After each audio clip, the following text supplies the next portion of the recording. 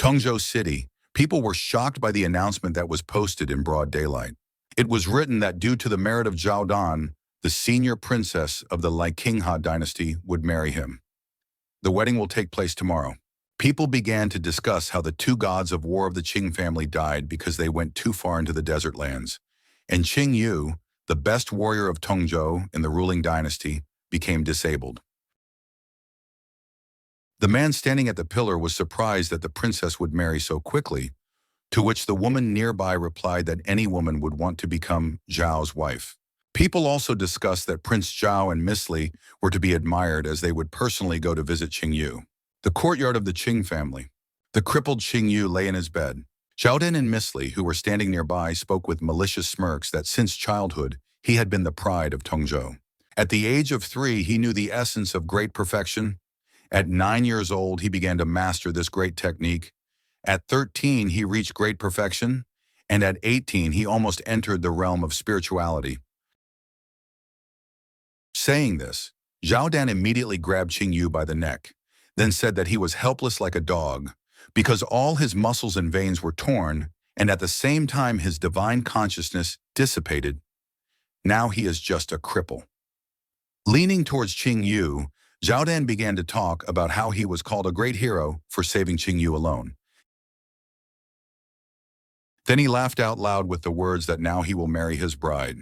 Standing next to Qinghe, with a grin, told Ching Yu that the blood of the Imperial family flows in her, and she was destined to take the path of conquering this world. After that, she added that the Qing family only received unimaginable favor because she was given to Ching Yu at the request of her father. She then yelled out that the Qing family were only dogs of the Imperial dynasty, and that only a person with truly outstanding qualities would be able to get her.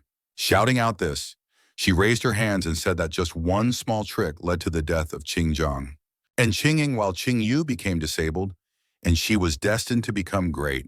After these words, Qinghe hugged Zhao Dan, saying that their couple was created by heaven itself, because she is beautiful and talented, while Zhao Dan is a descendant of an immortal clan. Hearing this, Zhao Dan called Qinghe a truly great person and said that he would love her with all his heart.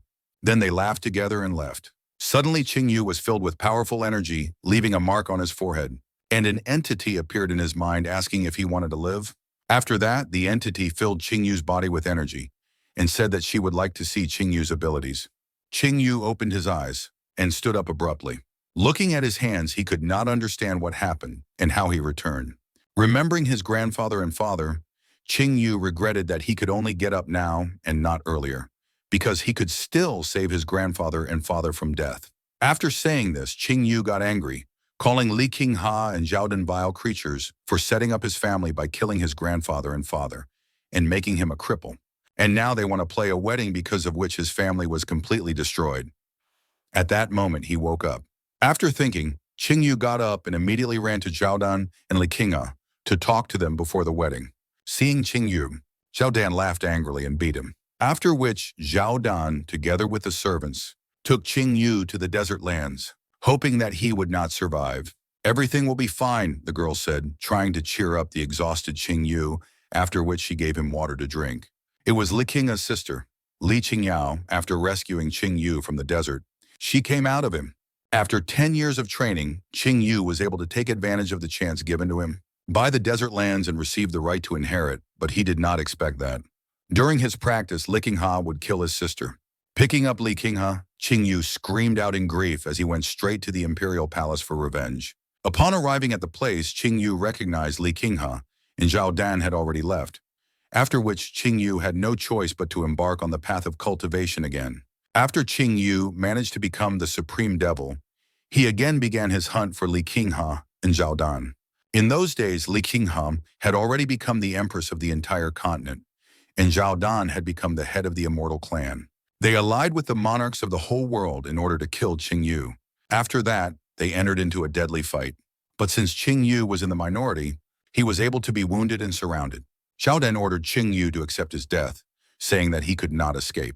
To which Ching Yu filled his heart with energy and said that if he died, he would take them with him, shocking Qinghe and Zhang Dan. Then there was an explosion that took the lives of everyone who was on the battlefield. Remembering the events of his past life, Ching Yu vowed that he would take revenge on Zhao Dan and Li Qinghe. After all, a happy accident in the desert lands gave him the Book of Nature, which contained 108 ancient ferocious beasts and 72 ancient divine beasts. Unrolling the scroll, Ching Yu realized that he could awaken one of the beasts, after which he summoned the ghost of Yazi. The ferocious Yazi had an incredibly strong body. His body and bones are stronger than anyone else. Also, with the help of Yazi, Ching Yu would be able to reach the first level of cultivation in the spiritual realm. Remembering the faces of Li Qinghe and Zhao Dan, Ching Yu said that they would soon know the strength of his anger. Suddenly, the door to the room opened, and a man entered the room who was immediately surprised that Ching Yu woke up. Seeing him, Ching Yu immediately clenched his teeth, because it was Qing Shuang, the elder of the Qing family, who was like a brother to his father. But he secretly teamed up with Li Qinghe to send Ching Yu with his grandfather and father to the desert lands, after which he became a dog Zhao Dan and killed Ching Yu's entire family. Seeing Ching Yu, Qing Shuang was glad that his veins were torn, because now he is just a non-entity, after which he laughed out loud. He was glad because of how, from the incomparable genius, Ching Yu fell onto the altar, becoming just trash.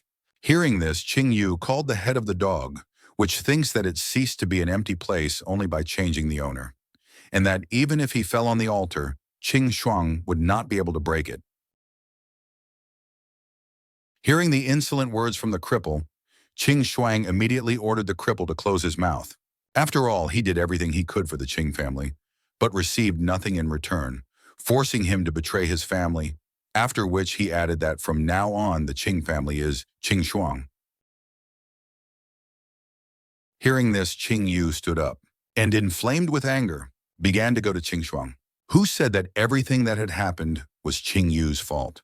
Angry, Qing Shuang said that today he would send Ching Yu to the underworld, and asked him to tell Qing Ying that he had killed him. Immediately after these words, a fist flew into his face, breaking the floor with his body. Holding Qing Shuang by the throat, Qing Yu said that a dog that bites has only one fate, after which he took Qing Shuang's life.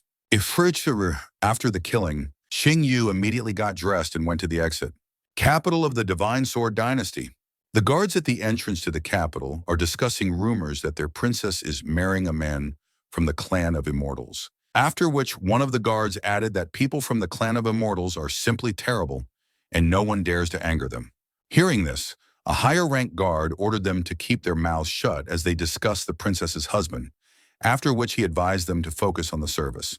The maids approached the princess's quarters and bowed to her, asking her to disturb her. Li Qinghe, dressed in her wedding attire, allowed them to enter. Entering the room, the maids reported to her that the ceremony would soon come, and it was time for her to go to the palace. Hearing that the hour had come, Li Qinghe immediately went to the palace. The trumpeters blow their horns announcing the arrival of the prince and princess.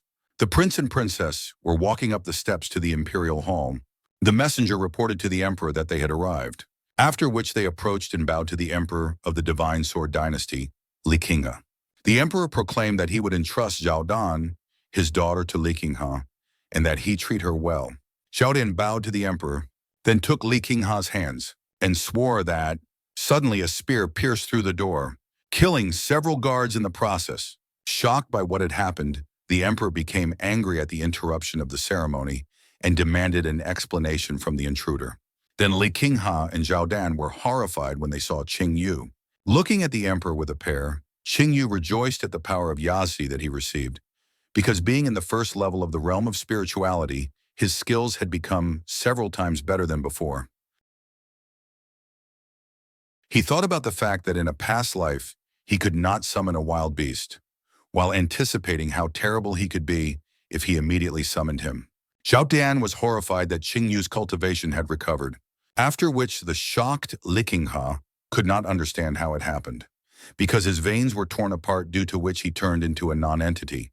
Ching Yu was walking up the stairs while a frightened Zhao Dan doubted what was happening. Seeing how scared he was, the emperor thought that although Zhao Dan was a descendant of the immortal clan, he was absolutely hopeless, while Ching Yu's cultivation skills had only improved. The emperor laughed and then, rubbing his mustache, said that he did not expect Ching Yu today. He wanted him to lie down at home. Ching Yu immediately held out a spear to the emperor, looming with the tip of the spear at his forehead, and ordered him to cast aside his hypocrisy, because if Ching Yu's father had not saved him in the past, he would have become a ghost long ago. He said that his Qing family was ready to do anything for the emperor, and their merits are enormous. After saying that, he asked the emperor, what did he do with his family? After all, Zhao Dan and Li Qinghe entered into a criminal conspiracy. Upon hearing about the fate of the Qing clan, the guests immediately began to discuss what they had heard. Zhao Dan came out in front of the emperor, ordering Qing Yu to be quiet, and immediately emitted purple energy, opening his eye on his forehead, after which he said that he underestimated Qing Yu, but did not expect that his injuries were a sham. And even despite Qing Yu's level of cultivation, he was sure that he would not be able to do anything to him. Qing Yu offered to test Zhao Dan's strength, then swung his spear to the side and released golden energy. The guards immediately came to the protection of the emperor. The emperor was sure that Zhao Dan would win, because even though they have the same spiritual realms, the blood of immortals flows in Zhao Dan. Extending his hand forward, the emperor ordered Zhao Dan not to beat Qing Yu hard, because he is from the Qing family, which did a lot for the Imperial family. In return, he should lightly punish Qing Yu by destroying his cultivation. Zhao Dan started the fight by summoning the first stage divine weapon, Green Flame. Li Qinghe explained that it was the Zhao Dan family's divine weapon. Hearing this, the surrounding people were delighted with Zhao Dan, and at the same time they condoled with Qing Yu. Running his hand over the sword, he explained to Qing Yu what kind of sword he was holding, to which Qing Yu replied that he was holding the spear of the god of war of the Qing family, an earthly weapon of the sixth stage, which was soaked in the blood of tens of thousands of human souls and deprived the heads of thousands of people. Hearing this, Zhao Dan shouted in anger that it was just an earthly weapon, after which he raised the sword above his head. Guessing the right moment to strike, Qing Yu, with an animal mark on his forehead, summoned the phantom of Yazi's ghost. Summoning the ghost of Yazi and the spear of the god of war, Qing Yu immediately ordered him to destroy the target. Approaching Zhao Dan, the spear curved and attacked him from behind, surprising at the same time. Zhao Dan got angry at Qing Yu for daring to underestimate him and blocked the spear with his sword. Seeing his sword cracking, Zhao Dan could not understand what was happening, because suddenly his divine weapon was broken by the usual attack of an earth warrior, and then slammed him into the ground, causing him to spit out blood. The surrounding people, the emperor and Li Jianhe, were shocked by what they saw. Refusing to accept what was happening, Li Jianhe ordered Zhao Dan to stand up and attack Qing Yu. Qing Yu asked Zhao Dan if the descendant of the immortal clan was so weak. Zhao Dan grabbed the spear with his hands, trying to pull it out, after which Qing Yu pressed him with even more force, asking if he, the very son-in-law of which the entire imperial family is proud. He saw before him only a weak and frail man. Zhao Dan said that he did not know that the Qing family's weapon was not an earthly rank weapon, but a divine one, because it could break his sword. After wiping the blood from his spear, Qing Yu explained to Zhao Dan that the spear of the god of war cannot be compared to a fragile divine sword, because the Qing family washed their relic with blood for centuries. After these words, Qing Yu mentally replied that Yazi's divine power lies in the ability to combine it with weapons, of which there are two types, earthly and divine. At the moment, his spear has the power of at least the second level of earthly weapons. The emperor, watching this, was shocked that the Qing family had a divine weapon. He doubted this because he followed their every move, after which he assumed that Qing Yu received this spear in the desert lands, and decided that he would watch him in order to find out what he still has it hidden. After considering the situation, the emperor told Zhao Dan that he was mistaken in entrusting his daughter, because he could not even defeat Qing Yu. Zhao Dan tried to explain himself to the emperor, but realizing that it would be pointless, he clenched his teeth, after which he screamed. His eyes shone red, while the eye on his forehead completely opened. After releasing all his power, Zhao Dan told Qing Yu that he underestimated, after which he called himself a descendant of the immortal clan and jumped on Qing Yu, while calling him an ordinary person. As soon as Zhao Dan got close, he was punched in the face and sent flying. Qing Yu complained about the noise from Zhao Dan, after which he stepped on him with all his strength and said that today he would pay for everything he had done.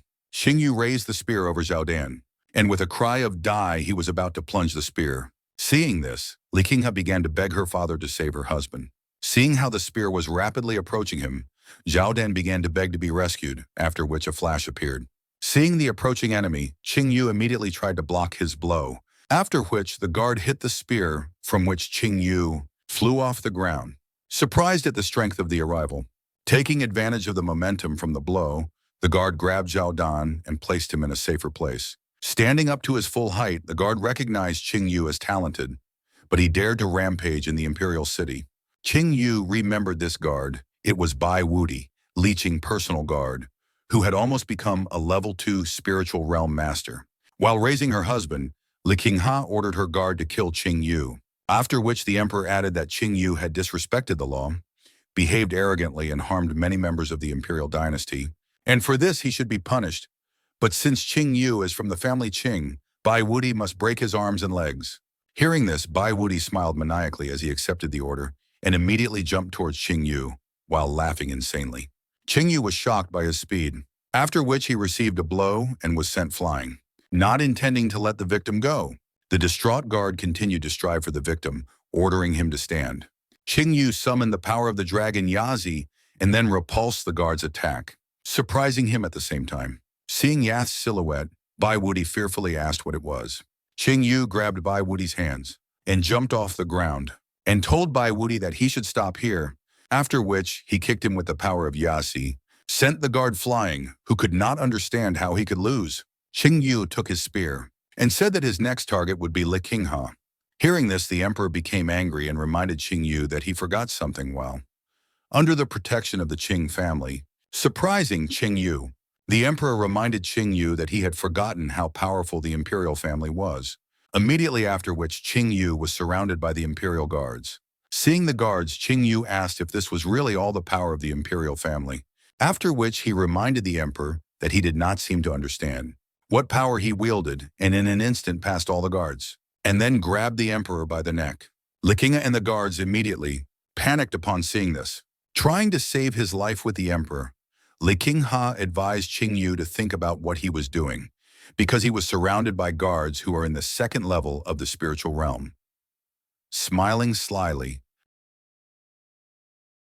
Ching Yu told the emperor not to worry about him, after which he looked around and thought that everything was like in a past life.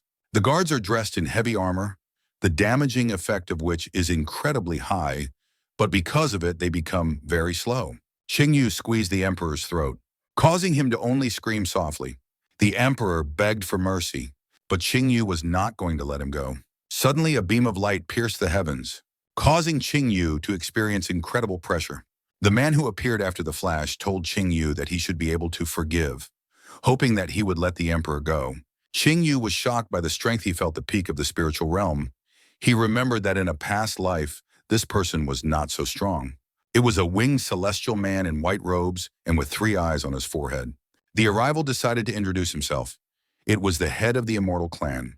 Zhao Huan explained to Ching Yu that the immortal clan and the imperial family had a common origin, after which he requested that Ching Yu let the emperor live. Seeing the arrival, Zhao Dan asked the arrival to kill Ching Yu, while calling him his uncle. Seeing that the situation had come under his control, the emperor laughed at Ching Yu, since he would not be able to kill him today. Standing in a stupor, Ching Yu thought that now he could not kill Zhao Huan. Zhao Han warned Ching Yu that until now they had taken care of people and that they were ready to forgive him even today's misdeed. After which he turned to Zhao Dan and scolded him for his despicable act, warning at the same time that when he returns he will be punished according to family laws. After scolding Zhao Dan, Zhao Huan told the emperor that the imperial family was to blame and that he confessed to Ching Yu, to which he only agreed. After talking to everyone, Zhao Han opened his third eye. While ordering Ching Yu to let the emperor go, Ching Yu fell into a stupor, unable to move due to the celestial's aura, and immediately realized that it was the overwhelming power of the 9th level of the spiritual realm. Understanding what was happening, Ching Yu released his power, telling the celestial that he could not be controlled using only suppression, after which he squeezed the emperor's neck even more tightly. Zhao Kun wondered how Ching Yu could suppress his power with only the 1st level of the spiritual realm. Free from the shackles, Ching Yu said that since the immortal forces him to let him go, then he has only one way out. after which he deprived the emperor with a movement of his hand, from which he could only squeeze out a death cry. Likinga was shocked at her father's death, and the people around them were shocked to see Ching Yu kill the emperor. The guards immediately ran towards Ching Yu. Startled by what he saw, Zhao Huan assumed that Ching Yu had obtained something in the desert lands. After killing the emperor, Ching Yu grabbed him by the robe and threw him at the celestial, from which he simply opened his wings to catch him. Ching Yu immediately began to run away, saying goodbye to the head of the immortals. But suddenly he was stopped by an invisible hand, forcing him to kneel. Stopping Ching Yu, Zhao Huan called him too self-confident because he tried to run away from the celestial at the peak of spirituality immediately after he killed the emperor. Feeling the pressure, Ching Yu realized that the suppression power was 10 times stronger than last time, after which he summoned the power of Yazi and stood up. Standing up from his knees, Ching Yu raised his spear and threw several energy waves towards Likinga and Zhaodan. The celestial destroyed the waves halfway, calling them children's toys, after which he realized that Ching Yu was running away. Jumping down the stairs, Ching Yu once again said goodbye. Zhaodan, spreading his wings, told Ching Yu that he would not be able to escape, after which Ching Yu warned that if the celestial pursued him, Zhaodan would die from grievous wounds, offering him the choice to decide what he considered more important. Zhaodan, who was bleeding, immediately asked his uncle to save him, from which he only smirked, and called Ching Yu a funny boy. He then warned Ching Yu that this time he would let him leave. After missing Ching Yu, Zhao Huan healed Zhaodan, telling him that his injuries were no longer life-threatening. Zhaodan immediately told his uncle that he would not be able to live in peace if Ching Yu survived, to which Zhao Han replied that he would definitely avenge today's incident. Zhao Han turned back, remembering Emperor Li Jianhe, and smiled, calling him a non-entity. Li Qingya sat in awe of the celestial, who explained to her that after the death of her father, she should fully support her husband, to which she could only agree with tears in her eyes. Zhao Kan took off into the sky and began to explain to people that today their emperor had died, because of which their empire was temporarily under the control of the immortal clan, after which he ordered everyone to catch and capture Ching Yu. One of the guards wanted to ask the princess what to do, from which she only gritted her teeth and replied that they all obeyed the immortal, which pleased him with how simply they submitted. Ching Yu ran away from the empire, thinking that in the Divine Sword Empire, only endless persecution awaits him, because they cannot let go of the one who killed their emperor. After that, Ching Yu wondered what Zhao Huan was doing here, because in his previous life he was not here. Realizing that none of this mattered, Ching Yu decided that he would let Zhaodan and Li Qingha live a little longer, after which he jumped off the cliff. After the assassination of the emperor, a decree was issued throughout the Divine Sword Empire to punish Ching Yu, because he, being a descendant of the Qing family, lost his integrity and committed a terrible atrocity. He killed Emperor Li Jianhe in front of his people, after which he managed to escape. The one who succeeds in executing the criminal will receive a part of the city's lands as a reward. Under the supervision of an eagle, a stagecoach rushed through the forest at full speed, inside of which was Ching Yu, along with fellow travelers. Ching Yu sat quietly without showing any sign, which caused his fellow traveler to watch him suspiciously. Ching Yu was thinking that he needed to leave this state as soon as possible and go to the larger Tianhee Empire due to the decree issued by the Divine Sword Empire. He thought that the Divine Sword Empire had several hundred cities, but it was still quite a small country. But in the Tianhee Empire, there are thousands of cities, many powerful clans and clans. Compared to the Tianhee Empire, the Divine Sword Empire was just a grain of sand. After that, he promised himself that he would soon return and grind Zhaodan and Li Qingha to powder. Seeing the strange look of the gloomy passenger, fellow traveler Ching Yu asked her grandfather how he could let such a person into the cart, because his disheveled appearance immediately shows that he is clearly a bad person. Hearing this, the grandfather replied to his granddaughter Yu Hua that although this guy looks sloppy, his body is in excellent shape and he can make a good assistant, because the road to the Tianhee Empire can be quite dangerous, and with such a fellow traveler, they will be much calmer. Hearing this, Yue Hua asked who would dare to threaten them, since her grandfather was Jin Nanwan himself from the Tianhee Empire. Having accidentally heard the conversation of fellow travelers, Ching Yu was shocked by who the old man next to him turned out to be. Ching Yu remembered stories about Jin Nanwan, a true hero of mankind who defended the borders of the empire from evil spirits. But unfortunately, when the immortal clan began to help the Divine Sword Empire in a past life, they overthrew the Tianhee Empire in one fell swoop, and Jin Nanwan was killed by Zhao Dan. And now Ching Yu was lucky to be in the same wagon with Chen Nanwan. Seeing how the fellow traveler was looking at them, Yue Hua immediately asked why he was staring at her. Ching Yu immediately turned around and said that it was a stranger, which angered Jin Nanwan. Meanwhile, the cart was pursued by unknown people.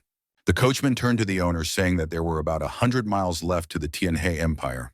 Hearing this, Jin Nanwan ordered him to speed up, because they must get to the empire as soon as possible. After which he turned to Ching Yu and gestured until nothing happened. Hearing this, Ching Yu immediately realized that Jin Nanwan had said it on purpose, and that he knew from the very beginning what position Ching Yu was in now. Suddenly, several arrows covered in a scarlet aura flew at the horse, causing the cart to shake. All the people inside immediately wondered what had happened, after which a huge blade on a chain flew towards the cart and cut the cart in two and returned back to its owner. After destroying the cart, she warned Jin Nanwan that they were ordered to take his head. Jin Nanwan immediately warned the people to be careful as they were being attacked by the Death Clan assassins from the Tianhee Empire. Hearing this, Ching Yu immediately remembered them. They were quite famous assassins in the Tianhee Empire. The woman who stopped the wagon plunged her blade into the ground, after which she asked Jin Nanwan to obediently accept death. Jin Nanwan, hearing this, began to rub his beard, saying that the Death Clan obviously underestimated him, after which he became more serious and asked if she thought that she could kill him alone. The killer, having heard disobedience, answered the old man that of course she was not the only one who came for his head. Something was flying in the sky directly above Jin Nanwan. Noticing this, Ching Yu immediately warned him of the danger, after which he grabbed a spear and blocked the arrow covered with a scarlet aura. Seeing this, Jin Nanwan was surprised because of what was happening. Reflecting the arrow, Ching Yu realized that it was the arrow of the sun god, and then broke it in half by releasing a wave of energy and moved a few meters due to the momentum from the tree to her accomplice. Hearing about the sun god's arrow, Jin Nanwan was shocked because the sun god's arrow was one of the Death Clan's 3 high-level lethal weapons. He realized that the killers were ready to go out of their way just to kill him, after which he turned to the killers. Jin Nanwan said that he was ready to meekly accept his death, provided that the killers let his granddaughter and the others go. Hearing this, Yu Hua immediately turned to her grandfather in order to convince him, but the killer with the blade agreed to his terms, because it would only be easier for her. Suddenly, Ching Yu's hand covered Jin Nanwan's face. He told Jin Nanwan that he could help him and not let him die. Then he told the killers that he would protect this old man while giving his name. Realizing who they were dealing with, the assassins agreed to help Ching Yu with his murder, after which he asked them to introduce themselves because he did not want to kill the nameless. The killers decided to introduce themselves to their victim. The archer was called Wu Yue, and the woman with the blade was Wuxi. Hearing their names, Ching Yu immediately remembered the Wuxi sisters from a previous life. After the collapse of the Tianhee Empire, they went to the desert lands where they managed to become very famous. But unfortunately, they lost to Zhao Dan, after which they were deprived of their lives. Remembering this, Ching Yu thought that it would be very good to win over these two to his side. Seeing that the enemy was in thought, Wuxi threw her blade at Ching Yu with all her might, ordering him to accept his death. Seeing that the enemy began to act, Ching Yu threw the spear of the god of war in order to reflect the blade flying at him. From such a strong blow, the audience had to cover themselves from the dust flying into them due to the shockwave. Catching his spear, Ching Yu immediately noticed that there was almost no difference between the spear of the god of war and this blade. But suddenly he saw how Wusu was already flying at him, swinging a huge blade, after which he could hardly block the blow. That destroyed the ground under Ching Yu's feet, whereupon Wuxi asked Ching Yu if it was the war god's spear. Taking the opportunity, Wuxi pulled the bowstring, saying that last time Ching Yu managed to catch the arrow of the sun, god of 30% strength only by pure chance, and that this time the arrow fired with full strength would definitely be able to take his life. Ching Yu deflected Wuxi's blade by throwing her into the air, surprising her that her blades were repulsed by a person in the first level of the spiritual realm, which made her think that there was some kind of divine genius in front of her. But preparing for a new attack, she said that the gap between them was too great. after which she used the offensive ability of her yellow-level high-class weapon, Blade of the Scorching Sun, reacting instantly. Ching Yu summoned the ghost of Yazi to block the Blade of the Soaring Sun, while barely holding it back. Seeing how Ching Yu could not hold back her onslaught, Wuxi told Ching Yu that he could not even deal with her alone, after which she broke through Ching Yu's defenses while throwing him away. Ching Yu was able to get his bearings in the air and landed, trying to stop the momentum from kicking and free-handing, and then thought that even though he had summoned the ghost of Yazi, he could not use powerful martial techniques in front of Wuxi right now. Ching Yu got to his feet and then laughed at Wuxi's inferior fighting techniques, to which she replied that he was talking nonsense. Ching Yu explained to Wuxi that her martial arts were not complete, and that she was trying to use black-level techniques on the condition that she only had yellow-level weapons in her hands. Hearing this, Wuxi attacked Ching Yu with a series of attacks, but he closed his eyes, after which he was able to easily dodge all attacks. Dodging Wuxi's series of attacks, Ching Yu timed the moment and was about to stab Wuxi's neck with a spear, but he stopped right before the strike, shocking Wuxi in the process. Then he repeated that her combat techniques were not complete, and this technique was full of flaws. Seeing her sister being held hostage, Wuxi called Ching Yu a bastard while demanding that he let her sister go. Ching Yu thought about it, and then suggested that Wuxi improve her techniques, but with one condition. Upon hearing this, Wuxi interrupted Ching Yu by shouting to him that she did not need help with the improvement of techniques, because if her techniques were worse than those of the enemy, then she must die. Whereupon Wuxi turned to her sister and ordered her sister not to think about her, but simply kill her along with the enemy to complete their mission. Wuxi trembled as she prepared to shoot. Ching Yu knew that the bond between the Wu sisters was very strong, and therefore Wuxi could be ignored. While watching the fight, Yehua unexpectedly accepted that Ching Yu was really strong, and her grandfather thought that he had rightly bet on the boy from the Qing family, because he was very good, after which he suggested that the trip to the desert lands was for him very useful. Ching Yu clutched the spear in his hand, after which he put its tip closer to Wuxi. Seeing this, Wuxi asked him to stop and throw the bow and arrows on the ground, after which she bowed with a request that Ching Yu let go of Wuxi and killed only her. After considering the situation, Ching Yu removed his spear from Wuxi and said that the Death Clan is worthless and shameless. Although they raise them, they do everything against the will of the sisters, after which he asked if they really want to continue to stay with them. Holding her hand around her neck, Wuxi asked how Ching Yu could have known anything about the Death Clan, to which he replied that of course he knew, and that he knew that their head had been plotting to have an affair with the sisters for a long time. Shocked by what she heard, Wuxi shouted that this could not be, after which Ching Yu continued to talk about their clan, saying that all the people who were killed by the sisters, and even their relatives, they were all secretly controlled by the Death Clan. They were turned into puppets, after which they were tortured and mocked. Hearing this, Wuxi replied that this cannot be, and that their head only kills people worthy of death, to which Ching Yu suggested that the sisters check everything themselves, thinking that he managed to sow a seed of doubt in the sisters due to the fact that they did not know the truth about the clan, and now their transition to his side is just a matter of time. Looking at the discouraged sisters, Ching Yu offered them something. He suggested that they renounce the clan and serve it. Shocked by what she heard, Wuxi only chuckled, calling it a huge generosity. Wuxi asked Ching Yu if he knew how strong the Death Clan was. Did he know what would happen if they renounced the clan, leaving the clan only death awaited them? After which she asked if he could protect them. Ching Yu hid the spear, and then told them not to rush, and added that he would give them time to think. After which, he told the sisters that, if they muster up their resolve, they could find him in the largest inn of the Tianhee Empire, where he would wait for them in any time. Angered, Wuxi told Ching Yu that he had a chance to kill her, and that now she and her sister would try their best to kill him. The departing Ching Yu suggested that they try. Hearing this, Wuxi lost her zeal for battle, and Wuxi's sister said that the Wuxi sisters were never indebted, and that she would definitely kill him next time. After saying everything to Ching Yu, Wuxi told Jin Nanwan that he did not think that when he reached the Tianhee Empire, he could live as carelessly as before, and that the Death Clan would have hundreds more ways to deal with him Jin Nanwan did not even know what to say after what he saw. While Yu Hua blushed in embarrassment and began to twist her hair with her finger, while trying to thank Ching Yu. Seeing this scene, Ching Yu leaned towards Yu Hua and said that it was a great honor for him that Jin Nanwan's granddaughter personally thanked him, after which he turned to her grandfather and asked him if he could give his granddaughter to him as a wife. The sudden question made Yu Hua even more embarrassed, causing smoke to come out of her. Hearing this question, Jin Nanwan replied to Ching Yu that from the point of view of cultivation, Ching Yu can be called a leader, and he does not have the courage, and if you think about reputation.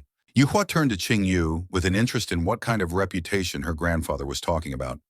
Reputation, after which she realized that he was the same Ching Yu who killed the emperor of the Divine Sword Empire, and whom everyone was looking for. She realized that grandfather knew everything from the very beginning, to which he replied that she was thinking too slowly. Jin Nanwan put his hand on his granddaughter's shoulder and said that if Ching Yu's brother really wants this, then he is ready to take on such a responsibility. Hearing about the marriage license, Yu Hua tried to say something, but suddenly Ching Yu coughed and said that he still needs to think since he was just joking, which caused Yu Hua to fall to the ground. Ignoring Yu Hua, Ching Yu told Jin Nanwan to hurry up, to which he agreed.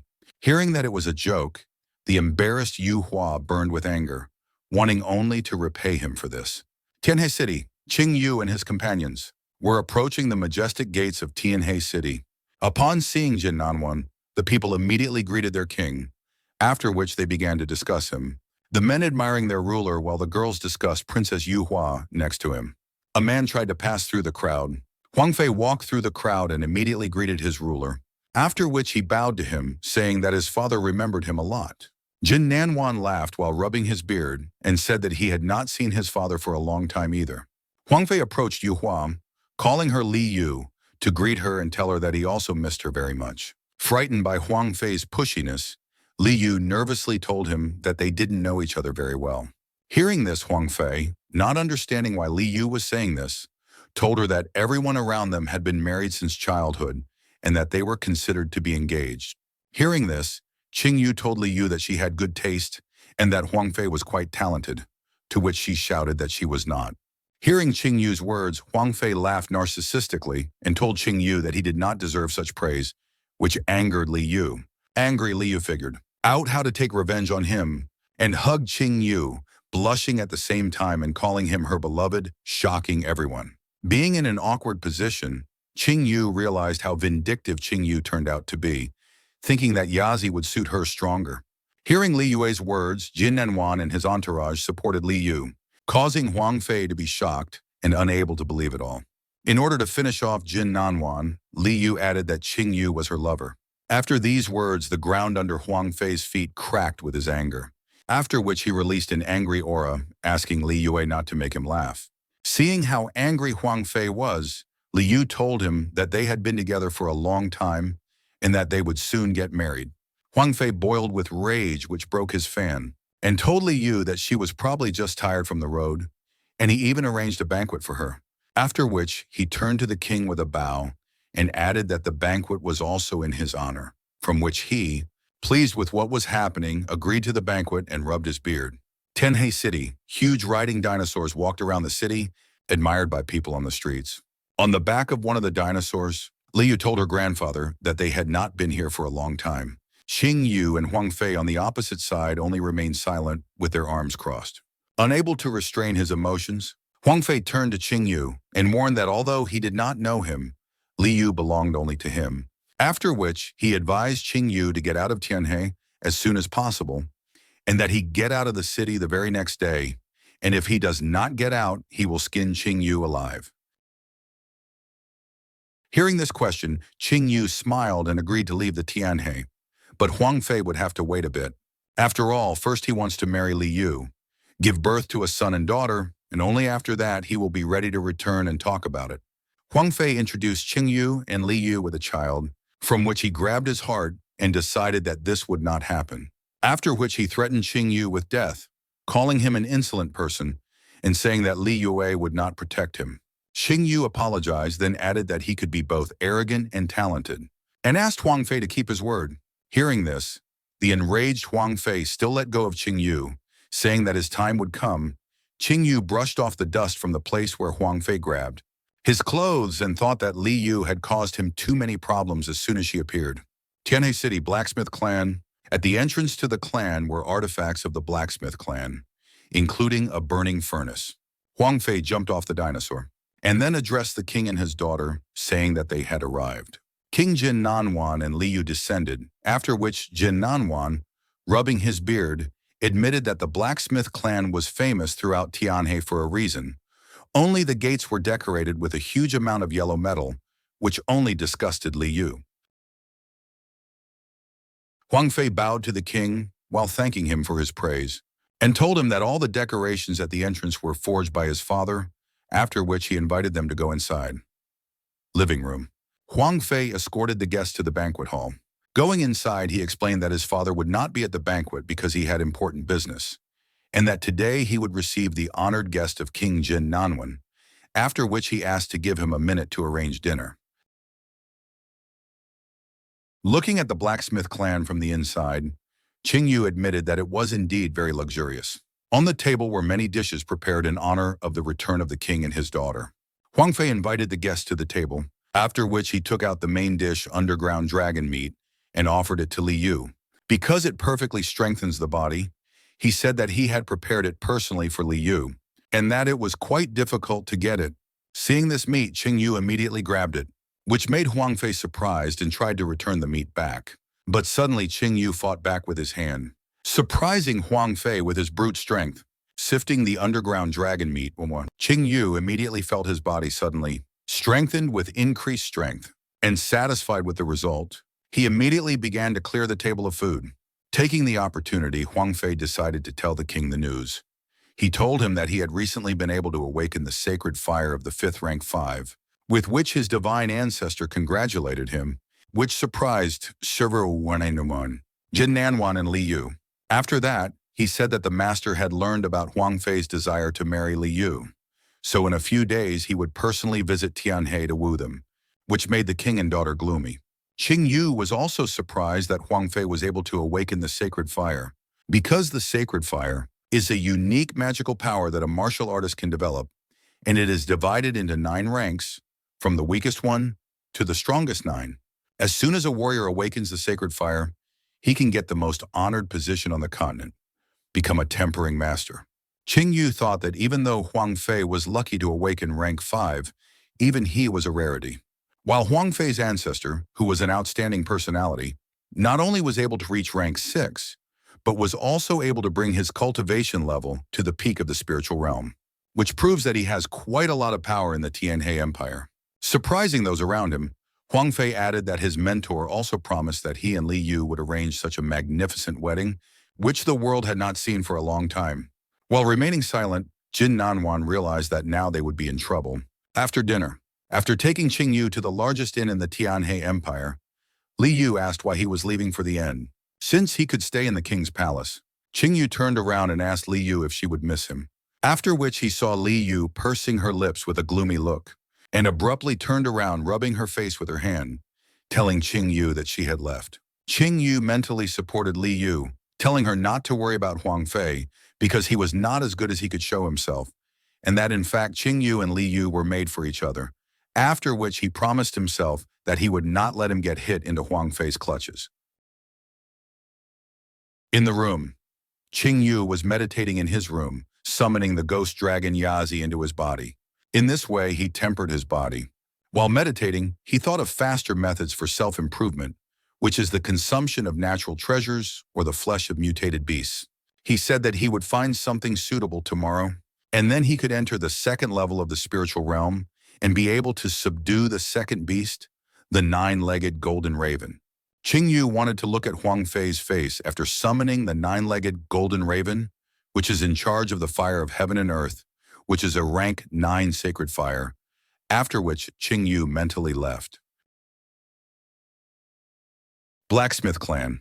A spy came to Huangf standing alone on the balcony and found out the information he needed. He found out that the stranger Li Yu was with was called Ching Yu, and that he came from the Qing family of the Divine Sword Empire. After hearing the report, Huangf remembered the rumors about the Qing family, and then asked the spy if it was Ching Yu who was horned with an immortal, to which the spy answered with confirmation. Huangf clenched his teeth and began to laugh maniacally, saying that he was trying to understand what kind of person was next to him all this time, and he turned out to be just garbage, after which he decided that he would still give him time to live, because he once Ching Yu personally saw Li Yu become his wife. At the same time, Ching Yu took out a scroll saying that describing the martial art is rather tedious, and thought that in a past life he had obtained the Thunder Palm, and although it is a low-level, black-level commodity, it can be exchanged for many nature jewels. Ching Yu got up from the bed and left the room putting on his cloak. Auction House Tianhee. Upon entering the auction house, Ching Yu was delighted to be back at this place. He immediately began to feel nostalgic looking at the interior of the auction house. Seeing the visitor, the hostess asked Ching Yu what he would like, to which Ching Yu replied that this did not concern him and demanded to call Miss Warner, after which he apologized and ran away, asking Ching Yu to wait a bit. After some time, a three-headed snake crawled to Ching Yu, on the back of which sat the beautiful Miss Warner. The hostess from the auction house led Warner to Ching Yu, after which he immediately greeted her, saying that they had not seen each other for a long time, causing her to wonder who it was. Ching Yu immediately said that he wanted to participate in today's underground auction, surprising Warner and the attendant, after which Miss Warner asked Ching Yu to follow her.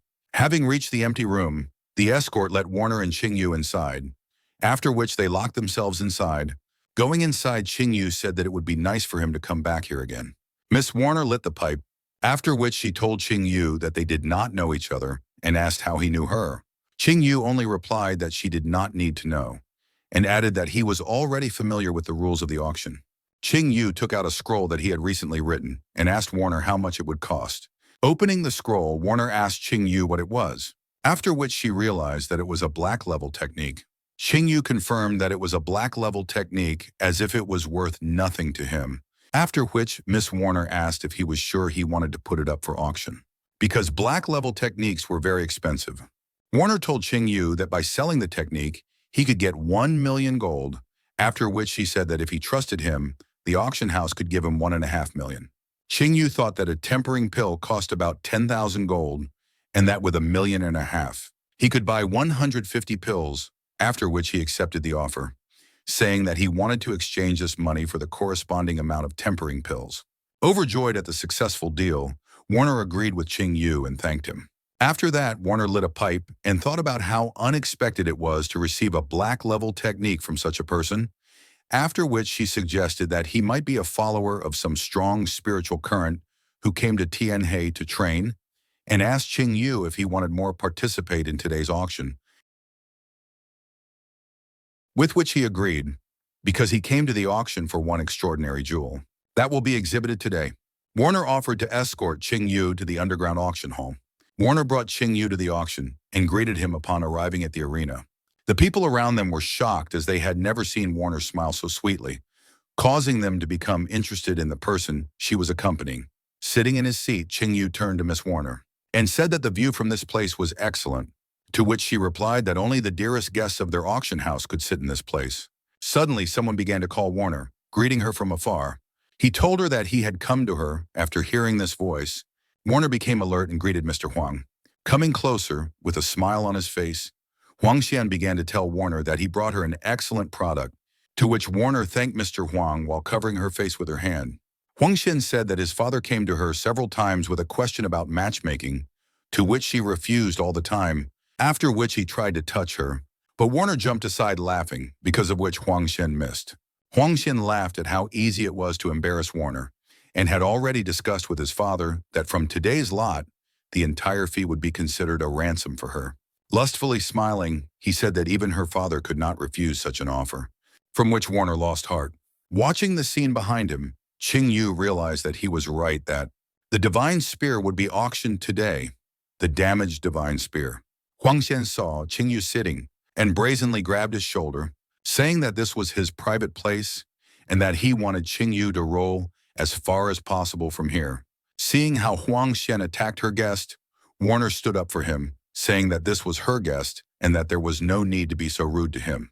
Frightened by what he heard, Huangxian, holding back tears, told Warner that this place had always been his, to which Ching Yu replied that now this place belongs to him. Hearing this, Huangxian began to threaten Ching Yu, calling him trash who had only reached the first spiritual realm.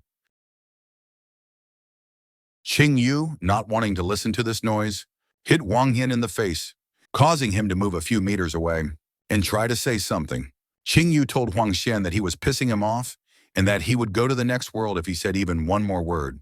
Having reached the limit, Huang Xian clenched his teeth and called Ching Yu a freak, after which he released energy and said that no one dares to talk to him in such a tone, and if he wants to die, Huang Xian is ready to help him with this.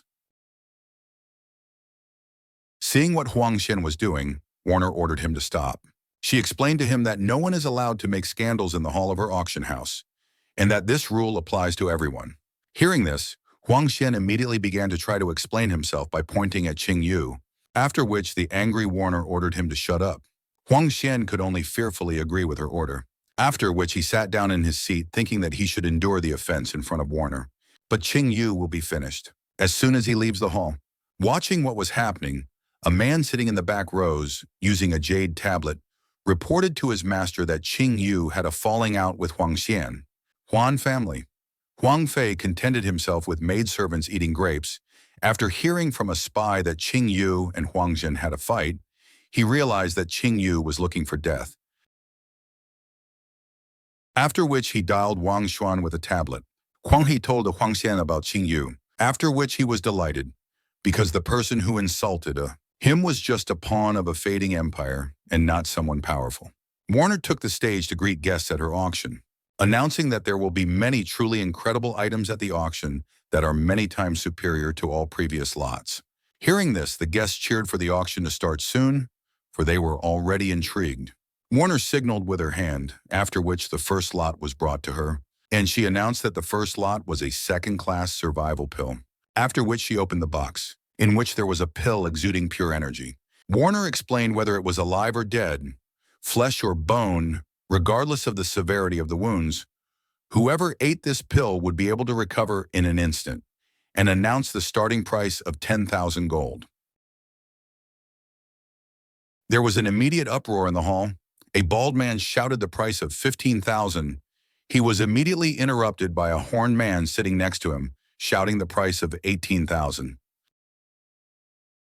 Ching Yu yawned upon seeing the first lot and decided to sleep, until something worthwhile appeared, after which he instantly fell asleep. Huang Xian, who was sitting nearby, grimly told Ching Yu to continue sleeping peacefully, as this was his last day. Half an hour later, Warner congratulated the man in the front row on acquiring the jewel, then ordered the maid backstage to bring the next lot onto the stage, and announced to everyone the final lot of today's auction. After the announcement, the backstage was opened, and several men carried a rather large box onto the stage. After hearing about the latest lot, Ching Yu immediately woke up, wiping his saliva in anticipation. The spy from the forging clan immediately burst into flames, saying that he needed this weapon. Warner began to introduce the lot. It was a first-class divine weapon, a damaged divine spear, after which he added that although it was broken, it was still a divine weapon whose starting price was 1 million gold, after which she offered to raise the bids. As soon as he saw the lot, the spy of the forging clan immediately offered 1.5 million for the lot, after which he explained to those around him that this item was very important for his clan and that he hoped to show respect from others. Warner immediately realized that the forging and casting clan was again trying to bring down the price for product. Ching Yu was about to bid, but suddenly a woman in a raincoat appeared next to him and offered 2 million, saying that she also really needed this thing. Looking at the cloaked figure, Ching Yu immediately guessed that it was Wuki. Upon hearing the bid of 2 million, the forging clan spy immediately made a fuss, demanding an explanation of how someone dared to outbid his clan's bid, after which he ordered her to roll off the stage. Hearing these words, Wuki took off her hood, which scared the spy that the Death Clan also wanted to take the damaged divine spear into their own hands. He realized that he could not do anything with the Death Clan and hoped that his master would understand the situation. Wuki smiled, saying that this thing is now hers. Upon hearing this, Ching Yu jumped up from his seat and bet 3 million, after which he mockingly smiled at Wuki, who got angry thinking that he did it on purpose. Meanwhile, Huang Xian was shocked that a brat like that could have 3 million gold. Warner asked if anyone would give more gold, to which no one could answer. Since no one could beat Ching Yu's bid, Warner announced that the damage rank 1 divine weapon now belonged to Ching Yu, and then blew him a kiss, surprising him at the same time. Warner then announced that today they will be presenting another lot.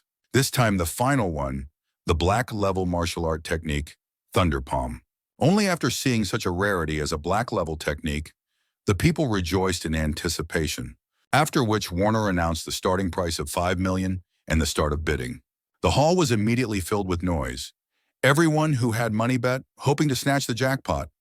The bald man bet $6 million, the bearded man bet $7 million, after which Huangf exploded like a volcano, shouted the price of $10 million. The spy of the Blacksmith clan also did not sit silently, outbidding Wang Xuan with a bet of $12 million. Huang Xuan got angry at the spy, and then asked for an explanation from Huang Xian, to which the spy replied that the young master had sent a message saying that he must get this technique at any cost, and apologized to Wang, after which he outbid his own bet by betting $15 million. Hearing this, Huang Xian blazed with anger, telling Huang Fei that he would no longer help him in revenge against Ching Yu. Wuki called the $15 million bet pathetic, then raised her hand and bet $18 million, but she was suddenly stopped by Ching Yu covering her mouth, asking her not to bet, the reasons for which he will explain later. Outraged by Ching Yu's behavior, Wuki said that she did not have to listen to him and was going to bet $20 million, but she lowered her hand, after which she agreed with Ching Yu, and was confused, thinking why she should listen to him at all. Since no one else raised the stakes, Warner announced that this technique now belonged to the spy of the Blacksmith clan. Hearing this, the spy laughed at being able to obtain a black-level technique for his lord. Ching Yu asked Wuki not to forget what he told her, after which he asked her to come visit, saying that he lives in the largest guest house in Tianhee, and left. A moment later, Warner entered Ching Yu's room, saying that he was too late, to which he replied that he had come as soon as the opportunity arose, after which Warner thanked Ching Yu. Ching Yu told her that she was a great fellow because she was able to sell equipment for such a price without even deceiving buyers, after which he asked if he owed her for it. Warner walked over to Ching Yu and whispered in his ear that he could still help her with something. Hearing this, Ching Yu wanted to ask her a question. He took her by the waist and lifted her chin, after which he asked the blushing Warner if she could do him a favor. Warner wanted to ask what Ching Yu wanted to do, but in a fit of passion, she was about to kiss him. Suddenly, Ching Yu held out his hand, saying that he would not tease her and simply asked her to bring his thing. Warner immediately took out the ring, then coughed and explained to Ching Yu that it was a warehouse ring that the auction house gave to Ching Yu along with the lot. Ching Yu put on the ring and immediately called it not bad because it was a medium yellow level storage ring. After that, he remembered something and asked Warner to tell him if Huangf would invite her to excavate the ancient ruins in the future, while saying that he would also go, after which he said goodbye and left, leaving Warner with the question of what ruins he was talking about. Grand Tianhee Avenue. Ching Yu lazily walked through the streets of the city, thinking that in a past life he was already familiar in Warner, but after returning from the ancient ruins. Then she was forced to marry Huang Xian, because he wove a whole conspiracy against her. But unfortunately, after the wedding, Huang Xian showed his true colors and turned his wife's life into a real hell. Although Ching Yu could not pull Warner out of this abyss in his past life, in this life he promised to give her heaven. Late at night, Ching Yu was meditating in his room while the pills were swirling around him. He was thinking that ordinary warriors at the first level of the spiritual realm can only take one tempering pill. Talented people can take about 3 at a time. Warriors who have reached the peak can drink 10 pills at a time. But Ching Yu, possessing the power of Yazi, has no equal in physical strength, can take 150 pills at once at a time. Ching Yu began to absorb the pills, during which he saw the silhouette of a 9-legged golden raven and absorbed all their energy at once, from which he shouted, and all his outer clothes were torn to shreds. Ching Yu was tired from swallowing 150 pills, but the 9-legged golden raven symbol appeared on his forehead. Looking at his hands, he confirmed that 150 tempering pills were indeed enough for him to break through to the second-level spiritual realm. Ching Yu took a small flame from the 9-legged golden crow with his fingertip, after which it bypassed him and went to the finger of his second hand. Ching Yu greeted the heavenly flame, after which he shook off the satisfied flame from his finger and took out the damaged divine spear and the spear of the god of war of the Qing clan from the inventory ring, after which he sent a flame to the weapon, thinking that the heavenly mysterious fire could give strength to all things. and that with it, it will be easy to connect the broken spear and the spear of the god of war with it. The sky was lit up with a flash from the creation of a new divine weapon. While Ching Yu looked at the improved spear of the god of war, he grabbed the spear with the thoughts that he could improve his spear into a divine weapon of the first stage. And he said that now he was close to the fifth level of the spiritual one.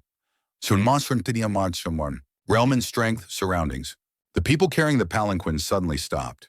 When they saw how the sky above Tianhee suddenly lit up with a flash, seeing the light through the curtains of the palanquin, the old man sitting inside opened the curtains while thinking about the flash. This flash made him think that a divine weapon of the first stage had appeared in Tianhee. And if there is a divine weapon of the first stage, then he must think of a way to take it for himself. After which he laughed in anticipation of profit. Clan of Death, the lavishly decorated Death Clan, was adorned with such dark things as burning skulls with glowing eye sockets that seemed to glow with life. When Yu and Wuki bowed to their master to greet him, the head of the Death Clan, Huasijin, called the Wu sisters their misdeeds. They could not kill King Jinnan, and also failed to buy the necessary thing at the auction, which made him wonder what he should do with them. Wuxi put her hand on her heart and asked, lifting Wuxi's chin with his finger. Huasiren reminded them that he had raised them since childhood, and then asked how he could punish them after such a thing. After these words, Huasiren told the sisters that they had a new task, and that he hoped that this time they would not screw up. Wunomayu and Wuxi immediately agreed to the task with a gloomy expression. Hearing that his servants were ready for the task, Huasiren began to explain that the person who had previously ruined all their plans was Ching Yu, who was from the Qing family of the Divine Sword Empire, and that he was forced to leave the empire for the Tianhee Empire because he killed Emperor Li Jianhe, because of which the Immortal Clan issued a decree to capture Ching Yu, and he entrusts this matter to the Wu sisters. Hearing this, the sisters immediately bowed and set off towards the goal. As soon as the sisters left, Huasiren flared with anger, calling the sisters nothingness, saying that they could not even complete such simple tasks, and that he had raised them all these years in vain, after which he grabbed his face and said that if they failed the task again, then he will have to find new pets. The next day, Li Jianhe stood in front of the inn, waiting for Ching Yu in the early morning. Leaving the inn, Ching Yu yawned, after which he asked what she wanted from him at such an early hour.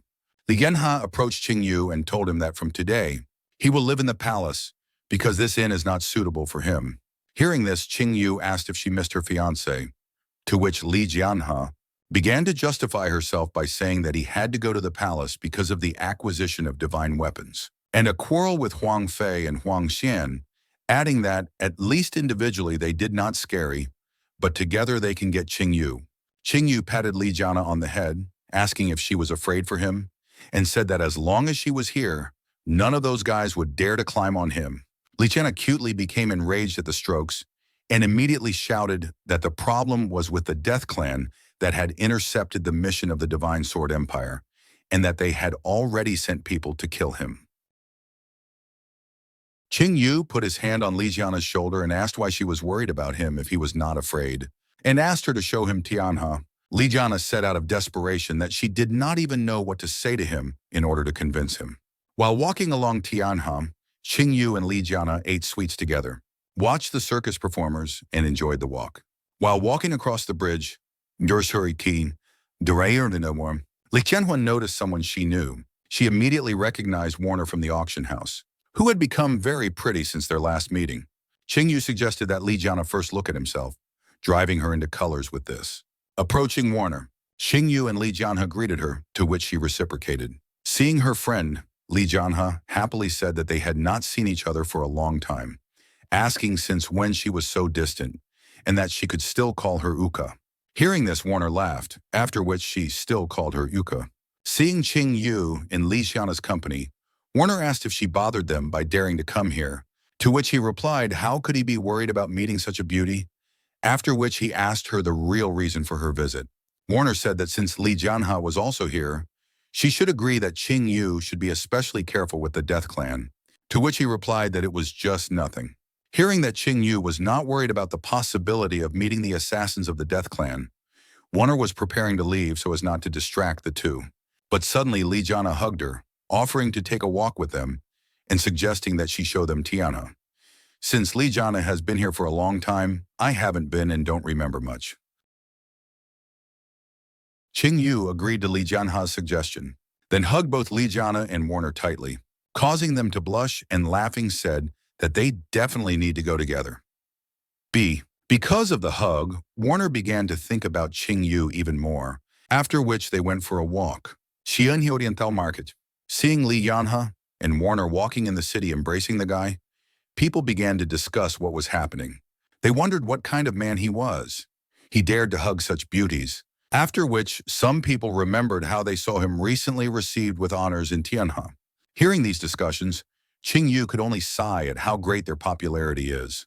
Warner asked Ching Yu not to worry about the crowd, while Li Jianhe realized that he was in a panic. Suddenly, Ching Yu heard the sound of a whip, from which he immediately went towards the hustle and bustle. The slave trader punished the slave for trying to escape by beating her with a whip. His slave could only moan in response to this, holding back her tears.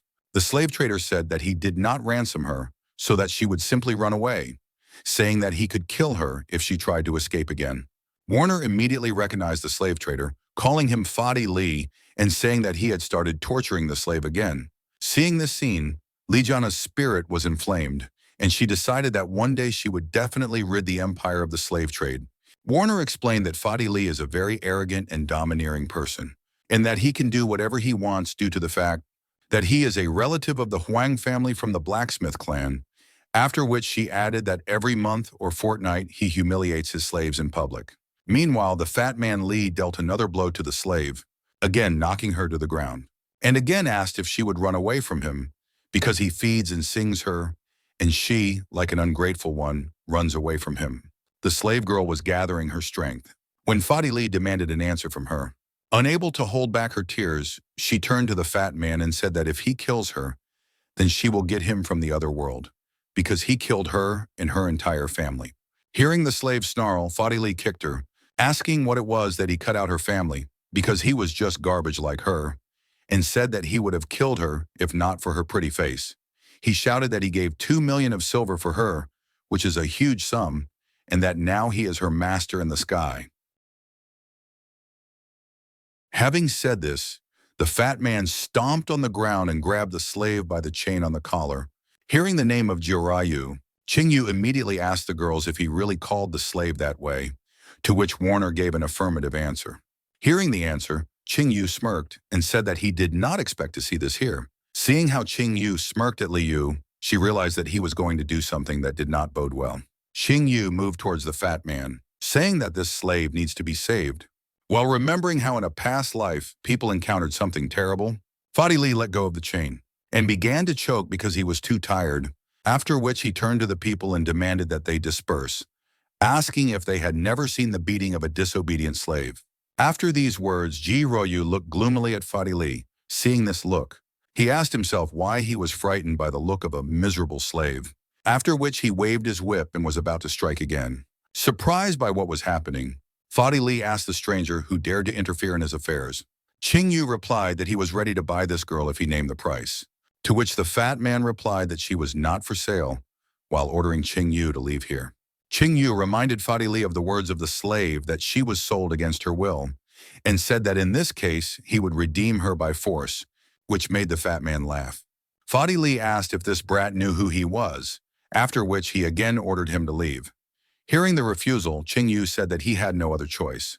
The arrogant fat man Li wanted to tell Ching Yu that he would not dare, but at that moment Ching Yu struck the fat man's face, knocking him back 10 meters. The people around them were shocked that someone dared to hit Fadi Li.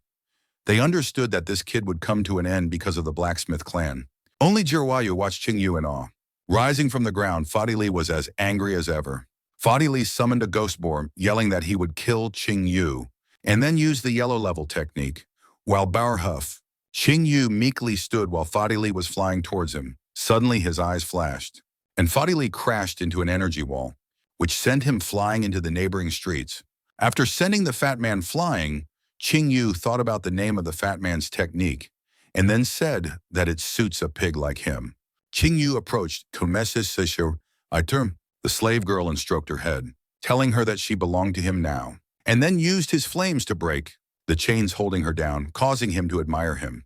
Nearby, Warner and Li Yu were talking about how unusual this boy was, and that Huangf would be pissed to death if he found out about this. Ching Yu picked up the sleeping Jiruayu, and together with the girls left this place.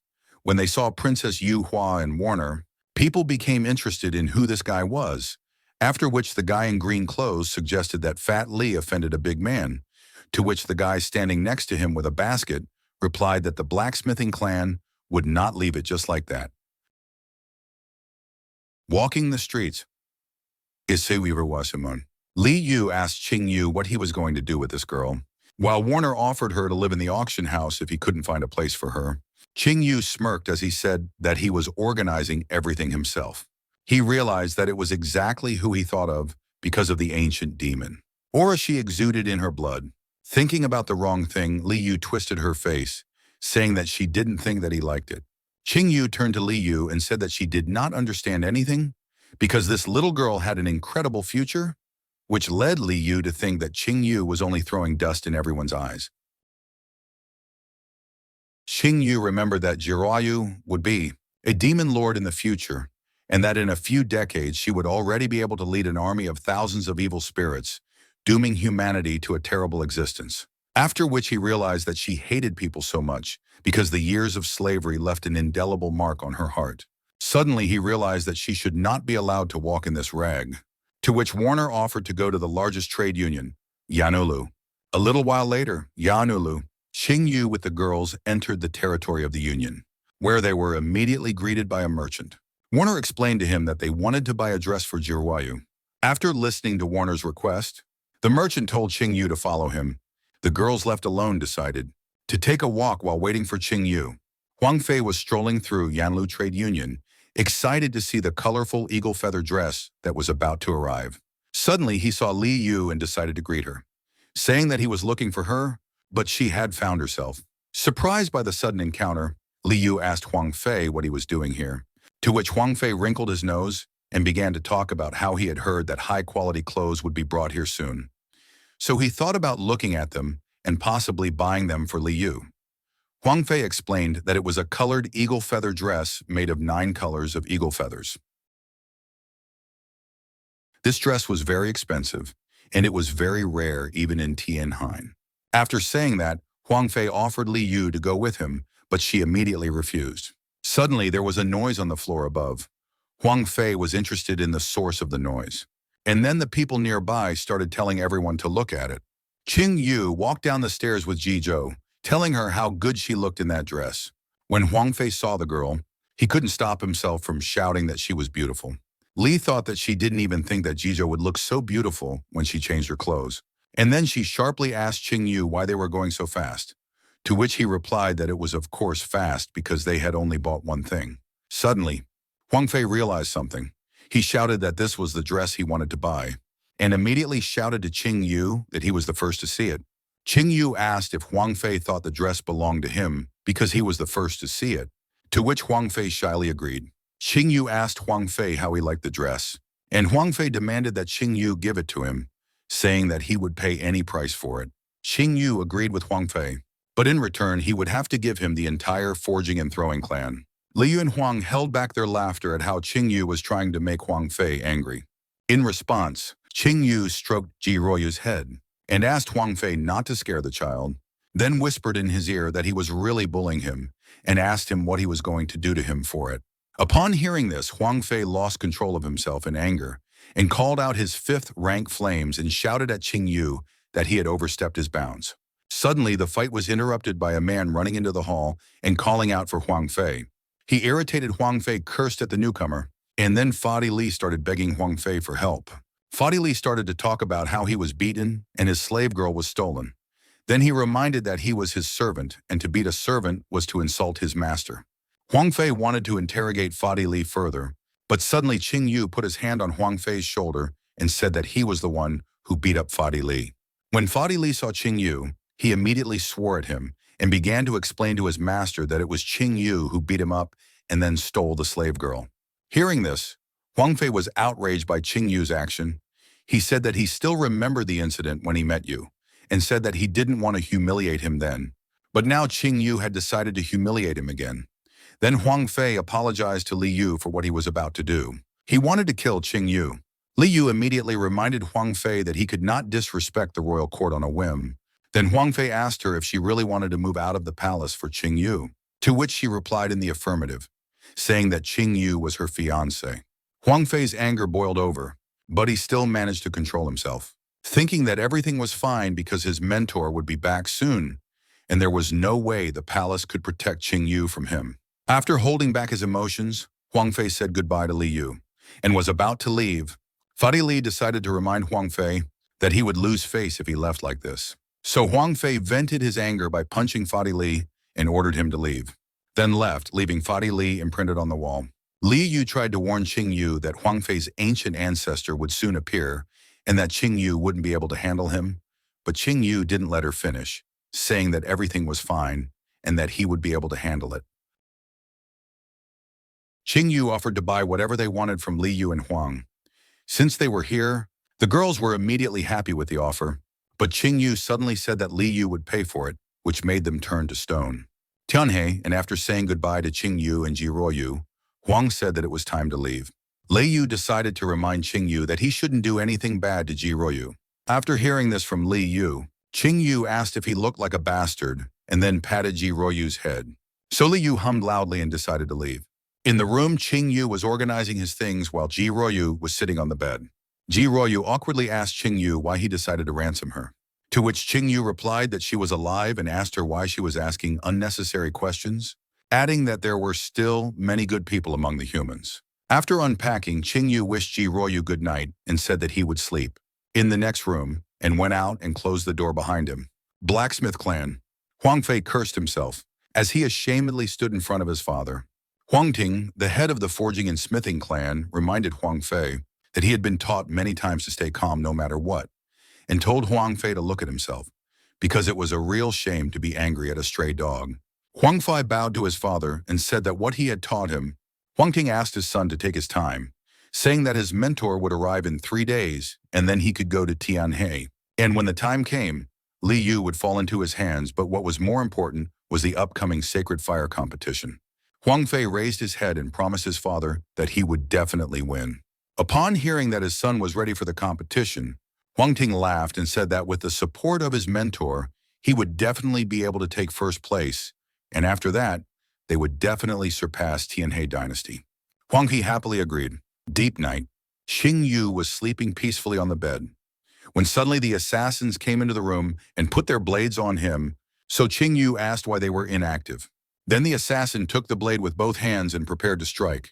Ching Yu suddenly got up from the bed and stretched. He asked the assassins if they were comfortable wearing these veils at night.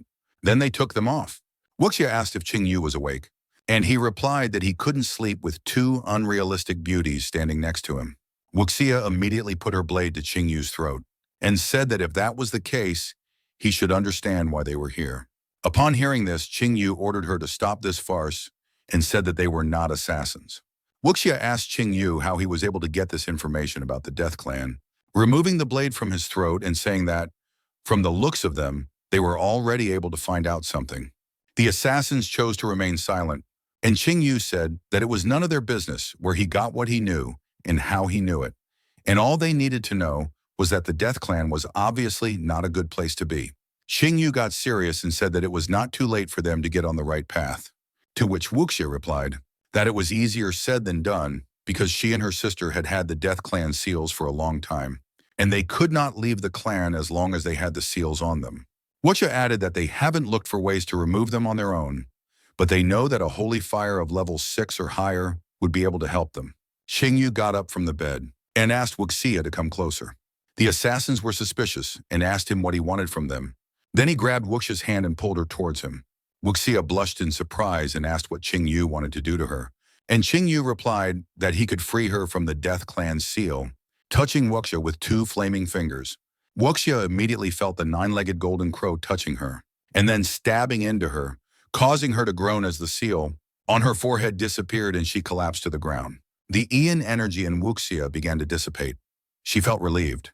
Wuxia said that she didn't expect Ching Yu to hide a rank 6 holy fire. He replied that she clearly underestimated him. He summoned a holy flame and declared that he actually possessed a rank 9 holy fire. Wu Yu and Wuxia were shocked. After removing the flame, Ching Yu said that it was now Wu Yu's turn. Moments later, her seal was removed, leaving her slightly confused. Ching Yu explained that he had freed her from the seals, and from now on, the Death Clan would no longer be able to control her. The sisters hugged each other, happy to be free of their shackles.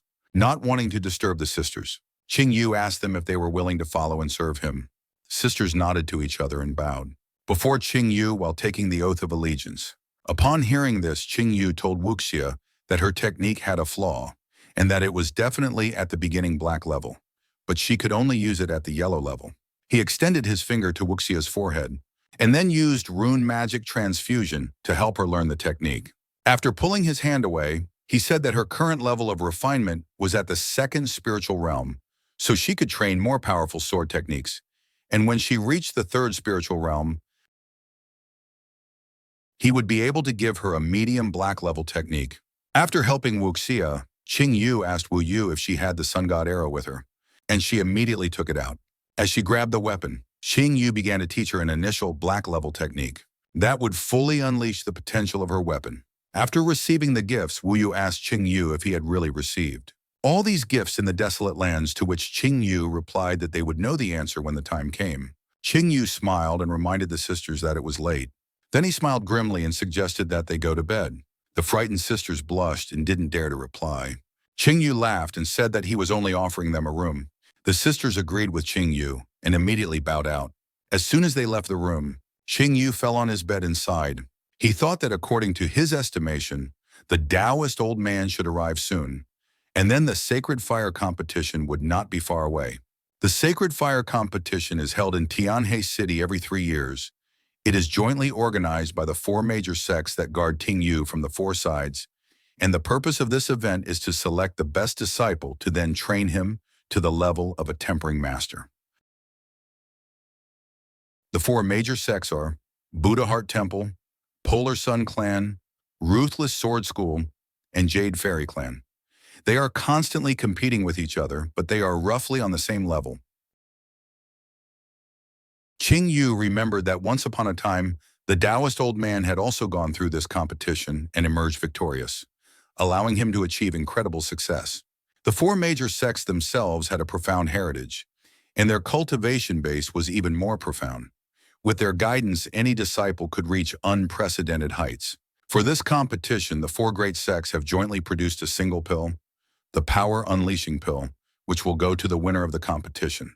Ching Yu thought that the energy contained in the pill was enough to allow him to instantly break through to the 5th spiritual realm, and once he broke through to the 5th spiritual realm, he could immediately subdue the 3rd beast, the Swami Lion. Once Ching Yu possessed the spirit of the Swami Lion, he would have access to endless energy techniques, and at that time, he would already possess a power that was not inferior to the peak of the spiritual realm.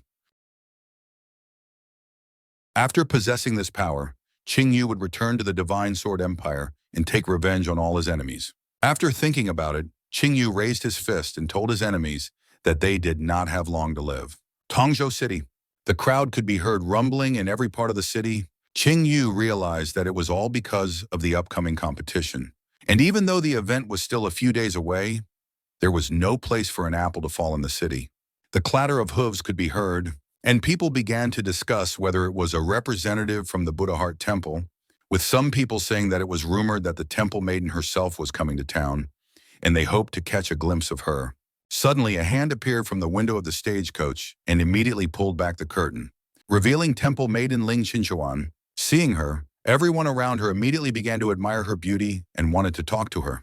When she saw Ching Yu, Ling Qinchuan snorted at the way he looked at her, and then greeted him by name, saying that it had been a long time since they had seen each other. The passers-by who saw this scene were shocked by Ching Yu. At that moment, Ching Yu remembered that he still didn't know Ling Qinchuan in this world. Ling Qinchuan wondered who this person was and how he knew her. Then Aunt Yu closed the curtain and said that there were only cables around. Aunt Yu told Ling Qinchuan that everyone in their temple hoped that she could convince the next winner of the competition to join their clan, and Ling Qinchuan agreed, saying that she would do her best to fulfill her father's order. Aunt Yu tried to encourage Ling Qinchuan, saying that only a very outstanding person could win first place, and that if he was a boy, he would become her son-in-law. Hearing this, Ling Qinchuan mentally apologized to her aunt because she wouldn't let herself be sold like that.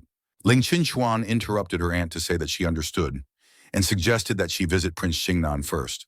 After a while, the carriage stopped. Ling Qinchuan and Aunt Yu got out of the carriage, and then they were immediately greeted by the spiritual son of the Polar Sun clan, Chulin, who said that the rumors about the Buddha Heart Temple trying to recruit the winner in exchange for the temple maiden were true. Upon seeing Chulin, Ling Qinchuan told him to shut his filthy mouth or she would teach him a lesson like the last time, to which he replied that he had given in that time because she was just a fragile girl.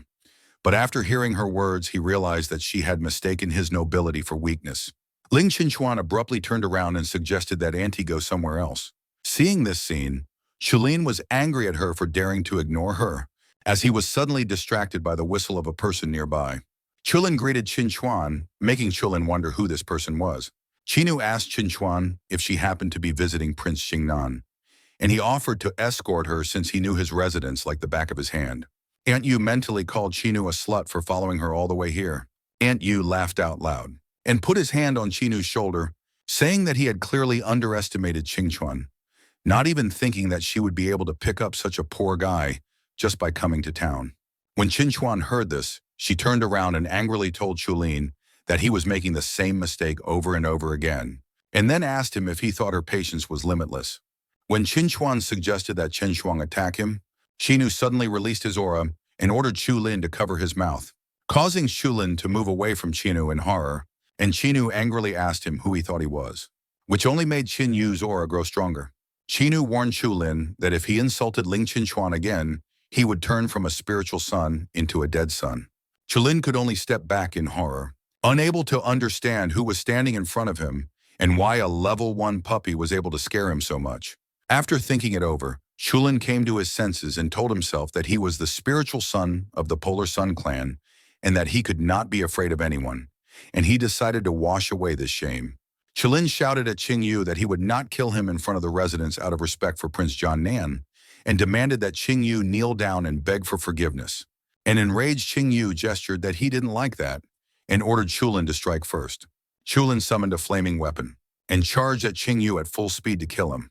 Qinchuan asked Ching Yu to be careful since Chulin possessed a 5th rank of holy fire, but Ching Yu just smiled.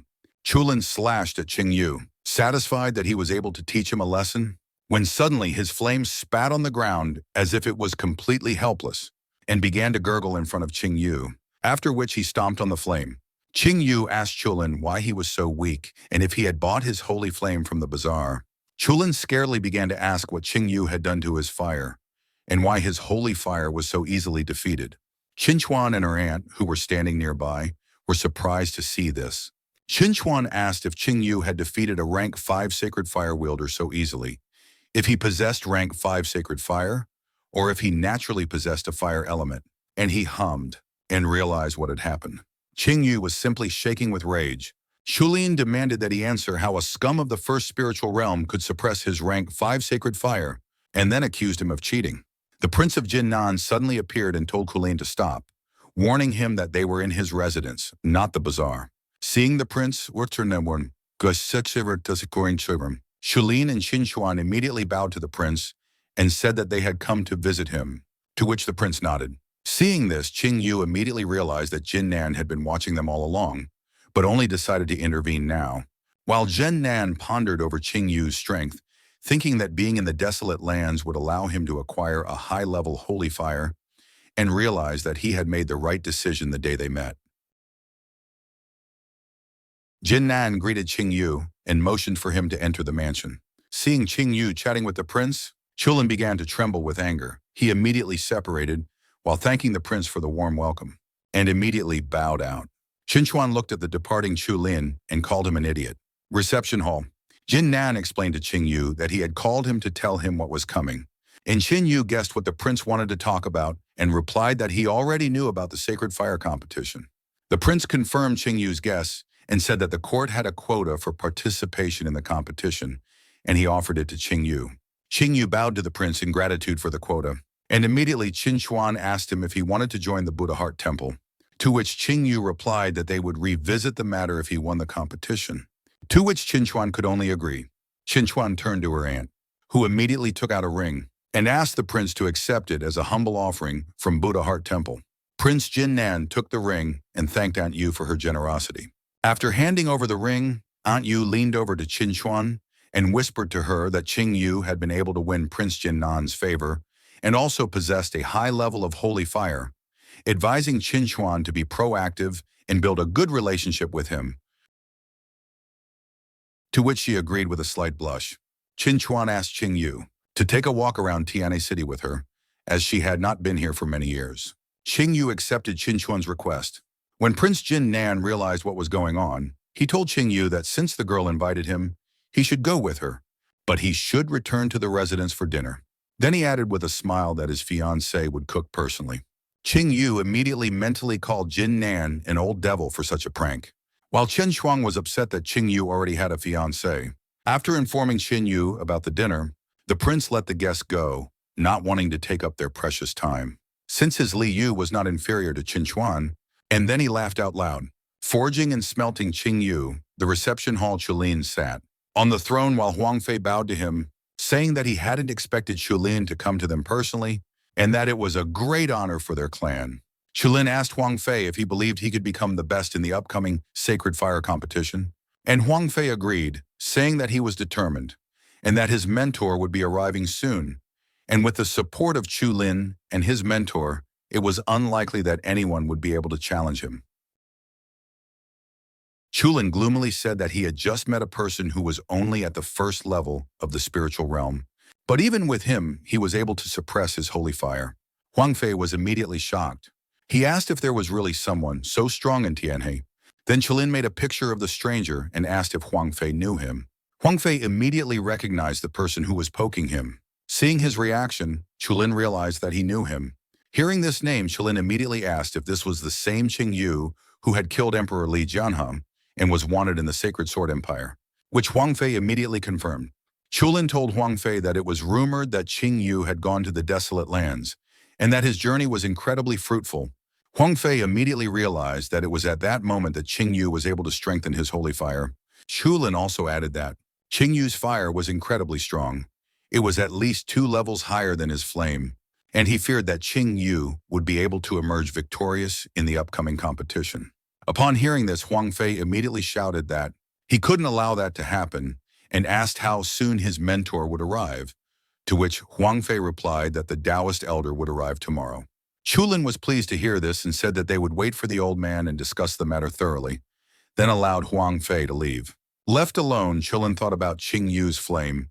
He thought that if he could take away Ching Yu's flame and appropriate it for himself, he would be guaranteed to take the place of the head of the Polar Sun, and Huangf and his mentor would only serve as a stepping stone for him. Tongzhou City. As Ching Yu and Qin Chuan walked through the streets of the city amidst the roar of the crowd, the ring on Qin Chuan's finger suddenly sizzled. When she picked up the ring, she saw a message that said Ching Yu. After reading the message, she immediately went to Ching Yu and offered her condolences for what had happened. Qin Chuan replied to Ching Yu that even though the immortal clan was very powerful, it was better not to cross their temple. Ching Yu thanked Qin Chuan for her words, then said that it was a matter of personal revenge, so he would do it himself, but first he would like to get the support of their temple. The blushing Qin Chuan was about to ask what Ching Yu meant, but he stopped her and said that she understood correctly, causing her to gasp and turn completely red. Suddenly, some of the passers-by recognized the temple maiden from Buddha Heart Temple, and the guy the whole town was talking about. They were jealous of the fact that he changed beauties every day. He'd already been seen with Princess Yu and Warner from Dugu House. Unexpectedly, Ching Yu was surrounded by a crowd discussing him and Qin Chuan. He coughed and immediately pulled Qin Chuan's hand, suggesting that they go for a walk somewhere else. To the next street, Fadili followed Mr. Wang and asked him to join them. Wang Qilan asked if he was sure, and the fat man replied that he had served the forging and smelting clan for many years without sparing himself, but they had treated him like trash, and if Mr. Wang did not refuse, he would be killed. Then Fadili whispered in Wang Chun's ear that he had recently acquired about 10 slave girls, all of them from the succubus race, which made Wang Qian blush and start drooling as he imagined the succubi, and Fadili added that he had personally selected each one. Wang Qian accepted Fadili's offer, saying that he was his man from now on, and ordered him to have the succubi at his residence that evening. Suddenly, Fadi Li noticed a familiar figure and recognized Ching Yu. He immediately told Mr. Wang that he was in trouble because of Qin Yu. Wang Qian only looked at the temple maiden next to Qin Yu and called her charming. Fadi Li began to say that it was Qing Yu who stole his slave girl, who was also very pretty, and in that respect, she was not inferior to his new companion. He told Wang Qian that he had found out why Qing Yu had no one to count on in the city, and it was all because of Prince Jiannan. After hearing this, Wang Qian understood why Huangf would not risk dealing with him, even though he wants the prince's granddaughter, but he is afraid of angering the prince, which Huangf does not care about from a high bell tower. He went to Qing Yu and told Fadi Li that he was his man now and would not let anyone hurt him. Qing Yu was walking with Qian when suddenly Wang Qian and Fadi Li blocked their way. Fadi Li greeted Qing Yu and then asked if Huangfei's dog had decided to change masters, which made the fat man angry. Wang Qian decided to explain to Qing Yu that Fadi Li was now his servant and that Qing Yu had stolen his slave, and if Huangf was weak enough to ask for it, Wang Qian would not hold back. Qin Chuan was shocked that everyone she met was Qing Yu's enemy. Qing Yu asked how he planned to do this, and Wang Qian replied that he would first return the slave girl, then give up his charming companion, and from that day on, she would belong to him. Upon hearing this, Qin Chuan boiled with rage and threatened to kill Wang Qian, but she was stopped by Qing Yu, who suggested that Qin Chuan be patient and give him a chance to handle it himself. After calming Qin Chuan down, Qing Yu asked Wang Qian what he would do if he refused. Hearing of Wang Qian's disobedience, Wang Qian got angry and told Qin Yu that he would behead him. Qing Yu agreed and started kneading his neck, saying that his joints were stiff. Wang Qian began to prepare his attack, telling Qing Yu that he had chosen his own death and that he would be tested with the newly learned black entry-level technique of Thunder Palm, which he used to summon a thunder aura. That knocked down Fadi Li and changed the weather. Qin Chuan warned Qing Yu that the Thunder Palm was a very powerful technique and offered to deal with Wang Qian, but Qing Yu refused, asking her not to bother, saying that he could easily handle it since it was only an entry-level black technique. Wang Qian, who was mad with power, cheered and said that he had bought this technique from Huangf for a huge amount of money, and now was the perfect chance to test its power. Wang Qian gathered the thunderstorm energy into a ball and shot the thunderbolt at Qing Yu, but Qing Yu, instead of dodging, took a lungful of air and summoned the dragon ghost Yazi, roaring loudly, smashing the enemy's technique and sending it flying. Seeing how easily his new master had lost, Fadi Li panicked. Qing Yu sighed and told Qin Chuan that this technique was worthless, which shocked her. Qin Chuan thought that Wang Shun's cultivation level was at the 4th spiritual realm, and he had used an initial black level technique. But he still couldn't repel an attack from Qing Yu. She thought that Qing Yu had also used a black level technique. After dealing with the obstacle, Qing Yu approached the panicked Fadi Li and threatened him, telling him that it was his turn. Afraid of being killed, Fadi Li immediately hit his head on the ground and begged for mercy in exchange for all his possessions. Qing Yu asked him if he had all of his possessions, to which he agreed, and upon hearing this, Qing Yu offered Qin Chuan a look at him, and she agreed. After receiving her agreement, Qing Yu kicked Fadi Li and ordered him to lead them. Fadi Li's leaves, Qing Yu walked around the house and looked at Fadi Li's belongings, then asked if these were all his belongings, to which Fadi Li nervously agreed. Not getting the answer he wanted, Qing Yu glared at the fat man and said that this was not enough to trade for his life. Fadi Li started to beg for mercy again, saying that this is really all his stuff and he has nothing else. But Qing Yu was not enough and prepared to attack. But suddenly Fadi Li remembered that he still had a slave market. Qing Yu demanded Fadi Li to show him the slaves, and Fadi Li immediately started to open the secret door by pressing the right tile. After pressing it, a huge door opened, from behind which came a source of stinky smell. Qin Chuan immediately covered her nose from the foul smell, and Qing Yu asked the fat man, what kind of freak would he be to keep someone in such a horrible place? Although he knew the fat man was foul, but at this moment he surpassed Qing Yu's expectations. Qing Yu grabbed Fadi Li's clothes and dragged him into the room, while asking Qin Chuan to be more patient. Inside the hall there were many cages. Qin Chuan was shocked by the condition of the slaves, emaciated and mutilated. They waited in fear for their fate. Suddenly one of the slaves tried to attack Fadi Li, but was stopped by the shackles. He wanted to take revenge on Fadi Li. for exterminating his kind and making him a slave. Qin Chuan was furious and wanted to punish Fadi Li for all his evil deeds. But Fadi Li begged for mercy and promised that he would never do such things again. Ching Yu said that it was hard to even call him a person now, and dragged him away. Suddenly, Ching Yu stopped at one of the cages, saw the frightened succubi inside, and asked Fadi Li if the succubi belonged to him. Fadi Li immediately started bragging that this was his latest acquisition, and these succubi were first-class goods. Ching Yu told the fatty that he was satisfied with it, and the fatty asked if he could leave now, and Ching Yu agreed, saying that he would not kill him. Fadi Li was happy with his newfound freedom and was about to leave. Suddenly, Qin Chuan stabbed him in the chest, saying that Ching Yu's mercy didn't mean that she would just let him go. Wiping the blood from her hand, Qin Chuan told the fat man that a person who abused slaves like that deserved nothing but death. Qin Chuan asked Ching Yu what they would do with the slaves, and Ching Yu replied that they were all very unhappy people, and that he would ask the courtesan Nan to decide their fate. Qin Chuan accepted the decision and called Ching Yu merciful. After a while, the prince's subordinates under Li Yue's command ran into the marketplace.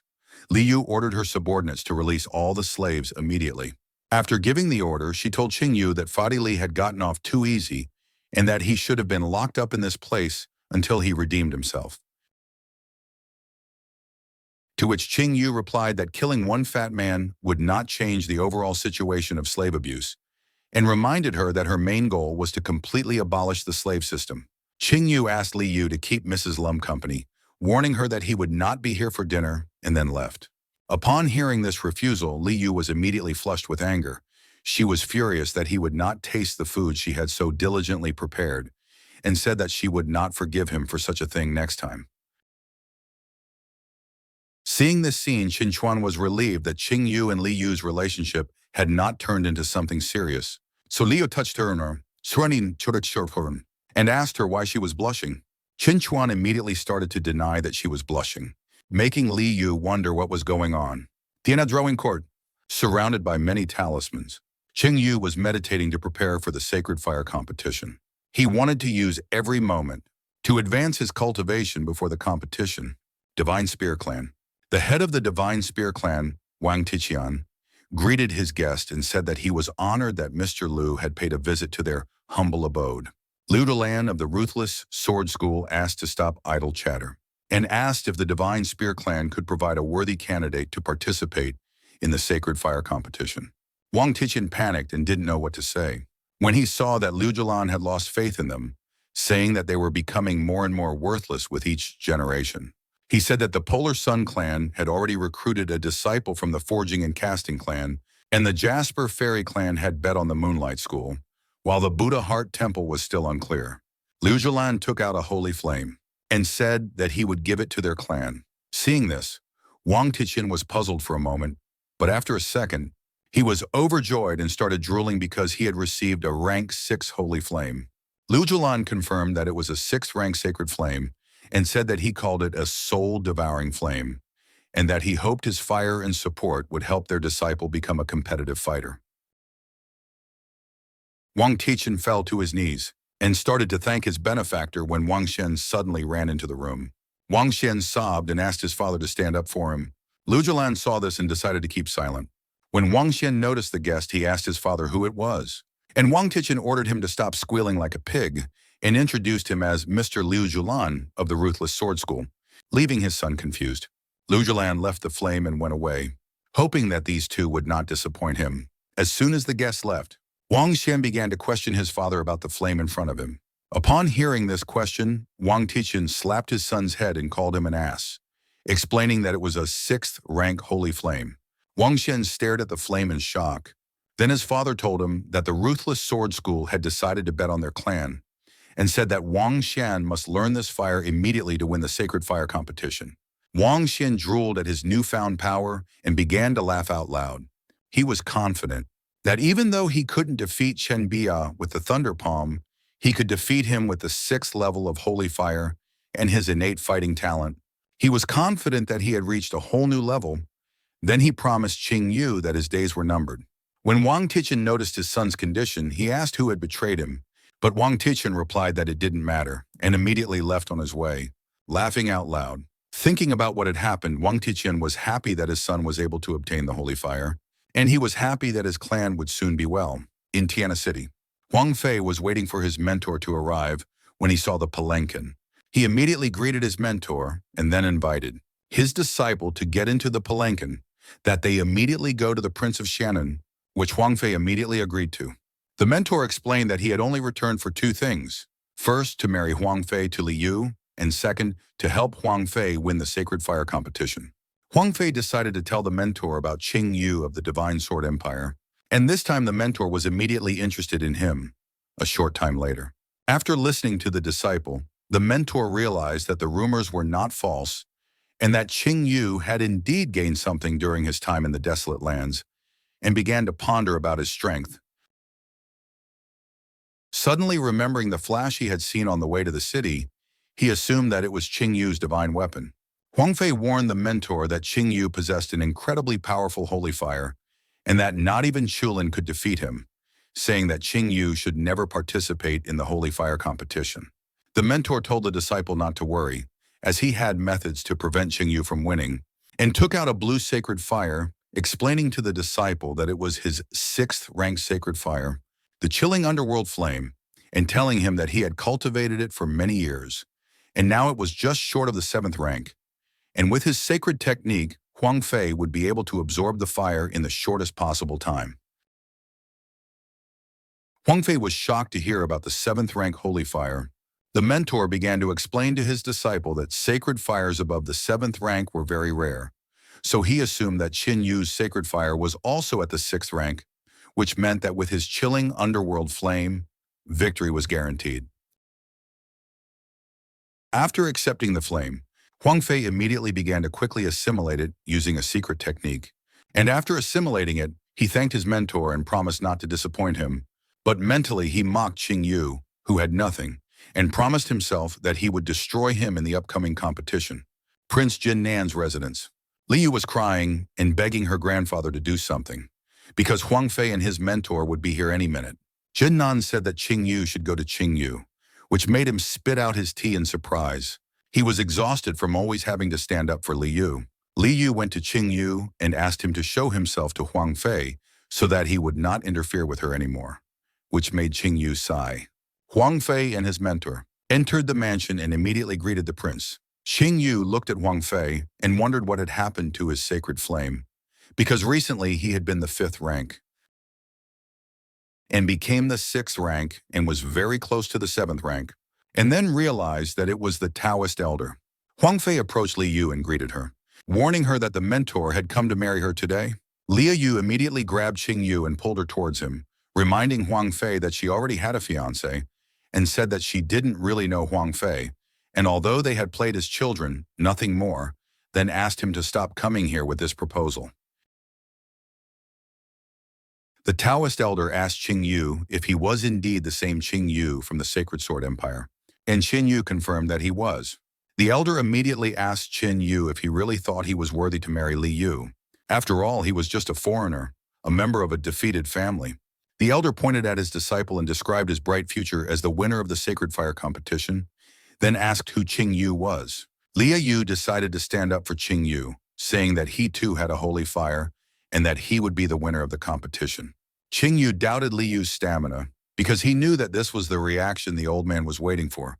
He had deliberately provoked Li Yu to say this, and he also hoped to undermine Ching Yu's morale. Ching Yu was sure that they would want to take his life in this competition, so he thought that they would see who was who. The Taoist elder was happy that Li Yu had fallen for his words, and said that if Ching Yu could miraculously win the competition, then of course Huangf was no match for him, and then asked what would happen if Ching Yu lost.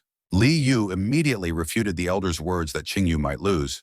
Then Huangf offered Li Yu to marry him immediately if he were to win the Sacred Fire competition. He was sure that she would not dare to refuse, since she was so confident of her victory. Of course, Li Yu could not control her impulse and immediately accepted the bet. She turned to Ching Yu and asked if he had heard their conversation, because he had to win, or else she would end up in the clutches of that monster. Satisfied with the bet, the Taoist elder warned that everything would be settled after the competition, and then hurriedly left.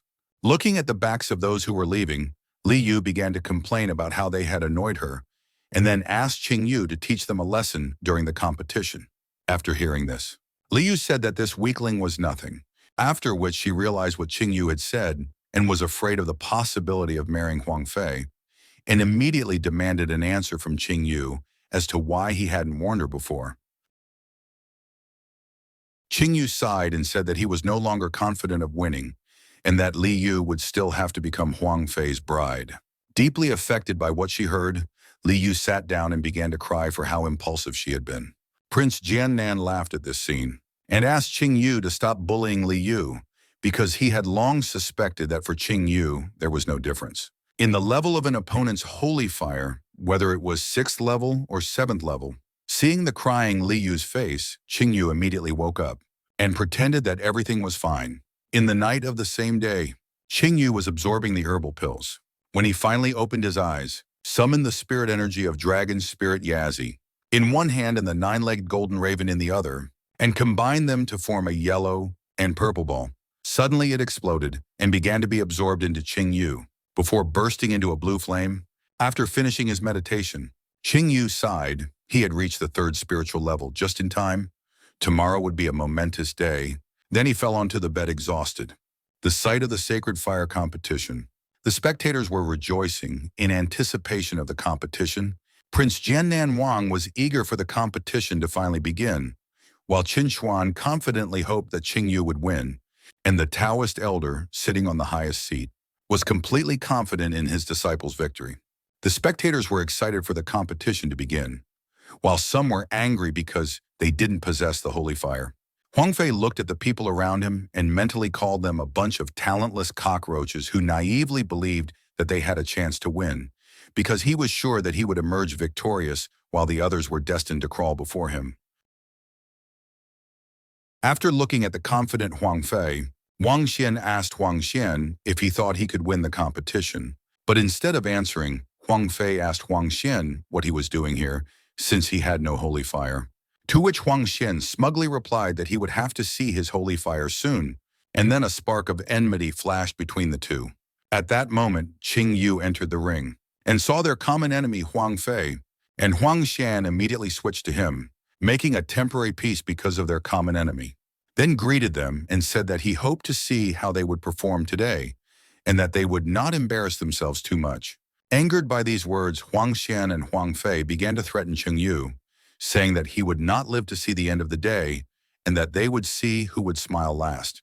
One of the representatives of the 4 major sects began to praise the assembled talents, but she singled out Ching Yu in particular. Suddenly, her ward recognized Ching Yu and immediately jumped towards him, landing slowly with an umbrella. Coming closer, Li Xian, when sure that it was indeed Ching Yu. When Ching Yu saw her friend, he immediately greeted her, saying that he hadn't seen her since she went to cultivate in the Jasper Fairy clan 3 years ago. He complimented her, saying that she had blossomed into a graceful maiden, but in return, she also said that he had changed a lot since the last time they met, admitting that she hadn't expected to see him at the Sacred Fire competition. To which Ching Yu replied that there was no way she could miss such an event. Li Yu suddenly became sad and offered her condolences to Ching Yu for what her sister and father had done to his family, betraying the Xian family after they had done so much for the good of the empire. Yu stroked Li Yu's head and asked her not to worry. After all, it wasn't her fault. It was just between them. The Jasper Fairy Lady realized that it was Ching Yu who had killed Emperor Li Yu, thinking about the fact that he had been friends with her ward since childhood. She realized that they had a chance to lure Ching Yu into their clan if he won. Thinking how nice the Jasper Fairy clan girl was talking to Ching Yu, the people around her started to talk about him, calling him the chief lavalier of Tianhee City, and some even bet that they would see him today, at least in the company of 3 beautiful maidens. Suddenly, Ching Yu was approached by one, or who jokingly told Ching Yu that no matter how he met him, he would always have a beautiful maiden with him. Ching Yu laughed and asked Wanner not to exaggerate. The embarrassed Xian raised her umbrella and said goodbye to Ching Yu, saying she had to go. Flying off, she wished him good luck in the competition. Ching Yu asked him not to worry about him, promising that he would never let go of the victory. The representative of the Jasper Fairies told her ward that if Ching Yu won the competition, their clan could only count on her. Suddenly, everyone was surprised when another person entered the ring. Everyone immediately started talking about Tianhee from Moonlight School. According to the head of Moonlight School, she was their best nugget in the past 100 years. Although she was only 16 years old, she had already reached the 5th level of the spiritual realm. With the 6th rank of Holy Fire, some people hardly recognized her. After all, she had been in seclusion for 3 whole years, and before that, she was just a little snotty girl. Tianhee walked up to Ching Yu, causing Huangf and Huangshen to burn with rage as all the beauties walked up to him. Tianhee told Ching Yu that her destiny was tied to the Xin family, and that they would definitely meet again. But if their meeting happens in this arena, she will not spare him.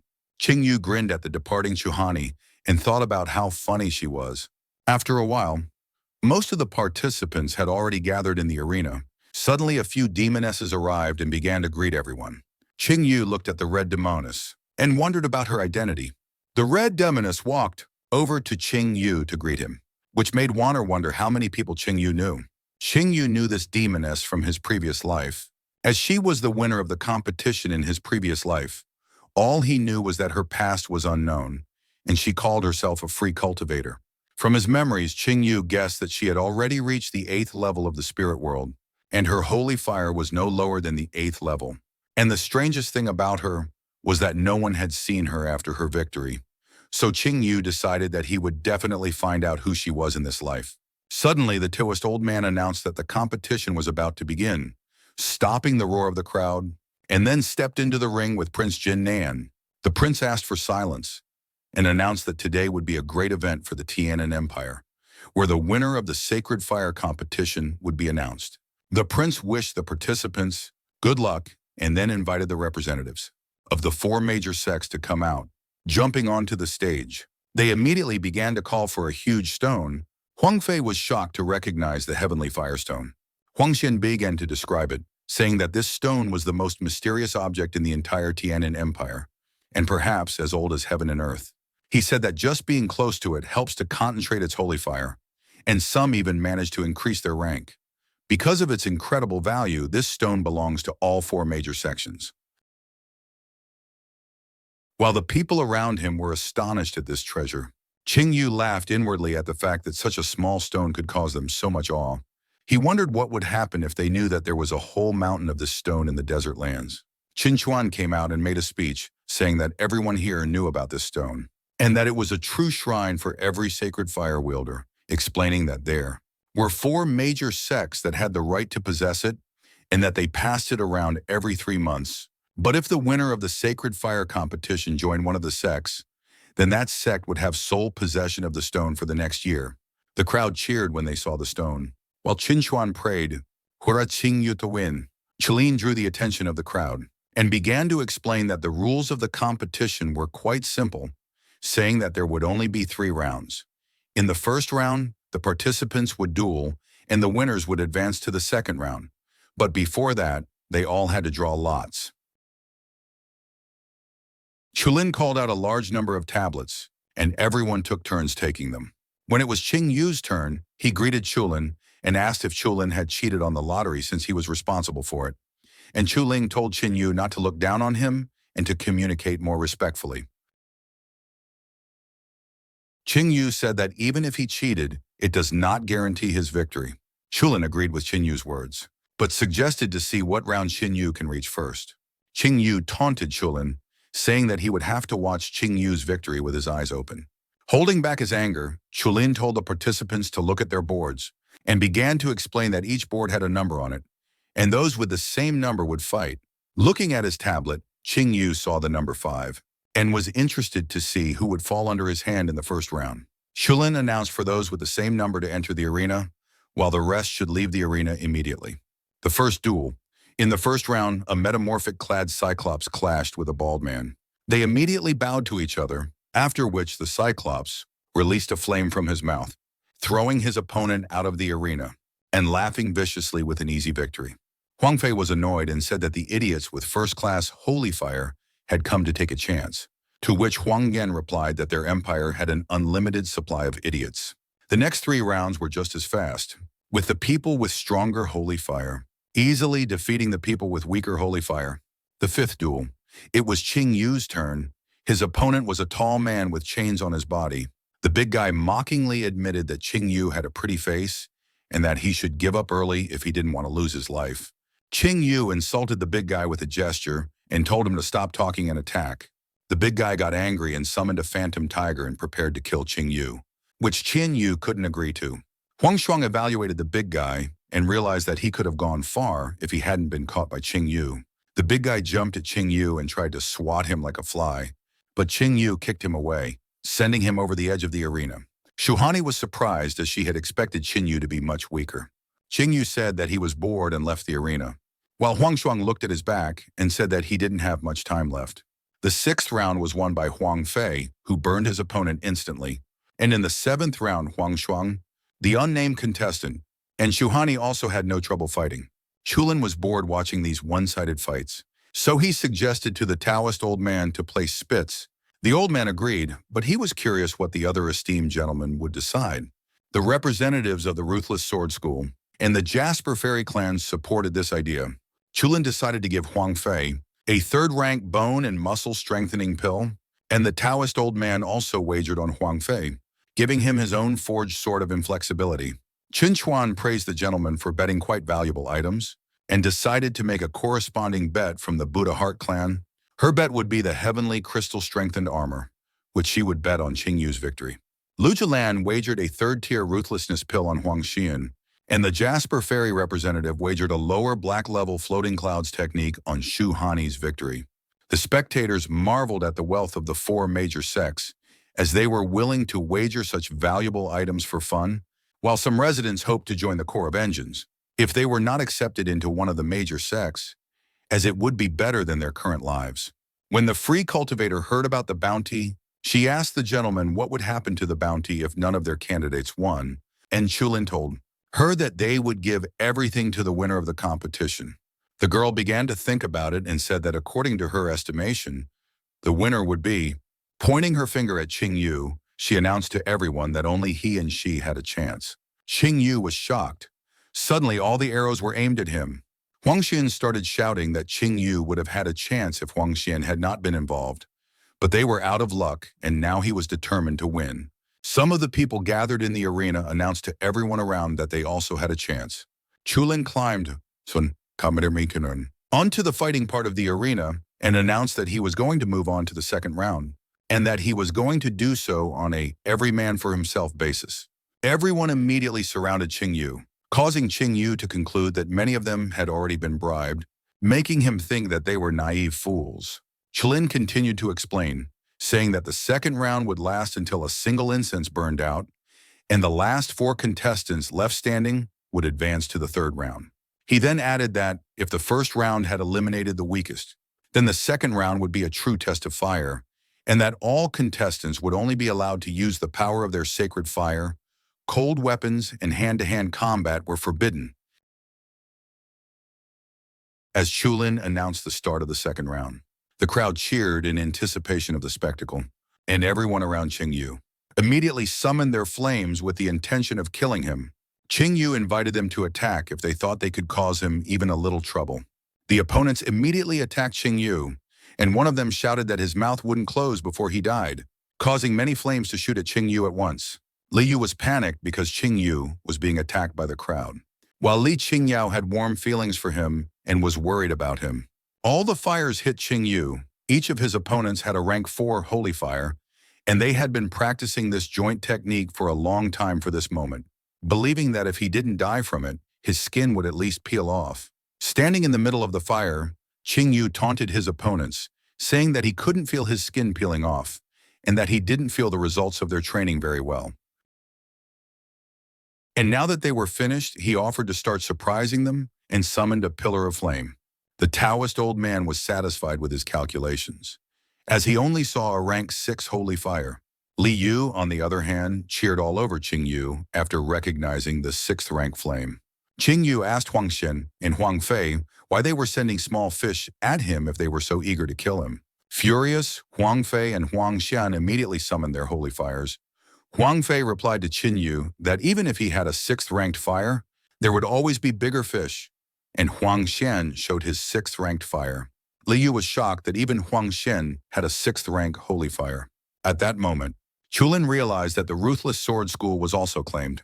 Huang Fei and Huang Xian told Ching Yu that even prayers wouldn't help him fight the 2 6th-ranked sacred fire wielders, and immediately launched a joint attack of red and blue flames. Without changing his face, Ching Yu admitted that he was just warming up, then asked why they all thought that his holy fire was only 6th rank, and immediately became serious, summoning the silhouette of a giant golden 9-tailed raven to devour Huang Fei and Huang Xian's flames. The Taoist old man was terrified as he tried to figure out what rank Ching Yu was. This was not a 7th-class fire, or even an 8th-class fire. This was a 9th-class holy fire. Chulin was shocked by the 9th-rank fire after all. Even the fire of the head of the Polar Sun clan was barely approaching the 8th rank. Everyone in the arena was shocked by what they saw. Huang Xian and Huang Fei couldn't believe it, while Prince Jin Nan was glad that he hadn't made a mistake in betting on Ching Yu, because even in the history of their Tianhee Empire, there were no more than 10 9th-rank divine fire marshals, and the weakest of them had long since surpassed the peak of the spiritual realm. The prince realized that among those currently alive, not only in the Tianhee Empire, but even on the continent itself, there was no one stronger than Ching Yu. The prince laughed out loud and said that he was surprised to find a 9th-class sacred flame fortune changer living in his city. Qin Chuan thought about how she used to think that her mentor was the strongest person in the world, but he was only an 8th-rank sacred fire, and closed her eyes. She began to imagine Ching Yu's great future, and that one day he would replace her head. Li Qinyao looked at Ching Yu in awe, thinking that this was the fire Ching Yu had found while wandering the desert. Her father had rejected Ching Yu in order to be related to the immortal clan, and as a result, he himself died at his hands, depriving the empire of the divine sword, the main talent of the celestial empire. Looking up at the sky, Li Qinyao asked what her father was feeling right now as he watched them. Ching Yu had exposed Huang Xian and Huang Fei in public, saying that they were plotting against him. But unfortunately for them, they didn't even realize how pathetic they were in front of the 9th-rank holy fire, and attacked them with the flame, smashing them to pieces. Ching Yu didn't want to kill them now, after all. They could still be of use to him, and their deaths would only come after the ancient relic was activated. Ching Yu concluded that the competition should be over, since now that everyone was convinced that he possessed a 9th-rank holy fire, there was no point in the 3rd round. Ching Yu began to gather fire in his hand, creating a huge fireball. The onlookers wondered what he was doing, while the free cultivator realized that he was going to use heavenly suppressing fire. At that moment, she realized that she had not come to the human world for nothing. After summoning a huge amount of fire, Ching Yu used miracle fire suppression, causing the fireball to explode, sending flames into Ching Yu's opponents, who saw this and immediately tried to escape, but it was too late. Prince Jin Nan was satisfied with the result of the competition, because in the history of the competition, there had never been a case where a contestant burned out all of his opponent's flames in the 2nd round. All of Ching Yu's opponents were lying outside the arena. Tianhee, who had managed to dodge, only saw Ching Yu as a madman. At this moment, the free cultivator, who had taken no damage, realized that her father was right when he said that the world of mere mortals could be fun and interesting, and she hoped that when they met again, Ching Yu would be even stronger. Ching Yu was the only one standing on the arena, and he announced that since he was the only one left, it was likely that he would be the winner of the competition. The representatives of the 4 great clans were shocked at the quick end of the competition. Huang Fei wanted to curse Ching Yu for taking the holy flame away from him and making him the winner. Huang Fei went crazy and started shouting that Ching Yu should live at the bottom of the society in the Sacred Sword Empire, instead of being a great warrior in their Tianhee Empire. He shouted that he would kill him no matter what it took, because Ching Yu was and would always be a lowlife of the first spiritual realm. Suddenly, Huang Fei's muscles swelled, and he burst into a blue flame, ready to become the victor by any means necessary, ensure that no one would be able to stop him. He attacked Ching Yu from behind, and prepared to kill him with a single blow. Ching Chuan tried to warn Ching Yu of the threat. Ching Yu said that he wanted to give him a gift of life, but since Huang Fei refused the gift, Ching Yu summoned the Yaji dragon, and immediately struck Huang Fei, who was surprised by the sudden stunt, knocking him into the wall. Bleeding, Huangf couldn't understand why he couldn't win. Finally enraged, he shouted that scum like Ching Yu should only crawl at his feet and that he would not rest until he took Ching Yu's life. Calling Huangf scum, Ching Yu threw the god of war spear at Huangf, and the spear pierced Huangf and stuck him in the wall. The old Taoist was immediately able to identify the divine grade weapon and confirmed his thoughts that this outbreak was because of Ching Yu, and he was furious that Ching Yu possessed both a divine grade weapon and a 9th rank holy flame. Chulin was furious with Ching Yu and threatened him for killing the Polar Sun clan disciple. Ching Yu returned the spear and asked if it was okay for Huangf to try to kill him, and Ching Yu had to put up with it, threatening Chulin that he would be killed if he kept yapping like that. Chulin called Ching Yu a madman, but still dared to fight him. Suddenly, a hand appeared in front of him, and Ching Chun told Chulin to stop, since Ching Yu was now under the protection of the temple, and if he wanted to fight him, he would have to ask the temple's permission first, or else he would become their enemy. Ching Yu asked Ching Chuan not to interfere in their battle. After all, he didn't mind if Chulin went to the afterlife after his disciple. Hearing Ching Yu belittle him, Chulin became furious and flew into the air, after which he folded his hands in Namaste and used the black mid-level technique of Polar Sun at the zenith, summoning a huge sun. Ching Chuan was surprised to see this technique, as only the top 3 disciples of the Polar Sun clan could master it, and when used properly, it was just as destructive as the top black techniques.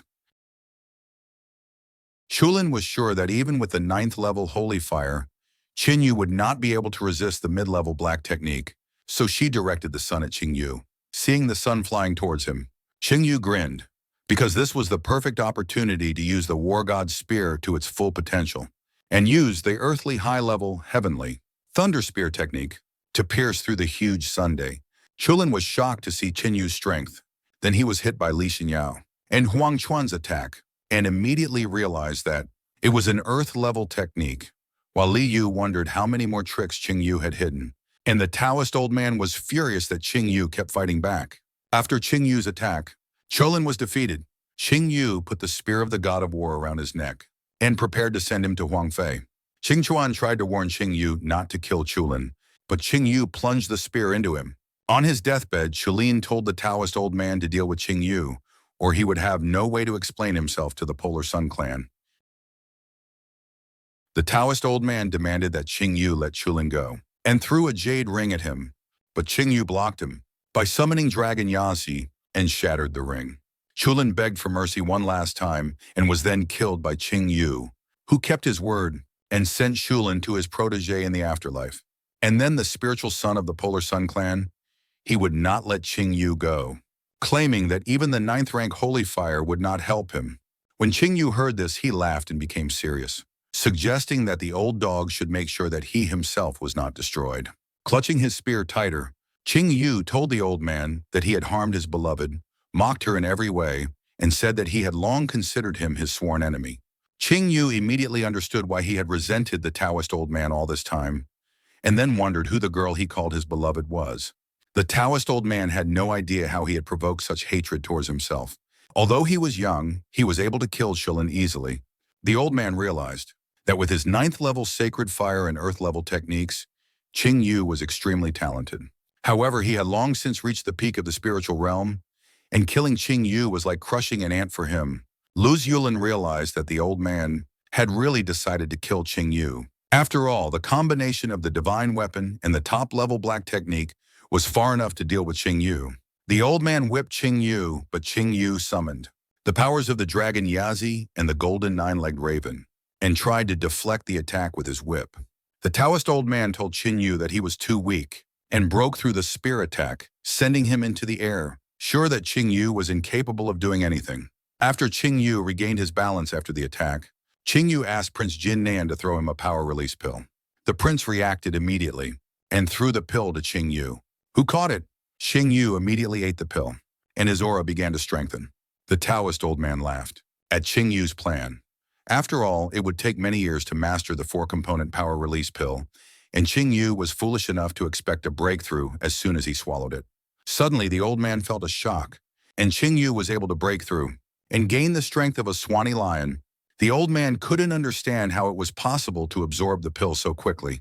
And now that Ching Yu's strength was at the peak of the spiritual realm, he couldn't believe such a rapid development. Ching Yu aimed his spear at the Taoist old man, using the powers of the three spirits at the same time, and offered the man a taste of the spear once more before attacking him. The old man immediately reacted to Ching Yu's attack and used his purple whip as a shield, barely withstanding Ching Yu's attack. The shockwave from the attack was felt by all the spectators. Even Prince Jin Nan was surprised by such a huge force, but when he opened his eyes, he was shocked. There was a huge hole in the arena, and the Taoist old man was bleeding.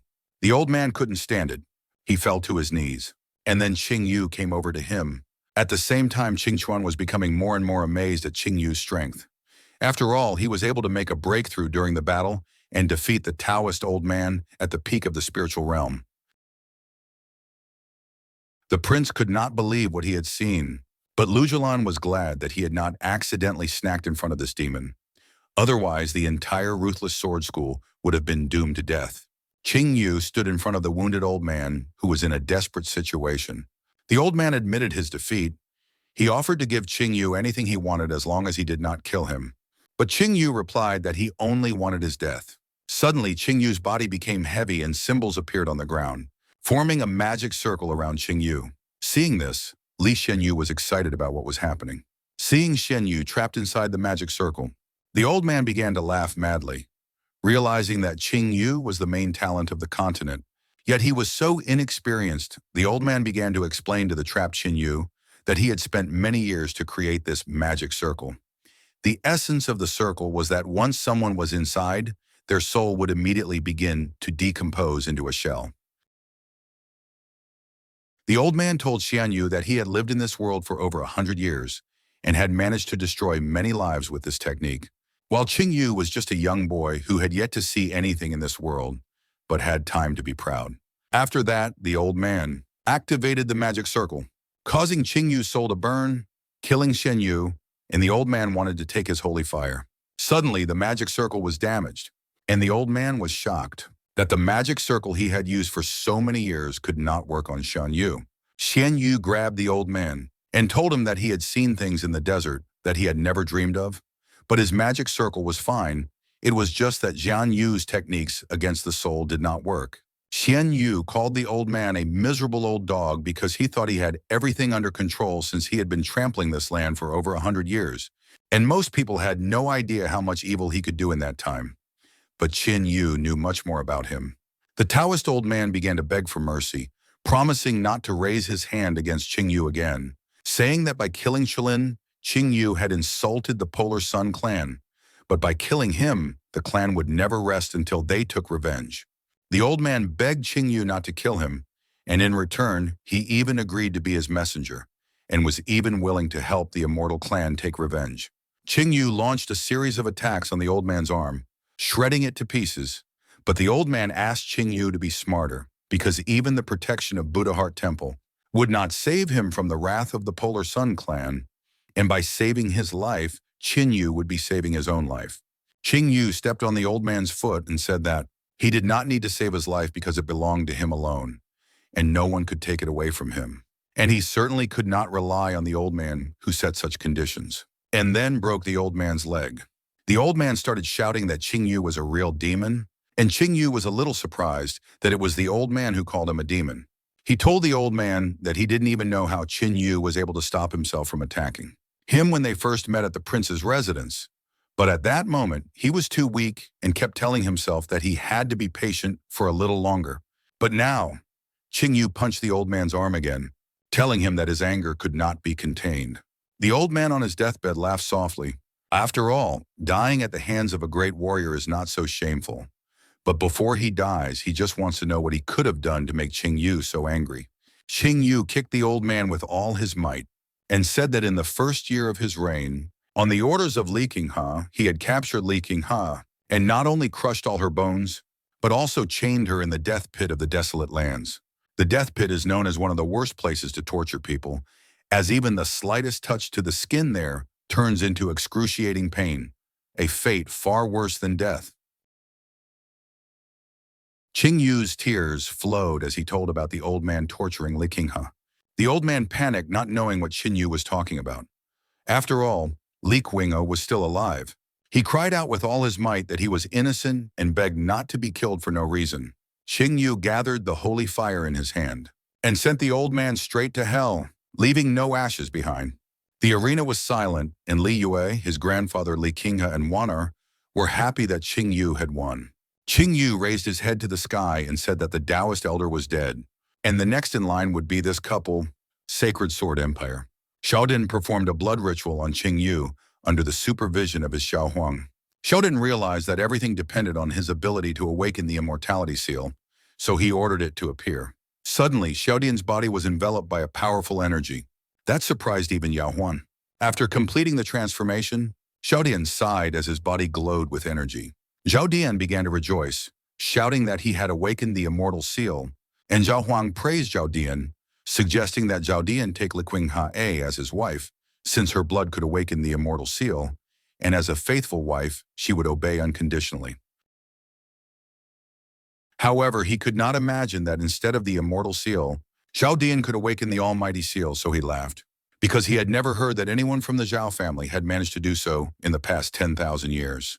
In fact, among all the immortals, one could count on one's fingers those who had managed to awaken the supreme seal, while Zhao Dian had managed to awaken the supreme seal. Zhao Huang was glad that he could finally return to the immortals, since they would no longer have anything to do with the ordinary layman.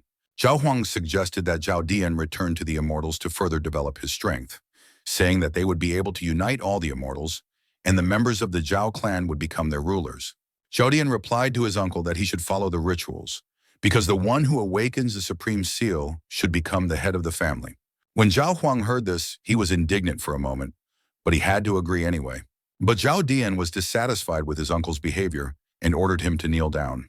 Zhao Huang, Wenxi, immediately understood everything and could not contain his laughter. He liked Zhao Dian's determination and was sure that this was what their ruler should be, a cold-blooded tyrant. Zhao Huang kneeled down and introduced himself as Zhao Huang, an immortal of the Zhao family in the 147th generation, and welcomed Zhao Dian as the new head of their family. Zhao Dian ordered his uncle to spread the news of the new ruler to all the members of the clan so that they would come down to this world to bow before him, and Zhao Huang accepted this order without hesitation. Zhao Dian let his uncle stand up, and then Zhao Huang asked what they should do with Li Qinghe, to which Zhao Dian replied that although she was a mere mortal, she was able to get into his heart, because she could be affectionate, so he wanted her to stay by his side. Zhao Huang agreed, and looked at his consort, Prince Jinnan's residence. Prince Jinnan praised Li Qinghe, saying that he had lived in this world for many years, but no one had ever been able to defeat him like Ching Yu, because before he was 18 years old, Ching Yu was able to defeat the Taoist old man. Then the prince warned Ching Yu that the Taoist old man was closely related to the Polar Sun clan, and since Ching Yu had killed both the old man and Shulin, the clan would never stop until he took revenge. Qinghe offered Ching Yu to join the Buddha Heart Temple, guaranteeing him complete safety, because even though their temple was slightly inferior in strength to the Polar Sun clan, they would never dare to declare war on them. The Jasper Fairy envoy intervened and said that the Jasper Fairy clan was also capable of protecting Ching Yu, so he didn't need to join the Buddha Heart Temple. Qinghe asked Bai Feifei what she was implying, and Bai Feifei replied that Li Qinghe was their best student and would most likely be their next chief. And most importantly, she had grown up with Ching Yu and was his loyal friend, so she was sure that this was a good reason to choose her Jasper Fairy clan. After that, Feifei spoke to Ching Yu on behalf of the chief and promised that if he joined their clan, Li Qinghe would be appointed as the deputy chief of their clan for 3 years, and Ching Yu himself would take the position of manager, which was the same as a deputy in terms of authority. Ching Yu and Qin Chuan got angry with Bai Feifei and offered Ching Yu similar terms from the Buddha Heart Temple. In the middle of this argument, Prince Jinnan realized that he couldn't give any advice in this situation and left the decision up to Ching Yu. Ching Yu made up his mind and told the envoys that he would not join any of their clans, shocking them, and then added that he would still go to Buddha Heart Temple to train for a while.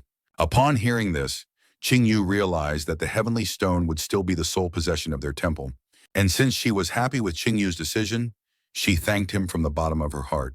She had to accept the fact that he would not set foot in their clan.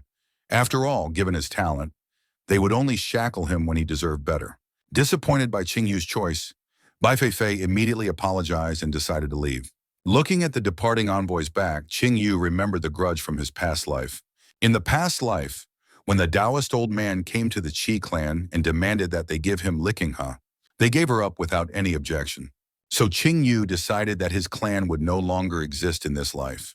Prince Jinnan called Ching Yu over and held out a ring, explaining that it contained all the stakes of the 4 great clans. Ching Yu closed the palm of the prince's hand and said that he didn't need it, which surprised the prince. So Ching Yu offered to keep the ring as a memento of his great army and wished the prince to live out his old age without poverty. Hearing about the great army, the prince lowered his gaze to his old hands, and tears flowed from his eyes. He began to cry, remembering his army. Ching Yu bowed to the prince and began to recount the exploits of Prince Jinnan's great army, which had won hundreds of battles and made the sky red. 9 of the prince's sons and 40 of his grandsons had died defending the human race on the borders of the empire. Ching Yu admitted that he knew that the prince had given away almost all of his wealth to help the relatives of the fallen warriors, and the prince himself had almost lost his once productive cultivation after suffering a concussion. Ching Yu recognized that the prince was a true hero, so he wanted to express his gratitude to him on behalf of all the survivors of his great army. The prince thanked Ching Yu for his kind words and was about to say something to him, but Ching Yu interrupted him and told him not to worry and vowed that no matter how high he reached in his cultivation, he would always protect the human race and deal ruthlessly with its enemies for the sake of the world's prosperity. Divine Spear Clan, Ancestor Worship Temple. Wang Tiqiang and Huang Xian knelt in front of their ancestral altar. Wang Tiqiang slapped his forehead on the ground and apologized to his great-grandfather for his infirmity and for never being able to restore their clan to greatness. The wounded Huang Xian tried to apologize to his father, but his father slapped him and ordered him to beat his forehead on the ground and repent. Huang Xian immediately began to beat his forehead on the ground, justifying to his great-grandfather that it was not that he was weak, but that his opponent was inhumanly strong, so Huang Xian could not do anything. Wang Tiqiang began to threaten his son for daring to make excuses in front of the ancestor, and was about to strike him when suddenly the shrine lit up with blue fire, forming the image of their ancestor. The ancestor was ashamed that his descendants had degenerated and become so pathetic. And Wang Tiqiang and Huang Xian were shocked to see the ancestor. The ancestor sighed and said that he couldn't take it anymore, saying that Huang Xian had the Wang bloodline in him, so he would be able to open his spiritual consciousness, after which he would be obligated to revive the clan and restore it to its former greatness. The ancestor raised his hand to his chest and called out the tablet, telling his descendant that it was a unique token of their clan that would open the way to the mountain abode where he had cultivated during his lifetime. After handing over the tablet, the ancestor instructed the descendant to go to that place and gather all his treasures for the prosperity of his clan, after which his spirit dissipated. Huang Xian grabbed the tablet and immediately started bragging to his father about their ancestor giving him the tablet. Wang Tiqiang recalled the stories his grandfather had told him, that during his great-grandfather's time, their clan was one of the greatest on the continent. No one could compare to him back then. But one day, he had insulted the immortal clan, causing their clan to instantly fall into decline. Wang Tiqiang suggested that if his son could retrieve the treasures from the mountain dwelling, they would have a hope of rebirth. Huang Xian smiled, because unlike Ching Yu, who had found something in the desert lands, Huang Xian had the legacy of a great ancestor. Suddenly, someone behind them began to applaud. The stranger said that he did not know that the Divine Spear Clan was founded by the descendants of a once great family, and he must have bet on them for a reason. Huang Xian and his father immediately turned around and saw Chulin's face. Huang Xian immediately fell down in fear as he was a ghost, after which Chulin took off his hood and said that he was quite alive. Huang Xian asked how he had survived since he had personally seen Ching Yu take his life. Chulin laughed and revealed that a year ago, the Polar Sun clan had 18 sons, and he was the last of them, but now he was the 5th son. And now the Polar Sun clan had 5 sons. Chulin asked if they could guess where the other 13 sons had gone, and he told them that he had made his way up through flesh and blood, and when he killed the 8th son, he found the imaginary death technique on his body.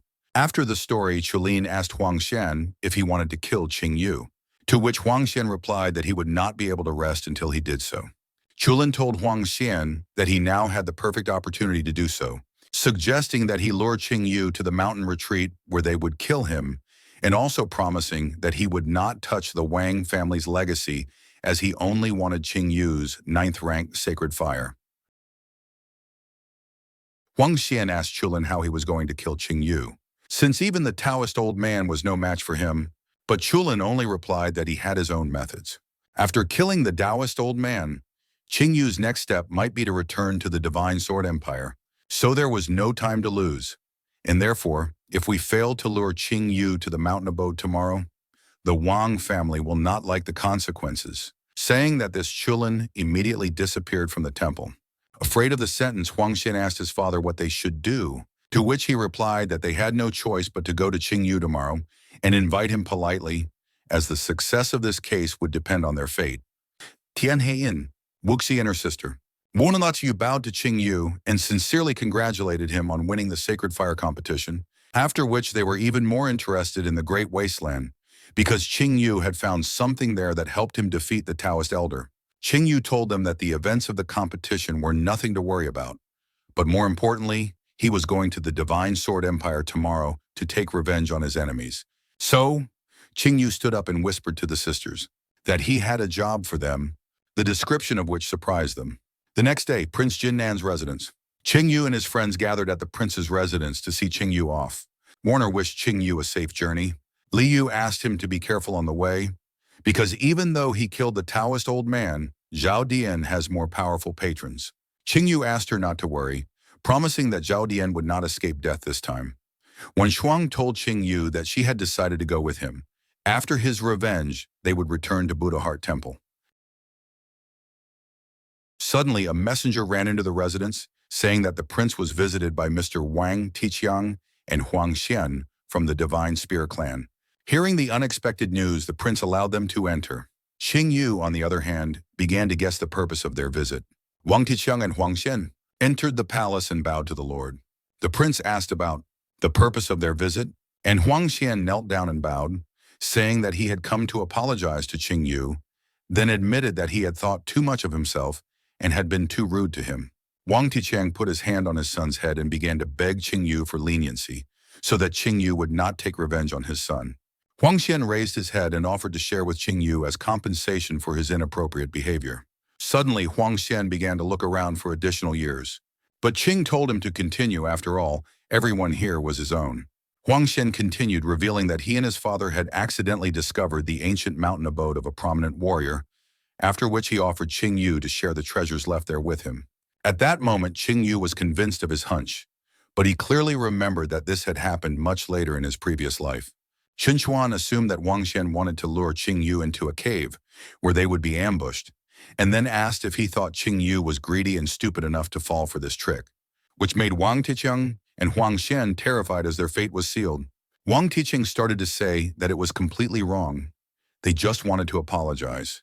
Huang Xian at that moment mentally prayed that Ching Yu would fall for it, but Li Yu intervened and demanded that they stop this cheap divorce and offer it to someone else. Suddenly, Ching Yu agreed to go to the mountain retreat. Wang Tiqiang rejoiced at these words and said that the place was in the Qimen mountain range, west of the city, and the sooner they went there the better, because if they left tomorrow morning, they could reach their destination in about a day. To which Ching Yu agreed without hesitation. Wang Tiqiang made his son bow. Before they hurriedly left, Li Yu started to point her finger at Ching Yu for agreeing to go with them because it was obvious that they were setting a trap for him, to which Ching Yu replied that even if she realized it, how could he not understand? And if he agreed, then he shouldn't have any problems. Qin Chuan offered to go with Ching Yu, but Ching Yu replied that he could handle it on his own. Finally, the prince told Ching Yu that they all knew about his strength, but he should still be careful because his self-confidence could lead him to his grave. Ching Yu took the prince's advice. The next day, at the foot of Qimen Mountain, after arriving there, Ching Yu jumped down from the dinosaur and began to think about his past life. Warner had a hard time here because she was the one who was summoned to this place in his past life. So Ching Yu thought that his victory in the Sacred Fire competition could change the course of future events. Wang Tiqiang interrupted Ching Yu's thoughts by informing him that the ancient abode was at the foot of the mountain, and that there was a cave ahead of them, which they were about to enter. Ching Yu ordered them to show him the way, wondering if they had a plan for retreat or if they were prepared to die if they failed. At the foot of the mountain, Wang Tiqiang informed Ching Yu that they had arrived at their destination and then struck the mountain with a shout, causing the passage inside to open. Wang Tiqiang motioned for Ching Yu to go ahead of him, inside the mountain dwelling.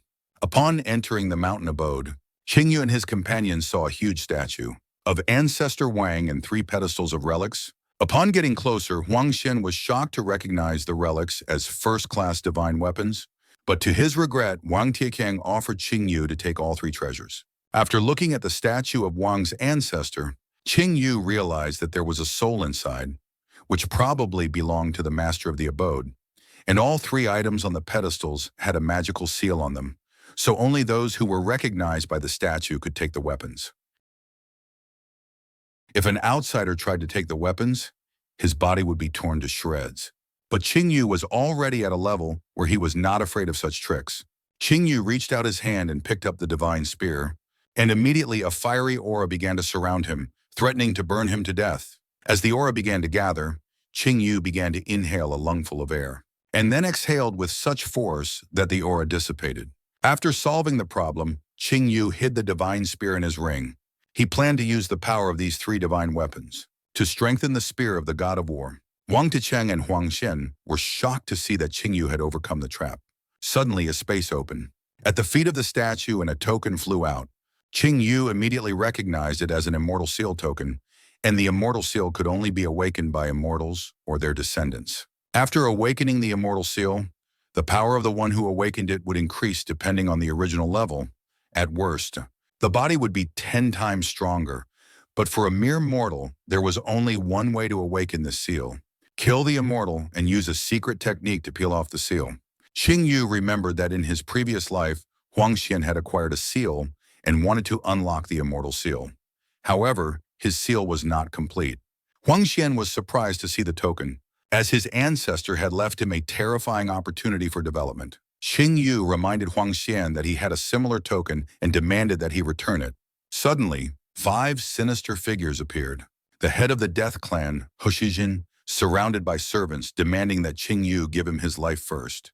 Ching Yu immediately recognized the head of the death clan, who haughtily asked Ching Yu about these rumors, to which Ching Yu replied that few people in the Tianhee Empire had not heard of such a freak who was neither a boy, a girl, a man, or even a devil. After insulting Hoshijin enough, Ching Yu decided to thank him for giving him 2 beautiful female warriors, the Wu sisters. Angered that Ching Yu was proud to have won the sacred fire competition, Hoshijin admitted that he had heard about the recent killing of the Taoist old man and some other lowlifes, but he decided to tell Ching Yu that the Death Clan was much more dangerous than he thought. Hoshijin decided to introduce his servants. They were the best fighters of their clan. Each of them was at the peak of the spiritual realm, and together with him, there were 5 of them. Hoshijin was sure that Ching Yu had no chance of survival, and even if he had escaped from their clan once, that trick wouldn't work a second time. Hoshijin ordered his servants to kill Ching Yu, and the 4 of them immediately pounced on him. Ching Yu took out the spear of the god of war and decided to tell the assassins that the fact that he was able to kill the Taoist old man should indicate to them that he could kill several fighters at the peak of the spiritual realm. Then he swung the spear and summoned the spirit powers of Dragon Yazi and the 9-legged golden raven, scattered his enemies. Ching Yu asked Hoshijin if he had any other tricks, and Hoshijin laughed and told Ching Yu that their death clan was actually famous for possessing the secret art of making puppets. As the 4 assassins stood behind the head, Hoshijin explained to Ching Yu that he had long ago turned them into controllable puppets that were almost impossible to destroy, and that although Ching Yu was strong, he had no way to kill immortal beings. As soon as the assassins tried to attack Ching Yu again, he summoned the dragon spirit Yazi once more, who grabbed the assassins, squeezed their hands into a ball, and threw it next to Hoshijin.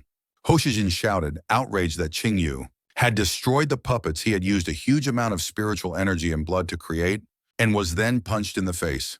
Ching Yu grabbed Hoshijin's collar and began to question him about the blood he had, demanding to know how many lives Hoshijin had ruined for this. Ching Yu stabbed Hoshijin in the stomach, calling him a monster who could not be forgiven by humans or gods. Hoshijin coughed up blood from the blow, and Ching Yu stabbed him with the spear of the god of war, vowing that he would avenge all the innocent souls ruined by the Death Clan today, and used his holy fire on him, causing an explosion. After inspecting the Death Clan chief's body, Ching Yu asked Wang Ticheng and Huang Xian if this was all they had prepared against him, causing them to be horrified. Suddenly, Hoshijin's hand moved.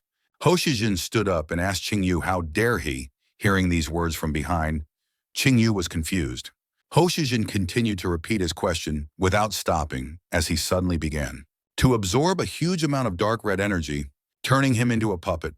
Ching Yu called Hoshijin pathetic for choosing to turn into a puppet, but Hoshijin immediately dodged and shouted that he was only half a puppet, and immediately begged Ching Yu to kill him. Ching Yu raised his god of war spear and hit Hoshijin, but he was too strong, causing Ching Yu to fly back from the blow.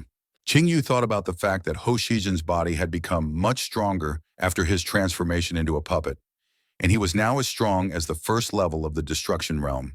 Hoshijin once again jumped at Ching Yu and threw a few slashes at him, then continued to overwhelm him, asking him what he could do now.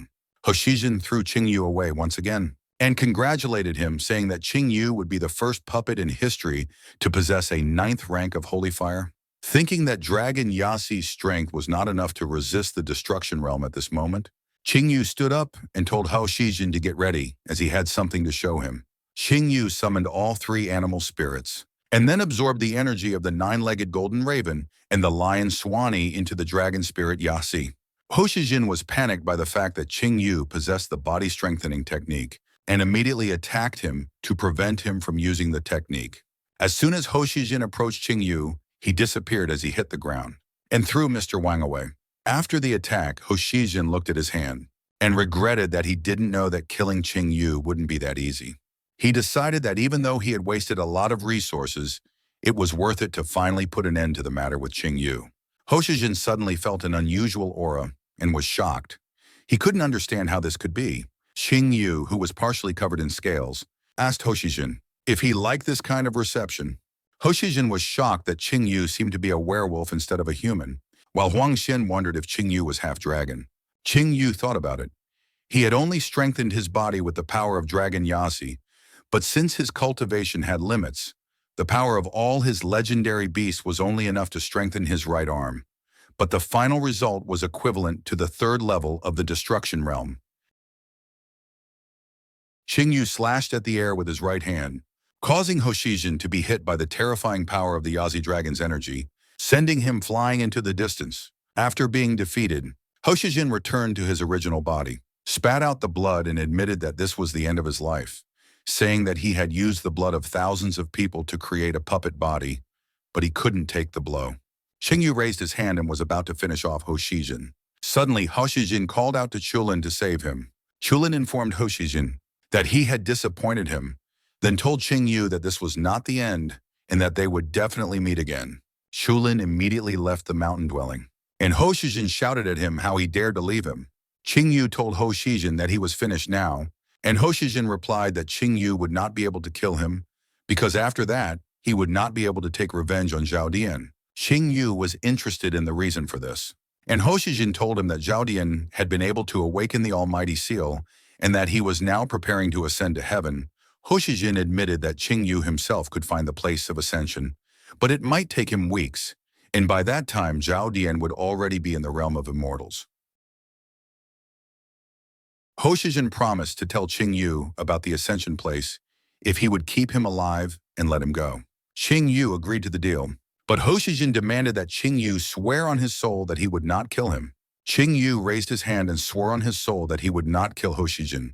Then Hoshijin sighed and said that according to the information obtained by his clan, the ascension procedure would take place on Mount Shifeng in the southwest of the Divine Sword Empire. He said that Ching Yu had a maximum of 10 days, and if he did not make it in time, Zhao Dian would be in the heavenly realm, and Ching Yu would not be able to take revenge in this life. Ching Yu thanked Hoshijin for this valuable information and decided to kill him quickly. Hoshijin reminded Ching Yu that Ching Yu did not keep his word, and he had already pledged his soul, and if he broke his vow, the heavens would surely rain down their punishment on him and blow Ching Yu's soul to smithereens.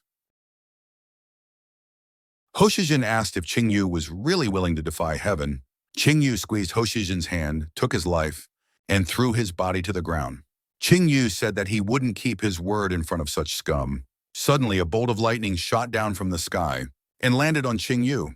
Huangf rejoiced that the heavenly punishment would incinerate his enemy. But the lightning dissipated, and Ching Yu appeared out of the smoke, covered by Lion Swanee without a scratch. Ching Yu thanked Lion Swanee and immediately asked Huangf for a token. Huangf gave the token to Ching Yu and asked Ching Yu to repel him, promising that he wouldn't tell anyone about what happened here and that Ching Yu was a werewolf. Wang Tiqing sat down on his knees and muttered that he would not touch his son, but rather kill him, because after Huangf's death, their entire lineage would be broken. Ching Yu decided to annoy Mr. Wang by telling them that he would not spare them, especially Yazi was very angry with them, and there would be no mercy from him. Ching Yu raised his hand and shot energy at Huangf and his father Wang Tiqiang. Killing them after solving all the problems, Ching Yu decided to test what these tokens could do and connected them, causing them to dissolve into a stream of energy and be absorbed into Dragon Yazi's scale-covered right hand. Ching Yu asked the dragon if it would absorb the power of the immortality seal, and the dragon agreed. So Ching Yu told the dragon that it was ready to be absorbed. The tremendous energy began to be absorbed into the dragon's hand, increasing in size, and Ching Yu realized that Dragon Yazi could not absorb all of the energy of the 7th-ranked immortality seal, so he decided to use the remaining energy to increase his own spiritual power. Under the pressure of such a huge amount of energy, even the ground collapsed. After Ching Yu finished absorbing the energy of the seal, he looked at his hand and estimated that the strength of Dragon Yaji's hand had increased by leaps and bounds, and his cultivation had now reached the peak of the spiritual realm. Ching Yu analyzed that his fighting strength was enough to defeat an opponent at the 3rd stage of the destructive realm, and with Dragon Yazi's hand, he would be able to defeat an opponent even at the 5th stage. With this strength, Ching Yu didn't care what seal Zhao Dian had awakened, his days were numbered. Ching Yu calculated that his journey to Him-Ti would take 9 days, and he would not have time to return to Tianhee, so he decided to go directly to Zhao Dian. And then he wrote a letter in the air for Wu Yu, telling her to tell Prince Jin Nan and the others that Ching Yu had gone to take revenge alone, and that he would return to Tianhee once he killed Zhao Dian. After sending the message, Ching Yu set off on his journey, chiefing mountain. Zhao Dian, Li Qinya, and Zhao Huang stood on the cliff. Li Qinya asked her husband if she would be laughed at in the heavenly kingdom, and he replied that no one would dare laugh at her because he would be with her. Zhao Dian promised Li Qinya that when he became the Lord of Immortals, he would make her the Empress of all humans. Upon hearing this, Li Qinya thanked Zhao Dian, while Zhao Huang stood behind him with a serious face in anticipation. Suddenly the sky lit up, and a passage opened at the spot of the lightning. An energy ladder appeared, and 2 immortals emerged from the passage. Shoshenner greeted her lord, and then explained to him that she could not enter the world of the living because her cultivation was too strong and would bring chaos to the world of the living, so she would not be able to descend personally. Upon hearing this, Zhao Huang told his nephew that Zhao Shen'er was talking nonsense about chaos, and that this upstart was just trying to intimidate them from the doorstep. Zhao Dian asked his uncle not to get upset, because he would not let her live after such an insult, and then told Liquin Hado, go to the immortal world with him. Suddenly, someone flying in from far away called out to Zhao Dian, and when Zhao Dian, his wife and his uncle turned around, they saw Ching Yu landing next to them. Recognizing Ching Yu, Zhao Dian looked at him haughtily as if he were scum, but Ching Yu would not let him go until their differences were resolved. Shoshenner immediately assumed that it was the same Ching Yu from the rumors, and realized that she thought this day would be special for a reason. Then her brother confirmed that it was indeed him and offered to kill him. Zhao Xian'er told him that there was no point in interfering since Zhao Dian had awakened the Almighty Seal, and it should be no problem for him to deal with a mortal, and if Zhao Dian still could not kill a mortal, then he was not worthy to rule her Zhao clan at the top of the world. And her brother had to agree. Ching Yu and Li Qinya were ready to fight Zhao Dian, but Li Qinya was in a panic because her father's killer had caught up with them.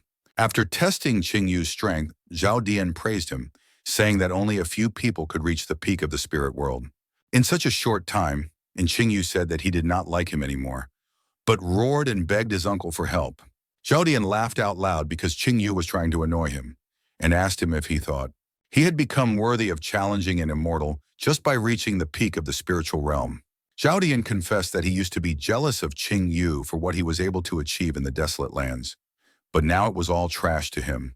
Zhao Dian ordered his uncle to kill Ching Yu, and Ching Yu immediately jumped on him. Zhao Huang advised Ching Yu that it would be better for him to sit in a corner like a scared mouse after being expelled from the Divine Sword Empire, instead of coming here to die. To which Ching Yu replied that Zhao Huang thought too much of himself, and then struck back. Zhao Xianer asked Zhao Fengqing how many blows he thought Ching Yu could take, to which Ching Yu replied that he could not take a single blow because he could easily deal with not only Zhao Huang, but also Zhao Dian. Hearing this, Zhao Xianer asked her brother how Zhao Dian, who was in the destruction realm with the Supreme Seal, could be inferior to Ching Yu. Zhao Fengqing explained that although Ching Yu was only at the peak of the spiritual realm, his body possessed a fierce power of an unknown nature. Then he suggested that Ching Yu had probably found it in the desert lands, and most importantly, he could even handle Zhao Xianer. Zhao Dian stepped onto the stairs and explained to Le Quinhe that Zhao Huang had put all his power into his punch, so he had no doubt that Ching Yu was already dead. Then he said that they should go. Suddenly, Ching Yu asked Zhao Dian from the cloud of smoke why he was in such a hurry to leave. Zhao Huang, whose neck was grabbed by Ching Yu, called his opponent a scoundrel because he was at the destructive realm stage and was hiding his strength by deceiving him. At this point, Zhao Huang regretted not killing Ching Yu when he still had a chance. To which Ching Yu replied that unlike Ching Yu, Zhao Huang had no second chance, and took his life by breaking his neck. Ching Yu threw Zhao Huang's body and told Zhao Dian that his uncle was a weakling. Zhao Dian was furious at his uncle's death, and immediately released his seal energy, while Ching Yu prepared for battle, anticipating the power of the immortal seal. Zhao Dian pulled out his divine weapon and told Ching Yu that things had changed a lot since his defeat. Ching Yu immediately realized that Zhao Dian's strength had surpassed the peak of the spiritual realm, that he had entered the stage of destruction, and that the immortal seal also strengthened his divine weapon, making him harder to deal with than puppets. Zhao Dian attacked Ching Yu and ordered him to die, causing Ching Yu to use the heavenly Thunder Spear technique to block the attack. But he was thrown back by the power of Zhao Dian's strike. As he approached Ching Yu, Zhao Dian told him that he was no longer his opponent, and delivered a horizontal blade strike that Ching Yu managed to dodge. Then Zhao Dian swung his leg in preparation for a vertical strike, but Ching Yu grabbed his leg and knocked Zhao Dian to the ground, telling him that it was too early. To celebrate victory, Ching Yu and Zhao Dian pushed off the ground with such force that small craters formed and came together in a series of collisions. Ching Yu hit Zhao Dian with his knee, sending him into the air, and jumped at him with his second technique, Second Strike Heavenly Thunder Spear, knocking him down. Spirit of Fury, knocking Zhao Dian to the ground. Ching Yu ordered Zhao Dian to get out, as he couldn't die easily from such a blow. Zhao Dian began to release even more energy, then tauntingly told Ching Yu that not only could he not kill him, but he would not be able to harm a single hair on his body, admitting that he knew from the beginning that Ching Yu had no chance. But he had no idea that the omnipotent seal would be so effective.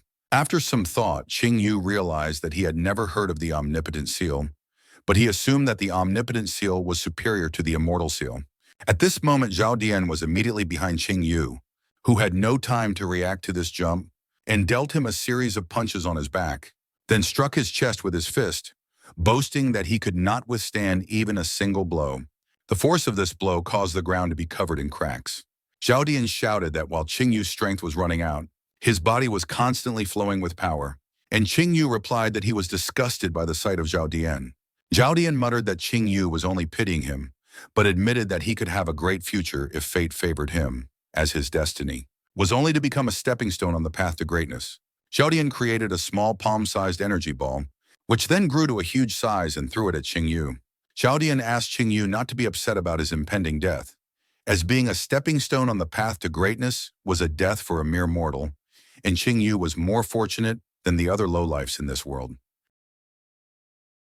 Zhao Xianer and Zhao Fengfeng watched the battle between Ching Yu and Zhao Dian. After seeing Zhao Dian kill Ching Yu, Zhao Xianer was disappointed in Ching Yu and told her brother that his predictions had not come true. Not hearing an answer, Zhao Shanner asked what had happened and looked at her worried brother, to which Zhao Fengfeng replied that it was not the end. Zhao Dian rejoiced at Qing Yu's death, for at that moment he realized that he had truly ended the hustle and bustle of this world, and that he was about to become an immortal king in the world of immortals. Suddenly, a huge dragon hand appeared at the site of the explosion, followed by the silhouette of the dragon spirit Yasi, whose aura frightened Zhao Dian. Qing Yu asked Zhao Dian where he was going, since it was time for the second round. Zhao Dian wondered where the feeling of unbridled fear that made his hands tremble came from, for the almighty seal holder could not be in awe of an ordinary mortal bug. Shocked by what she saw, Zhao Shanner removed the broken staff from her mouth and asked her brother what was going on, for she felt a chill from Qing Yu's strength. And even if he had gained strength in the desert lands, it shouldn't affect immortal seal holders like that. Zhao Fengfeng replied that the strength of the legendary desolate beast was comparable to that of the immortals. But he himself was confused. After all, he shouldn't be in awe of them. Whereupon he speculated that Qing Yu was able to subdue one of the strongest beasts from the desolate lands. Zhao Fengfeng advised his sister to let him finish off Qing Yu, as he might evolve to the point where it would be a disaster for them. Zhao Shanner smiled mischievously and told her brother that Zhao Dian and Qing Yu's feud was their own business, and that only fools oppress young talents while wise men draw them to their side. She explained to her brother that from her point of view, it would be good for them if Qing Yu could kill Zhao Dian. Zhao Fengfeng suggested that she think it over, because even if she was right, she could not guarantee. Zhao Shanner interrupted Zhao Fengfeng with an angry expression and told him that they were not debating here, and that she was only informing him of her decision, which Zhao Fengfeng did not dare to disagree with. Qing Yu walked over to Zhao Dian and asked him if he was afraid, as his hands trembled with fear. Furious, Zhao Dian picked up his sword again and asked Qing Yu who he thought he was, if he thought he could scare an immortal. After all, the Supreme Seal was the pinnacle of development, and everyone should kneel before the face of the holder of the Supreme Seal. Zhao Dian lunged at Qing Yu, saying that he was no exception, and punched him in the cheek with his fist, then began to deliver a series of blows with his blade, shouting in vain that Qing Yu could never defeat him. Zhao Fengfeng, who watched the battle, was embarrassed as Zhao Dian acted like a buffoon, while Zhao Xianer chuckled softly, as she thought about what she would offer Qing Yu to win him over. Enraged, Zhao Dian shouted that he would win, and was about to stab Qing Yu in the chest, blood splattering. Zhao Dian smiled contentedly, but suddenly he coughed up blood in shock as he realized that it wasn't him who had pierced Qing Yu with his blade, but Qing Yu who had punched a hole in him and grabbed his core. Zhao Dian shook and tried to threaten again, but Qing Yu snatched his soul away, causing Zhao Dian to fall to the ground exhausted. Qing Yu admitted that he had realized many things that day. For example, he understood why great wars like to play with their victims like cats with sparrows. After all, these sensations are the sweetest. Saying this, Qing Yu crushed Zhao Dian's core, after which the core energy began to form the Almighty Seal. Zhao Dian wondered how he could lose. After all, he possessed the Almighty Seal. So Zhao Dian reached out to Zhao Shanner and Zhao Fengfeng and ordered them to help him. Qing Yu glanced at the immortals, but Zhao Fengfeng remained indifferent, and Zhao Shanner replied to Zhao Dian that she couldn't help him even if she wanted to. Hearing this refusal, Zhao Dian started to threaten Zhao Shanner, but abruptly groaned at Qing Yu's blow, after which he turned to dust. She couldn't move for fear. Qing Yu approached her and asked her if she regretted her decision. Lakinya cried and replied that she didn't regret it. She didn't regret it because all she did was to become stronger. She wanted to become the ruler of this world, to rule over all people. After saying this, Laquinya asked Qing Yu to end it soon. Qing Yu confirmed that Liquinha was right. After all, everyone has their own choices, and she was not wrong in her choice. Qing Yu said that she was able to succeed and still become the empress of this world. After hearing that she had made the right choice to become the empress of this world, Lakinya started laughing madly, while shedding tears. But at that moment, Qing Yu took her life, and her body fell at his feet. Qing Yu closed his eyes and said that it was over. Looking at the immortal standing above him, Zhao Xianer asked Qing Yu if he knew the consequences of killing Zhao Dian, to which Qing Yu replied that he would like to know. Zhao Shanner sighed and explained to Qing Yu that Zhao Dian had awakened the Almighty Seal and was destined to become the head of all the immortals of the Zhao family. so logically she should avenge Zhao Dian. When Ching Yu heard this, he said that besides him, only Zhao Shen'er wanted to kill Zhao Dian so badly, so he asked her to not hold back and rejoice that Zhao Dian was dead. Zhao Fengfeng shouted that this was nonsense, and that Ching Yu didn't know anything, to which Ching Yu replied that Fengfeng hadn't changed and still reacted to everything with the same sour face. Zhao Xianer and Zhao Fengfeng blurted out, and then Zhao Xianer began to think about how Ching Yu knew Zhao Fengfeng's name, because he couldn't have overheard the immortals' conversation, because the immortals' conversations were protected by a magic barrier. And Zhao Fengfeng was trying to understand why Ching Yu was talking to him as if they had known each other for a long time. Ching Yu thought that he was lucky to kill Zhao Dian so easily, because if these two weren't here, the battle would have been much bloodier. He remembered that in his past life, Zhao Xianer was the leader of the immortal clan, with at least an 8th level immortal seal, but she was not evil in temperament, and she almost never killed innocent people. In his past life, it was only because of her support that he was able to resist Zhao Dian for a long time, but unfortunately, in the end, Zhao Dian killed her. As for Zhao Fengfeng, before he died, he had begged Ching Yu to kill Zhao Dian, but Ching Yu was unable to do so at that time, and only fulfilled his request now. Ching Yu raised his head and ordered the immortals to go down. Zhao Xianer called him curious, but decided to go down. With his brother anyway, Ching Yu held out his hand with the supreme seal, and said that since he had killed Zhao Dian, the seal belonged to him. Zhao Fengfeng protested, and Zhao Xianer explained that the heavenly seal would be of no use to him, and although people could awaken the immortal seal with secret techniques, the heavenly seal was something else. The supreme seal is much more valuable than any immortal seal, and those who can awaken it are only born once every 1,000 years, and it can only be absorbed by the immortals of the Zhao family. And if Ching Yu doesn't believe it, he can try it himself. Ching Yu tried to absorb the seal, but it did not yield. Zhao Xianer said that he had now personally verified that she had not deceived him, and Ching Yu thought that he could not absorb the seal, but if he could awaken the 5th son of the Dragon Town, he might be able to absorb the seal, which would become stronger, but Tao Te would not appear until he reached the peak of the destruction realm. Zhao Xianer smiled slyly and offered Ching Yu to give up the omnipotent seal in exchange for a 3rd-level divine weapon and a 7th-level immortality seal, but Ching Yu immediately refused, saying that these things were not even close to the omnipotent seal. Zhao Xianer said that Ching Yu knew the whole story of his feud with Zhao Dian, and asked what he thought about it. Ching Yu replied that she was heaven's favorite, whereupon Zhao Xianer smiled, and offered to become Ching Yu's fiancée and later his wife. When Ching Yu heard this, he was stunned, but after a moment, his face fell in disgust. Zhao Fengfeng immediately protested to his sister not to do it, and then asked Ching Yu why he had a frown on his face when he heard the proposal, if it was because he didn't like her. Ching Yu asked if Fengfeng wanted him to accept, but he immediately refused. Zhao Xianer said that she was completely serious, then pointed her finger at Ching Yu, and said that although he was not strong enough to be her husband, he had great potential and she was willing to personally help him develop, and when he became strong enough, she would marry him. With a slight blush, Zhao Xianer promised Ching Yu that she would not hide their relationship during the premarital period and that she would immediately announce her decision to the Zhao family. Fengfeng wanted to stop his sister, but he didn't dare because it was her decision. Zhao Xianer said that even though he had lost Liqinga, she was still better than her. Ching Yu mentally praised Zhao Xianer for being determined to do such a thing to win her over. But Ching Yu grabbed Zhao Xianer's hand and apologized, saying that her offer was very tempting, but he still refused. Zhao Xianer asked Ching Yu to directly answer what he was afraid of, to which he replied that he wasn't afraid of anything, he just wasn't interested in her. Zhao Xianer became angry and asked Ching Yu not to test the limits of her kindness. After all, she had personally opened her heart, and although he was strong, he would hardly be able to defeat her and her brother. Ching Yu replied that he was willing to fight them to the death, which made Zhao Fengfeng furious that Ching Yu refused to take his sister as his wife.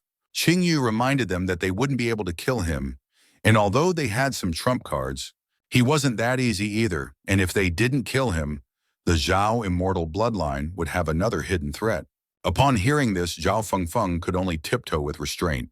Ching Yu reminded them that he had an all-high seal and said that he could pass it on to another immortal clan. Zhao Fengfeng thought this was a threat, But Ching Yu replied that he was not threatening, but merely explaining the balance of power. Zhao Shan'er told Ching Yu and her brother to stop fighting, and asked what Ching Yu wanted in exchange for the omnipotent seal. Ching Yu said that first he wanted a 4th-level divine weapon, and second, he wanted 10 9th-level divine pills. At this moment, Ching Yu thought that the omnipotent seal was not of much value to him, and keeping it to strengthen the dragon a bit in the future was useless, since one could get something useful right now. And thirdly, Ching Yu asked for 3 7th-level immortality seals. Upon hearing this, Zhao Fengfeng immediately started screaming and called it robbery, to which Ching Yu replied that he was glad that Fengfeng realized this, but it was pointless to say it out loud. Zhao Shan'er explained to Ching Yu that she could give him a 4th-level divine weapon, but the 9th-level pills were too valuable, and she didn't have that many. But in exchange, she was willing to give him 1 rank 9 pill, 10 rank 8 pills, 50 rank 7 pills, and of course 3 7th-stage immortality seals. Zhao Fengfeng wanted to warn his sister that it wasn't worth it, but she asked him not to worry about it since these things were plentiful. She asked Ching Yu if he agreed to the deal, to which he said yes, and they raised their hands to seal the deal with a handshake, but Ching Yu missed Zhao Shan'er's hand. Ching Yu replied that he thought she was going to give him something, but for some reason, she held out her hand. At that moment, Zhao Shan'er held back as much as she could to avoid getting angry. The immortals were climbing the stairs to return to the immortal world. Zhao Shan'er held the almighty seal in her hand, happy that she had managed to get it, while Zhao Fengfeng, who was walking behind her, said that he could not let Ching Yu go unpunished for his arrogance, and that he was not willing to swallow this insult so easily. Zhao Shan'er replied to her brother that he would have to hold on to his grudge. After all, it was nothing compared to getting the seal. Zhao Shan'er turned around and told her brother that Ching Yu was more cunning than he seemed, and thought about his next move much further than others. She reminded her brother of the rumors that he had gained something incredible in the desolate lands that made him so strong, but she was sure that it wasn't that simple. Upon hearing this, Fengfeng asked what she meant. As soon as the immortals disappeared, the free cultivator came out from behind the cliff, happy that she had seen something interesting, namely that Ching Yu had skillfully used the wasteland beast, and that he had reached an agreement with the Zhao family immortals. She was sure that her parents would be very pleased, and that they would soon have another great warlord. Then she laughed in anticipation of her upcoming meeting with Ching Yu, and she left by jumping off the cliff. 10 days later, Tianhee City. Qin Chuan was standing at the city gate waiting for Ching Yu, when she suddenly saw a familiar silhouette. She greeted Ching Yu and congratulated him. Ching Yu confirmed that he had indeed settled the old matters and suggested that they go to see Prince Jin Nan together. Qin Chuan tilted her head sadly and replied that Prince Jin Nan and his granddaughter had already left, leading Ching Yu to believe that it was because of the werewolf attack. Qin Chuan gave Ching Yu a letter from Li Yu, in which Li Yu congratulated Ching Yu for killing Zhao Dian, and said that she wanted to prepare something festive to celebrate his arrival. But the situation at the border had become very difficult, so she and her grandfather had to leave immediately. She wrote that she had decided to join her grandfather's great army, and although Ching Yu didn't know it, she could wield a spear without being inferior to him. Li Yu wished Ching Yu good luck in the Buddha Heart Temple, as she was sure that he would be even stronger by the time they met again, but she would definitely be. As she had no other choice, at the end of the letter Li Yu said goodbye to Ching Yu, as she had to leave. After reading the letter, Ching Yu prayed for her to come back alive. Qin Chuan asked Ching Yu not to worry about the prince and his granddaughter, saying that they would definitely repel the werewolf invasion. Ching Yu said that they should go as well, to which Qin Chuan agreed. After a while, the carriage was moving at full speed. Inside the carriage were Ching Yu, Joryu, Warner, and Qin Chuan. Ching Yu said that he hadn't expected Warner to go to Buddha Heart Temple on business as well, to which she replied that she had long planned to open a branch of her auction house there, and she was happy to share the road with him. After listening to Warner, Ching Yu waved his head in agreement with her. At that moment, Joryu pulled his sleeve and asked him where aunts Wu Yue and Wuki were now. Ching Yu replied that they were already waiting for them in Buddha Heart City. Half a month later, Buddha Heart City. Ching Yu and the girls arrived at Buddha Heart City. Joryu looked out of the window and marveled at such a big city, and Warner agreed that this city was indeed much bigger than Tianhee. Xinchuan told them that they would first rest in the city, and after a few days they would go to the temple. Suddenly, Ching Yu saw something happening nearby. Xinchuan wanted to say something, but didn't dare, until Ching Yu asked. She explained that they were free warriors who were recruiting new recruits for their teams. There was no influence of powerful schools or temples behind them, so in order to make some money in a short time, they have to. Ching Yu was ahead of Xinchuan and said that they were going to the desert lands. When Xinchuan heard Ching Yu's sad tone, Xinchuan wanted to ask Ching Yu about it. But he left the conversation saying that everyone has their own way and suggested that they go on their way. In front of the huge mansion, when Ching Yu and the girls got out of the carriage, Jirawayu waved her hands in delight at the huge mansion. Xinchuan said that the mansion was her property and suggested that Ching Yu and Jirayu stay there. To which Ching Yu replied that they would have a good rest today and go for a walk tomorrow. Night in Ching Yu's room. Ching Yu meditated in his room surrounded by divine weapons, then took out the God of War spear and used heavenly fire suppression to improve the God of War spear at the expense of the other weapons.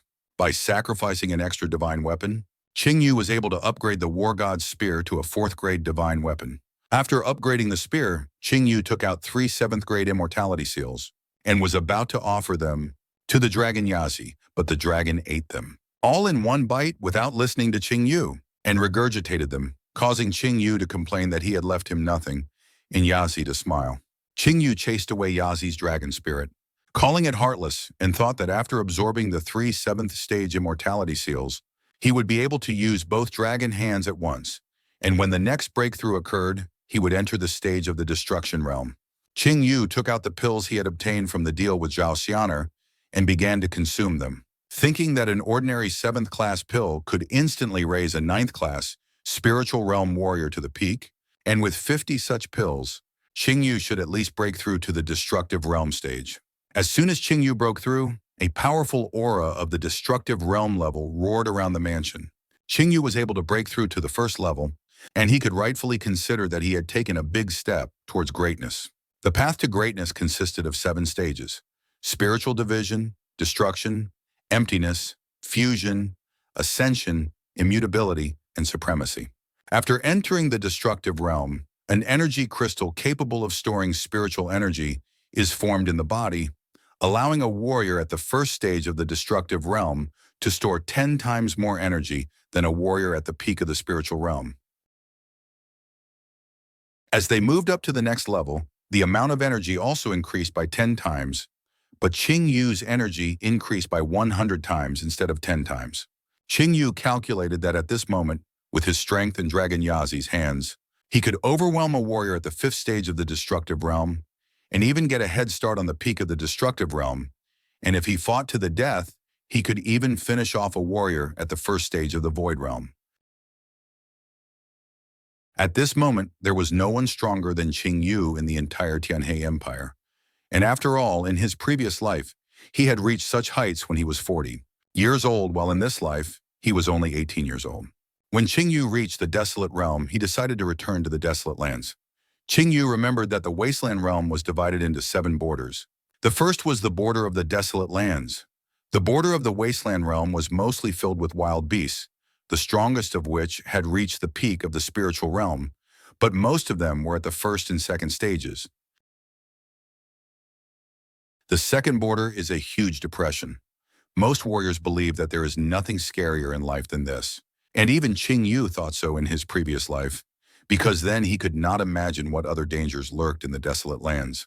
In his previous life, Ching Yu's carelessness had caused him to fall through a crevice. At that moment, the legacy of the desolate lands came to him. Ching Yu asked him to wait for his friends for a while, as he would soon awaken and summon them all, and he wanted to see with his own eyes the last 8 wasteland beasts that he had failed to subdue in his previous life. Suddenly, someone knocked on the door, interrupting Ching Yu's thoughts. Ching Yu allowed the guest to enter the room.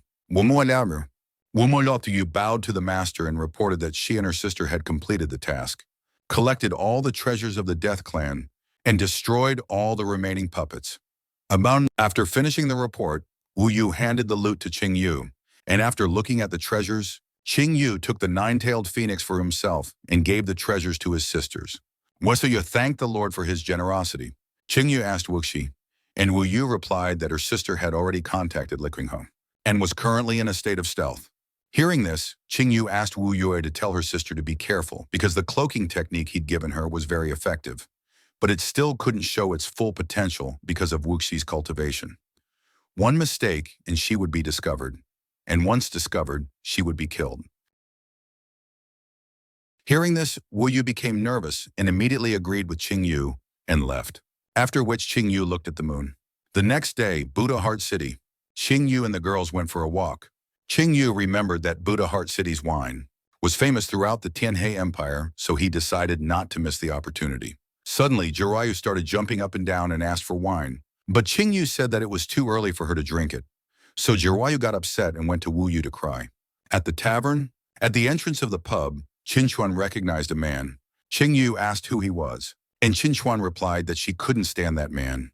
It was Qinchuan of the Ice and Flame sect. Seeing Qinchuan and her companions, Qinchuan immediately realized that Ching Yu was standing next to her and suggested that he join their sect because in the Buddha Heart Temple, he would only waste his 9th rank holy fire. But Qinchuan interrupted Qinchuan, saying that their temple had high hopes for Ching Yu's arrival. And so, Qinchuan's face was covered with vessels of anger, and he said that he was most annoyed by people who interrupted other people's conversations. But he would forgive her since he was in a good mood today, and finally reminded her that there would be consequences if it happened again. Qinchuan held a grudge against Qinchuan, so Qinchuan approached Ching Yu and asked him to go with him, but Ching Yu had no intention of leaving and asked who he was. Qinchuan turned around and replied that he had forgotten that Ching Yu was from the village, then said that he was the chief disciple of the Ice and Flame sect. Ching Yu said that he had heard of this sect, to which Qinchuan replied that Ching Yu was not completely ignorant since he had heard of their sect, and ordered Ching Yu to go with him because there was already a position worthy of Ching Yu in their sect. He said that a talented young man like Ching Yu would only be wasting his time in the Tianhee Empire, and by joining their sect, he would be able to rise to the position of an administrator in just a few years.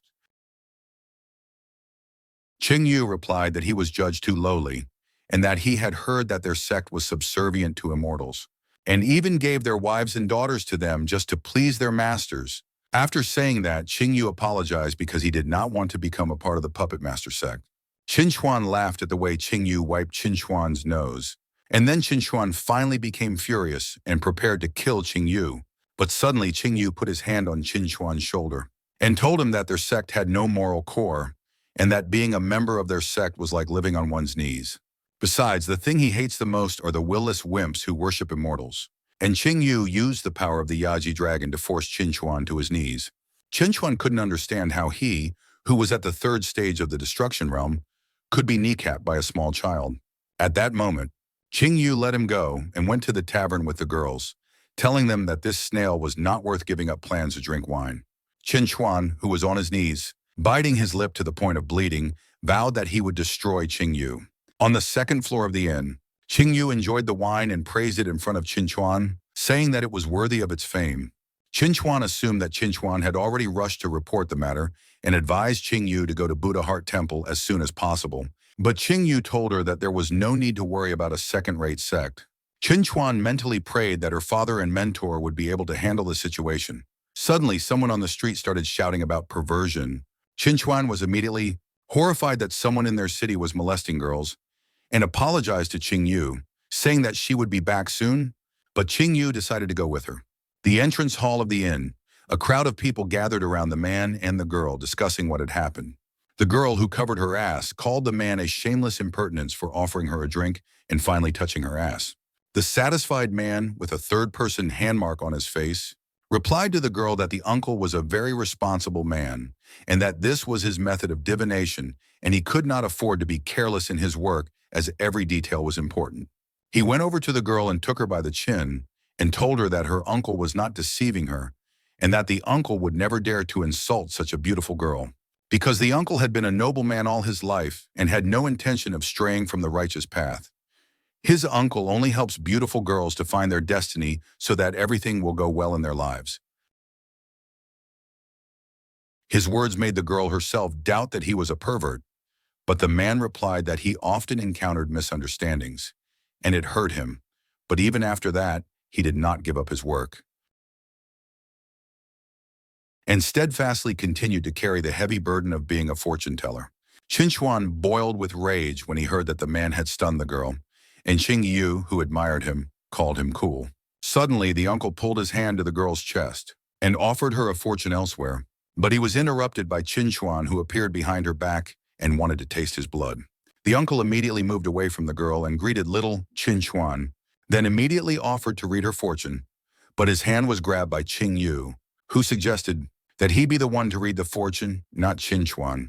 The uncle immediately released his hand and waved Ching Yu away, saying that he wouldn't tell fortunes for people like him, then took out a handkerchief to wipe his hand, shocked that this guy had become a pervert at such a young age. Qin shyly introduced her uncle. It was Jinyu, a freelance employee of Buddha Heart Temple. He was very good in every way except Qin sighed at his behavior. Upon hearing this name, Ching Yu remembered Jinyu, the second son of the Shita family, who had been very talented since childhood, had already broken through to the destructive realm stage at the age of 18, and could have had an illustrious future. But he decided to join Buddha Heart Temple as an ordinary servant. In his own words, only Buddha Heart Temple had a sufficient collection of beauties to bring him joy in life. He was always very open and cheerful, and his favorite pastime was pretending to be a fortune teller to touch girls in various places. But he could also be called the greatest of human heroes. After all, the last time the demon race attacked, he single-handedly forced them to retreat, and thanks to him, the Buddha Heart Temple continued to sleep peacefully. In the end, he fell at the hands of the demon empress, but just before he died, he managed to pinch her ass. After that incident, the demon empress could not get rid of that heavy memory for many years. Although he was not a decent person, he was an excellent warrior. Jinyu asked Ching Yu not to look at him with that look, because it scared him. Qin reminded Jinyu that his father and mentor had strictly forbidden him to molest other girls, and threatened to report the incident as soon as she returned to the temple. Jinyu immediately began to beg for mercy, pleading for another chance, but Qin refused. Unexpectedly, Ching Yu asked Qin to forgive Jinyu on the condition that it would not happen again. Out of respect for Ching Yu, Qin agreed to forgive Jinyu and immediately offered to return to the wine. On the second floor, the tipsy Jinyu called Ching Yu his brother and talked about how joining the Buddha Heart Temple was the right decision. And lustfully groping the air with his hand, he began to say that his brother would soon see what kind of white-skinned female disciples with beg. At that moment, Jinyu felt Qin's murderous aura and decided to stop. Then asked if that horned girl was Ching Yu's slave. Ching Yu asked what he wanted to say, and Jinyu advised him to be careful with her, as she could bring a lot of trouble in the future. And Ching Yu could not help but agree. Ching Yu mentally praised Jinyu for realizing what kind of family Jirawayu was. And immediately Jinyu began to giggle lustily, scaring Jirawayu, and said that when she grows up, she will be an indescribable beauty, and judging from his experience, she will be pursued by many cables, causing them a lot of trouble, because not everyone is as decent as Uncle Shita. After saying that, Ching Yu was disappointed in Jinyu and realized that he had overestimated him. Qin got to the point, she asked Jinyu for help, more specifically for his family. Ching Yu was interested, so Qin went on to talk about the situation. With the Ice and Flame sect, after listening to Shita's story, Zheng Yu agreed that they were serious opponents. But not for his family, he asked them to stay out of it, saying that he would handle it himself. Suddenly, Ching Yu remembered how he had brought Qin to his knees, shocking his uncle, who then patted Ching Yu on the shoulder and praised him for finally finding someone to kick their nose at, and promised that he would definitely protect them. Ching Yu thanked his uncle and asked for more wine to be brought to them, as his uncle didn't deserve to go home sober. Sitting next to the elders, Jiruyu complained that she was bored here and wanted to go for a walk. Ching Yu suggested that she take a walk with Qin and Wu Yu, so she happily agreed, and the three of them left. Before they left, Qin wondered what Ching Yu wanted to talk to Jinyu about alone. Jinyu and Wu Yu immediately understood why Ching Yu had suggested that the girls go for a walk, and asked what he wanted to talk about. Confirming his uncle's suspicion, Ching Yu said that he wanted to borrow something from him while jabbing his finger on the table. After realizing what Ching Yu was hinting at, Jin Yu immediately refused Ching Yu, saying that he couldn't give someone something so valuable to him. 3 hours later, leaning on Ching Yu, Jin Yu happily shouted that it would be good to drink some more, and said that from now on, Ching Yu was like a brother to him, and that he would do anything for him. Ching Yu sighed at the thought of Qin Chuan calling him uncle. Suddenly, Ching Yu felt something that confused his uncle. Ching Yu told him that the girls were in trouble. Jin Yu asked if the Ice and Flame sect had attacked them, and Ching Yu replied that he didn't know, asking his uncle to stay here for now while he went after them. Jin Yu said he would go to the rescue as well, but Ching Yu refused, saying that Wu Yu had signaled him that the kidnapper wanted Ching Yu to come alone. Zhongyu asked Ching Yu to be careful, and Ching Yu jumped towards the girls.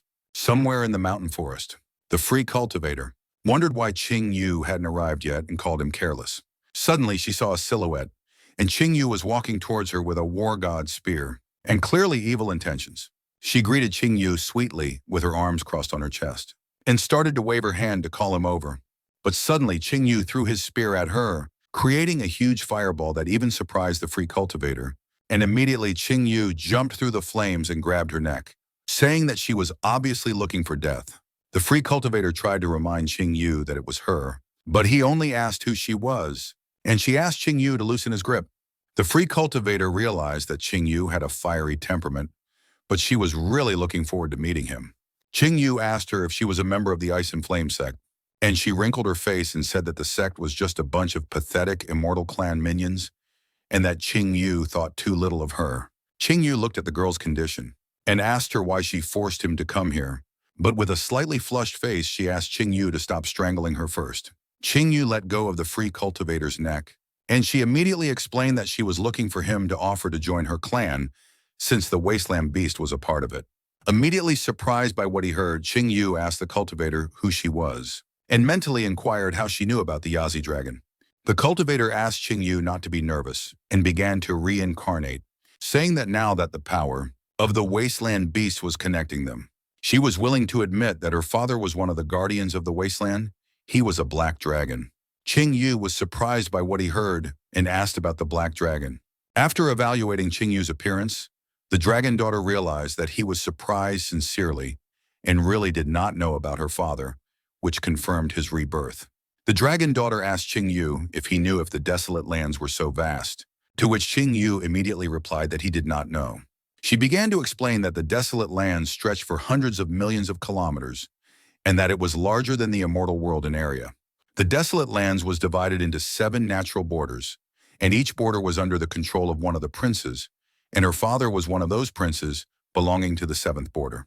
Realizing how dangerous he was, Ching Yu asked Yazu if he knew anything about him, since he had never met him in the 10 years he had been in the desert lands. Dragon Yazi growled at Ching Yu that the Black King was his little brother, so Ching Yu teased Yazi that he was trying to trick him. The dragon daughter told Ching Yu that in his position, it would be natural for him to join her clan, and she was even willing to give him time to collect himself, after which she would take him to her father. Ching Yu thanked her for the invitation, but still declined, as he was used to moving on his own. The black dragon daughter began to lose patience and asked Ching Yu if he thought she was deceiving him or if he was afraid of something else. But Ching Yu replied that he was simply not interested. The dragon daughter told Ching Yu that he was no longer of the human race, and that only with them could he feel like he belonged, then asked if he was rejecting her because he liked Zhao Xianer. Hearing this, Ching Yu immediately realized that during the fight with Zhao Dian, the dragon daughter was hiding nearby, and he hadn't noticed her. Ching Yu replied that he was not interested in Zhao Xianer, but he would not join the Wasteland Beasts either. Realizing that Ching Yu could not be persuaded, the dragon daughter sighed and told Ching Yu that in that case, the doors of her clan would be open to him forever. Ching Yu turned away from the dragon daughter and went to the girls, telling them that he did not like their working methods and that there would be no mercy next time. The dragon daughter puffed up her cheeks and called Ching Yu a bore. Then she pointed her finger at Jirwayu and asked for permission to take her with her, because this girl had the blood of the ancient succubus race, and if she was not helped, she would not be able to reach her full potential in the future and would grow up to be a mediocre succubus.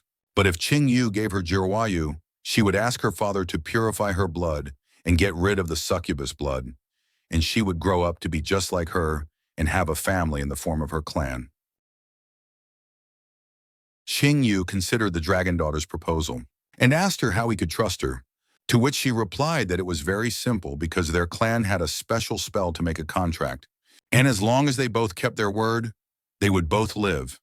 But if one of them decided to betray the other, they would die a quick death. Ching Yu asked Yazi what he thought of this method. Then he nodded and said that it was fine. Ching Yu agreed to make a treaty with the dragon daughter, after which she walked up to him and kissed him on the lips, shocking Ching Yu. Suddenly, radiating energy circles of contract, signing appeared below them. Dragon spirit Yazi watched from the side with a satisfied face and said that this was all he could do for his brother Blackie. The energy began to dissipate, and the contract signs appeared on the hands of Ching Yu and the dragon daughter, and then they ended the kiss. The dragon daughter explained to Ching Yu that from now on, their lives would depend on each other, and if he ever changed his mind, he could just call out to her with his heart, and she would immediately feel it. And if he got into trouble, her clan would always be ready to help him. Ching Yu was confused by this way of making a contract, to which the dragon daughter said that all they needed to do to make a contract was to touch each other with any part of their skin. Then she picked up Jiroyu and said goodbye to Ching Yu. Ching Yu rubbed his head, realizing that he had probably been tricked, and even speculated that Yaji might be a sent spy.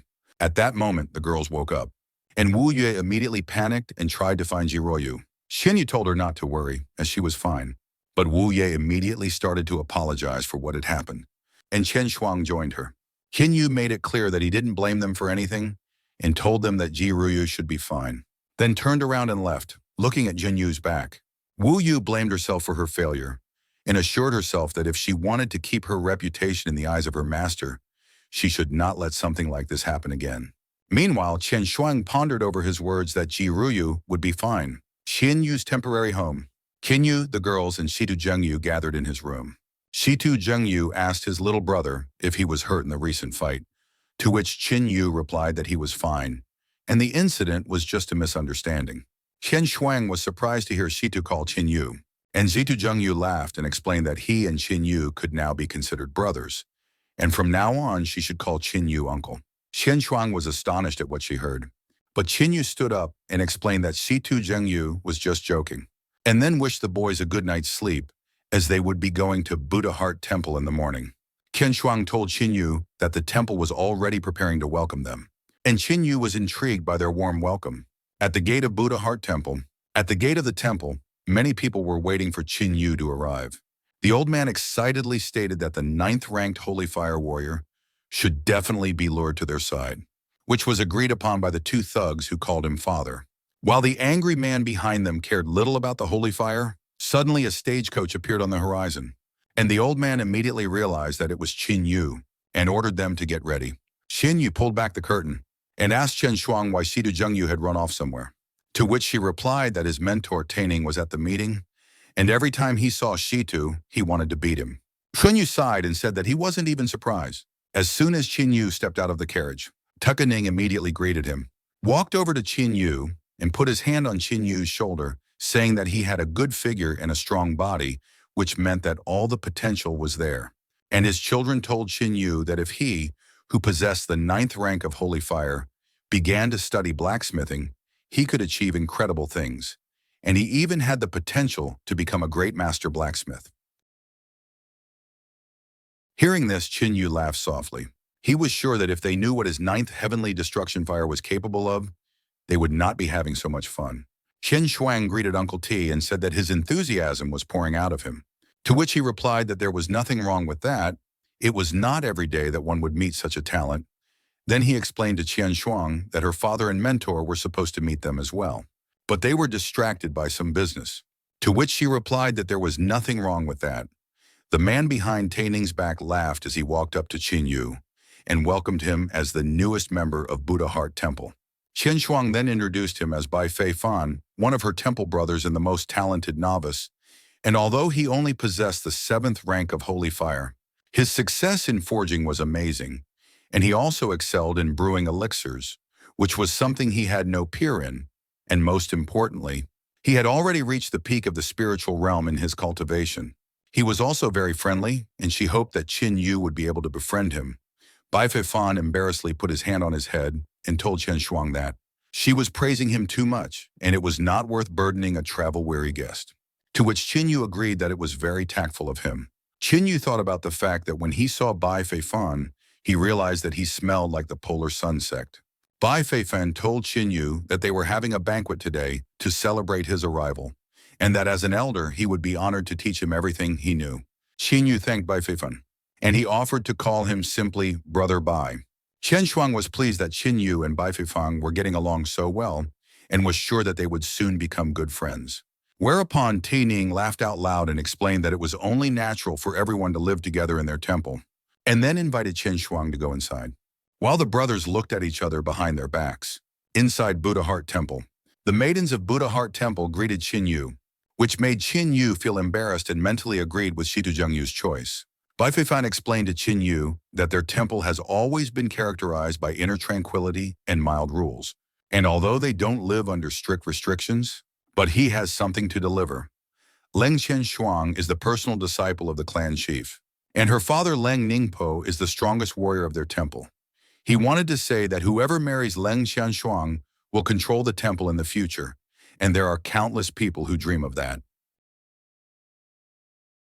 Therefore, Qin Yu should be more careful in what he says, and does so as not to get into trouble carelessly. When Qin Yu asked if Brother Bai was also dreaming about it, he said no, saying that she was like a little sister to him. All the more reason for him to do his best to forge and brew elixirs. Qin Yu praised Brother Bai and said that with this approach, he will definitely achieve great success. And then asked if the Buddha Heart Temple is allowed to train martial techniques from other schools and temples. To which Brother Bai replied that it is forbidden, and they only train what their mentors have given them, but he can continue to develop martial techniques that he started to master before joining their temple. Qin Yu was satisfied with what he heard, thinking that Brother Bai was a rather curious character, while Bai Feifan himself began to suspect that Qin Yu had figured him out. Whereupon he explained that the main hall was ahead, suggesting that he follow him. The temple attendant came into the main hall and greeted the chief teacher, the temple maiden, and Brother Bai, then reported that everything was ready for the banquet to begin. After sitting down at the table, Chen Shuang asked where the other masters and novices were, to which he replied that some of them were on their way, while others had left with the temple chief, but they should arrive soon as well. Dining advised Qin Yu to eat more today and enjoy himself, as they would be holding the temple's acceptance ceremony tomorrow, to which Qin Yu happily agreed. A short time later, Dining looked thoughtfully into the bowl and wondered why the others had not arrived yet. Chen Shuang asked her uncle what business her father and mentor had left for, and he told her that there were werewolves on a mountain not far from their temple, and that their leader was at the 7th stage of the destruction realm. And although he was not very strong, he was very clever, cunning, and crafty.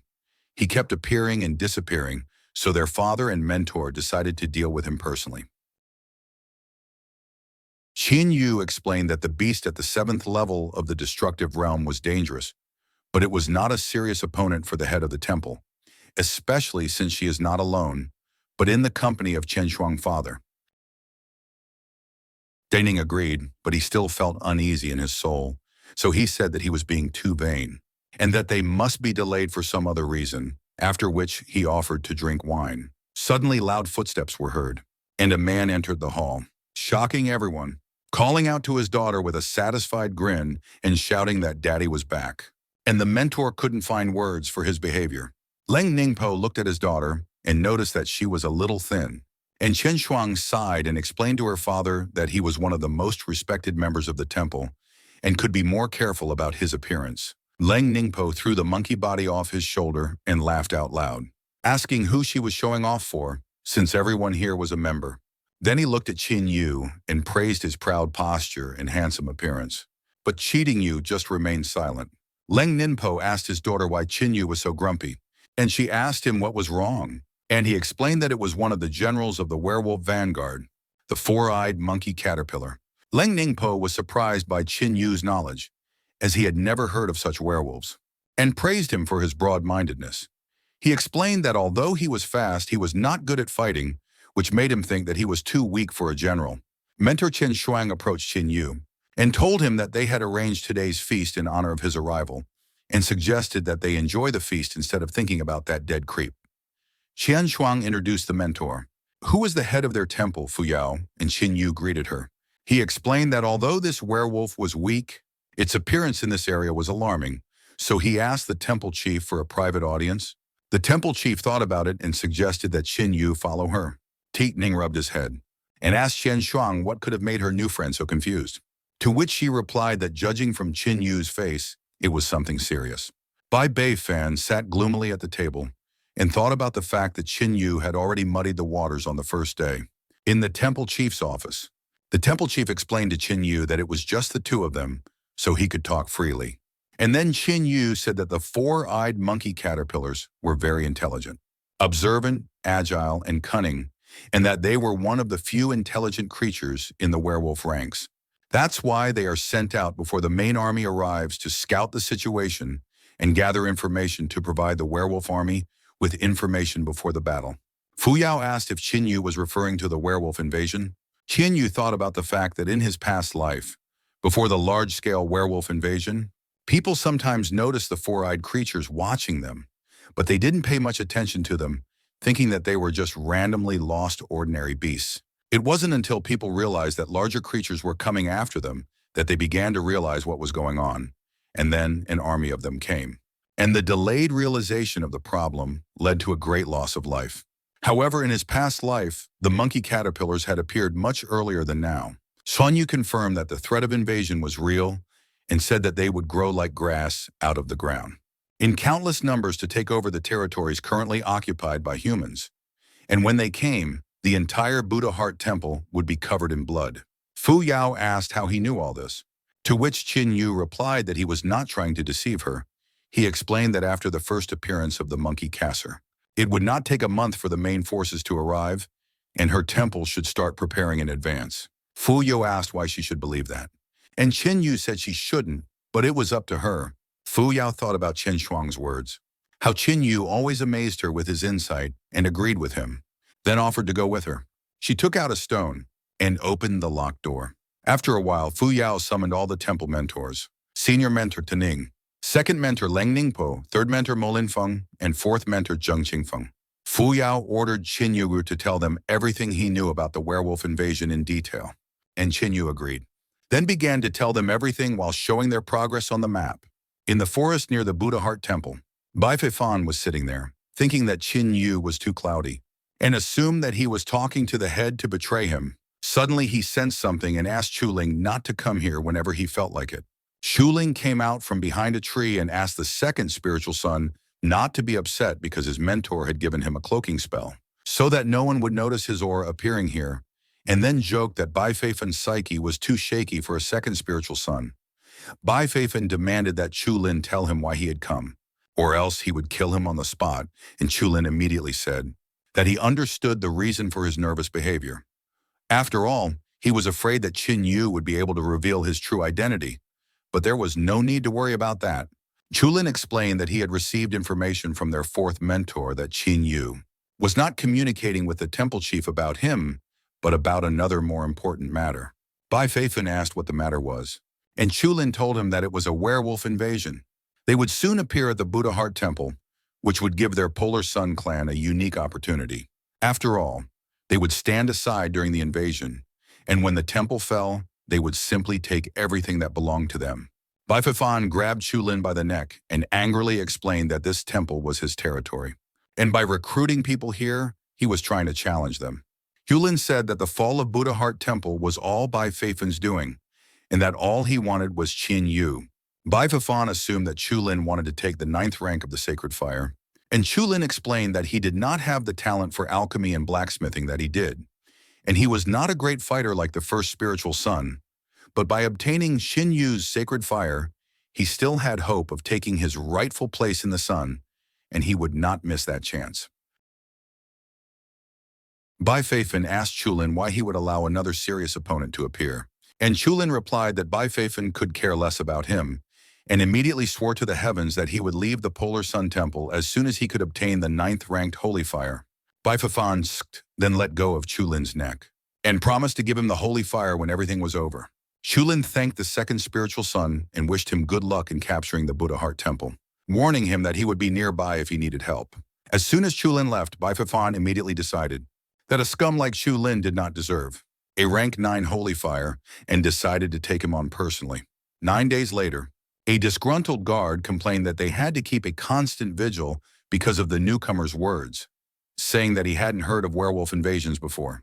Inside the temple, Ching Yu greeted the head of the temple and asked her how the preparations for the battle were going, to which Fu Yao replied that she had already alerted all the neighboring temples to form a defensive line, and if his words were confirmed, they would be aware of any incursions in their area. Suddenly, a messenger ran into the room and reported that Chief Lan had reported that about 100 werewolves, mostly at the third stage of the spiritual realm, had been spotted 100 li northwest of Buddha Heart City, and they completely matched the description of the assault squad. Fu Yao ordered a message to Len to continue reinforcing the defense lines and spread the news to all the major temples. If the first squad was close, they would soon face a real test of strength, and after hearing the message, the messenger immediately ran away. Ching Yu was about to bow after the messenger when the temple chief suddenly stopped him, as she had a request for Ching Yu. Ching Yu agreed to listen to the request, and Fu Yao told him that she had a daughter named Ye Tong, and she would like him to take her with him. She is very talented, but she has a very fiery temper, and with Ching Yu, she would have a better chance of staying out of trouble. Ching Yu agreed to the request. Fu Yao thanked him and handed her daughter into his hands with a calm heart, then said that she knew that Ching Yu would not join their temple, which made Ching Yu wonder if she had guessed it herself. Fu Yu explained that she understood the fact that her temple would not be able to offer him anything substantial since he had already obtained decent booty in the desert lands, and assumed that he had come to her temple for a spiritual source. Ching Yu confirmed the leader's speculation, calling her very astute, and admitted that he only wanted to spend 3 months here to temper his body in the springs and then leave. Ching Yu thought about the fact that the spring strengthens the bones and joints, which is very useful for strengthening the body.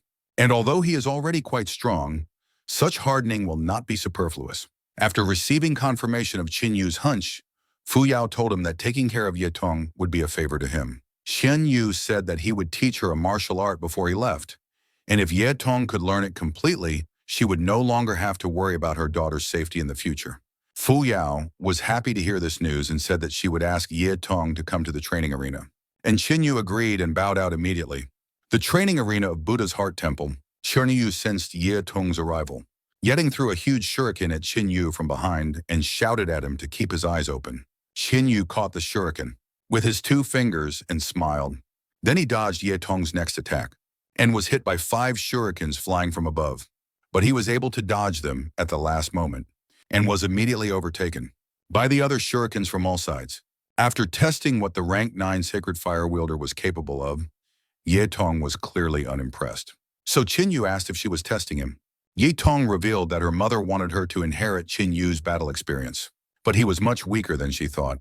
Ching Yu said he would teach her the first lesson: never take an opponent lightly, and immediately tied her up. Ye Tong asked why she couldn't move, and Ching Yu stomped on the ground, causing the shurikens to fall to the ground, and said that she had lost. Ye Tong assumed that Ching Yu had deceived her about his skills in order to lower her guard and lure her into the trap he had set for her. Ching Yu stroked her head and praised her for being smart, so she still accepted defeat, admitted that he was good at something, and asked him to set her free. Whereupon Ching Yu snapped his fingers, and the flaming ropes immediately dissipated. Feeling the ground beneath his feet, Ye Tong turned around and ordered Ching Yu to leave. In the forest, there were many warriors gathered in the forest, waiting to attack. Ye Tong said that she had heard that Ching Yu and Sister Shen Shuang were on good terms, and he asked her if she wanted to tell him to stay away from her. Ye Tong rejected the suggestion, saying that they were good for each other, but there was someone he should watch out for who interested Ching Yu, and that was Bai Feifan. Ching Yu asked why he should be afraid of him, and Ye Tong told him that Bai Feifan was very cunning and could trick anyone, but not her. Every time she passes by him, she feels a very dark energy. So she thinks he is not a good person, but she has no proof. Ching Yu praised Ye Tong, saying that her intuition was very accurate, and she agreed, saying that he should watch out for Bai Feifeng if he wanted things to work out with Chen Shuang. After that, Ching Yu suddenly asked if she liked anyone, and she immediately said no, and Ching Yu asked what she thought of him. Yedong admitted that from her first impressions. She felt that he was strong and principled, so she could rely on him. She said that she liked that kind of person. After which she blushed and said that if Sister Chen Shuang didn't mind, they could do couple cultivation together. At this unexpected suggestion, Cheng Yu grabbed his head with one hand and coughed, admitting that he was joking, and immediately suggested that they continue on their way. Yitong mentally scoffed at the fact that Qin Yu was trying to embarrass her. After all, she would make anyone blush.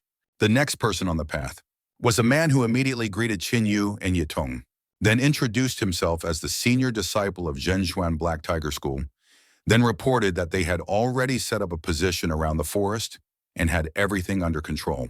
Yitong said that she knew him. He was the most promising disciple of Black Tiger School in the past 100 years. And since he was here, she was calm. Hearing this man's name, Qin Yu thought that he had heard it before. After all, he was still far away from her and Qin Yu. Then he asked them to follow him to show them their place in the garrison.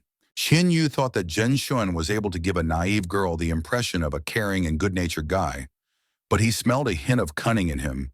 Then he wondered why Zhen Xuan had reported the situation to them when they first met.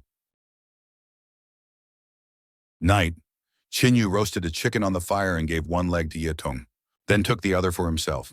And Yetong asked if the werewolves could come to them that night. Qin Yu confirmed that it was possible, and if they didn't come tonight, they would come tomorrow or a few days later. Qin Yu asked Yetong about Zhen Xuan. Yetong revealed that he was a senior student of Black Tiger School and was 20 years old. He was the son of an ordinary cultivator, but he had joined Black Tiger School 5 years ago, and an incredible talent had been discovered in him immediately. He was a born swordsman with 7th rank holy fire. Yetong confessed that although she was considered talented in the temple, she was inferior to him.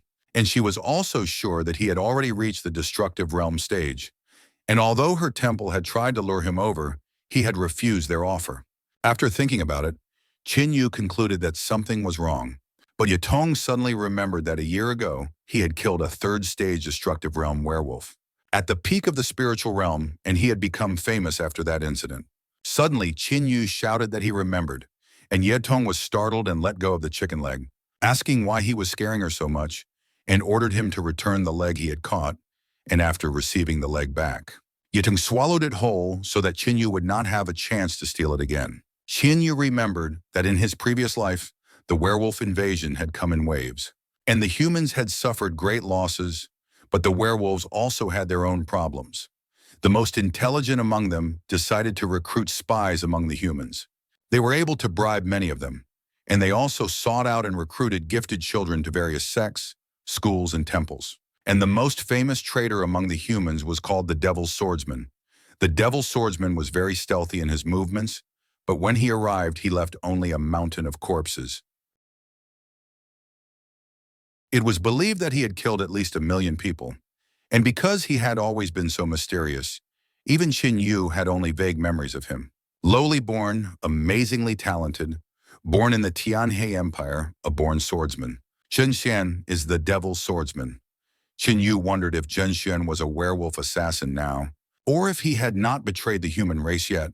Suddenly, there was an explosion, and Qin Yu and Yetong immediately realized that it was the werewolves and ran towards them. Hordes of werewolves were running through the forest, and the men were trying to stop their attack, when a huge werewolf suddenly appeared under one of the warriors and was about to eat him. The man had time to say goodbye to his life, when suddenly a huge sword fell from the sky and split the giant werewolf worm in two. Zhen Xian was furious because he had been waiting for these creatures for a long time. Seeing Zhen Xian, the warriors were filled with fighting spirit and were ready to fight even harder. Zhen Wen used the sparkling sword technique and created a large number of swords that rained down on the werewolves. After dealing with them with ease, he said that it was just a walk in the park. After watching the battle, Yetong was delighted with Zhen Xuan's cultivation and said that he had invented the sparkling sword battle technique himself and suggested that it probably belonged to the black level, but Qin Yu rejected this assumption. He said that this technique was strong enough to belong to the earth realm and admitted that as a warrior at the first level of the destruction realm, he indeed had terrifying strength. Seeing Zhen Xuan coming towards him, Zhen Xuan stepped down from the giant sword and greeted Qin Yu with Ye Tong. Ye Tong praised him for his work, to which Zhen Xuan replied that it was just a small fish and that he had done nothing wrong. So he asked Qin Yu if they should continue to operate in this forest. Qin Yu told him that they would send out a few dozen advanced troops before the main werewolf army attacked.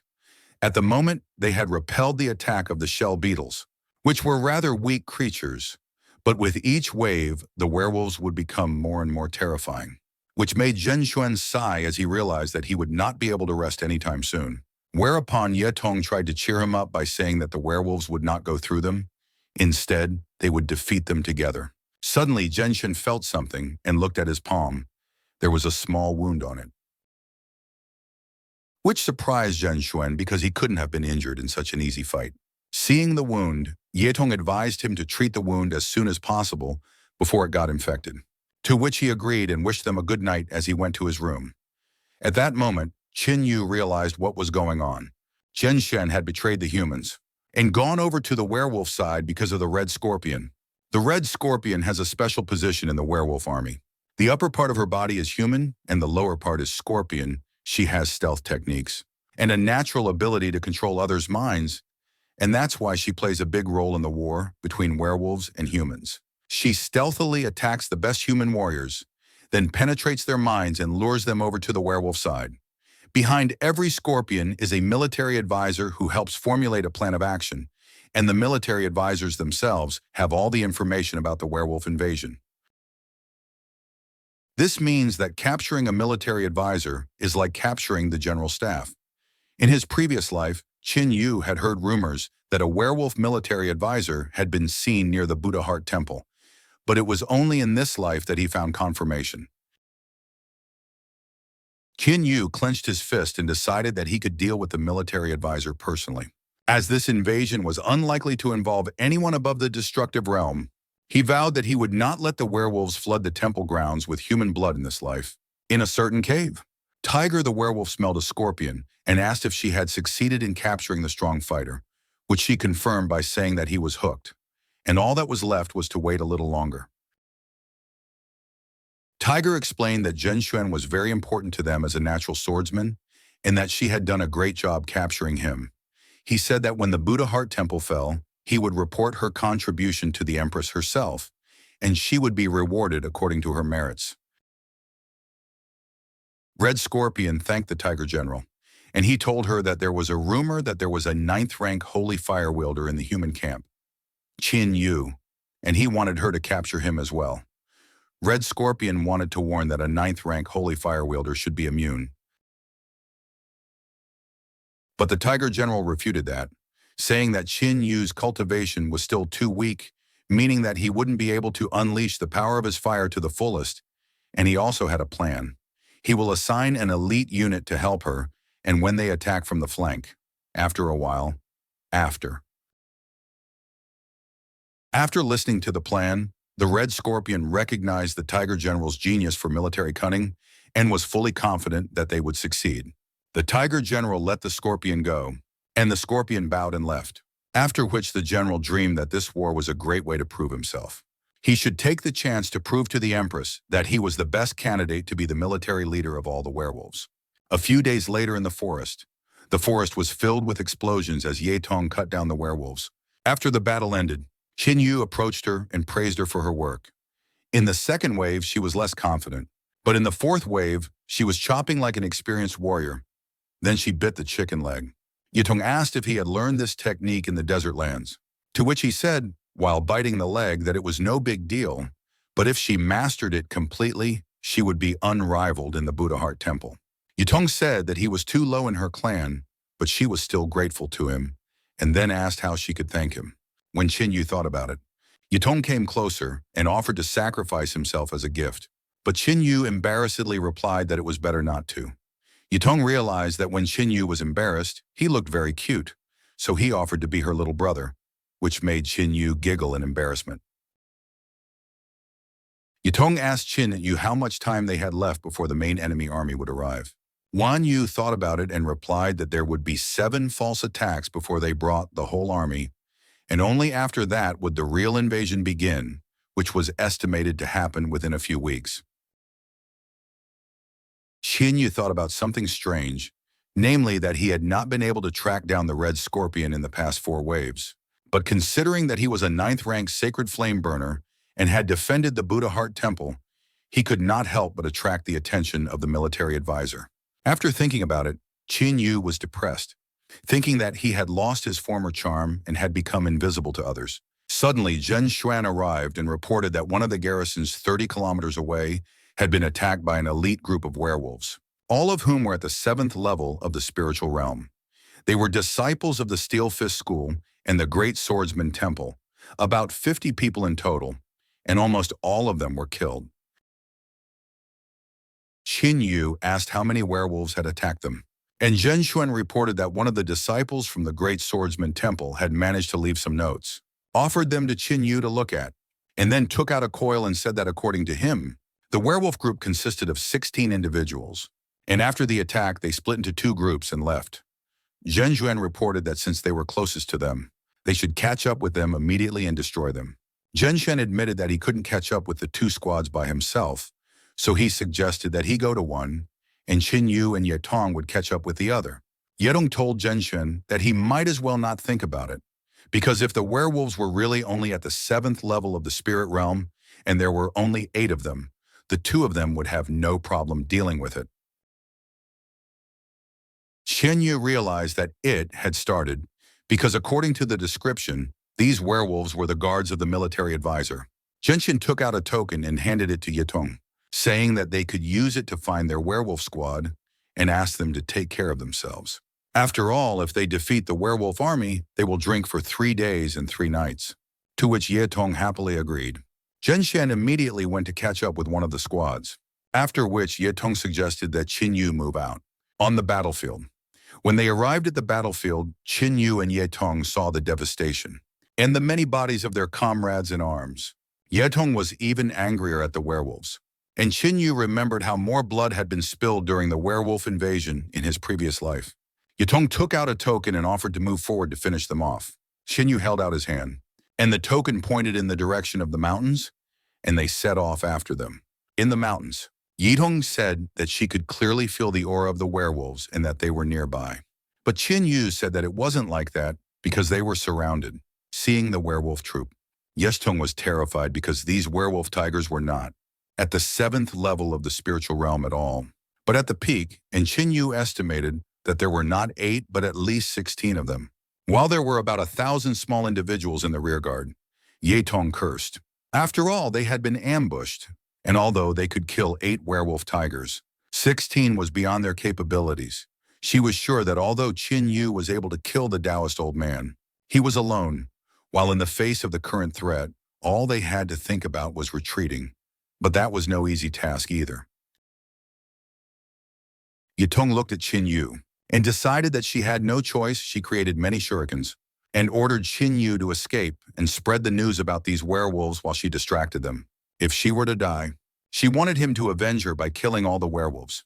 Ye Tong was about to attack when Ching Yu suddenly grabbed her arm and said that it was too early to say goodbye to her life, and that this gang was no big deal to him. Ye Tong replied that she knew he was strong, but even he couldn't handle so many werewolves. But Ching Yu said that she hadn't even seen what he was capable of and suggested that she watch carefully. A powerful aura rose around Ching Yu, and he took out the spear of the god of war.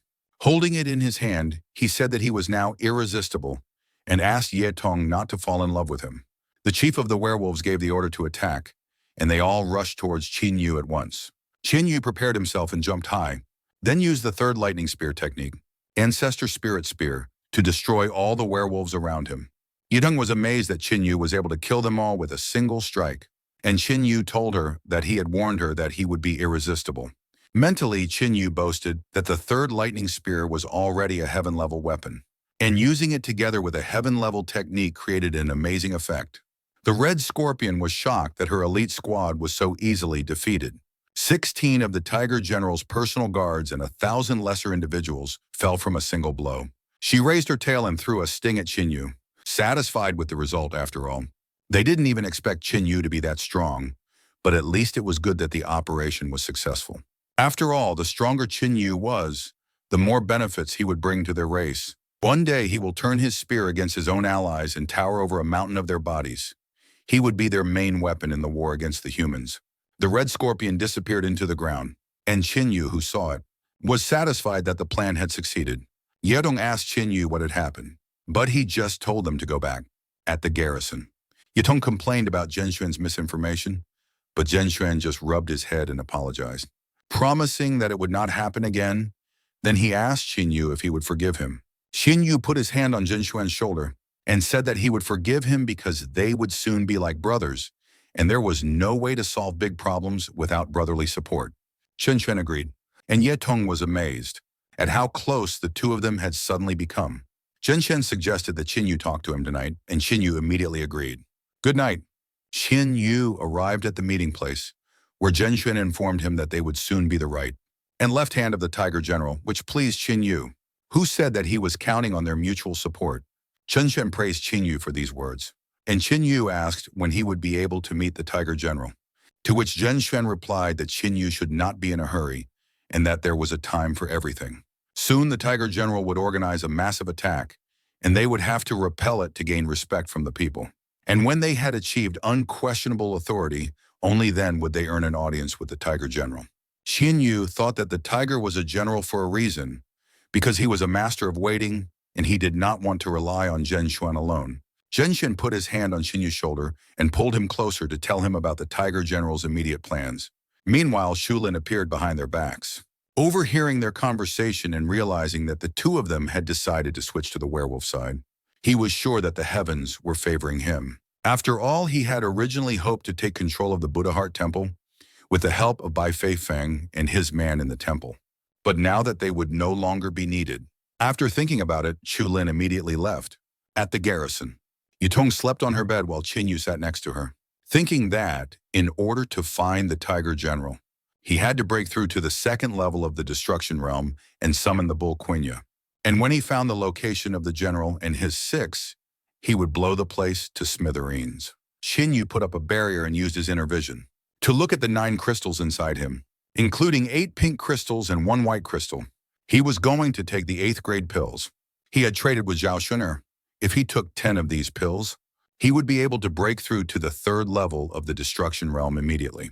Ching Yu had originally planned to strengthen his body before doing so, but now there was no time for that. After absorbing the pills, Ching Yu's body absorbed even more energy than before. But due to the premature breakthrough, he felt unimaginable pain as his muscles tore. Ching Yu summoned the dragon spirit Yasi and began to transform into dragon form, this time covering not only his hands, but also all other parts of his body with scales. Inner vision. Ching Yu once again used the inner vision, where 2 near-white crystals turned yellow and purple, causing Ching Yu's scales to explode, shattering the barrier he had placed earlier. Ching Yu sighed heavily after standing up, his muscles whimpering and steam escaping from his body. Finally moving to the 3rd step, Ching Yu was ready. He took out a nature scroll and summoned his old new friend. The Quinyu bull then greeted it, and it immediately entered the mark on Ching Yu's forehead. Using the power of the Quinyu bull, Wuxio began to search for the location of the Tiger General. And when he found it, Ching Yu covered all traces of it and woke up Yetong. When Yetong woke up, she didn't understand what was going on and asked Ching Yu if it was her turn to guard, to which he replied that he had to go away for the night and that she was now in charge of the tent, to which she lazily agreed. Tiger General praised the Red Scorpion for subduing the natural swordsman and the 9th-ranked sacred fire wielder, for without them, their plans were doomed to failure. He said that the preparatory stages had been completed and only the slaughter would follow. The Red Scorpion congratulated the general on his victory and acknowledged that victory in the war was primarily his merit. The Tiger General told the Red Scorpion that if he was promoted, she would roll around like cheese and butter. And then he raised his fist on his head and chuckled contentedly. Because as a battle general and military advisor at the same time, no one could compete with him for promotion. Ching Yu suddenly told the general that he was rejoicing too soon, causing the Tiger General and the Red Scorpion to be shocked. The Red Scorpion, surprisedly, asked who he was, and Ching Yu replied that she had seen him just yesterday, but now she couldn't remember him.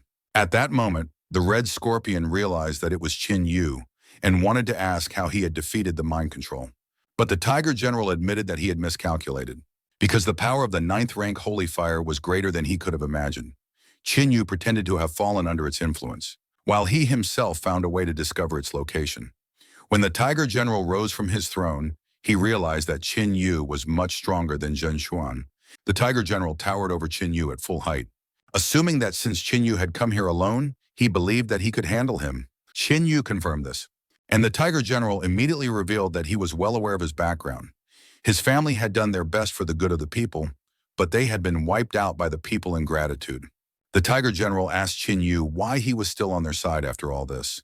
Humans are greedy and mean by nature, and they will stop at nothing to achieve their personal goals. They will only continue to bicker, decay, and degenerate, and the fight for a piece of land will be their doomsday. The Tiger General explained to Ching Yu that they were different, because they had the unity of the high and the low, and one day they would unite all the territories under one authority, and only then would there be peace in the world. He suggested that Ching Yu leave the human race and join the werewolves, because none of the werewolves would discriminate against him because of his origin. And once he joined them, he would become a loyal friend and brother of the werewolf race, a member of the family. The Tiger General promised Ching Yu a great future in their ranks. After listening to this propaganda, Ching Yu asked if this was his last word. He didn't even try to deny that it was exciting. But he and the werewolves had an irreconcilable enmity, and today he was going to kill the Tiger General. The Tiger General snorted unhappily and admitted that Ching Yu's words only reinforced his belief that humans were hopeless.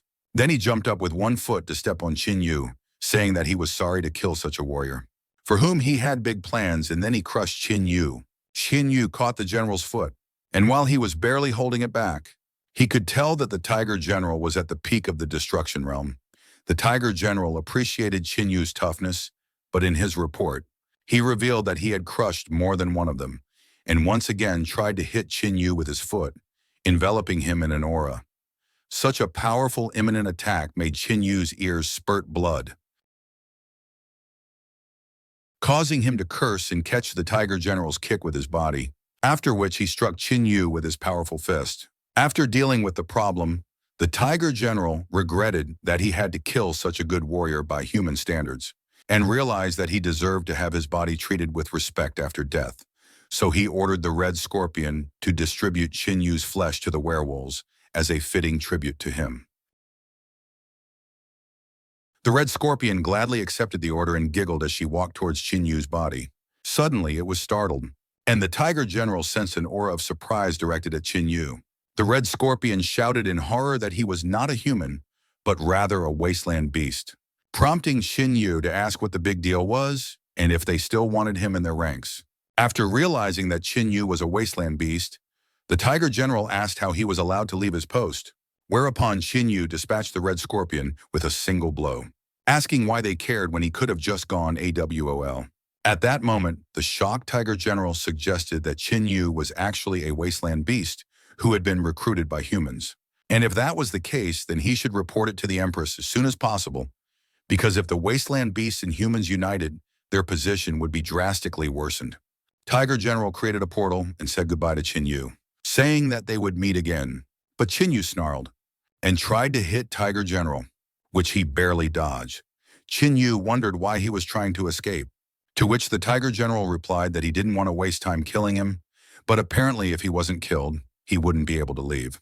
The Tiger General summoned his huge axe and rushed towards Ching Yu to strike, but Ching Yu did not dodge and blocked it with his fist, causing the axe to crumble, surprising the general, after which they broke the distance between them. The Tiger General was astonished that Ching Yu was able to break the axe gifted by the Empress with a single blow.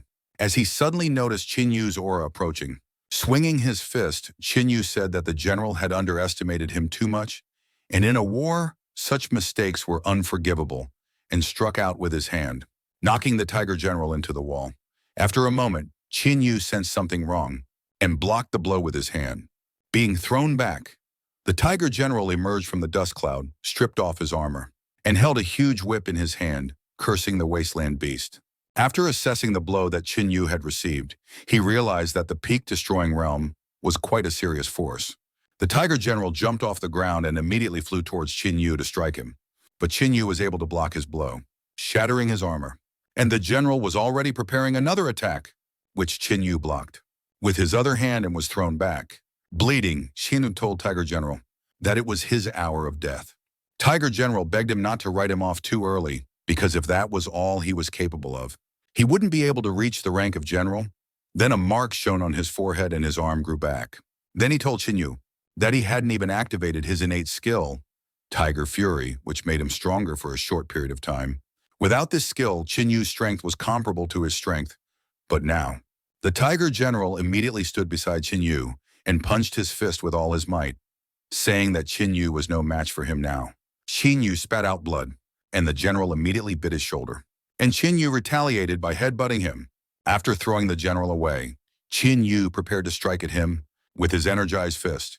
But the Tiger General was able to dodge the attack instantly and use the body strapping technique, causing Ching Yu to be grabbed by many claws. Ching Yu had to admit that this technique would cause him trouble, as the general suddenly decided to finish off the immobilized victim and intended to pierce Ching Yu with his claws, wanting to deal with the desolate thing. However, Ching Yu used the power of the nine-legged golden raven to get rid of the restraints and blind the Tiger General at the same time. The Tiger General was surprised by the sudden flash of light as Ching Yu's foot suddenly flew into his face, sending him flying. The Tiger General admitted that he didn't expect Ching Yu to be able to get out, so he begged the Empress to share her power with him. The silhouette of the werewolf Empress appeared behind the Tiger General, and her energy entered him, filling his body with energy.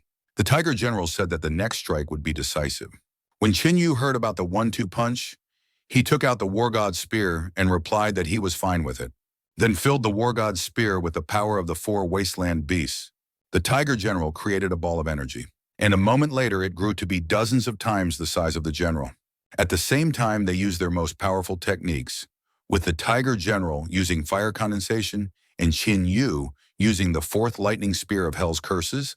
As soon as the Hell's Curse collided with the fire condensation, it was consumed.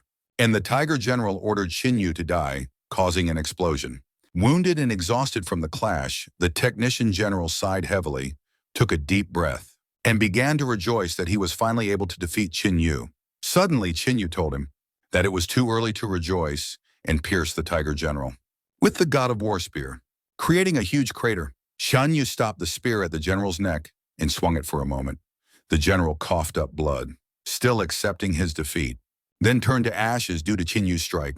After the arduous battle was over, Ching Yu admitted that killing the enemy at the peak of the destruction realm. A few days later, Ching Yu woke up under the rays of sunlight coming through the hole in the ceiling of the cave. When he woke up, he estimated that he had been out for about 3 days. He was satisfied that he had managed to kill the werewolf general. After that, the werewolf invasion should subside, and the human race would be able to sleep peacefully. Ching Yu took the ring and took out a whole cloth to replace the torn one.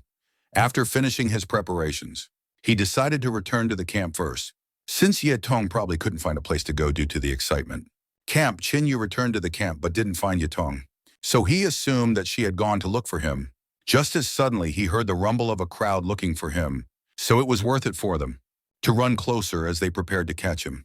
Ching Yu asked them who they were, and they replied that he could not escape, that they had already surrounded this forest, and that he had no choice but to surrender. Without hearing who they were and why they had a problem with him, Ching Yu told them that he always had a solution for them.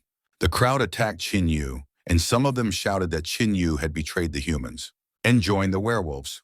Ching Yu summoned the dragon spirit Yasi and scattered the attackers with a mighty roar, then asked them what was going on. But enemy reinforcements were coming at him from behind. Ching Yu ordered them to stop and swung his spear, scattering the reinforcements, only to see a familiar figure come down, clearly disappointed in him. Bai Feifan admitted that he thought Ching Yu was a decent person and even accepted him as a brother, but he didn't expect Ching Yu to betray the human race and join the werewolves. He assumed that it was because of Ching Yu's betrayal that he knew about the werewolf invasion in advance, and he had staged the whole thing to fool them all, as he wanted them to act on his orders. Fortunately, they were able to uncover his criminal plot, so he offered Ching Yu only one choice. He offered to surrender, apologize, and repent. And only then did Bai Feifan promise that no one would dare desecrate his corpse. Qin Yu laughed as Bai Feifan accused him of conspiring with the werewolves, but he said that it was useless to deny the evidence, because at such a young age he had a ninth-ranked holy fire and was already at the destruction realm. And the loot in the wasteland was just an excuse to justify what he had received from the werewolves. Bai Feifan offered Qin Yu one last time to surrender, but Qin Yu suddenly started laughing. He was amused at being accused without a single piece of evidence. Then he confessed that he had never betrayed the human race. He had lived for humans and would die for humans. Qin Yu asked Bai Feifang if he was acting on behalf of the Buddha Heart Temple, to which Bai Feifang replied that he was not only acting on their behalf, but the influential people from the Polar Sun Temple would be coming soon. The suddenly arrived Ye Tong ordered Bai Feifang to shut his rotten mouth. And along with her, Leng Xinshuang and the head of Buddha Heart Temple arrived, Fu Yao. Yedong told him that Qin Yu was not like that, and that she would never believe that he was a traitor. Fu Yao also admitted that she did believe him. Chen Shuang asked Bai Feifang what he was talking about, since he had been clearly told that they should treat Qin Yu as one of their own until proven guilty, and then she asked what right he had to talk to him like that.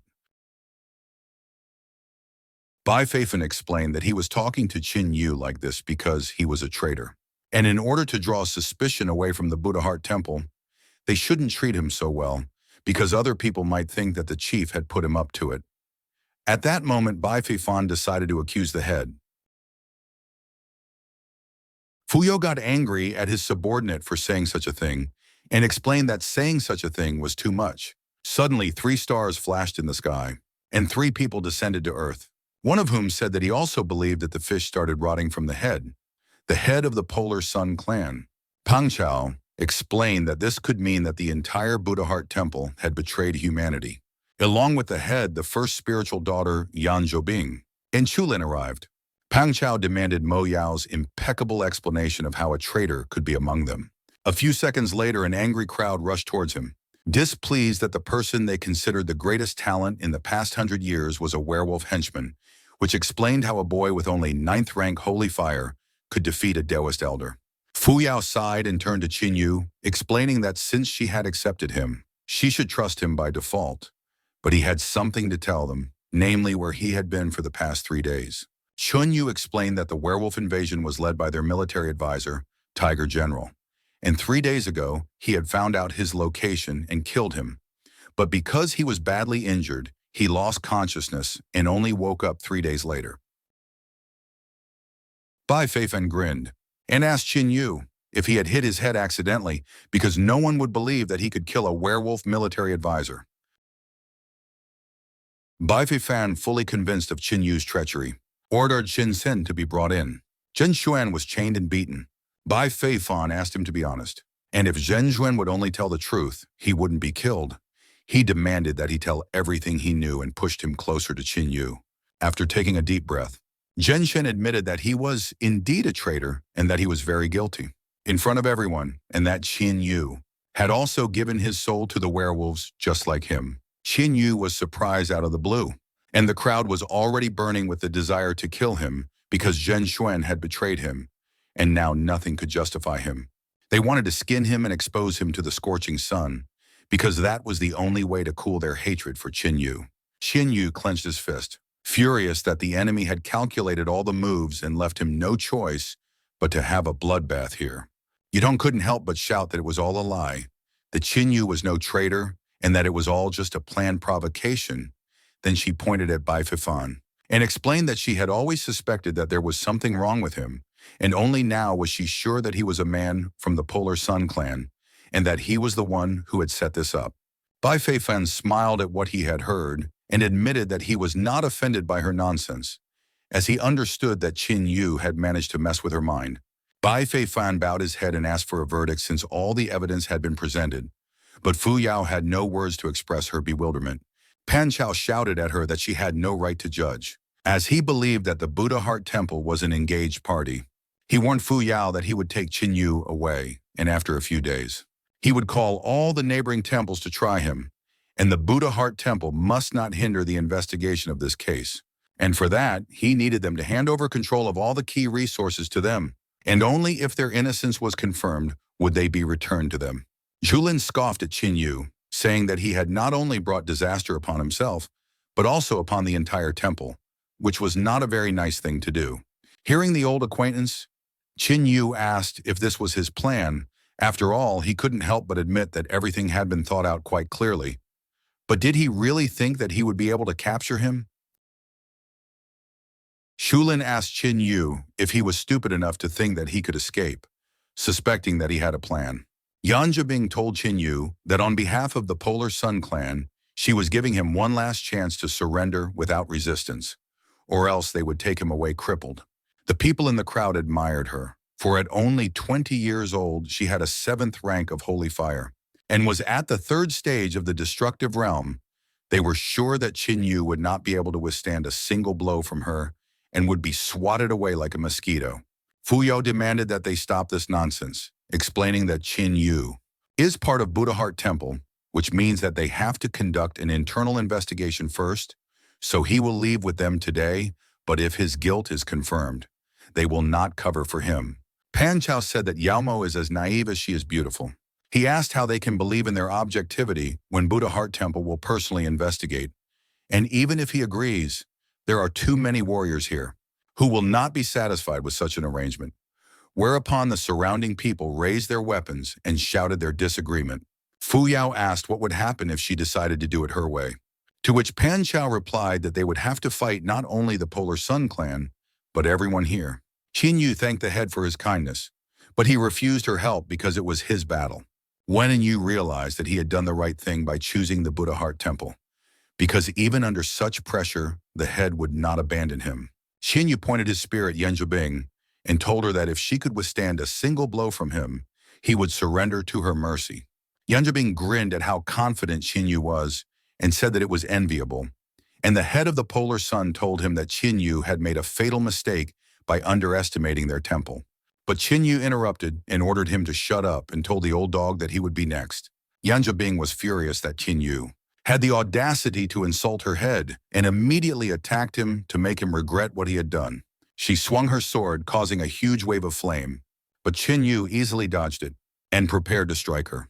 Yan Zhibing reprimanded herself for being trapped by the enemy and used the sun at the zenith technique. But Ching Yu was able to break through with a single strike, sending Yan Zhibing flying. Pan Chao and Chu Lin were astonished at how easily they had defeated the first spiritual daughter.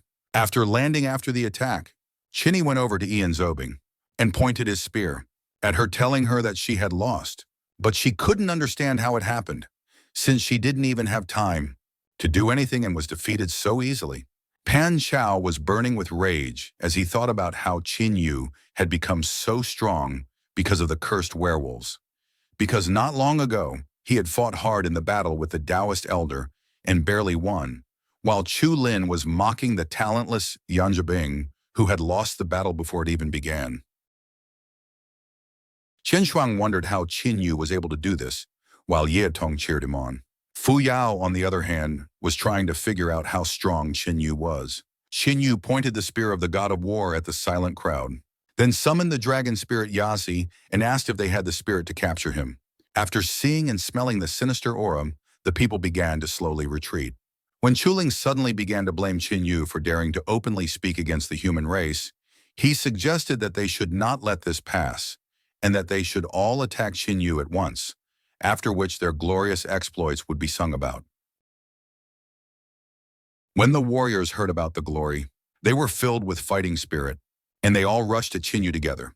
The angry Chulin said that no matter how strong Ching Yu was, he was still a man of flesh and bones, while Peng Chao chuckled as he wondered how long Ching Yu would last against the angry crowd. Swinging his spear upwards, Ching Yu dealt with several warriors and immediately launched a series of attacks to fend off the surrounding people. The 4 holy fire wielders in the crowd jumped up and shot fire at Ching Yu in unison, but he summoned the dragon spirit Yazi and dispatched them with a single strike before using the thunder spear technique to deal with the remaining people. Pang Chao covered his face with his hand from the waves of energy, and when he looked at Ching Yu, he was surprised that he was able to deal with the crowd alone, towering over the mountain of corpses. Ching Yu asked everyone if they were capable of this. The surviving people who were not hit began to take their feet away, shouting that he could not be human, but was actually a demon in the flesh. Pang Chao was surprised. He had never met anyone who could escape from a crowd of soldiers. But at the same time, He was furious that Qin Yu still did not use his spiritual power, relying only on his physical strength and fighting skills. Pang Chao accused Qin Yu of committing too many atrocities against the human race, forcing him to take things personally. Fu Yao tried to reply, but Qin Yu said that this was not their fight and that he would handle everything himself, thus quieting the crowd. Some of the remaining people began to shout at Qin Yu that his tricks could only frighten foolish soldiers. But when he defied the Polar Sun Temple, he was only moments away from death.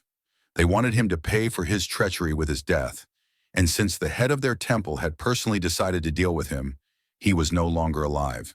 After saying that, Qin Yu mentally laughed at those fools. Pang Chao unleashed his mighty fire aura, ready to destroy Qin Yu. Suddenly, the sky was covered with purple clouds, and it began to rain. Pang Chao and Qin Yu were shocked by what they felt. Suddenly, the dragon spirit Yasi appeared beside Qin Yu and advised Qin Yu to flee. As the rest of the crowd tried to figure out what it was, blood suddenly spurted from their wounds towards the winged silhouette against the moon, causing Qin Yu to be terrified. The woman passed her finger over her lips and said, "There are too many people here." As soon as Pang Chao saw her, he started to curse the werewolf, but he suddenly felt her aura behind him. After evaluating the head of the Polar Sun, the werewolf said that she would be one of the first to kill him because he was too ugly, and she didn't like that kind of guy. She turned him into nothingness with a flick of her hand, creating a powerful shockwave that knocked everyone off their feet. Everyone who didn't die from her first attack was under tremendous pressure, trying to figure out who she was, and only Qin Yu knew that she was the commander of the werewolf army, but he couldn't understand what she was doing here. Seeing Qin Yu, the woman became interested in him and smelled a very familiar scent from him, and with that, she could tell that he had killed the Tiger General. Qin Yu thought that she was a servant of the Night Queen from the underworld, a blood-sucking bat who was able to immobilize ego with a single glance. And judging from her cultivation, she had already reached the first level of the fusion realm. Yin Yu figured that if he used his trump card against her while she was completely subdued, he wouldn't be able to withstand even a single blow, so he would have to take the risk. After Qin Yu finished thinking, he used the spirit energy of the dragon spirit Yasi. The bat asked Qin Yu why he was silent, assuming that he had the courage to kill her, but was now afraid to admit it, so she raised Qin Yu's head with a finger and admitted that she liked brave people. But now he was disappointing her. Qin Yu replied that he wasn't afraid of anything. It was just that she was so ugly to him that he tried to stop himself from choking before opening his mouth. The bat sarcastically said that he was actually trying to flirt with her to arouse more interest, and now she couldn't wait to drink his blood. Qin Yu began to curse all werewolves, saying that he would rather die than let such a vile creature drink his blood, and began to gather energy for his technique. But unfortunately, the loot mouse touched his forehead and bit his shoulder. Sucking on its victim, it began to suck all the juices out of him, leaving Qin Yu looking like a dead man. After finishing its meal, it began to praise the taste while the bleeding Qin Yu lay there unable to say anything. While Chen Shuang couldn't believe what had happened, and Fu Yao started laughing madly. She was sure that they deserved all this for their sins, and now they would get what they deserved. Bai Feifang looked at Chu Lin and realized that it was just an empty shell that was starting to crack. And then he seethed with rage. At that moment, the people in the crowd realized that they had brought this disaster upon themselves. And if Qin Yu hadn't been called a traitor, they wouldn't even be here. While some of them went crazy and cursed Qin Yu for being the one to bring this punishment upon them, after looking around at the people, the bat couldn't find anyone to whet its appetite, so it decided to just kill them all. It began to unleash waves of energy that flew into the sky, creating a huge array that bade farewell to its victims. Seeing the power of the warlord, Zhen Xin realized that he had made the right choice in betting on them, for they were so strong that they could crush an entire army. The Buddha Heart Temple maidens had already accepted their deaths. Suddenly, the bat felt something and spat out a large amount of blood before falling from the sky to the ground, groaning in pain. Everyone was surprised at what happened. Even Zhen Xian ran over to his mistress and started to ask her what was wrong with her. But the bat just brushed him off and told him to go away. Qin Yu got up from the ground and grinned as the bat demanded an answer as to what it had done to her, and he replied that it liked the blood of the wasteland beast. Upon hearing this, the bat panicked, and Qin Yu explained that the incest between werewolves and wasteland beasts was destructive to both parties. She had sucked so much blood out of him that all his internal organs were on fire. The bat shouted that this was a forbidden technique and asked if he was afraid that the immortals would punish all the wasteland beasts for this. Ching Yu grabbed her by the throat and lifted her up, explaining that he was not a wasteland beast but a human and didn't care about their interspecies agreements. Then she tried to ask a question, but Ching Yu interrupted her, anticipating that she would ask where he got the wasteland beast blood from, so he told her that he wasn't generous enough to satisfy her curiosity and squeezed her neck. Bat was furious that some cockroach had managed to fool her, and since she was going to die, she wasn't going to let him live. She would use all her spiritual energy to curse them, and her punishment would ruin all the people here.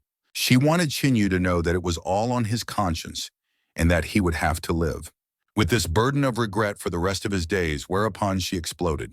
Ching Yu asked her if she thought he would feel sorry for these people, and tossed what was left of her aside, saying that he didn't care about them. That everything that happened today was not his fault because these people were willing to torment him, and asked him to leave this place as soon as possible. Leng Qianshuang closed her eyes and said goodbye to him forever, while Ye Tong laughed out loud, pretending that the curse didn't torment her, and asked him to leave and stop thinking about her. Surprised by her words, Ching Yu asked what was wrong with them. After all, it was only the death curse of a weakened werewolf, and used the destructive fire of the 9 heavens on them, then agreed that they could leave now, seeing that Ching Yu had broken the maiden's curse. The crowd gathered around him again, demanding that he save them, since they didn't want to die. They confessed that they were wrong, and that they themselves had been deceived, and since he was not a traitor to the human race, he simply had to save them. They held out their hands and asked him why he was hesitating, moaning in pain. Ching Yu agreed that they were all human and it was the right thing to do to stop their suffering. Then the people saw an opportunity and started asking him what he was waiting for and begging him to lift the curse. Ching Yu decided to explain to them that they had misunderstood and that he was not going to reach out and save them. And they were astonished. Ching Yu admitted that he wouldn't be able to forget their expressions for a long time. Without understanding what was going on, they declared him a traitor and wanted to capture him to be tried and killed. Most importantly, they wanted to do it to further their own careers. And after all that, they dared to expect him to save their lives. They just weren't worthy of it. The people in the crowd started to ask him what he was carrying. After all, he couldn't just let so many people die in front of him. When Ching Yu heard this, he laughed out loud and told them that he had swum through boiling water, walked on fire, and pierced his chest through thorny bushes for their sake, and that they were just parasites who had no opinions of their own and were trying to gain favor with the strong. He realized that no matter how many of them died, he would not feel an iota of remorse. The people in the crowd coughed up blood as they died, shouting Ching Yu's name. Ching Yu turned around and explained that he originally wanted to put them out of their misery and let them die painlessly. But now he realized that they deserved it. Turning to the head, Ching Yu said that they should take Yanjibing with them and leave this place immediately. As Ching Yu was leaving, some of the people behind him shouted that they had managed to spread the news of his betrayal to many sects and that he would soon join them. Even after death, they would not leave him alone. Suddenly, Ching Yu saw the bound Zhenshen, maddened by the death of his beloved. Realizing that he had almost forgotten him, Ching Yu sighed and shot a blast of flame from his finger, instantly turning Zhenshen into ashes, after which they all left. On the way out, Ching Yu asked the girls if they thought he had been too cruel, to which Chen Shuang replied that they had brought it on themselves. Although it was still sad that those who had risen up against the werewolves had died such an ignominious death, and Yitong grinned and shouted that they all deserved it. Ching Yu sighed and was about to say something, when he suddenly fell to his knees and started panting. Chen Shuang immediately came over and asked Ching Yu what was wrong with him. And Ching Yu replied that he had drunk too much blood and felt weak, and said that they should leave as soon as possible, and he passed out under the cheers of the excited girls. At the same time, desert lands. A mighty black dragon lay in his lair, surrounded by desert beasts. Suddenly, a young black dragon flew to him with a maiden on his back, then took human form. The dragoness warned her father that she had returned, and the black dragon was overjoyed that his daughter had finally returned. It was only when Ji Royu saw such a huge and sinister dragon that she began to tremble with fear and sob. The black dragon pondered for a moment, and after appreciating the little girl, he thanked his daughter for giving him a baby girl. With the blood of purebred werewolves, and opened his mouth to taste the delicacy, causing Ji Royu to panic and wave her arms. Suddenly, the dragoness stopped her father and asked him what he was doing. She explained that she had not brought her to eat, but to purify her blood so that she could become one of them. The shocked dragon asked her daughter what she meant, and they were immediately surrounded by other desert beasts, causing Ji Royu to hide behind the dragoness in fear. The dragoness was furious that her sister was being bullied and ordered them all to go to bed. So they scattered in fear and pretended to sleep. The black dragon asked his daughter if she thought werewolf blood was so easy to cleanse, adding that she'd be right back with a headache for her father. The dragon's daughter warned him of this, but she would not discuss it with him, only tell him. And she also had another piece of news for him. While traveling through the human world, she met an interesting young man. The black dragon asked what could be interesting about this man, to which the daughter replied that he had the body of a beast of the wasteland, which amazed her father. The black dragon swept his gaze over the surroundings, dispersing all the surrounding beasts. Then he took a humanoid form and asked his daughter if she was sure that this man really had the body of a wasteland beast, to which his daughter replied that his name was Ching Yu and that he possessed a rank 9 sacred fire. And although she had invited him to join the clan, he had refused. She explained that he could help them leave the desert world and move to the outside world, and so she had contracted with him. Hearing this, the black dragon was astonished that his daughter had made a contract with the first person he met, and immediately grabbed her hand to see for himself what had happened. But just by looking, he immediately saw the dragon spirit Yasi, in whom he could recognize his brother. After thinking about the situation for a bit, he accepted the fact that his daughter had made a sacred contract and agreed to purify Ji Ruyu's blood. His daughter explained to Jizhou that since the black dragon had given his word, he would purify her blood and not hurt her. After which, she still decided to follow the terrifying black dragon. Moving away from the girls, the black dragon suddenly started sobbing in 3 streams. He swore that he would take care of Ching Yu like his son, since he was the last pillar of Yazi. Wiping his tears, he told Ji Rui that they would have a big celebration in 7 months. And with a smile, he said they'd still have time to breed by then. Hearing about inbreed, Ji Rui panicked, not knowing what he meant. Deep within the core of the earth was the werewolf palace, where their empress sat on the throne while the warlords worshipped her. The dragon warlord belittled the bat, saying that it did not originally deserve to be in the ranks of the warlords, and that it, having failed in its task, died at the hands of man. While the warlord bat was trying to nominate one of his subordinates for the bat, saying he was as good as her. And the Kappa warlord replied that that fireball could not be equal to the bat because it was too rough and dumb. Listening to this, the empress couldn't help but giggle at this, for as soon as her subordinate died, the rest of them would dramatically activate their meanderings. She already had someone in mind who could replace the bat, but right now she was only interested in someone who could kill it. Although the bat wasn't known for its immense strength, but it was still at the first stage of fusion, and in the entire area under its jurisdiction, there wouldn't be more than 7 or 8 people of comparable rank, and so it would be able to escape from them without getting harmed. The dragon warlord suggested that a unicum was able to appear among the humans, and the bloodsucker was only ruined by her arrogance.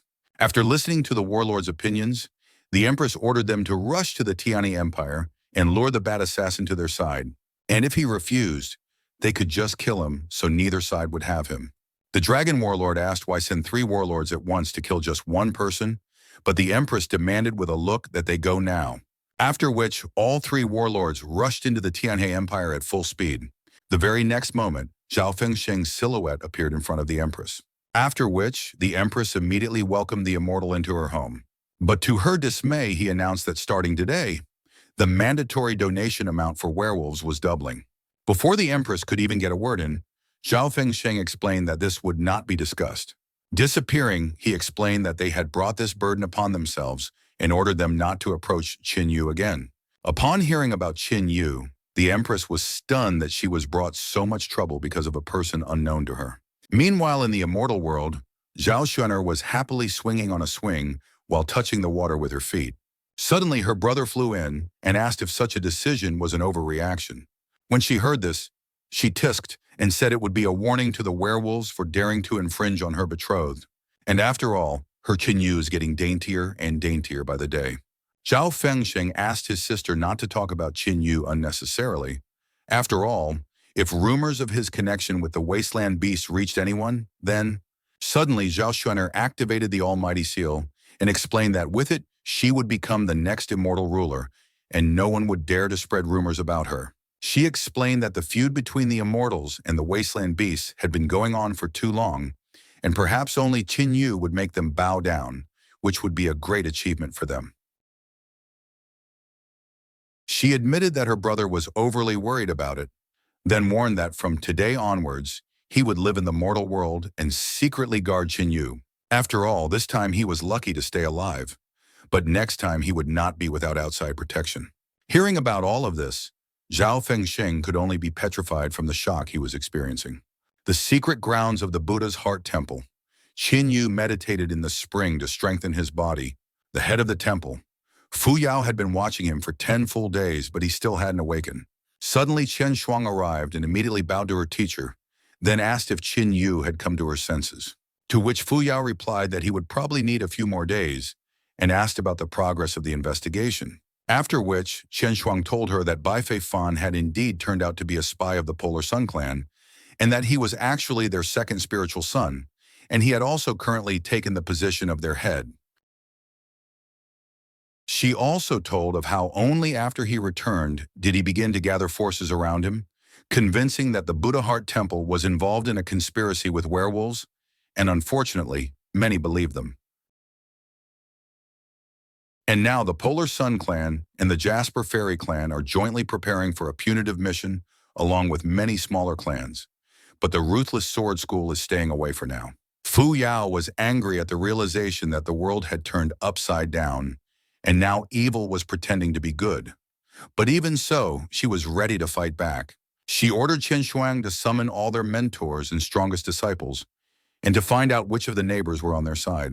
Fu Yao thought that what was happening might be for the best, as the strongest great temple would finally be found out after many years of rivalry. After 5 days of being in the great spiritual springs, Qin Yu abruptly woke up, and energy immediately began to envelop him. After which, he opened the nature scroll, and the strongest energy struck it, sputtering out the source.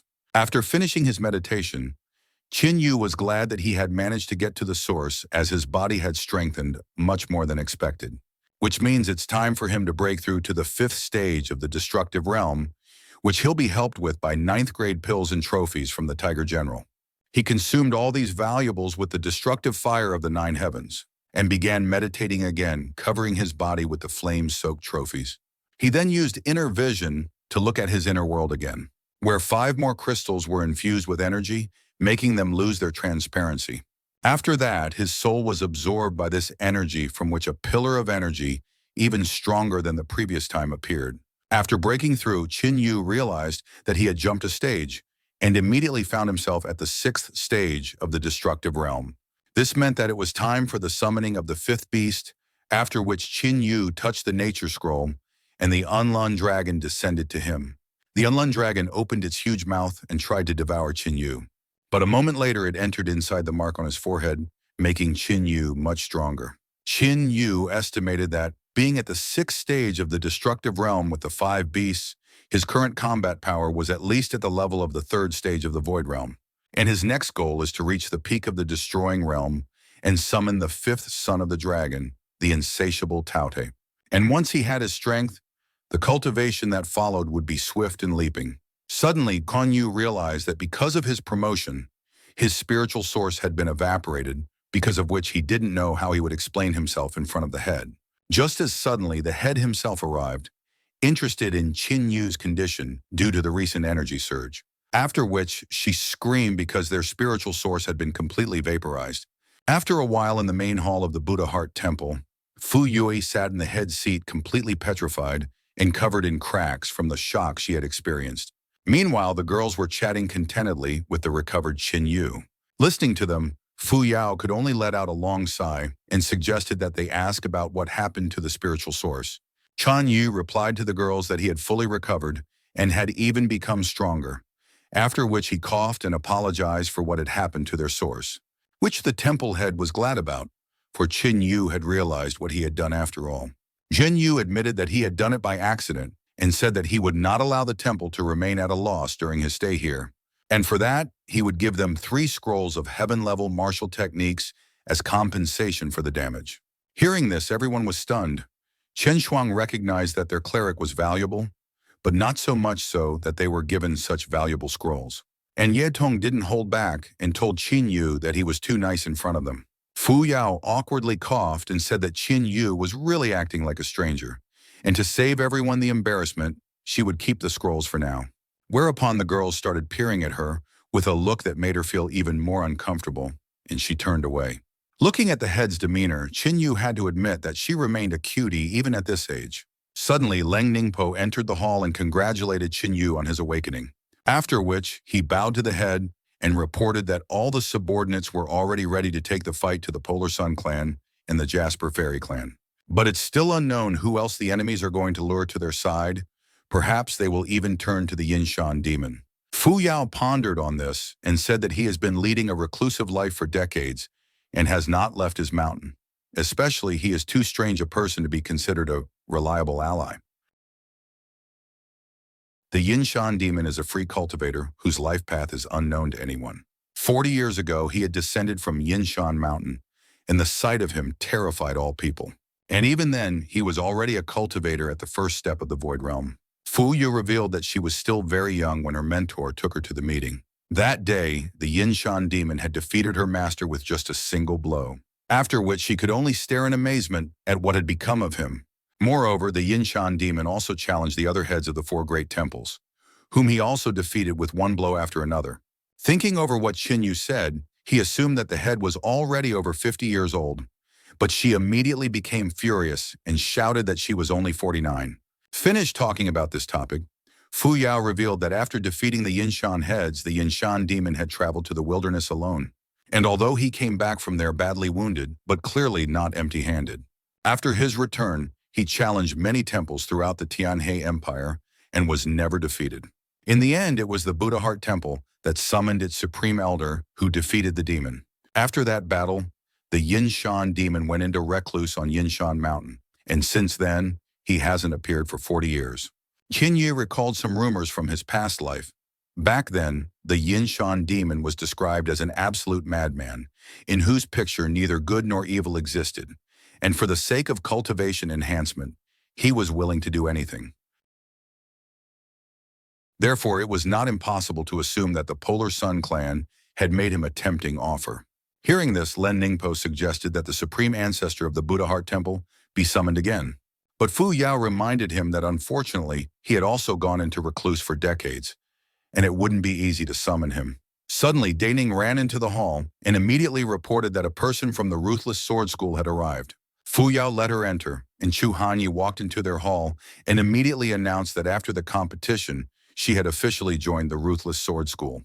After which she greeted head Fu Yao and everyone here.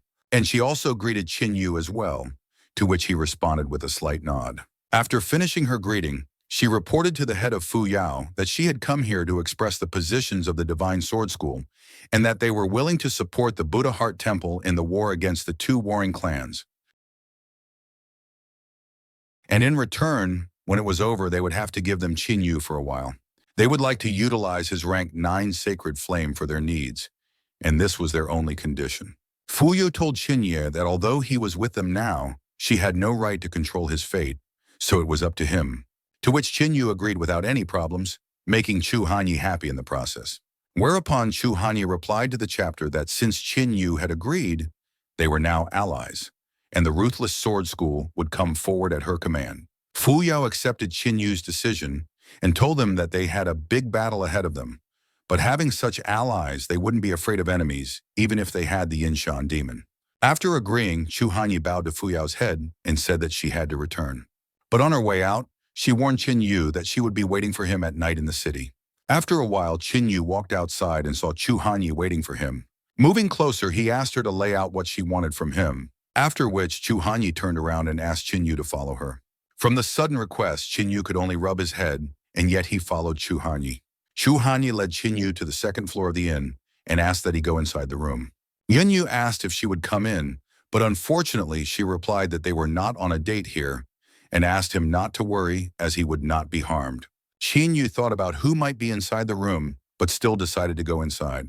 Inside the room was a woman who was clearly happy that Ching Yu had come to see her. Seeing the stranger, Ching Yu asked who she was, after which tears flowed from the woman's eyes and she named him Baby Yu. Recalling the image of an old acquaintance, she said that Ching Yu had grown up very similar to him. At this moment, Ching Yu realized who was in front of him and immediately apologized to Auntie Xiao for not recognizing her right away. Auntie Xiao patted his shoulders and told him that it was no big deal since he remembered her. She said that she had been friends with his father since he was a child and was sorry for what had happened to their family.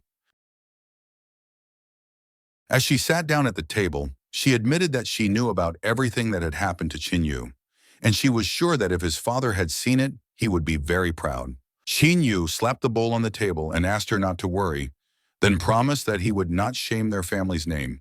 Hearing this, Auntie Xiao was happy to see how Ching Yu had grown up, and she said she was looking for a meeting with him to tell him something very important. She said that the ruthless sword school was not to be trusted. They said they were willing to help, but it was really a conspiracy. The ruthless sword school had long ago made a deal with the two clans, since they were all creeps of the same litter, and at the key moment, they would shamelessly betray the Buddha Heart Temple. After thinking it over, Ching Yu said that it would indeed be in the spirit of the ruthless sword school. But Auntie Xiao revealed that although their plan was perfect, it was never destined to come true. And even so, Ching Yu should be careful. She revealed that although her immaculate soul sect was small, but they too had hidden powers that would soon help to disarm the ruthless sword school. After saying that, she handed him her ring and told him that inside it was a pill of the 9 cycles of rotation key that could come in very handy for him. And most importantly inside the ring is the spirit of the spear god of war. Auntie Xiao said that she did not pass it on from a good life, but after all the Qin family had been through, she had no other choice. She admitted that her only hope right now was Ching Yu, and that she believed that he would be able to skillfully use this power. At this moment, Ching Yu realized that Auntie Xiao had had the spirit of the war god spear all this time.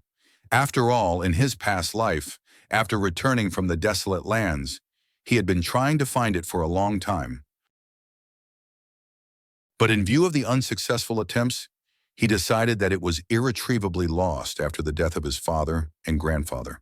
After all, by the time she returned from the desert lands, Auntie Xiao had already died from the werewolf invasion. Auntie Xiao told Ching Yu that in times like these, even honorable people can be at their worst, and that although his father was a good warrior, he died because of a despicable plot by trusted people.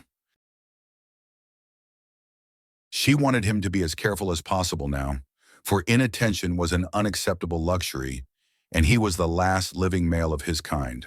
Ching Yu asked her to worry about him, for the day would come when he could bring back the former glory of the Qin family.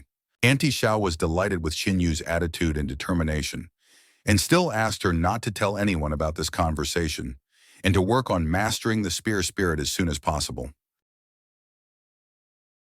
Ching Yu bowed to Aunt Xiao and asked her not to risk much for the sake of eliminating the ruthless sword school, as her life was much more important to him. Hearing this, Auntie Xiao grinned and asked her not to worry about her, as she was capable of standing up for herself, and asked her to go back to her place as soon as possible. As soon as Ching Yu left the room, Tianhee asked if he could find his way to the temple by himself, to which he gave an affirmative answer and left. Looking at Ching Yu's back, Tianhee was amazed at how easily this jerk rejected her proposal. Ching Yu arrived at the destroyed spiritual spring of the Buddha Heart Temple and ordered the spirit of the war god's spear to appear. After that, a huge spear flew out of the ring, piercing the night sky and causing a bright flash. Having felt such a strong will to fight and crush enemies, Ching Yu was forced to admit that this spear was one of their family's main treasures. The very spirit of the war god's spear spirit appeared before Ching Yu, emitting an enormous amount of energy. Ching Yu remembered that everything has a soul, weapon items are no exception, and when the will of the master and the weapon mutually communicate, the spirit of the weapon is born. But still, there are very few warriors who can awaken spirit weapons, and there are no more than 100 spirit weapon items on the entire continent. It wasn't until he was a child that he heard from his father that the spear of the god of war had a spirit of its own, but he never saw it. The spear spirit recognized Ching Yu as a descendant of the Qin family and asked him what he wanted. As he suddenly sensed Ching Yu's strength and once again asked what he needed, doubting that the one was human, Ching Yu put his hand on his heart and told him that he was a proud descendant of the Qin family and that his blood was boiling and he himself was eager to punish his enemies. He is determined to fight for the good of the human race and destroy the werewolves, and he wants to protect law and order in his land. After listening to Ching Yu, the spear spirit laughed at his words but still recognized that it was a great speech. But if Ching Yu wanted the spirit to be on his side, then he would have to prove himself worthy. Ching Yu admitted that he guessed that subduing the spear spirit would not be an easy task, after which he summoned the dragon spirit Yazi and said that he was fully prepared. As soon as he finished his preparations, he instantly clashed in an attack along with the spear spirit. Ching Yu used the first lightning spear. Spirit Crushing and Spirit Spear used this technique at the same time as him. After that, they clashed again, destroying the surrounding landscape with their incredible energy from the technique. Immediately after the attack, Ching Yu used the second Thunder Spear, again attacking the spirit. Just as suddenly, the war god's spear spirit was grabbed by the huge hand of the dragon spirit Yazi. After which, Ching Yu immediately used the third lightning spear, the ancestor spirit. But unexpectedly, the spear spirit unwound his spear, completely blocking Ching Yu's technique. Immediately, he himself used the third lightning spear, the ancestor spirit, on Ching Yu. After which, he instantly moved behind his back and prepared to use the second lightning spear, from which Ching Yu was still unable to dodge and took the blow closely. After landing, Ching Yu told the spirit that he was not going to give up, to which the latter replied that it was natural for him since he was the spirit of the spear and could master any spear technique with just a glance. And if you want to surpass in agility, it will be useless to even think about such a thing. But Ching Yu asked him not to jump to conclusions. After all, he was only probing the ground. And once again, he attacked the spirit, saying that the mature game only begins now. The spear spirit noticed that even though Ching Yu had said this, nothing had changed, after which it began to repel his attacks. But suddenly it was worth the contact of their attacks as Ching Yu himself rushed toward the spirit. After that, he struck him with his fist, from which he flew away. After landing on the ground, the spirit complained that Ching Yu had tricked him, to which Ching Yu could only ask if this was all an excuse, and if he wished, the fight could continue. After which he revealed that he was currently using the 10 directions technique, which was close to the heaven level in terms of power, and was also a spear technique. However, the spirit is not capable of assimilating it now, for it is far beyond its comprehension. Hearing this, the spirit laughed loudly, then praised the descendant of the Qin family and still agreed to obey him. He promised to serve him faithfully. It then dissipated and flowed into the spear of the god of war, filling it with new powers. Ching Yu calculated that having a spirit war god spear, his capabilities were practically limitless, and in a short period of time, it could be transformed into a 9th grade divine spear. After pondering for a while, Ching Yu took out the 9 cycles rotation chi pill, although it was only a grade 5 pill, but it had unique characteristics. Suddenly, the 9 cycles rotation chi pill stabbed into Ching Yu without leaving a mark on him. The main feature of this pill was to protect the heart, and at the right moment, it is able to make it beat even after stopping. At this moment, Ching Yu was confident to the point that he was ready for a big battle, and the Polar Sun and Jasper Fairy clans would be destroyed. Meanwhile, at the Steel Sword School, the students bowed to the invaders and swore that they really didn't know what had happened on the last day of the battle with the werewolves. Upon hearing this, the warlords were enraged that even these lowlifes couldn't give them information about what happened in that forest.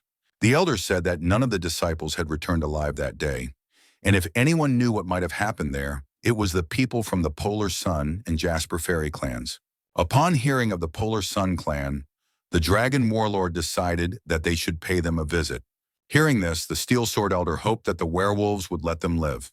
But to their dismay, the Dragon Warlord informed these knuckleheads that he no longer needed them and took his dragon form.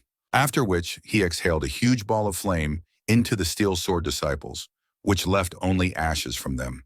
After which, he ordered them to leave, and they immediately rushed toward the Polar Sun clan. In the Polar Sun clan head hall, Bai Feifan was drinking tea and thanking the Buddha Heart Temple for helping him become the head of the clan so quickly. Suddenly, 3 portals opened in front of him, making him immediately realize that the werewolves had come to him. The dragon warlord asked Fan if he was the head of the Polar Sun clan, but he only felt their oppressive power and realized that he had to find a way to escape. Hearing no response, the dragon warlord decided to push Fan forcibly, forcing him to sit on his knees. Afterwards, he walked over and asked why he was so weak since one of them was still able to kill the bloodsucker bat. Upon hearing this, Fan began to swear that he wasn't the one who did it, hoping that he wouldn't be touched. Upon hearing this, the dragon commander called him an idiot and explained that he wouldn't have thought of such a lowlife, but merely demanded an answer as to who had done it. Realizing that he had blundered, Fan panicked and immediately began to say that he didn't understand what had happened back then, but it was all Ching Yu's doing. The Bull Warlord said that he had never heard of such a thing, while the Kappa Warlord assumed that someone else with a fusion realm cultivation had appeared in the Empire. Hearing this, Fan explained to the werewolves that Ching Yu was actually only at the destruction realm level, which made the werewolves furious, thinking that the man in front of them dared to joke. The Dragon Warlord couldn't help himself and was already preparing to finish off Fan with a fireball. As the one began to make excuses, saying that Ching Yu was indeed at the destruction realm level, and that day their tribeswoman cursed everyone trying to kill them after she felt herself dying, then caught fire and exploded. The Kappa Warlord restrained the dragon flames with his staff and reported that, judging from the expression on Fan's face, he was telling the truth. After which the Bull Warlord reminded that no one at the level of the destroying realm was capable of killing one of them, no matter what abilities they possessed. Hearing this, the Dragon Warlord assumed that Ching Yu was only a puppet in the hands of someone powerful, and they only had to find out everything from him. Fan, fearing for his life, began to bow down to the werewolves and even swore allegiance to them until his last days. Seeing this scene, the Dragon Warlord decided that their victory was near if humans had indeed degenerated to such a point. The Kappa Warlord suggested keeping him since they might still need him, after which the Bull Warlord began to infuse werewolf energy into Fan, luring him to his side. Then the Dragon Warlord explained that he would henceforth serve the werewolf race. After finishing their business here, the werewolf warlords immediately left after Ching Yu, after which Fan realized that with their strength, he was able to make a breakthrough, and as it turned out, getting the strength was very easy. Fan couldn't understand with what magical powers Ching Yu could kill a bat, but against those werewolves, he didn't stand a chance. And once he is gone, no one will be in his way of appropriating the Temple of the Buddha's heart. As soon as the werewolves left, Fan summoned his disciples, who felt a chill run down their spines at the sight of him.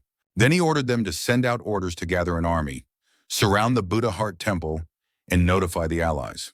Meanwhile, Ching Yu was practicing with the girls in the training arena of the Buddha Heart Temple. But seeing them start to sigh, he asked if they were already tired. Yetun replied that she couldn't understand why he was so strong, and that she felt as if he was getting stronger with each fight. And Chen Shuang recognized that in this life, she still wouldn't be able to keep up with his development. Shan Yu told the girls that both of them were not without talent, so only hard training could lead them to success, after which Ye Tong told him that sometimes she felt as if he was not of their generation and lectured him like an old grandfather, to which Chen Shuang, standing next to him, nodded. Hearing this, Ching Yu could only rub his head in embarrassment over something like this. Suddenly, a temple disciple ran up to them and informed them that the head of the temple was calling a general assembly. Hearing this, Ching Yu immediately assumed that the Polar Sun clan had started to move. A sepulchral silence remained in the meeting room as they waited for all the people to gather. And it persisted until Ching Yu arrived in the hall while greeting the head. As soon as Ching Yu arrived, Fuyao announced that everyone was in place and began to talk about the message from the intelligence saying that the Polar Sun clan was moving towards them and that they would arrive in 3 days. And as they approach, the day of their final battle will come to decide which great clan will remain intact. She then asked Lan's mentor if their troops were ready, to which he replied that they were ready and already awaiting the arrival of an ally. He was glad that this time they would break the horns of the Polar Sun clan and the Jasper fairies on top of that. Mo Linfeng supported mentor Lan and said that after the war was over, there should be no mention of the Polar Sun clan. Suddenly, a messenger arrived in the hall shouting that there was great trouble. He then reported that all the temples that had agreed to the alliance had one by one sent letters that they were breaking the previous arrangements. Upon hearing this, everyone except Fourth Elder Zheng Linfeng was stunned by this news.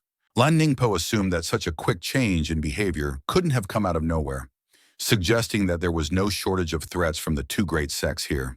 After which, Dai Ning informed the chapter that even with this balance of power, they would fight until the very end. Len Ningpo seconded his words and said that being outnumbered did not guarantee their victory and that they still had a chance. Fuyao agreed with the words of the mentors, saying that the Buddha Heart Temple would not be intimidated and that she had faith that they would not let her down. After the end of the training camp, Ching Yu returned to the training arena once again. He asked them not to be discouraged because he was sure that victory would be on their side. Qian Shuang admitted that she felt as if Ching Yu was hiding something from her, which he immediately denied and warned that in 3 days the Polar Sun clan would be arriving, and the Jasper Fairy clan could not be worried about. After telling this, he immediately ran away from the girls, surprised because of his sudden escape during the questioning. It wasn't until then that they became fully convinced that he was really hiding something from them. In the evening of the same day, the 3 werewolf warlords arrived at the mountain near the Buddha Heart Temple. But due to the aura emanating from the temple, he could only grin as there was no one worthy inside. And the Kappa warlord suggested invading the temple and finding Ching Yu to interrogate him personally. Suddenly, immortal Zhao Fengxing appeared behind them and asked the werewolves what they were doing here. The warlords were frightened by the immortal and immediately bowed to him, calling him Shang Shi. Zhao Fengxing explained to the werewolves that they were not allowed to touch the Buddha Heart Temple and ordered them to leave immediately. But the dragon warlord dared to ask the immortal for an explanation of his actions. Zhao Fengxing said that he didn't have to explain himself in front of him, and suddenly slapped the dragon's cheek. Feeling this blow, the dragon warlord, starting to get angry at Shang Shi, told him that this was already too much. Just as suddenly, Zhao Fengxing slapped the dragon warlord again and said that he hoped he wouldn't have to do it again. The dragon warlord could not help but obey the immortal and immediately disappeared with the other warlords. After 3 days near the Buddha Heart Temple, Bai Feifan was looming over him and dreaming of how he would capture him by the end of the day. He tried to find the aura of the werewolf warlords but couldn't sense it, which made him think they hadn't arrived yet. Even so, it would be better if he personally presented them the captured Ching Yu on a platter. When he finished thinking, he asked his apprentice where their allies were, to which he replied that the Jasper Fairy clan had been ambushed and so would be delayed, but that the others would be joining their army soon. After listening to the report, Bai Feifan asked where the spiritual sons of their clan were now, after which the 7 spiritual sons appeared in front of him a moment later. And coming to their new head, they immediately greeted him. Bai Feifan ordered them to inform the head of the Buddha Heart Temple that he was giving them 1 day to decide to surrender if they didn't want to wallow in the blood of their people. Suddenly, the sky on Bai Feifian darkened, and from the clouds that formed, someone said that this hassle was no use to them, and that it was better to entrust this matter to him. After all, he alone is enough to defeat the Buddha's Heart Temple. The Yinshan demon arrived at the Buddha Heart Temple and announced to them that although he was not bloodthirsty, the fate of their clan had already been decided. He admitted that he hoped they would soberly assess their situation and not send people to slaughter. But not heeding the demon's warnings, the disciples of the Buddha Heart Temple bravely lined up in front of the powerful enemy. Fu Yo explained to the demon that their temple would not surrender without a fight and that there were no cowards among them who could only escape. Seeing Fu Yao, the Yinshan demon recognized the girl he saw 40 years ago because of what he assumed that their destinies are connected, and therefore she should obey him and come to her senses. Besides, even given his current strength, they wouldn't be able to escape even if they could awaken their supreme mentor. Although there were strong warriors among them, none of them would be able to resist him at the moment. After saying those words, the Yinshan demon swung his cane, causing a violent impact on the ground. The force of this strike was enough to make Qin Shuang and Fu Yao kneel down, while some were barely on their feet. After feeling this power, Fu Yao estimated that the Yinshan demon was around the 6th step of the Void Destruction realm. After demonstrating her power, the Yinshan demon was disappointed that no one could resist her. Suddenly, he noticed Ching Yu, who didn't even raise an eyebrow at this attack. Seeing him, the Yinshan demon laughed. He was ecstatic that the Buddha Heart Temple finally had a new genius, whereupon he pointed his cane at the upstanding fellow and asked about his name, to which Ching Yu replied that he wasn't used to socializing while looking at someone from the bottom up. The Yinshan demon regarded him curiously, but still dared to come down, giving him a portion of respect in advance. It was only after that Ching Yu gave the demon his name, after which the demon admitted that he admired him, because not only did he resist the pressure, but he also stood his ground. He told Qin Yu that the Buddha Heart Temple was already doomed and therefore offered him to take over, because it would be a shame if such a talent remained unrealized. But Qin Yu ignored his words and asked under what conditions he agreed to side with the Polar Sun clan. The Yinshan demon grinned and told him that the Polar Sun clan had promised to give him their best apprentice who could continue his work.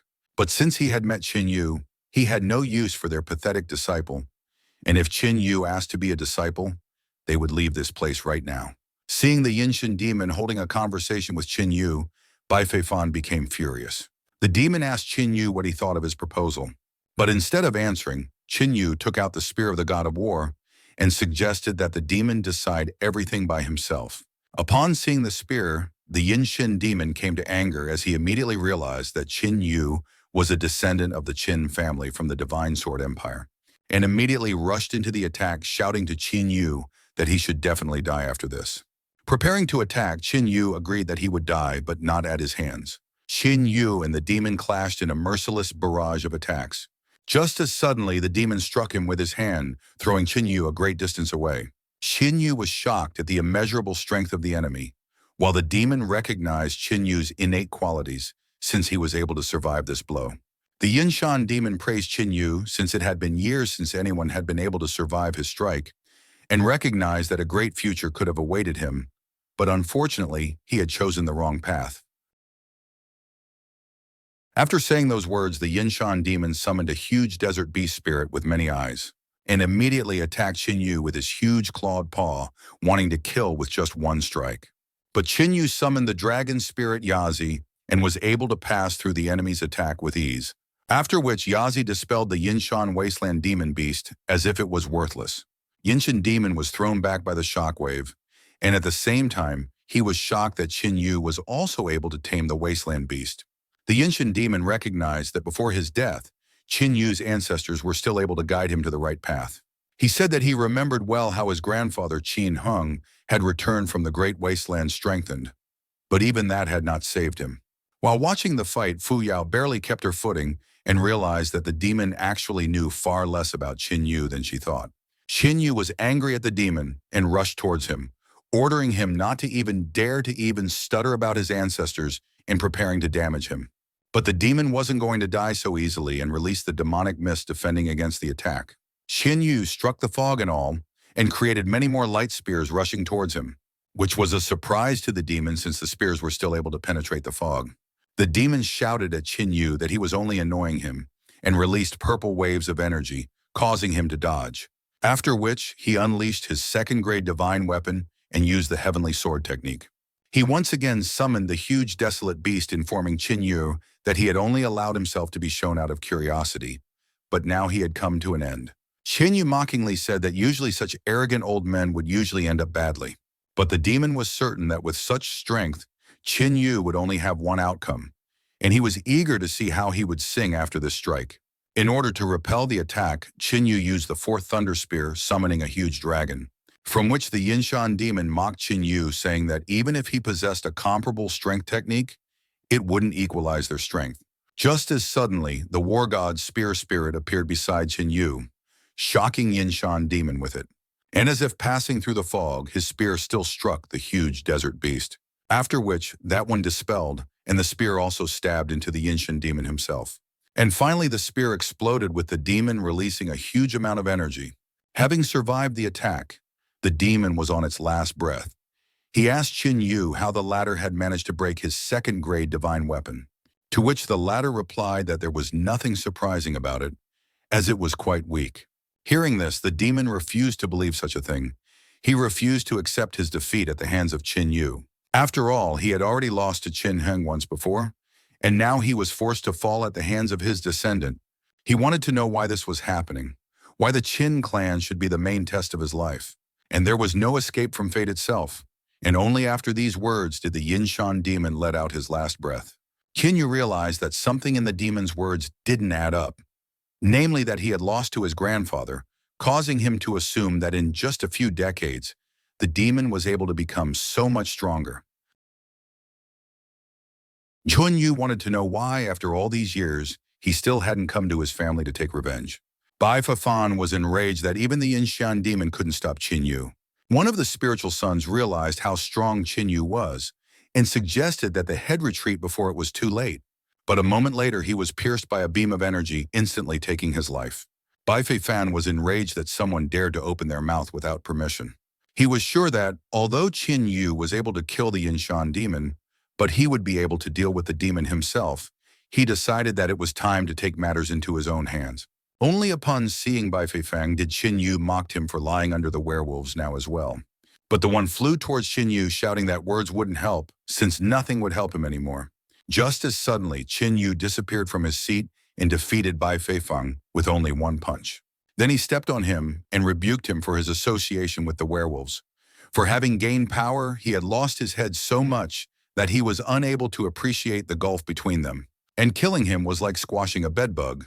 Hearing this, Bai Feifan became frightened and started calling out to his masters for help. Hearing this, Qin Yu became worried that there might be werewolves nearby and immediately assumed that it might be the four generals. But there was only a sepulchral silence in the air, driving Bai Feifang mad, begging for help. Still not seeing a serious opponent, Qin Yu smirked and still squashed Bai Feifang like a bedbug.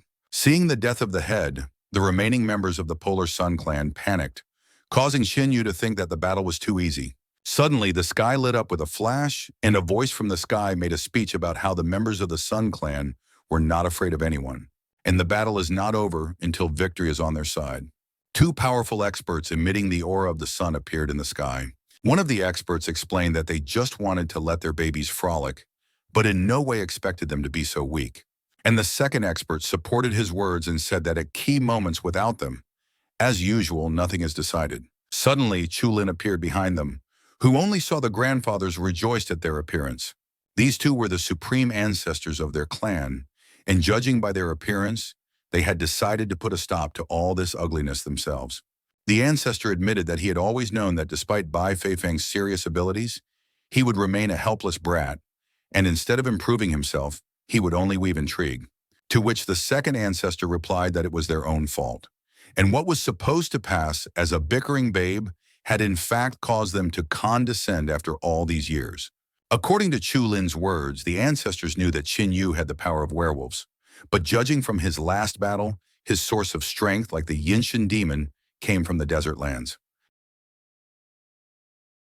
The ancestor was enraged at the thought that such an insect could survive in the desert lands and return from there with booty. Fu Yu realized that they would not be able to handle the situation on their own, and immediately sat down on her knee, begging for the Supreme Ancestor's help. And a moment later, the Supreme Ancestor of the Buddha Heart Temple appeared on the battlefield. As he flew past Qin Yu, he praised him for his display of valor. Afterward, he met with the ancestors and suggested that their arrangements would come to an end that day because they dared to threaten his temple. The first ancestor of the Polar Sun agreed to this. They honored their arrangement for many years, but it still came to an end. The second ancestor then said that he was willing to admit that part of the responsibility lay with their clan, and so they refused to take over the temple, but in return they demanded that Qin Yu be handed over to them. He then offered the ancestor of the Buddha Heart Temple a one-on-one fight. If the Polar Sun clan lost, he would give up 9/10 of his possessions, and if he won, he would give up Qin Yu. The Buddha Heart Forefather agreed to the arrangement, causing Chu Lin to try to dissuade him by saying that they should destroy the Buddha Heart Temple. As Qin Yu suddenly agreed with his words, he was in agreement that the Polar Sun clan should no longer exist. Hearing this, Chu Lin got angry at Qin Yu and asked who he was to dare talk about destroying the Polar Sun clan. He admitted that Qin Yu was stronger than anyone in their clan, but against the background of their ancestors, he was only a lowlife, to which Qin Yu replied that by comparing him to their clan, Chu Lin was only insulting him, and that he dare not pass judgment on him, and most importantly, having Chu Lin's gift of surviving in any situation was another reason to get rid of him. The ancestors laughed from the disciples' conversation and came down to them, telling Qin Yu that a young man should not only have pride, but also the ability to realize the reality of the situation. The second ancestor of the Polar Sun recognized Qin Yu's strength, but warned him that he wouldn't even bear a single blow. The Buddha heart ancestor appeared in front of Ching Yu and was going to personally deal with the polar sun ancestors. But Ching Yu, without letting him say a word, stabbed the war god's spear near the polar sun ancestors. Ching Yu refused the ancestors' help since this was his battle, and he must destroy the polar sun clan with his own hands. The Buddha heart forefather asked Ching Yu not to let his pride cloud his mind and said that this task was beyond him. But Ching Yu asked the ancestor to just have faith in him and not interfere. After which the ancestor looked over at Ching Yu and decided not to interfere with his battle. Fu Yo tried to change her ancestor's mind by saying that Ching Yu's youthful foolishness was raging and that there was no way he could defeat those superior to him alone. To which the ancestor replied that this was a controversial statement and that Ching Yu's strength was not inferior even to him. After which, Fu Yao was forced to tell him that this was not a good time for jokes, to which he replied that there was no need for him to lie, for Ching Yu was not inferior even to him, and within him was a true fathomless force maelstrom, the depth of which was impossible to estimate. Ching Yu was blazing with fighting spirit. He suggested the ancestors start the fight first, as he wanted to see what they were capable of. Hearing this, the ancestors realized that there was something wrong here, for even old man Yeli did not obstruct the boy, which meant that there was indeed a catch. With a glance, the ancestors signaled to each other that they would proceed with the old scheme, whereupon the first ancestor agreed to fight. But before that, it would be worthwhile to change this cramped place for a more suitable one. Ching Yu could only tisk at this, but still agreed to follow them. After that, they went to a random highland where there were no extra eyes. And taking the chance, the ancestors simultaneously attacked Ching Yu. But Ching Yu tried to fend off their attacks by releasing a huge amount of energy. After which, the ancestors used the heaven-level technique, Union of Ice and Flame, creating two huge dragons, in response to which Ching Yu used the force spear, and barely managed to repel the enemy's attack, from which he was exhausted and still flew backwards. Afterwards, he still admitted that their first attack had managed to pique his interest. The first ancestor praised Ching Yu for being at the 5th stage of the destructive realm. He was still able to repel their joint attack, then admitted that they had only used the power of the destructive realm. After which, they decided to show Ching Yu Vesip the horror of the void realm. After using their technique, a huge magic circle appeared above Ching Yu, emitting a powerful energy. After which they told him that once in the region of emptiness, he finds himself in unreality. And for such insects, it means only one thing, namely irrevocable death.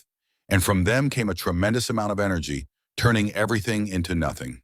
The first ancestor scoffed at how naive Ching Yu was, since he thought that after returning from the desolate lands, he had become immortal. And the second ancestor said that no one had yet been born in this world who could withstand their combined attacks. Leaving, the first ancestor told the second that he was only sorry that Yinshin Demon had to fall at the hands of that bastard. Suddenly, a voice behind them asked if they were still chatting. After all, he still had something to say to them before leaving, Ching Yu muttered to their backs. Ching Yu, who had taken the dragon form, asked the ancestors why they were suddenly silent. The second ancestor was stunned that the legends of the desert land gifts were so true that Ching Yu was now able to withstand their attack. Suddenly, Ching Yu was near the second ancestor and was about to strike him with his fist. But reacting at the last moment, the ancestor managed to put up an ice shield in an attempt to defend himself from Ching Yu's attack. Unfortunately for him, the shield was not strong enough and Ching Yu was able to easily break through the shield. Seizing the moment, the first elder tried to damage Ching Yu, but was immediately sent flying by his strike. Wasting no time, Ching Yu immediately shot a volley of energy from his hand at the ancestors, after which he summoned the war god's spear and threw it at the polar sun ancestors. And in order to defend against the attack, the ancestors had to take out the Mirror of Change artifact. Ching Yu looked down at them, mocking the fact that they had to use their trump card to no avail. But the first ancestor wasn't going to forgive him for forcing them to use a divine great item. And so he used a technique that created an area of emptiness around Ching Yu using the terrain. And so Ching Yu assumed that they wanted to use this place against the Buddha heart ancestor. Then he explained to them that they didn't know who they had to fight with, while he was fully aware of what they were preparing. Therefore, he offered the ancestors to show him what the power of the 3rd stage of the Void Realm could do. He explained that although he knew about their trap, he had fallen into it because he wanted to understand what he was capable of. Ching Yu sighed and began to use the powers of all his beasts, the dragon Yazi, the 9-legged raven, the lion Swanee, the bull Quinny, and the winged dragon Unlun. He ordered them all to awaken, after which he began to exude a huge amount of energy. And after that, Ching Yu completely transformed into the form of a dragon. Because of which, the Void region, unable to deal with such a huge power, was torn to shreds. The first elder was astonished, for he didn't expect anyone to be able to do this. Ching Yu admitted that he was disappointed in the elders and all the current warriors, for the opponents were stronger before, although he didn't refute the possibility that he was currently much stronger than all of his enemies. Taking only a step, Ching Yu found himself in close proximity to the ancestors, almost fainting from fear.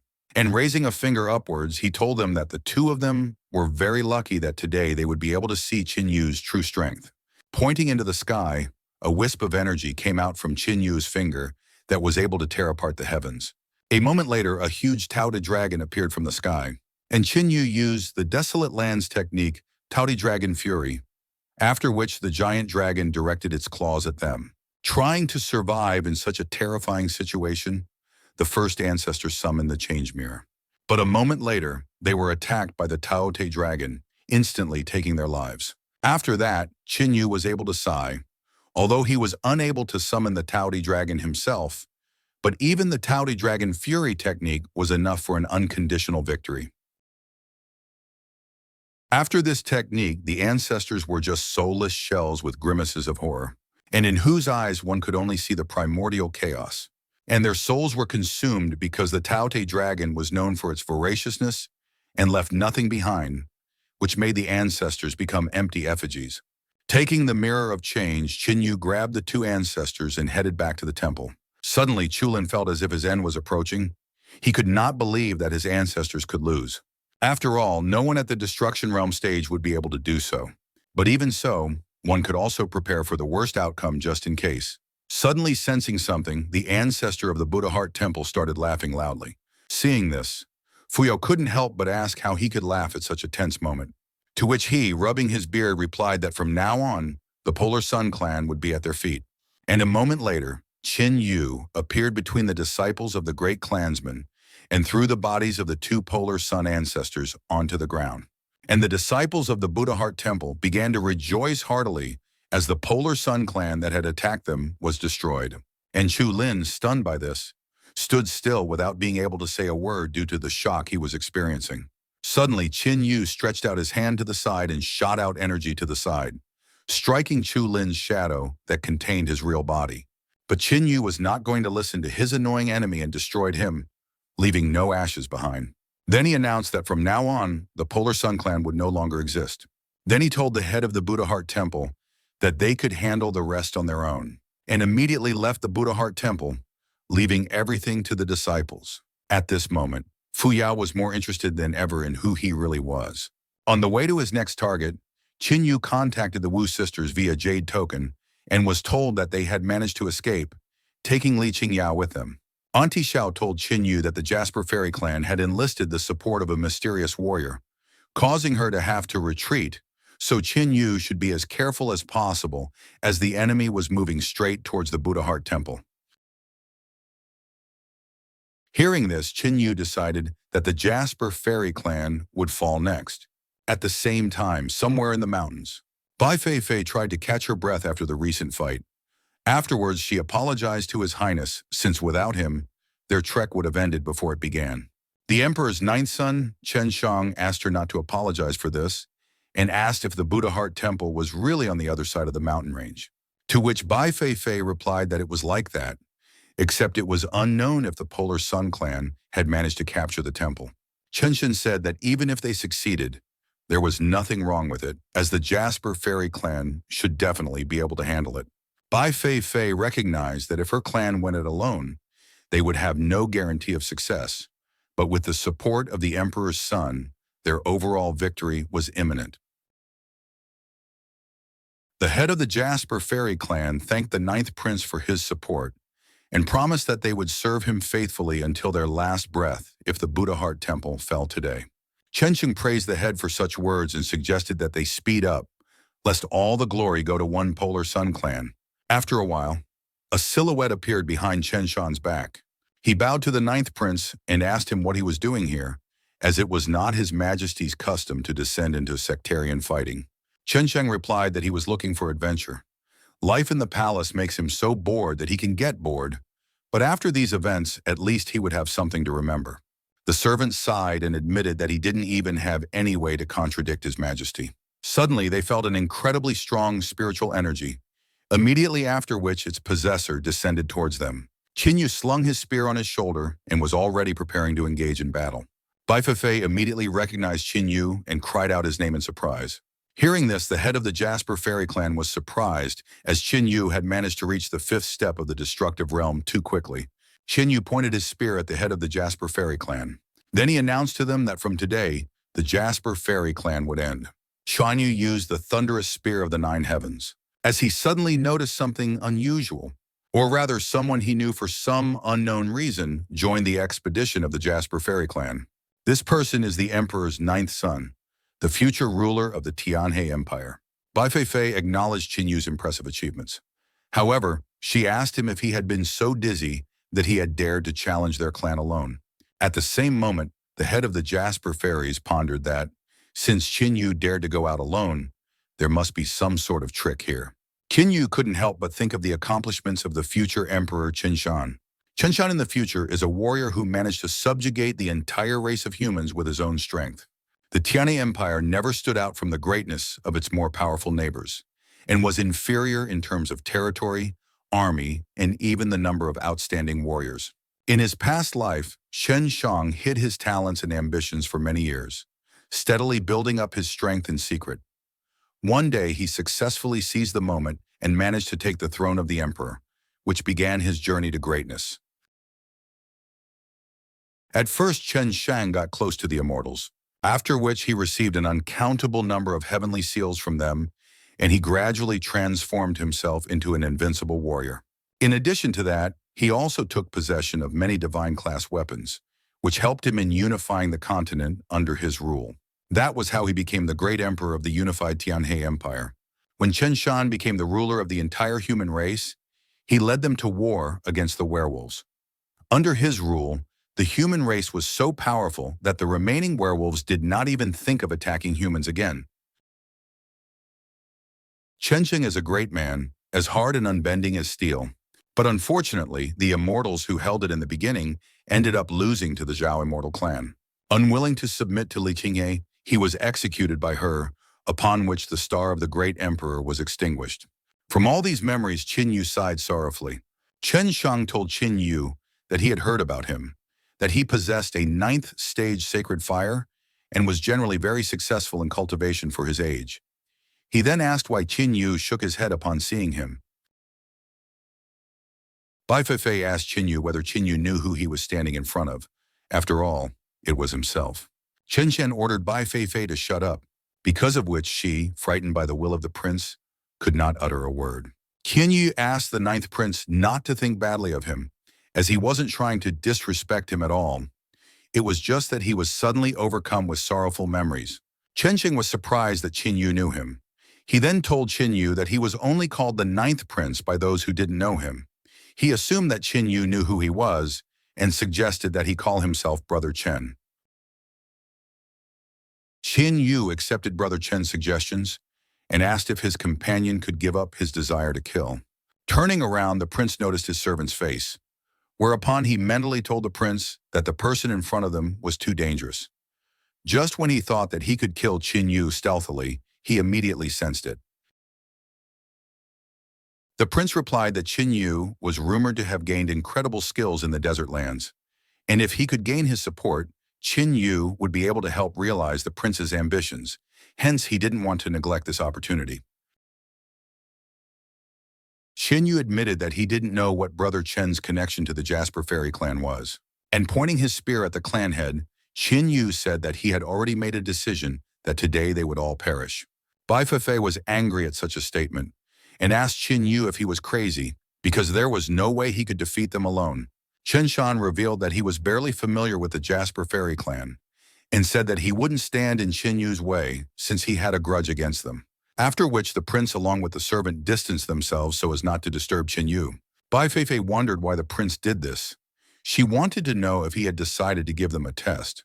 Immediately afterwards, she released her aura and shouted to Qin Yu that whatever he had in mind, he wouldn't be able to.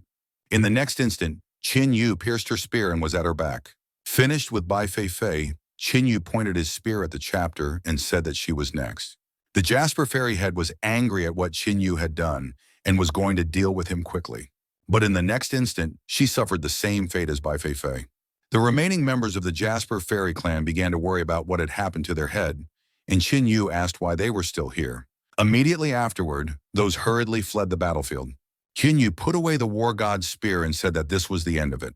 The prince, together from the servants, were stunned that Qin Yu didn't even hesitate before these killings, causing them to wonder what the Jasper fairies had done to him. Chenxing tried to put on a smile and praised Qin Yu for his determination. He also said that since the Polar Sun clan was already gone, the Buddha Heart Temple was on the verge of becoming a major force in the Tianhee Empire. He said that although Qin Yu had killed the head of the Jasper fairy clan, it did not mean that they had been completely defeated. Therefore, he suggested that Qin Yu put a final end to the matter. Qin Yu thanked Brother Chen and said that he would like to personally deal with all of this. Chen Shan decided not to change Qin Yu's mind since he wished to do so, and asked if Qin Yu was going to go to the main Jasper Fairy Temple now, to which Qin Yu replied that he wanted to end this as soon as possible.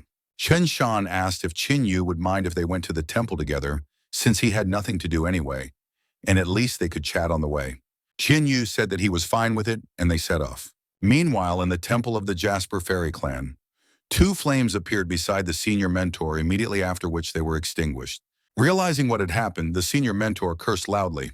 Immediately afterward, a student came to her screaming and asked what had happened. The mentor didn't hold back and revealed that the clan head and her daughter had just died. The apprentice realized that because of what had happened in this battle, their clan had been defeated, a complete and utter defeat.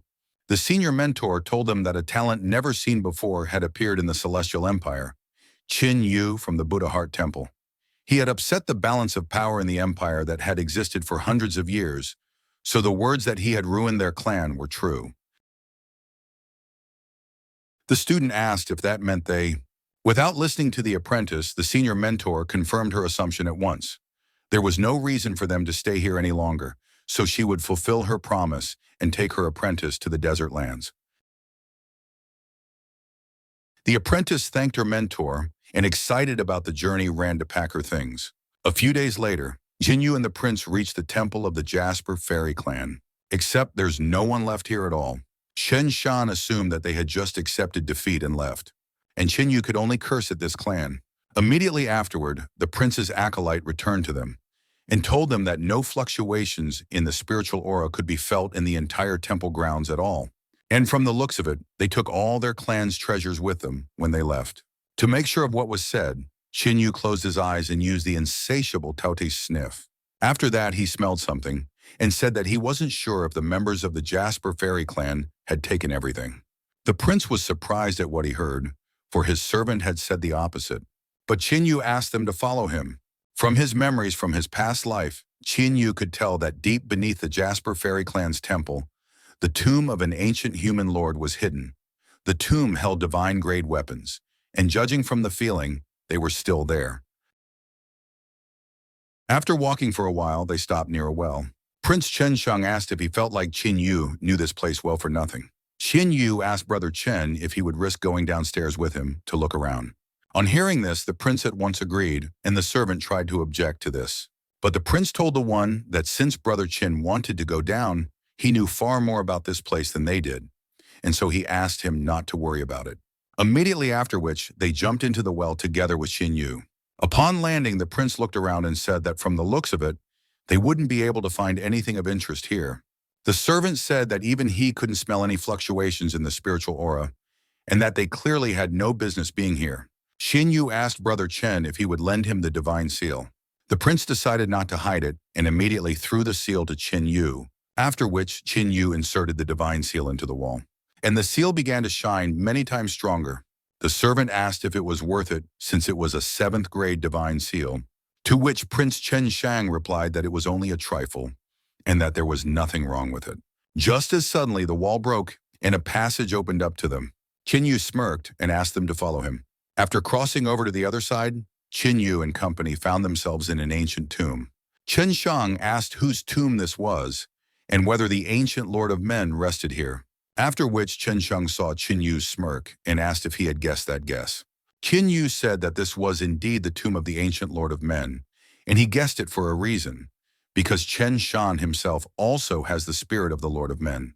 Hearing this, Chen Shan was dumbfounded, and the servant asked if it was really as he said. Tang Yun said that they would soon see everything for themselves and went to the sarcophagus. Approaching the lion statues, Qin Yu released a bit of aura from which the statues began to be covered in cracks. And after a few moments, those completely broke free from the power of the stone and began to growl threateningly at Qin Yu. Seeing this, Chen Shang became worried for Qin Yu and asked him to be more careful. But Qin Yu only glanced threateningly at the lions in front of him, which made those shudder and give way to him. Upon reaching the sarcophagus, Qin Yu discovered a blade, a pill, and a scroll inside. He tossed the scroll and pill to Chen Shan, whereupon the latter asked if these items were the legacy of the Lord of Men. Qin Yu said that he would keep the divine tool for himself and asked if the prince was okay with it. Prince Chen Shang replied that he didn't mind since Qin Yu was the one who brought them to this tomb, and said that it would be fair if he took everything away as well. As suddenly the scroll in the prince's hands began to release an aura, whereupon the aura soared into the air, and a voice praised Chen Shan's talent and the spirit of the Lord of Men in him. After which, an elder formed from the aura, and he explained that he was the Lord of the Wei Yi people. After introducing himself, he immediately asked if Chen Shan had come to collect his heritage. Chen Shang greeted the Lord of Men and introduced himself as the Prince of the Tianhee Empire. Wei Yi was pleased with the young man's behavior. He said that Chen Shang was worthy of becoming his successor since he sensed in him the soul of a Lord of Men and a great innate gift. Then he sadly explained to the prince that he had serious enemies, which could be a problem for the prince. Just as suddenly, Lord Wei Yi sensed something that was too strange. Immediately after which, he turned around and seeing Qin Yu, he realized what the matter was. Vladika laughed and explained that he understood what was involved. Lord Wei Yi used the scroll pill, after which he took the form of a beast and ordered the prince to accept his legacy. Immediately after which, he forcibly began transmitting a spiritual aura to the prince. The servant was worried about the prince, but Qin Yu asked him not to worry as the prince would be perfectly fine after this. The prince's servant asked Qin Yu who he was and how he managed to single-handedly deal with the Jasper Fairy clan, right after which he found the tomb of the ancient Lord of Men and lastly summoned the one with such ease. He demanded that Qin Yu explain why he was trying to get close to the prince. Qin Yu explained that the meeting with the spirit-bearer of the Lord of Men was destined by fate. As for the prince, Qin Yu asked if they had met by chance. The spiritual aura still continued to rapidly fill the prince's body. And after a while, Chen Shan finally opened his eyes. A servant asked the prince if he was all right, to which Chen Shang replied, as expected from a powerful ancient Lord of Men. His fame had spread for a reason. He then asked if he should worry about a great matter with such a powerful ability. Chen Shang recognized that he had met a tremendous fortune today and thanked Brother Qin Yu for the good fortune he had given him. In gratitude, he promised that he would gladly help Qin Yu if he needed help.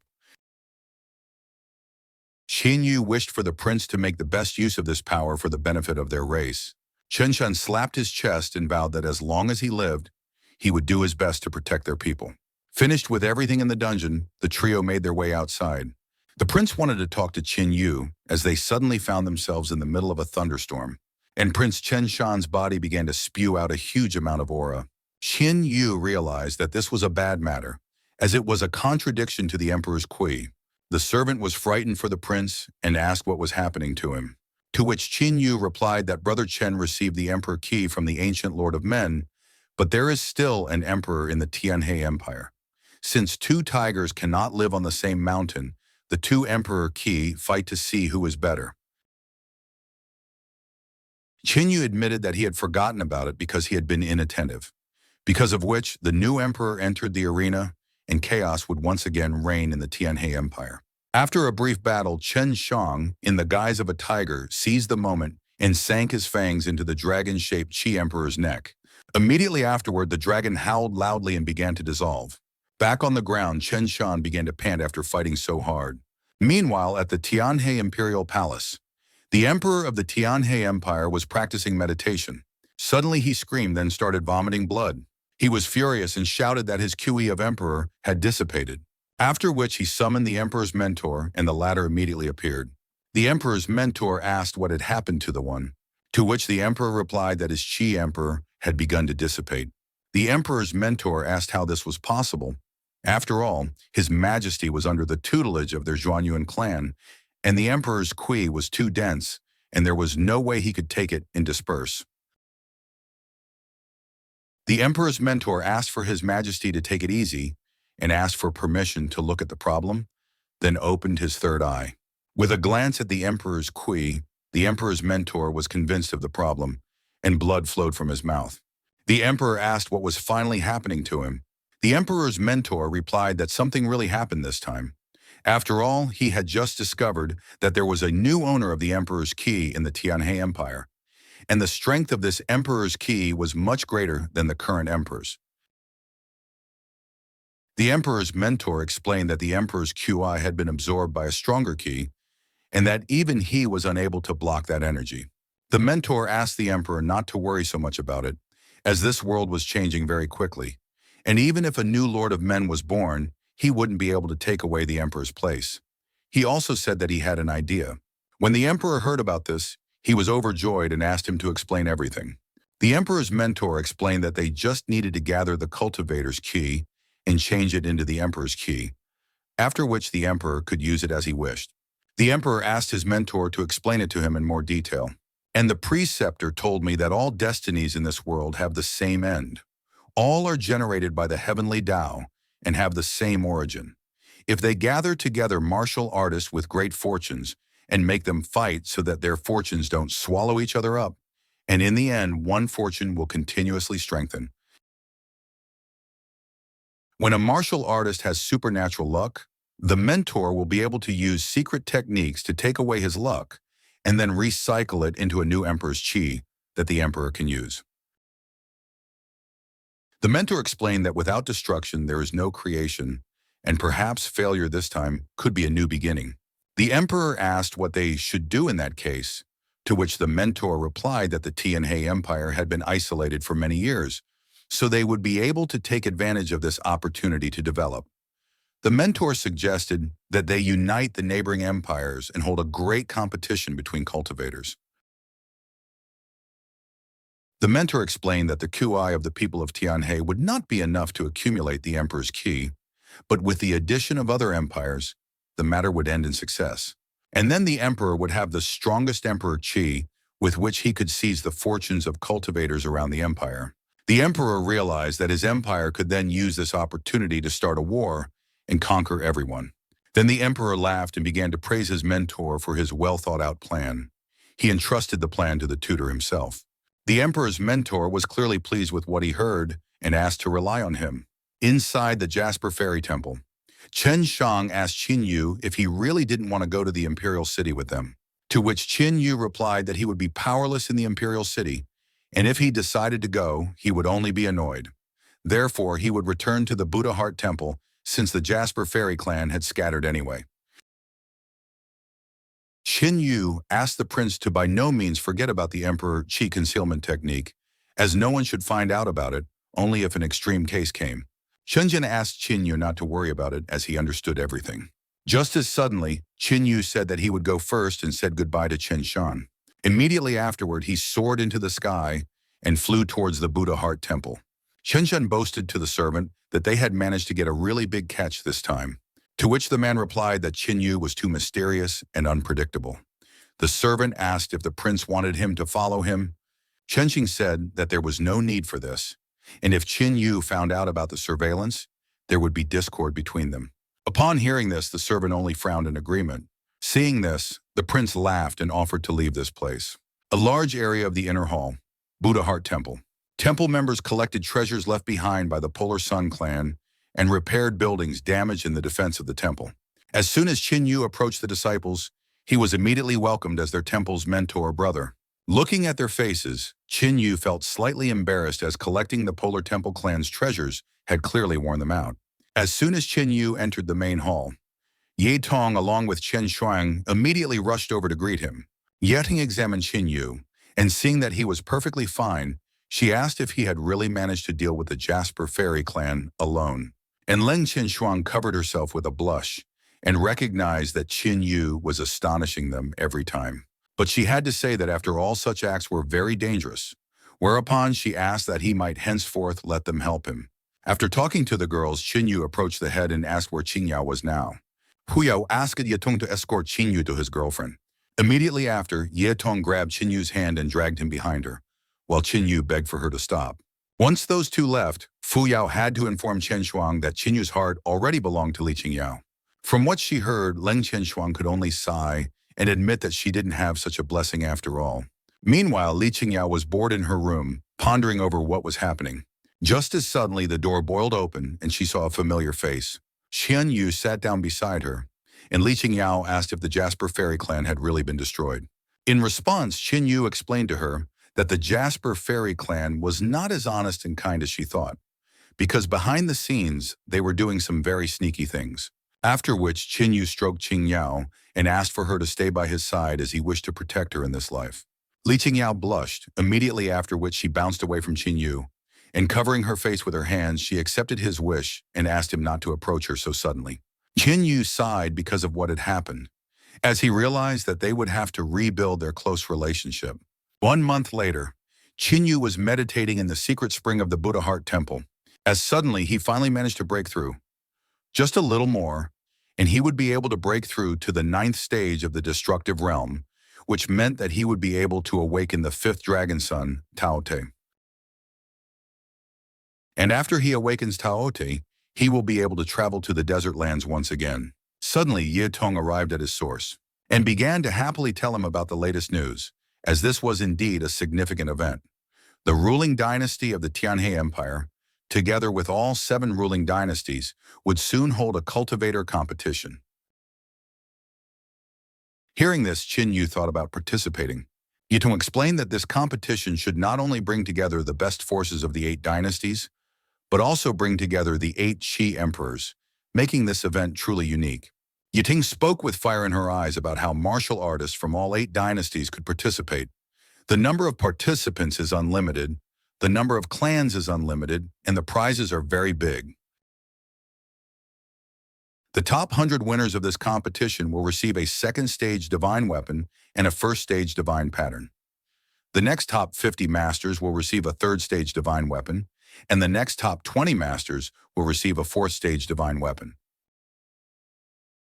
Qin Yu recognized that the opportunity to obtain a 4th stage weapon sounded quite tempting. Because of that, he assumed that such rewards could attract many secret sect disciples and some strong cultivators.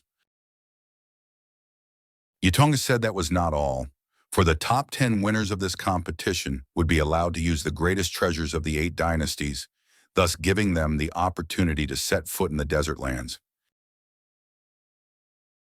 Qin Yu was surprised at what he heard. After all, the greatest treasures are the symbol of the country's wealth, and not only could they raise a martial artist's qi, but they also possessed mysterious and impressive power. And if he managed to get his hands on such a treasure, Qin Yu would be able to travel to the desert lands sooner than he thought.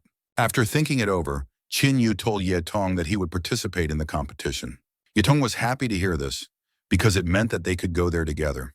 Just as suddenly, she remembered something, and sadly explained that Sister Qianshuang would not be able to go along with them, as she had business to attend to in the clan. Immediately after which, she began to push Qin Yu forward so that he would not be delayed. She explained that she was in a hurry because the competition would start in 3 months, and the venue would be a Moon City 3000 Li to the northwest. If they performed right now, they would have time to arrive early and get some rest. Qin Yu told Yutong that she was too impatient and suggested that she start by saying goodbye to the people from the temple. After a while, Qin Yu and the others gathered in the main hall of the temple. Fu Yu wished Qin Yu good luck so that he could take first place in the competition. And following her, the rest of the people in the room did as well. Yutong was upset that everyone only wished the first place to Qin Yu and asked why no one wished her good luck. But Fu Yao asked Yutong to take care of Qin Yu on the road, from which Yutong could only tiptoe. Lastly, Qin Yu's good luck was also wished by Leng Qianshuang. Ching Yu asked them all not to worry about it as he was confident that he could take the first place, after which he turned around and left. Looking at Ching Yu's back, Fu Yao mumbled that she was waiting for the moment when he would fly high. The next day, Ching Yu and the girls were on their way to the competition venue. Ching Yu asked Ye Tu if they had a bigger cart than this one, to which the latter replied angrily that there was usually plenty of room, but Situ Zheng Yu on the other side of the wagon laughed and Ye Tong asked why another person went with them. Zitu Zheng Yu chuckled and asked if it was a chance encounter. In any case, they were all going to participate in the competition, and the more people the merrier. From what they heard, Qin Yu and the girls stared silently at Sita Zheng Yu. And in the end, Qin Yu decided to just ignore that person. Just as suddenly, Zitu Zheng Yu cried out that the second place in the competition would belong to him. Ye Dong asked why he thought he could take second place, to which Shitu replied that naturally the first place would go to Qin Yu. Yitong explained that she wanted to know why he was so confident that he could take second place. Hearing this, Situ Zheng Yu grew gloomy and said that it was because Li Qingyao was interested in what he said and asked why. Immediately after that, Zitu Zheng Yu cried out that it was because second place would allow him to marry two princesses of a great dynasty. Hearing this made Qin Yu feel ashamed that they had even allowed Situ Zheng Yu to join them in the carriage. Ye Tong covered herself in a blush and shouted that Situ Zheng Yu was just an old pervert, while the Wu sisters only sighed because of what was happening. After a while, Qin Yu and company reached the border of the ruling Tianhee dynasty. Situ Zheng Yu looked out the window and warned the others to be more vigilant, as the next journey would be very dangerous. Su asked if it had anything to do with the werewolf race. Aikin Yu explained that it's not just about werewolves, because the Tianhee dynasty's border is bordered by countless small states and free cultivators. Their threat is much more than just a race of werewolves. These small states and free cultivators hide in the forest and suddenly attack passing people, thus earning a living. Hearing this, Situ Zheng Yu praised Qin Yu for knowing so much about so many things, as suddenly they sensed danger, and in the next instant their wagon was destroyed. After inspecting the purple barrier, Qin Yu told the others that they would probably have to walk the rest of the way. In the evening of the same day, Qin Yu and company made a fire and settled around it. Zitu Zheng Yu took out a map, and pointing at it, he told them that tomorrow they could reach Qinfeng City from where they could leave by wagon. Just as suddenly, Situ felt someone's presence behind him. Immediately afterwards, beaten bandits came out of the forest and demanded that the company give them all their valuables if life is precious. Qin Yu looked around at the mangled bandits who had come out to them. After assessing them, Qin Yu realized that the highest rank amongst them was a destructive realm and suggested that they were clearly not easy to cultivate. Hence, he advised them to leave immediately if they wanted to stay alive. Hearing this, the bandit leader became enraged and asked the insolent Qin Yu not to blame him for his carelessness. Immediately after which, he pushed himself off the ground and attacked Qin Yu with his crutch.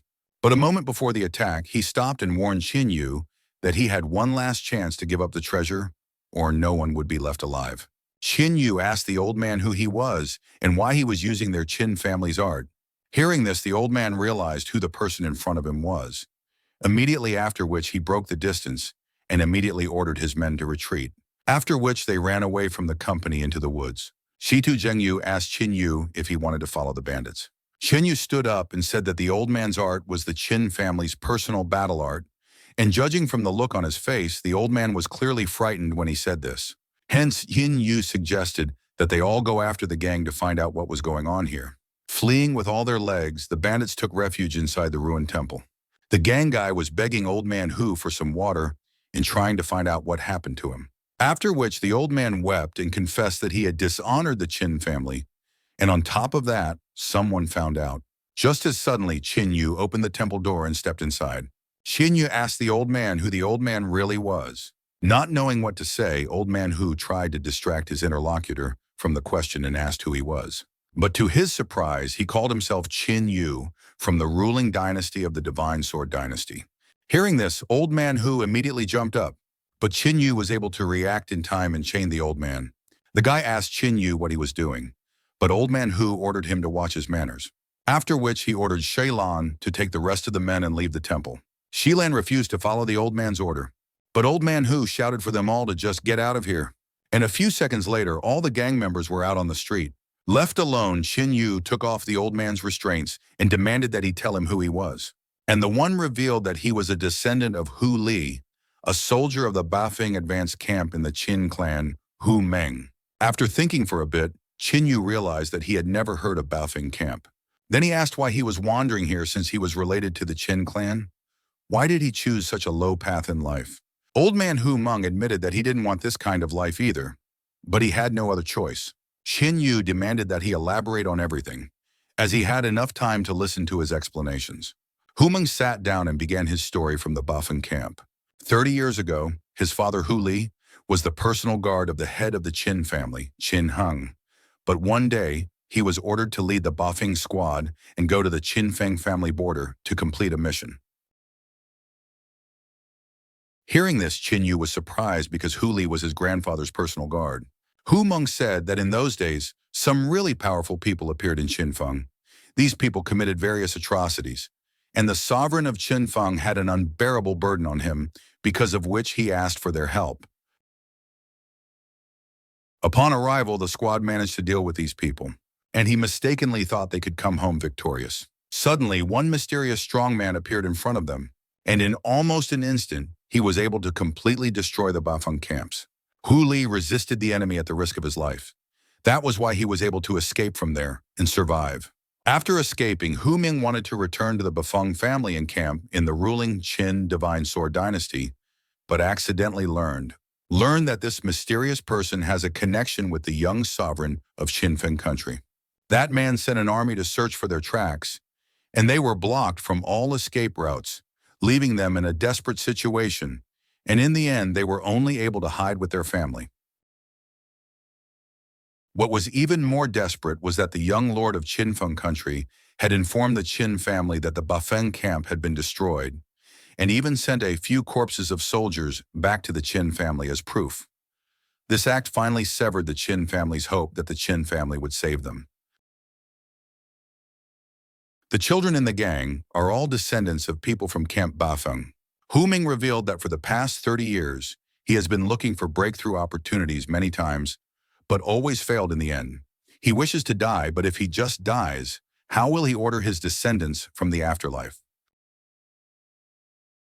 After all of this, Hu Meng changed his appearance and began to engage in robbery, hoping that the children could get on with their lives. Hu Meng knelt down in front of Qin Yu and cried out that he had dishonored the Qin family and deserved to die. But those children were not to blame for all of this. He only wishes to die and wash away the stains of disgrace from the Qin family. Tears began to flow from the old man's eye, and he begged Qin Yu to contact the Qin family to take these children away. Realizing what the matter was here, Qin Yu told the old man that just as suddenly, Shilan burst into the temple and shouted that a bunch of cultivators had appeared outside. Hu Meng was shocked by what he heard and started shouting that Qin Yu had tricked them, and he wasn't actually from the Qin family. Qin Yu replied that he had no reason to be deceived and offered to go outside to see what was going on outside. For 30 years, Qin Feng's men have been hunting to kill his Qin family's men. The debt of blood must be covered with blood. A squad from Qing Feng had gathered outside the temple, and the people from the gang were trembling with fear. The leader of the squad looked around the gang and said that there were only ugly and disabled people among them. Then he asked why they were wasting his time if they could just die in peace. Immediately after which, Qin Yu and Hu Meng walked out of the temple. Seeing Hu Meng, the woman was pleased that she had finally found him. Qin Yu, on the other hand, realized that he didn't know the person in front of him. Noticing Qin Yu, the woman said that he looked quite elegant and offered to go along with her, calling herself Sis. Qin Yu walked out to the stranger and asked if she was the one who had been following them everywhere all these years. She replied that there were many people who wanted to kill Hu Ming and his men, but she only wanted Hu Ming himself. However, her luck had come today, and it was her turn to become rich. After which, she touched Qin Yu and offered him a chance to survive, as he looked much better from the others. Just as suddenly, Qin Yu grabbed her by the throat and said that right now, it was better for her to just die. Gasping, the woman asked who he was and what kind of things Hu Ming had given him, after which she offered to give him twice as much, or even 10 times as much. With her last strength, she cried out that he couldn't kill her, for she, and in the very next instant, Qin Yu took the life of the woman chasing his men. Qin Feng's soldiers were dumbfounded by what had happened and shouted that they should run away, as this guy had just killed the heir to the throne's wife. Just as suddenly, the image of Yazi's ghost formed behind Ching Yu's back. He said that no one would leave, immediately after which Yazu's ghost exhaled a huge amount of spiritual aura, sweeping away everything in its path. Seeing their enemies killed in a pitiful moment, Hu Meng wept with joy, for they had another chance. Ching Yu said that according to the people who attacked them, there were a lot of people who wanted to kill them, and so he wanted to find out who it was. Hu Meng understood what he wanted and said that it couldn't be done. Although Qinfeng is a small state, but there are many strong men here. Just now only one of them was killed, causing Qin's people to be exposed soon. Hu Meng said that he would stay here to distract the enemies and pointed at the children and asked Qin Yu to just take them with him. Qin Yu explained that from now on, they should all follow him since the former Qin family was no more. Old man Hu Meng was surprised at what he heard and asked what Qin Yu meant, to which the man replied that he would tell about it later, but now he must find out who the other people threatening his family were. Hu Meng said that everyone else belonged to the lineage of the young lord of Qinfeng country, now the sovereign of Qinfeng country. Qin Yu smirked and said that it was great since this country would soon fall. Suddenly, the barrier next to the ruined temple cracked, and out of it, Situ Zhengyu appeared along with the rest of the company. As he approached the temple, Situ Zhengyu admitted that he had in no way expected to meet the last people related to the Qin family. Seeing the strangers, Hu Meng was wary and asked who they were, but Qin Yu stopped him saying that these were his men. Qin Yu apologized for disturbing them and asked to dispose of them while he had to leave for a while. Hu Meng said that Qin Yu shouldn't leave now because the first priority was to return to the Qin family and report the situation, from which Qin Yu turned gloomy and once again said that the former Qin family no longer existed. The old man was stunned by what he heard and asked what the words meant, to which Qin Yu replied that the specific circumstance of the cases would be explained to him in detail by the sisters of the Wu family. Suddenly, Shilan asked Qin Yu to stop and bowed and asked Qin Yu to take him with him. Shilan said that although he doesn't have any abilities, he won't be a burden. All he wants is to see his enemies die in person. Hu Meng ordered Shilan to shut up, but Qin Yu replied that he would no doubt take him along since he wouldn't be a burden. After which Qin Yu grabbed Shilan's hand and headed towards Qingfeng State. After a while, Qin Yu, together with Shilan, arrived at the capital of Qinfeng State. After looking around, Shilan pointed at the tower and said that they should go there. At the same moment, inside the tower, the sovereign was enjoying a hot bath. The maid bowed to the sovereign and reported that no one could find Hu Meng. The sovereign said they were all just a bunch of scum, because in how many years they couldn't even catch a few rats with nowhere to go. The maid explained that it was because Hu Meng was too cunning. She asked the sovereign not to worry, as she would personally find Hu Meng and bring his head. Hearing this, the sovereign shouted that he didn't want Hu Meng's head. He wanted all of their lives. As suddenly they heard a voice. An unknown person shouted that if the sovereign wanted the death of the Qin family people, then he should at least comply with it. The sovereign and his servant immediately turned toward the voice, and the next instant, it shattered the roof of the tower. Shilan took off his mask and shouted to Qin Yu that the person in front of them was the sovereign. The servant girl recognized Shilan and explained to the sovereign that he was the person who was always near Hu Meng. Upon hearing this, the sovereign smirked and began to scoff at the fact that Shilan had dared to come to meet his death. Immediately after that, he ordered Shilan to be killed, and the servant girl along with the shadow assassins attacked Qin Yu with Shilan. The sovereign praised Shilan for coming to kill him alone, but asked him to underestimate him, after which Qin Yu walked over to the one and looked at him with disdain. The sovereign trembled when he saw how strong the stranger was and offered to pay him twice as much as Hu Meng's bandit. But he realized it wouldn't be enough and shouted that he was willing to pay 10 times as much. Qin Yu told the sovereign that he was from the Qin clan, which frightened him even more. After which he sat down and asked if he was trembling because he was afraid. And when he was torturing the people of the Qin family, did he think about what might happen today? The sovereign raised his hands and explained his actions by saying that he had mental wounds and was forced to do so. But he would only tell the truth if Qin Yu spared him. Hearing this, Qin Yu told the sovereign that he had no right to negotiate with him. Immediately afterward, the sovereign cried out that by killing him, Qin Yu would never know the truth, and he would never know who was the instigator of all this. After thinking for a bit, Qin Yu agreed that he would spare the sovereign on the condition that he would tell the truth. But Shilan objected to this and shouted that the sovereign must die. Hearing this, Qin Yu glared at Shilan, causing the latter to be forced to retreat. Whereupon the sovereign ordered Ching Yu to swear that he would not kill him. Ching Yu did not object, and immediately swore, with his spiritual aura, that he would not kill the sovereign if he told the truth, immediately after which a thread separated from his aura. Realizing that he would survive, the sovereign laughed, after which he told him that his country Qingfeng was just a small country, and unless he was ordered to, there was nothing he could do. After which he asked if he could go against the ruling Qin, Divine Sword Dynasty alone. Qin Yu shouted that he didn't want to hear any idle chatter from that one. Startled, the sovereign jerked back and immediately revealed that someone had instructed him to eliminate the Bafeng squad of the Qin family. He was not a sovereign then, only a crown prince, but the stranger promised that he would make him a sovereign. Qin Yu demanded that the sovereign, said who, give him the order, to which the latter replied that he did not know it. Immediately after which, Qin Yu grabbed him by the throat and said that the man clearly didn't value his life. Squirming in pain, the sovereign explained that that person had not shown up from the beginning to the end. All he knows is that that person's cultivation is truly astounding, and he has a rough guess as to who it might be. The sovereign said that even though he was secretive, he wasn't the type of person who humbly waited for his death.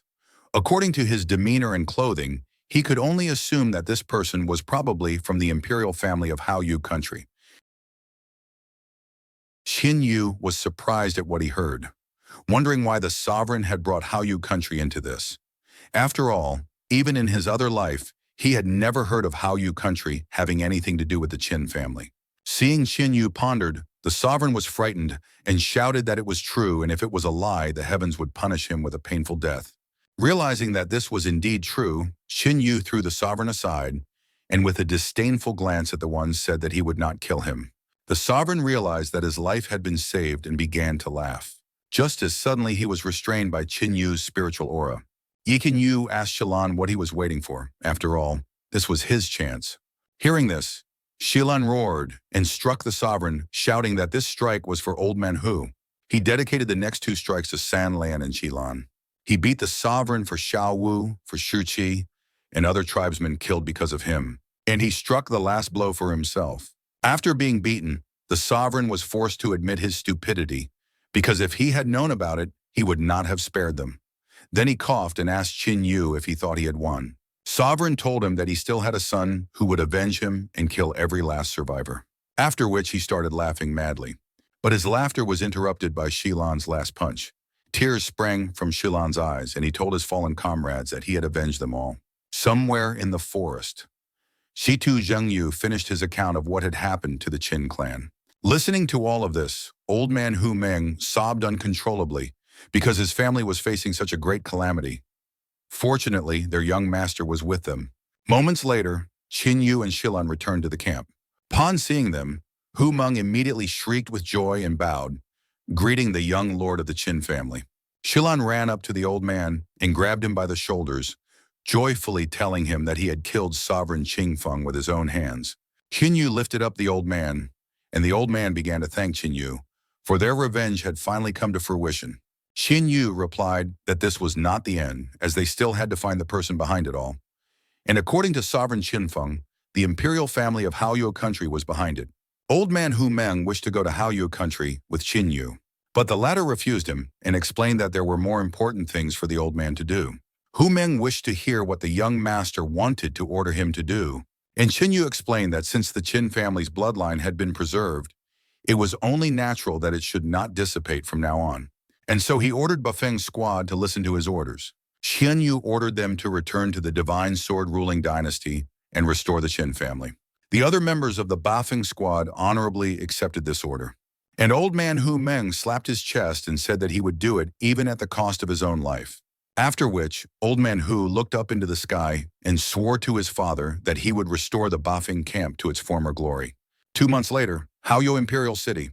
Qin Yu stepped out of the cart and looked around. After him, the girls came out and began to wonder childishly at the size of this city and the number of people around them. Qin Yu felt embarrassed and asked them to be a little more serious. Just as suddenly, the heavens parted and a huge amount of spiritual aura began to spread out. One of the townsfolk cried out that it was the holy maiden Hao Yue. Immediately afterward, a huge golden dragon flew out of the sky. on the head of which was Hao Yu's holy maiden, Xuan Yuan. Wen Yuan jumped off the dragon's head onto the fortress wall and left, accompanied by the guards. After thinking for a bit, Qin Yu realized that the holy maiden was probably a member of the imperial family. Just as suddenly, someone behind Qin Yu's back chuckled and explained that the holy maiden was the second of the four great beauties of Haoyu City. Dan Yang revealed that a lot of cultivators had warm feelings for the holy maiden, and therefore he advised Qin Yu to give up on this idea. After looking over Qin Yu, he assumed that he probably came from a small state, and his cultivation of the destruction stage was pretty good, but the back of his back is a bit beyond that. Qin Yu asked how the man knew that he came from a small state. Dan Yang asked Qin Yu to look at the people passing by, and explained that such people definitely came from a large state. In front of Dan Yang, Shitu Zhengyu jumped out and asked if the holy maiden in the second place. Then who was in first place? To which Dan Yang replied that he would tell them everything on the way to the city, and they both smirked as they realized that they were brothers in spirit. After which they hugged each other and shouted that time was of the essence, which made Qin Yu feel uneasy. After a while, the company reached the inn. Dan Yang ordered delicious food and wine, as he always does. Zhitu Zhengyu reminded Dan Yang that they had not yet introduced themselves, then gave his name, and revealed that he came from the Tianhee dynasty. Dan Yang was surprised to hear about the Zhitu family, and Zhitu Zhengyu shook his head, confirming that he was indeed from this family.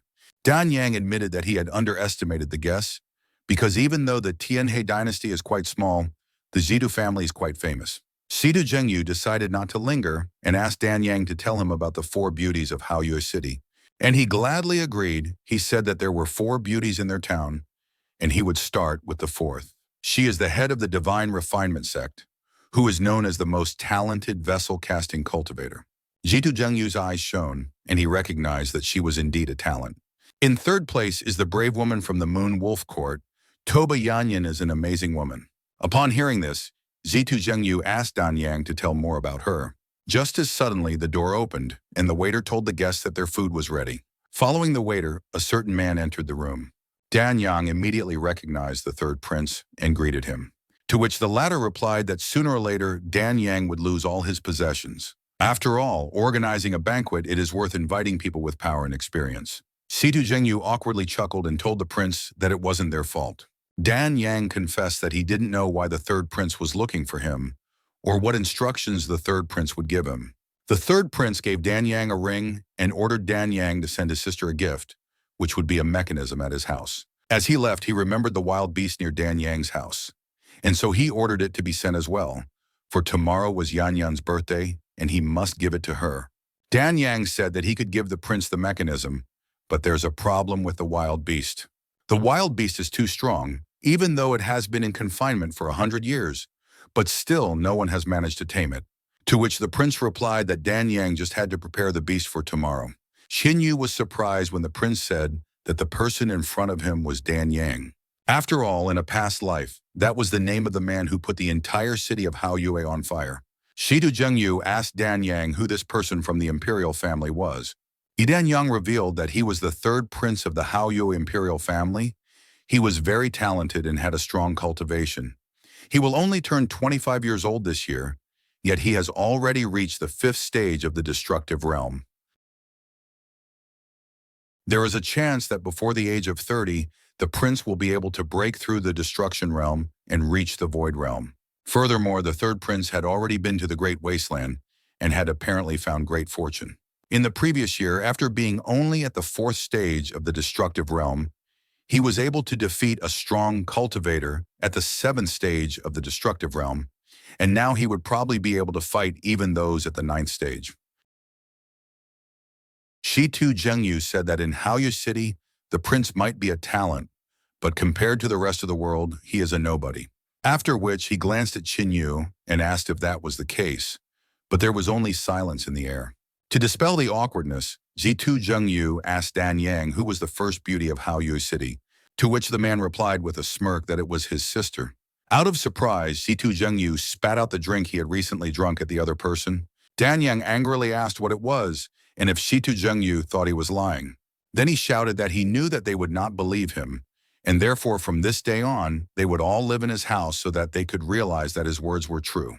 Zhitu Zhengyu's eyes shone, and raising his hand, he asked how they could refuse such an offer. After a while, the company arrived at Dan Yang's manor, and he asked the guests to enter. Afterward, everyone saw a house almost falling apart. From what he saw, Zhitu Zhengyu was at a loss for words. Dan Yang explained that his house was in quite a state of disrepair and asked if they would mind, to which Zhitu Zhengyu replied sternly that they wouldn't. Suddenly, an unbridled aura wafted from the side of the house, almost knocking them off their feet. Dan Yang explained that it was all because of the wild beast and asked the guests not to take offense because of it. After feeling this aura on him, Qin Yu asked if they could see this beast. Dan Yang asked why not and led them to the beast's den. Upon arriving at the beast's lair in the backyard of Zhitu Zhengyu, was horrified by such ferocious qi emitted by the beast. And even Qin Yu was forced to admit that this qi was indeed fierce. Being exposed to such ferocious qi, Yatong and Li Qingyao felt uncomfortable. Seeing this, Qin Yu explained that this beast's aura was too ferocious, and that they would not be able to be near the beast due to their lack of cultivation. Hence, he advised them to leave. Otherwise, their aura within them would begin to rage. Dan Yan clapped himself on the head and admitted that he hadn't even thought about it when leading them here. He then called Xiao Zhouzi and ordered him to take the guests away and take care of them. As soon as Xiao Zhouzi led the girls away, Dan Yang broke the seal of the beast's lair. Immediately afterward, a loud roar was heard, and a beast emerged from the den. Seeing him for himself, Zhitu Zhengyu was forced to admit that this was indeed a strong guy. Dan Yang said that his ancestors captured this beast, after which imprisoned it in this place for hundreds of years. Over the years, they had tried every way to get rid of this ferocious qi, but all to no avail. Furthermore, the beast's power had only increased over the years, causing his family to have to create various spells, formations, and restraint arts to keep the beast here. Suddenly, Qin Yu stepped in front of Dan Yan, causing the latter to try to ask what Qin Yu was up to. Approaching the beast, Qin Yu told the beast that he could understand its feelings. After all, it was imprisoned here by force, causing it to be full of resentment, helplessness, and hatred. After which, Qin Yu asked Brother Dan if he could have this beast for himself. Dan Yang was surprised to hear this, after which he apologized and explained that it was impossible. Zhitu Zhengyu clapped Dan Yang on the shoulder and said that if money was the problem, he could take it easy and offer his price. Dan Yang explained that the problem was not money. The problem was that the third prince had dared to get the beast, and if he gave the beast to Qin Yu, the prince would not let him live on. Zhitu Zhengyu told Qin Yu that Dan Yang was telling the truth, and that if Qin Yu really wanted a beast, then they should turn to the beast. Taking another look at the beast, Qin Yu agreed that he would have to talk to the prince. Immediately after which, Zhitu Zhengyu remembered something, and poking Dan Yang with his hand asked about his sister. Dan Yan chuckled and admitted that he had almost forgotten about it. At this one, they had guests over. Toba Yanyan asked if this was the place where the Dan family had imprisoned the beast, to which Dan Yana's sister replied that she would definitely like the beast. Hearing Wei Ying's voice, Dan Yang immediately turned around, and Wei Ying was surprised by his company and asked who these people were. Dan Yang revealed that the two are good friends of his whom he recently met. He introduced Zhitu Zhengyu first, and after that, he introduced Qin Yu. He then introduced his younger sister, Dan Shuiying, and Toba Yanyan, whom he recently talked about, to the guests. Looking at Yanyan, Zhitu Zhengyu recognized that she was really not bad and raised a finger up, causing her to frown and call him promiscuous. Right after that, Zhitu Zhengyu showed her his pumped-up breasts and said that looks can be deceiving. Then he offered her to spend the night with him to find out if he was promiscuous or not. Unwilling to tolerate this, Toba Yanyan slapped Zhitu Zhengyu and ordered him to bend somewhere. She then picked him up and threatened to kill him if he continued to molest her, to which Zhitu Zhengyu replied that he liked such an energetic girl. Dan Yang asked Yanyan to calm down as he was sure that Zhitu Zhengyu was not a promiscuous person at all, then asked her the reason why she decided to pay them a visit. Dan Shuiying reminded her brother that tomorrow would be Yanyan's birthday, and so she would like to give her the beast as a gift, which made Dan Yang uncomfortable with how many people wanted to claim this beast. Dan Shuiying frowned and asked what his facial expressions meant, and Yanyan promised that she wouldn't insist if he didn't agree. Dan Yang sighed and explained that it wasn't about his decision, but the fact that this beast had become a tidbit. He decided not to keep it from Yanyan and revealed that he had recently met the third prince, and the latter had asked for this beast to give to her as a birthday present. Realizing what the matter was, Tobayanyan ordered Dan Yang not to sell the beast to the third prince, and asked at what price he would sell the beast to her. Dan Yang didn't know what to say and looked at Ching Yu. Ching Yu then went to Yanyan and asked her to give him the beast, after which she smiled and said she was happy to agree to give in. Ching Yu was surprised at how easily Tobayanyan agreed to this. And even Zhitao Yu and her brother were surprised by what they heard. After which, she explained that she would concede the beast if Ching Yu could surpass her. Ching Yu agreed to this and asked what he should surpass her in. To which Yanyan replied that since the beast was their target, the one who tamed it would win. Realizing that he had a good chance, Ching Yu immediately agreed with her, from which Dan Shuiying chuckled and explained to Ching Yu that he would definitely lose after all. There were only a few people in the world capable of surpassing Yanyan in beast subjugation. Ching Yu replied that since there were a few people, he also had the ability to surpass her. Dan Shuiying gave a thumbs up and admitted that she admired his confidence. But even so, Yanyan would not lose. After all, she had fully mastered her family's subjugation technique. And in terms of talent, no one could compare to her, not even in 1,000 years. Moreover, Yanyan grew up together with the beasts. Hearing this, Situ Zhengyu and Ching Yu were shocked. And Toba Yanyan said that Shuang was telling the truth. She actually grew up with beasts since she was a little girl. And so for the sake of fairness, she offered Ching Yu to start first. But Ching Yu refused, as he was curious to see how the beasts were tamed by someone who had grown up with them. Lastly, Yanyan warned Ching Yu that he wouldn't stand a chance if she subdued the beast. As soon as Yanyan approached the beast, it roared, releasing its aura, from which she covered herself with her hand and recognized that he was indeed a very fierce guy. She then took out a bottle and asked the beast not to be afraid of her, as the Kona was not going to harm him. After inhaling the elixir, the beast calmed down and laid down in front of Yanyan. Yanyan approached the beast and stroked it, and told it that she knew that it was imprisoned here, because of which its soul was filled with anger and resentment. Leaning closer to him, Yanyan promised the beast that she would save him. She told the beast that she had grown up with beasts since childhood, and so she asked if he could sense that aura from her. Happy for her friend, Dan Shuiying said that Yanyan was waiting to win, and Dan Yang awkwardly told Ching Yu that probably this beast had already been tamed. Toba Yanyan turned to Ching Yu and said that he had lost. Afterwards, she asked the beast if he would go with her, and she cut her finger to get a drop of blood out of it. Bringing the drop to the beast, Yanyan said that from now on, she and the beast would share the same fate. Agreeing with Yanyan, the beast opened its mouth and was about to swallow her blood. Dan Zhuang nodded and said that the result was already obvious. And Situ Zhengyu frowned with a sigh and said that it was a failure. But Ching Yu smirked and asked Yazi if he was going to spring into action. Immediately after which, Yazu's spirit spurted its blood into the beast's mouth. The incident caused the beast to shudder, and the Yanyan blood it almost swallowed flew past. Whereupon the beast stared in the direction of its new master. Shocked by what had happened, Yanyan asked Ching Yu what he had done. Ching Yu asked the beast if it was willing to follow him. The beast looked at the mighty spirit Yasu holding his voice, which caused him to bow down in fear. Ching Yu told the surrounding people that apparently this beast had decided to return to him, and Dan Shuang couldn't believe that Yanyan was able to lose in taming the beast. Seeing what had happened, Dan Yang smirked as he thought about how uncomplicated this Ching Yu was. Sudu Zhengyu ran up to Ching Yu and patted his shoulder and began to praise him. Toba Yanyan admitted her defeat, as she didn't even expect that she could lose using the beast subjugation technique that she was so proud of. However, she wondered what technique he used and why she didn't feel anything. Shinyu touched the bowed beast's muzzle and said, "This is an undisclosed secret." Hearing this, Dan Shuiying wondered what kind of mystery this was, and Toba Yanyan admitted her defeat in the battle for the beast. She then told Ching Yu that tomorrow would be her birthday and asked if he would do the honor of coming to see her. Ching Yu said that since Miss Yanyan herself was inviting him, there was no way he could refuse. Toba Yanyan smirked and said that she was expecting them at her residence tomorrow. After which, she said goodbye to Dan Yan and Dan Shuiying and left. Shitu Zhengyu chuckled and reminded her that she hadn't said goodbye to him yet, which made Yanyan blaze with anger and ordered him to bend over.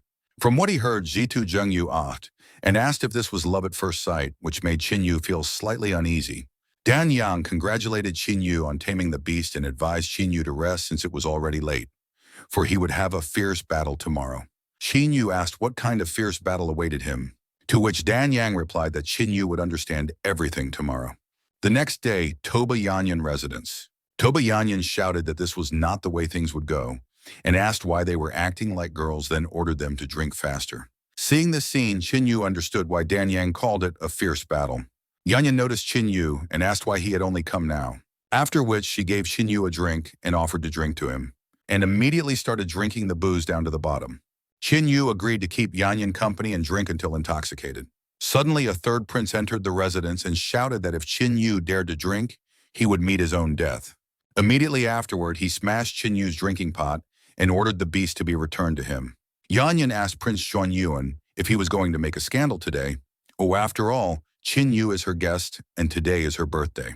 To which the prince replied that Qin Yu had insulted him by stealing the beast he was going to present to her as a gift. Toba Yanyan explained to the prince that that beast, Qin Yu, had gotten at the expense of his abilities, and asked the prince to leave and not interfere with her drinking if he had nothing to say to her. But Prince Huanyuan held out a box to Yanyan, and he said it was his gift and he didn't know if she would like it. To which Yanyan replied that she wasn't interested in the gift and asked why it was still here. In order for Yanyan to accept the gift, the third prince told her that it was a soul subjugation smoker that had been kept in Father Emperor's treasury for many years. And the most important thing was that it was very important to beasts. In response, Yanyan shouted for him to get out of here right now. Suddenly, a carriage pulled up to the residence, and the holy maiden Hao Yue stepped out of it. The holy maiden greeted Sister Yanyan and said that she looked even more manly now. Yanyan thanked the holy maiden for the compliment, and then she said that she didn't have time to make a gift because she came in a hurry, so she hoped Yanyan wouldn't be offended. Yanyan admitted that she was very happy already because of Sister Hao Yu coming to her, and she didn't need any gifts, after which she remembered her new friend and decided to introduce them. She introduced him as Qin Yu, the son of the Qin family from the Tianhee Empire. Hearing this made Xiao Yu feel uneasy, but after a moment she sighed, hiding her surprise over the Qin family member. Noticing this, Qin Yu immediately suspected that there was clearly something wrong with Xuanyu and Hao Yue. After Qin Yu, Yanyan introduced Zheng Yu of the Shitu family and a member of the Buddha Heart Temple to Sister Shitu. After thinking for a bit, Hao Yue assumed that the presence of a Qin family member in these places was just a coincidence. Qin Yu told the Holy Maiden that he had heard about her for a long time, and only today was the first time he had seen her, causing him to immediately realize that her fame was spreading for good reason. Hence, he asked for permission to introduce himself once more. He is Qin Yu from the ruling dynasty of the Qin Divine Sword Dynasty, and he is also one of the members of the Bafeng army. Hearing this, Hao Yue was stunned. She acknowledged that Mr. Qin is indeed a talented person, but she can't continue chatting since she has some business to take care of, which made her have to leave first. Prince Xuanyuan asked his little sister what could be more important than Yanyan's birthday. But she only looked at the prince contemptuously, putting him in a stupor as he couldn't figure out what was wrong. Yanyan asked Hao Yue to take care of herself, whereupon she wished Yanyan the same and left the party. Once Hao Yue left, Prince Xuanyuan asked Qin Yu if he was really from the Qin family, and also a member of the Bafeng army. Qin Yu replied that it was true, as the prince suddenly embraced him and said that he didn't recognize his own, because until you fight, you don't know each other. He and the Bafeng army have a history together. Hearing this, Situ Zhengyu and Ye Tong were surprised that the prince was related to the Bafeng army, and Qin Yu asked the prince how the prince was related to the Bafeng army, to which the latter replied that it would be better if they talked about it tomorrow, since today was Yanyan's birthday. Seeing this in person, Yanyan was surprised at how drastically the prince's attitude towards Qin Yu had changed. After a while, the guests were still drinking in honor of Yanyan's birthday. Prince Xuanyuan asked if they had come here to participate in a big battle, and Qin Yu didn't bother to hide the fact that they had arrived for the sake of it. Hearing this, the prince sighed and said that it was really enviable to be able to fight the strongest members of the 8 dynasties. He said that he would also like to go, but unfortunately only the eldest sister and the 9th prince of the Hao Yue royal family were eligible. The prince decided not to talk about sad things, and said he knew something about other dynasties. He said, to put it mildly, given their cultivation, Qin Yu and company wouldn't stand a chance even if they found out about it. Hearing this, Yetong shouted to the prince not to dare to underestimate them. And Situ Zhengyu said that they would think of it as a preliminary introduction about every talented person from every dynasty. After which the prince said that the leaders of the 8 ruling dynasties appeared continuously, but among them, there were only 3 to pay attention to. These 3 were the top 3 in this great competition. He assumed that they knew that his sister's talent was at the highest level, but even so, she wouldn't be able to withstand 100 blows from these 3. These 3 were Zhang Feiye of the Shishui clan of the Shishui ruling dynasty, Emperor Zhou's son Tianlin of the Dazhu ruling dynasty, and Chen Sheng of the Luoji ruling dynasty. Situ Zhengyu said that he had heard of Zhang Feiye. She was rumored to be a once-in-100 years female leader. As in talent and looks, she's great at everything. Xianyu asked the prince what cultivation these 3 had, and the one revealed that Zhang Feiye was 27 this year, and she was already at the peak of ascension. She also possesses several divine weapons of the 3rd level and above, and she is supported by the great Yin immortal clan. Rumor has it that she was accepted as an apprentice by an elder of the immortal clan, and among all 3 of them, she probably possesses the most number of weapons. As for Zhou Tianlin, he is ruthless and willing to do anything to achieve his goal. He is 35 years old and has probably already broken through to the immutability realm. Although Zhou Tianlin has not received any support from immortals, he is extremely talented and has created his own technique that makes him stronger when he meets the strongest. No one knows what his strength lies in. All that can be said is that Zhou Tianlin is the most terrifying opponent of the 3. As for Chen Sheng, this person is very secretive. Many years ago, he achieved fame and defeated all the leaders of dynasties, becoming invincible. In addition, Chen Heng has excellent qualities as a human being. Not only did the clans he defeated not complain, but they learned his best techniques from him.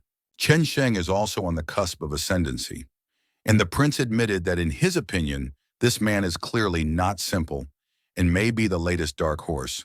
In his past life, Ching Yu had never heard of these 3, which could indicate that they had died young. Holding out a drink, the prince told Ching Yu that if he really got a chance to face these 3, he would be willing to give him a weapon to increase the chance of victory. Ching Yu accepted Prince Xuanyuan's offer, after which he took a drink, and hitting the pots, they shouted about getting drunk. Watching the 2, Toba Yanyan wondered whose birthday it was today. Same night, guest room. Walking over to the window, Qin Yu asked Zhuan Yuan to tell him about his connection with the Bafeng squad. The prince revealed that more than 20 years ago, the ruling Haoyue dynasty had sent an army to Qingfeng City to help defend it from the demon clan's attack. It was then that they met, after which they fought side by side with the men of the Bafeng camp. Hearing this, Qin Yu realized that this was not at all like what the Qianfeng monarch was talking about. Besides, Hu Meng had not mentioned such a thing. According to Hu Meng, when Xuanyuan went to Qingfeng City, the Bafeng camp should have already been destroyed. The prince said that he was too young and impulsive at the time, causing him to be surrounded by demons. But thanks to Camp Bafeng, he remained alive. Otherwise, he would have died on the spot. Afterward, he smiled and said that Camp Bafeng had saved his life. Listening to the prince's story, Yin Yu wondered what really happened. The prince said that after his return to the Haobu dynasty, strangely enough, everyone tried not to mention what had happened. He sent many letters, hoping to repay the favor, but nothing came in return. But today he was finally able to meet the man from the Bafeng camp, which is clearly fate. Xin Yu agreed and said that it was indeed the will of the heavens. At this moment, he was trying to figure out who was really lying. Calling Xin Yu a brother, Prince Xuanyuan said that although it was the first time they had met, but he felt as if he had met an old acquaintance. After that, he said that he would sleep here tonight and they could talk more tomorrow. And tomorrow he would show Qin Yu the Imperial Palace and introduce him to his brother and sister. Suddenly, the prince remembered something and said that back then, Sis was also with him. She is probably too busy today, and so he will take Qin Yu to her tomorrow. After all, she always thinks about how much good Bafeng Camp has done for them over the years. Wen realized that this was a great chance, as tomorrow he would be able to check what Xuanyuan Haoyue was hiding. The next day, the imperial city of Haoyue. The prince asked Qin Yu how the guards of the Haoyue imperial dynasty were doing. To which Qin Yu replied that their cultivation is very strong and their blood is strong. A very brave and courageous generation. The prince liked Qin Yu's words and said that these were his inner guards, and they had all killed monsters from the demon clan before. As they approached the palace, they heard shouting. Hao Yue wanted to ask her subordinates why she needed them if they couldn't even do their jobs. Once inside, the third prince asked his sister what was going on. Xuanyu and Hao Yue told the subordinates that they could go, after which Hao Yue apologized for the prince and Qin Yu to see this, and pulling up chairs asked them to sit down. Qin Yu recognized that the Hao Yue Imperial clan was indeed awesome, as there were even first-rate divine weapons turned into table and chairs. Hao Yue replied to Qin Yu that he was probably joking and offered him some tea, after which she explained that she had been busy with other things yesterday, causing her to have no time to thank the Befeng squad, and therefore she hoped that Qin Yu would be patient and not blame her for it. The prince said that Qin Yu is a shallow man and he wouldn't take it personally. Qin Yu, on the other hand, nodded to the prince in turn. Realizing that there was no offense here, Hao Yu said that she had prepared a gift for Qin Yu. Just as suddenly, a guard ran in and addressed Hao Yue. He reported that the Chen family's son, Chen Sheng, had come to visit them. Hao Yue wondered why he had come, but still allowed him to enter. Qin Yu reflected on the fact that just recently, Zhuan Yuan had told him about him, and he had in no way expected to meet Chen Sheng so soon. Once inside, Chen Sheng greeted Xuan Yu and Hao Yue as a cultivator of the ruling Sunset Dynasty. Just as suddenly, Qin Yu recognized the person beside Chen Sheng and greeted his older brother. Upon seeing Qin Yu, Chen Sheng admitted that he had in no way expected to see Qin Yu here. Suddenly, Qin Yu realized Chen Sheng's real identity because of the similarity of names with the prince. Hao Yue asked Chen Sheng what the name of the person who arrived with him was. Immediately afterward, Chen Sheng introduced himself as the 9th prince of the ruling Tianhee dynasty. Hearing that he was also from the Tianhee dynasty, Hao Yue smiled and invited the guests to sit down. Chen Xing told the holy maiden Hao Yue that he had come today to ask for something. He asked if the ancient demon mountain under the control of the Hao Yue family was too quiet lately. Hao Yue's gaze hardened, and Chen Sheng explained that he had no bad intentions, but he needed the demon core, and according to his information, this demon was imprisoned in the ancient demon mountain. Because of that, he wants to help the Hao Yue Imperial family to solve the problem of the ancient demon mountain and only get one beast as a reward. Qian Ye understood why Hao Yue was so angry just now, for she had developed a problem with the ancient demon mountain. Chen Shan explained that suppressing the ancient demon mountain requires a large price, but the effect is negligible. Fortunately, he has a way to deal with it and protect everyone. Hao Yue accepted the offer, because for her as a representative of the Hao Yue Imperial clan, giving one demonic beast a gift is not a problem. And since he is so confident in his success, she is willing to give him a chance. Hearing this, Chen Sheng joyfully thanked the holy maiden. At this moment, the 9th prince realized that this was a great chance, and asked Qin Yu if he wanted to join them to help. Chen Sheng was surprised at what the 9th prince was about to do, and Qin Yu replied that if Brother Chen asked, he couldn't refuse. Chen Shan stood up and said that they needed to hurry before it was too late. Prince Huanyuan was surprised and asked why they were in such a hurry, but Hao Yu said that they had better hurry there and take care of everything, and she would send someone to take them to the mountain. Lastly, she thanked them for helping with this, and Chen Shang and Chen Sheng thanked Hao Yue for her help.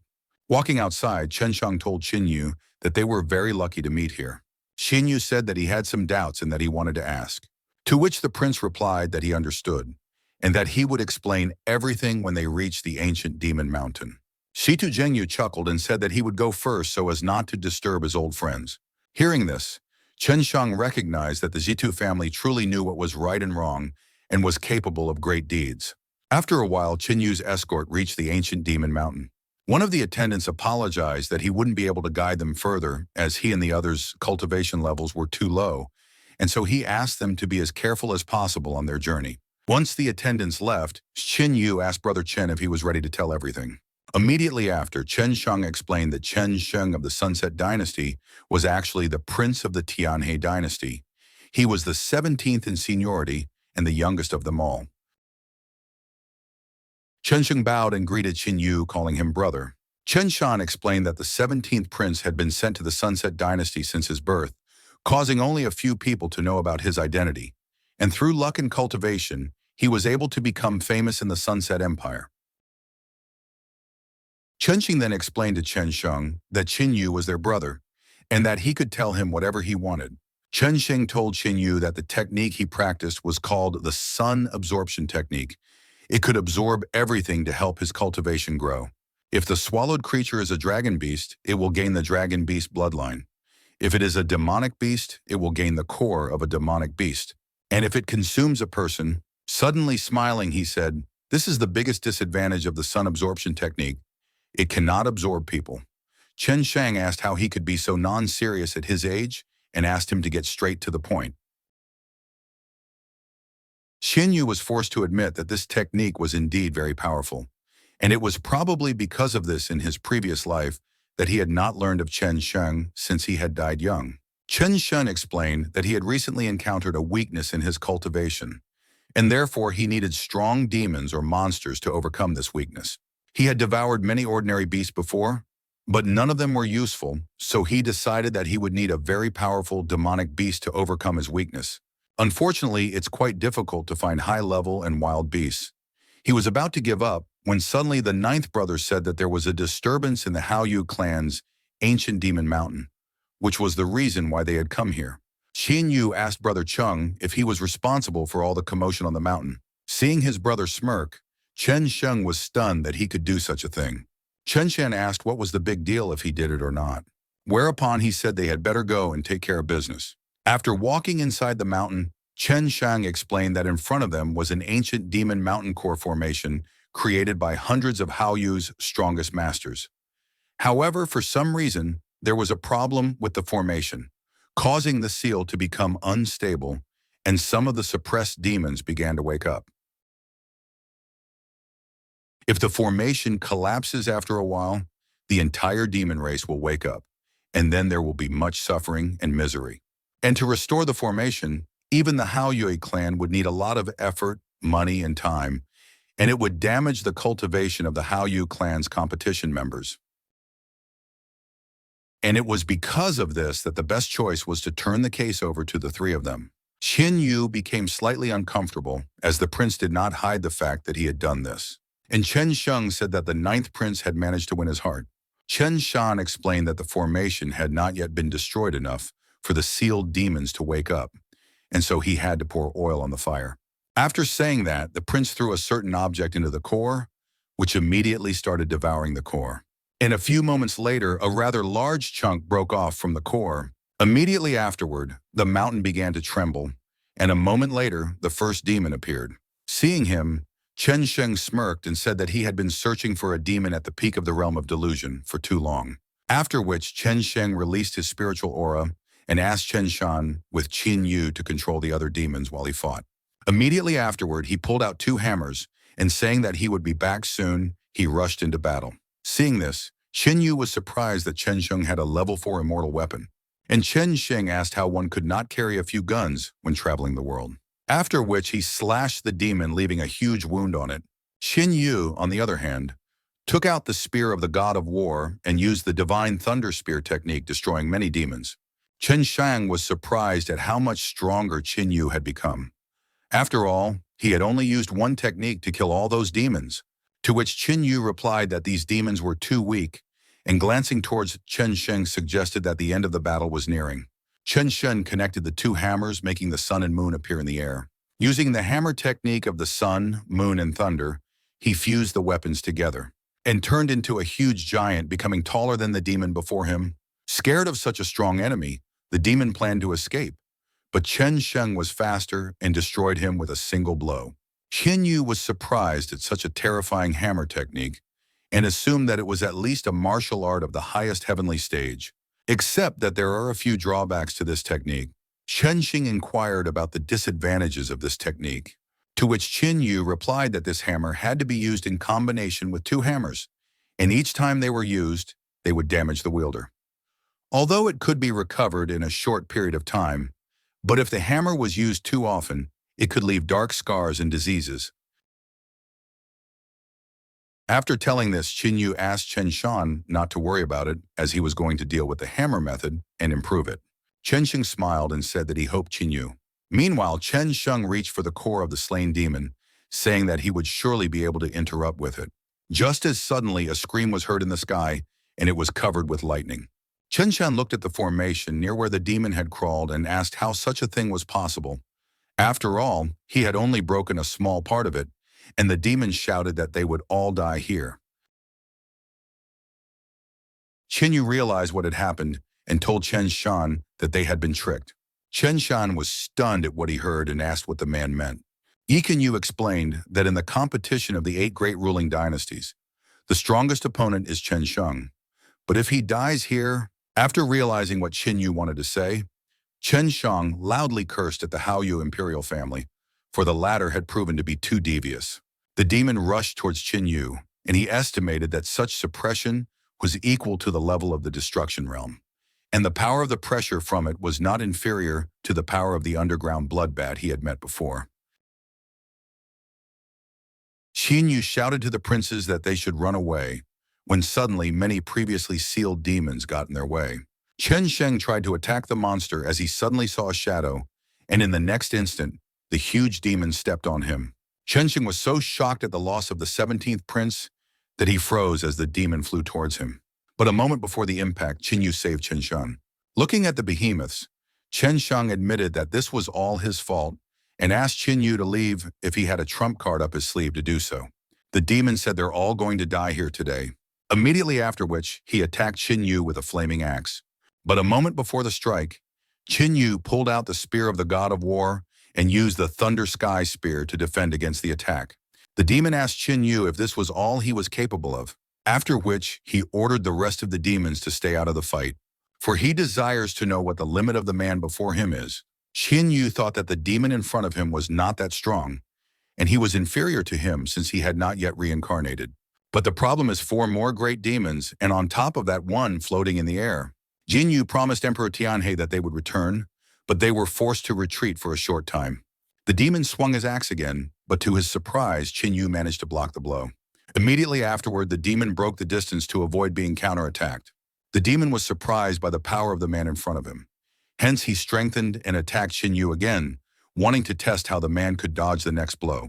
Qin Yu realized that his affairs were bad and decided to put more effort into it, partially transforming into a dragon form. But a moment before it struck, the demon stopped and immediately kneeled down. Qin Yu was surprised because of what had just happened. Suddenly, the rest of the demons kneeled behind him, and the hovering demon greeted the Lord of the 4 heavenly demons. Suddenly, a portal opened behind Qin Yu, and the 4 heavenly demon lord emerged from it. Qin Yu suddenly sensed something and immediately broke the distance with him. Although there were no fluctuations in strength coming from the 4 heavenly demon lord, but the pressure coming from him was much stronger than the great demons around. Besides, a bloodsucker bat isn't even close to him. As soon as the overlord took a step, Chen Shan was forced to take a knee due to the pressure. As he approached Qin Yu, the overlord raised his hand at him. And unexpectedly, the overlord placed his hand on Qin Yu's shoulder. Afterward, he smirked and said that he had finally found it. Hearing this, Chen Shang was shocked at how the overlord behaved, and the great demons froze in incomprehension. Only the hovering demon wanted to ask the lord what was going on. Just as suddenly, the man laughed and asked Qin Yu to come along with him. Qin Yu was surprised that the 4 heavenly demon lord knew him. And furthermore, judging from his attitude, he was trying to make a friendship. Qin Yu wanted to understand what was even going on right now. Just as suddenly, he remembered Zhao Xuan and assumed that it was all her doing. After realizing what was involved, Qin Yu agreed to go along with the overlord. But before he did, he said he wanted to take 1 person with him. Overlord turned around and said he was fine with that, as suddenly the hovering demon flew towards the overlord and asked for him to stop. The demon shouted that this man had killed his favorite child, and therefore he must be killed. Hearing this, the lord of the 4 heavenly demons waved his hand, which created a huge rift in the sky. And in the next instant, the hovering demon's body landed not far from them, but without its head. Seeing this scene, Qin Yu realized that the overlord was much stronger than he had imagined. After which he, along with Chen Shan, followed the overlord to the cliff. Raising his hand, the lord opened the portal, then told Qin Yu that the empress was waiting for them. After which, the Lord turned to Chen Shan and ordered the latter to wait here. Immediately after which, he and Qin Yu disappeared together after entering the portal. Pondering Qin Yu's connection with the demon empress, Chen Shan wondered if Qin Yu was a member of the demon clan. The dragon commander led Jin Yu through the portal straight into the territory of the werewolves. Upon reaching the werewolf empress, the dragon commander reported that he had brought Jin Yu. After that, Jin Yu went straight up to the werewolf empress. Looking at Jin Yu, the empress acknowledged that the human race was indeed charming, but this was not surprising. The werewolf empress pointed to a seat next to her and invited Jin Yu to sit down. Jin Yu did not refuse the empress and calmly sat down on the throne. Approaching him, the empress said that it had not been easy to find him. She then introduced herself as the empress of the demon race, whose body was that of a black blood phoenix. Jin Yu smiled and said that it was a great honor for him that the empress of the demon clan had been looking for him. The demon empress waved her hand at her subordinates and ordered them to bring his belongings. Her subordinates left and soon returned with iron boxes. As soon as Jin Yu saw the contents, his eyes lit up, for it was all too valuable. The demon empress said that she had carefully selected all these gifts. Here he could see countless ninth-level pills, great demon cores, and many demonic artifacts. The empress asked if he was satisfied with this. Jin Yu summed up that the demon empress had put so much effort into finding him and was now giving him such gifts, so he wanted to hear what exactly she wanted him to do for her. The demon empress replied that she wanted something very simple for Jin Yu, but for others it would be impossible even in a lifetime. However, Jin Yu was different from other people. Jin Yu is not a relative of the Zhao immortal clan, but he is also a friend of the Black Dragon King's daughter, and therefore, she wanted him to deliver a message to the Black Dragon King on her behalf. Jin Yu reminded her that she is the empress of the demon clan, and if she wants to talk to the Black Dragon King, she can go to him herself. So why is she asking him to help her? The demon empress asked if he didn't know. Jin Yu asked what she didn't know. The empress explained that neither demons nor immortals had ever set foot in the heart of the Great Wasteland. He had won Zhao Xun's favor, so how could he not know this? Jin Yu asked the empress to tell him more about it. The demon empress wondered if he really didn't know this, or if he was pretending. But then why would he pretend not to know such a thing? With a smile on her face, the demon empress agreed to tell Jin Yu why the demons and their ancestors had never been able to penetrate the heart of the Great Wasteland. A short time later, the demon empress asked Jin Yu if he understood now. But when she saw the expression on Jin Yu's face, the demon empress was puzzled for a second. Now Jin Yu finally understood what was going on. Jumping up from the throne, Jin Yu said that he agreed to fulfill her request and asked what message he should deliver. Immediately after that, all the gifts prepared by the demon empress disappeared in a purple flame. The demon empress asked him to tell the Black Dragon King that she was ready to join forces with the Wasteland clan to fight the immortal clan. Jin Yu clearly did not expect this, and asked if the empress was not afraid that he would tell the Zhao Xuan clan about it. The demon empress said that he would not do so. She then rose from her throne and warned that if he did indeed tell Zhao Xuan, then he could consider that she had misjudged him. Jin Yu laughed when he heard this and admitted that it was amusing and very interesting. In that case, he agreed to help the empress. The demon empress said that she also knew that he was going to participate in the human clan's competition, so she offered to help him get rid of all his enemies. Jin Yu said that there was no need for that and that he didn't care about those people anyway. Jin Yu collected the empress's precious gifts into his ring. Then he headed for the portal, finally leaving these lands. As soon as Jin Yu left, the demon empress was finally able to breathe a sigh of relief. The empress fell to her knees and reported to her ancestor that she had fulfilled his request. A ripple appeared in the air in front of the empress, which rapidly expanded. From the ripples emerged a scroll with a dragon design, from which a purple flame emerged. The purple flame told the empress that she had done an excellent job. Immediately after that, the purple flame was sucked into the scroll, and immediately after that, it disappeared in a magical whirlwind. After the appearance of such an oppressive creature, the empress no longer had the same expression she had when she met Jin Yu. Meanwhile, Jin Yu came out of the portal and went back to the ancient demon's mountain. Before Brother Chen could ask Jin Yu a question, Jin Yu suggested that he leave. Suddenly, the clawed hand of the dragon commander reappeared from the portal, and then he came out with his luggage. The dragon commander offered Jin Yu to consider it a gift and threw away the man he no longer needed. Seeing who it was, Chen Shang immediately rushed to the 17th prince. The dragon commander pointed to Jin Yu and said that he was his personal gift. He then said that he hoped they would meet again and disappeared into the portal. Jin Yu turned away from the portal and headed towards the two princes. Chenjing asked Jin Yu if that meant he. Then cutting himself off mid-sentence, he said that he was not going to ask him about it. Jin Yu turned to his brother Chen and said that all he needed to know was that he would defend the people at all costs. Chenjing said that he believed Jin Yu, but even so, he would not let them get away with it. Jin Yu agreed with Chen Shan, but reminded him that it would be better to settle personal scores after the competition was over. Jin Yu thought about how Saint Hao had a deep mind, which was why it was difficult to understand what she was thinking in a single day.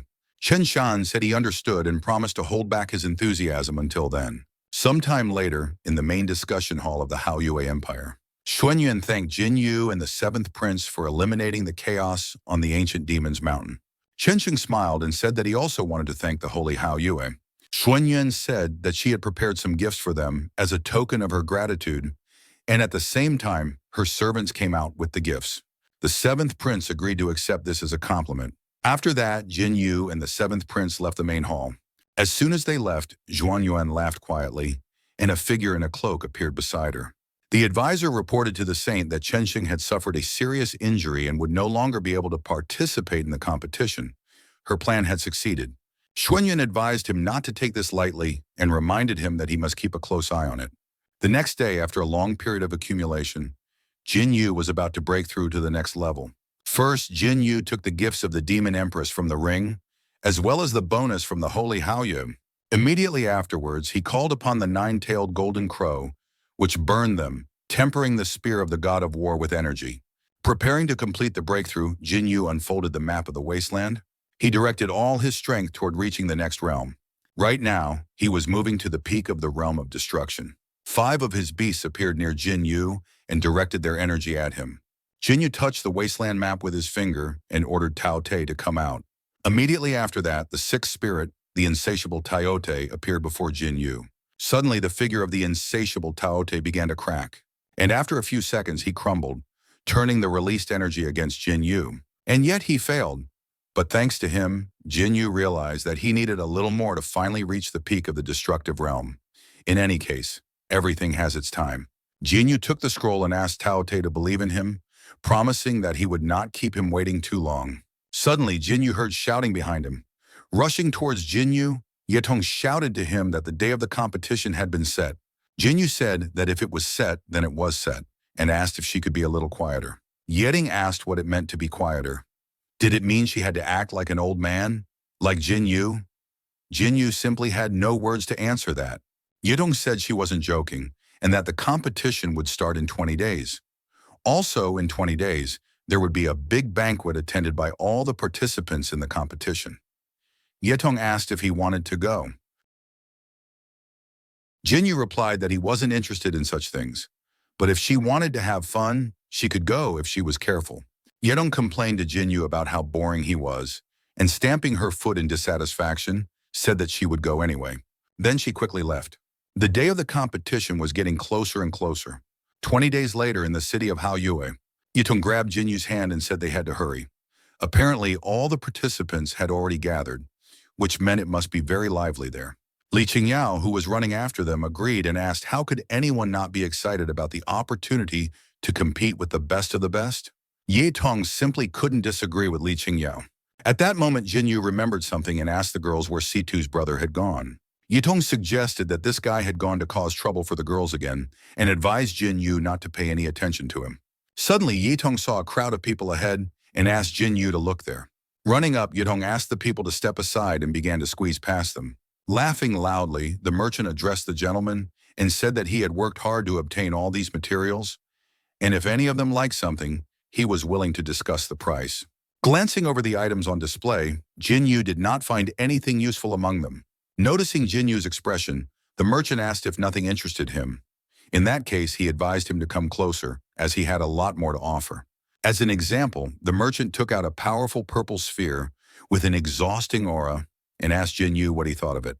At that moment, a cry rang out from the sky. "This thing will be mine!" Immediately after which, those present looked up at the new arrivals.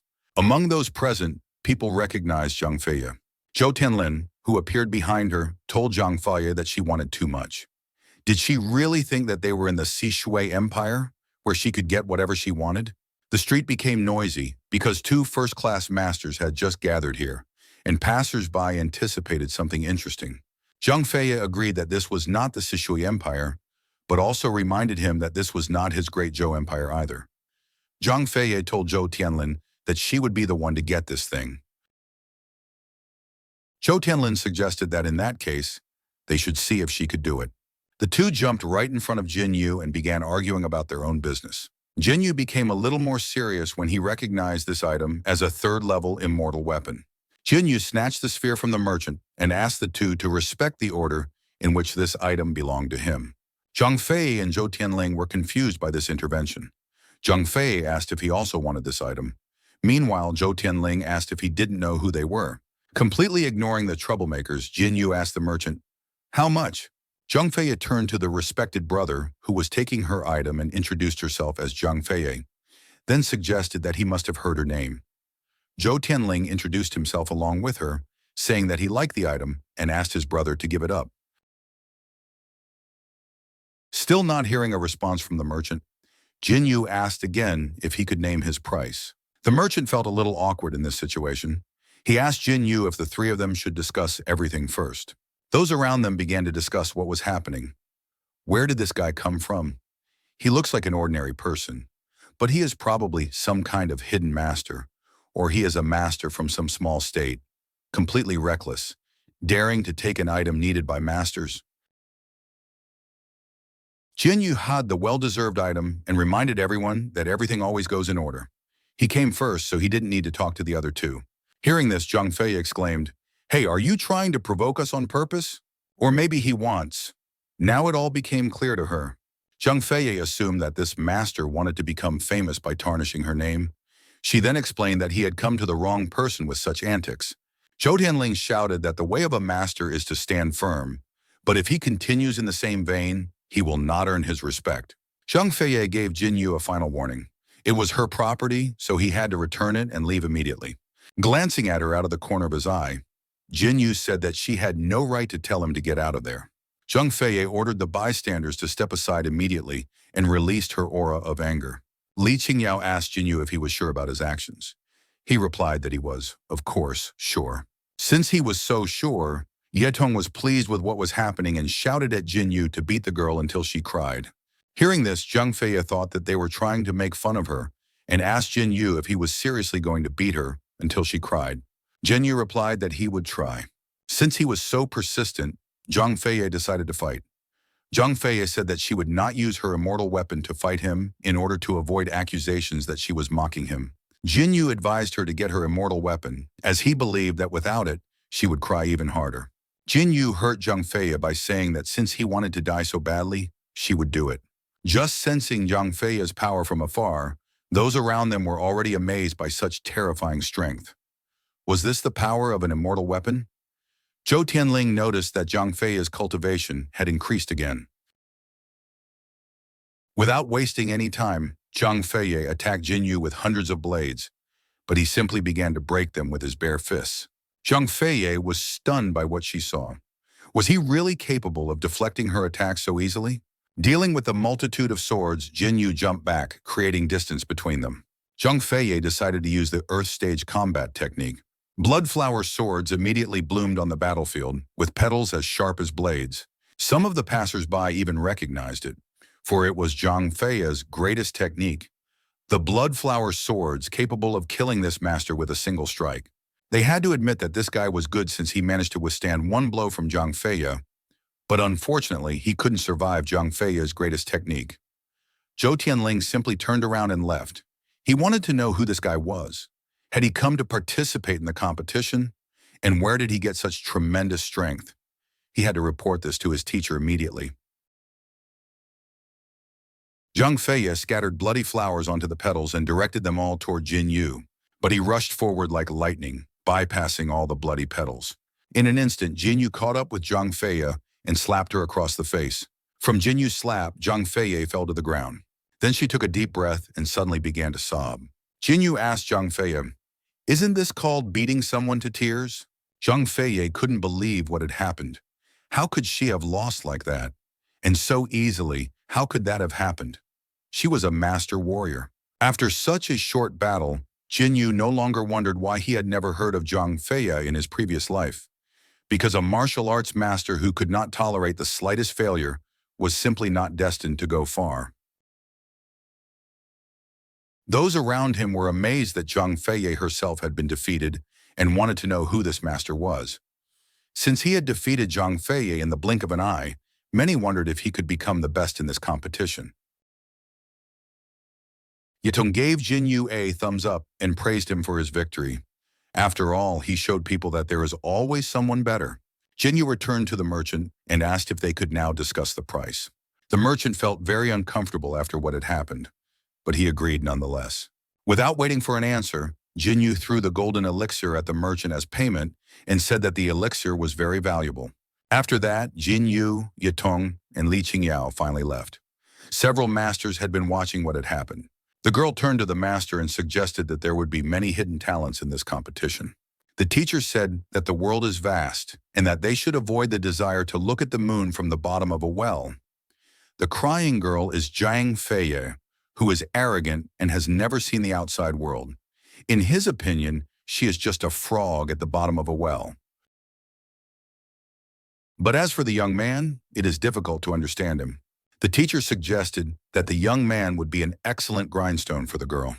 The girl was intrigued by the words whetstone and said she hoped it would bring her some pleasant surprises. Meanwhile, Jin Yu and the girls continued on their leisurely journey. Suddenly, someone ran up from behind and asked Jin Yu's brother to wait. Jin Yu turned around, but he did not recognize this master. The master said that he had finally managed to catch up with him and introduced himself as Feng Changlin, a cultivator.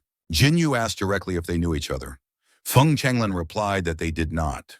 Jin Yu asked what he wanted in that case. Feng Changlin suggested that Brother Jin used a spear and asked if that was true.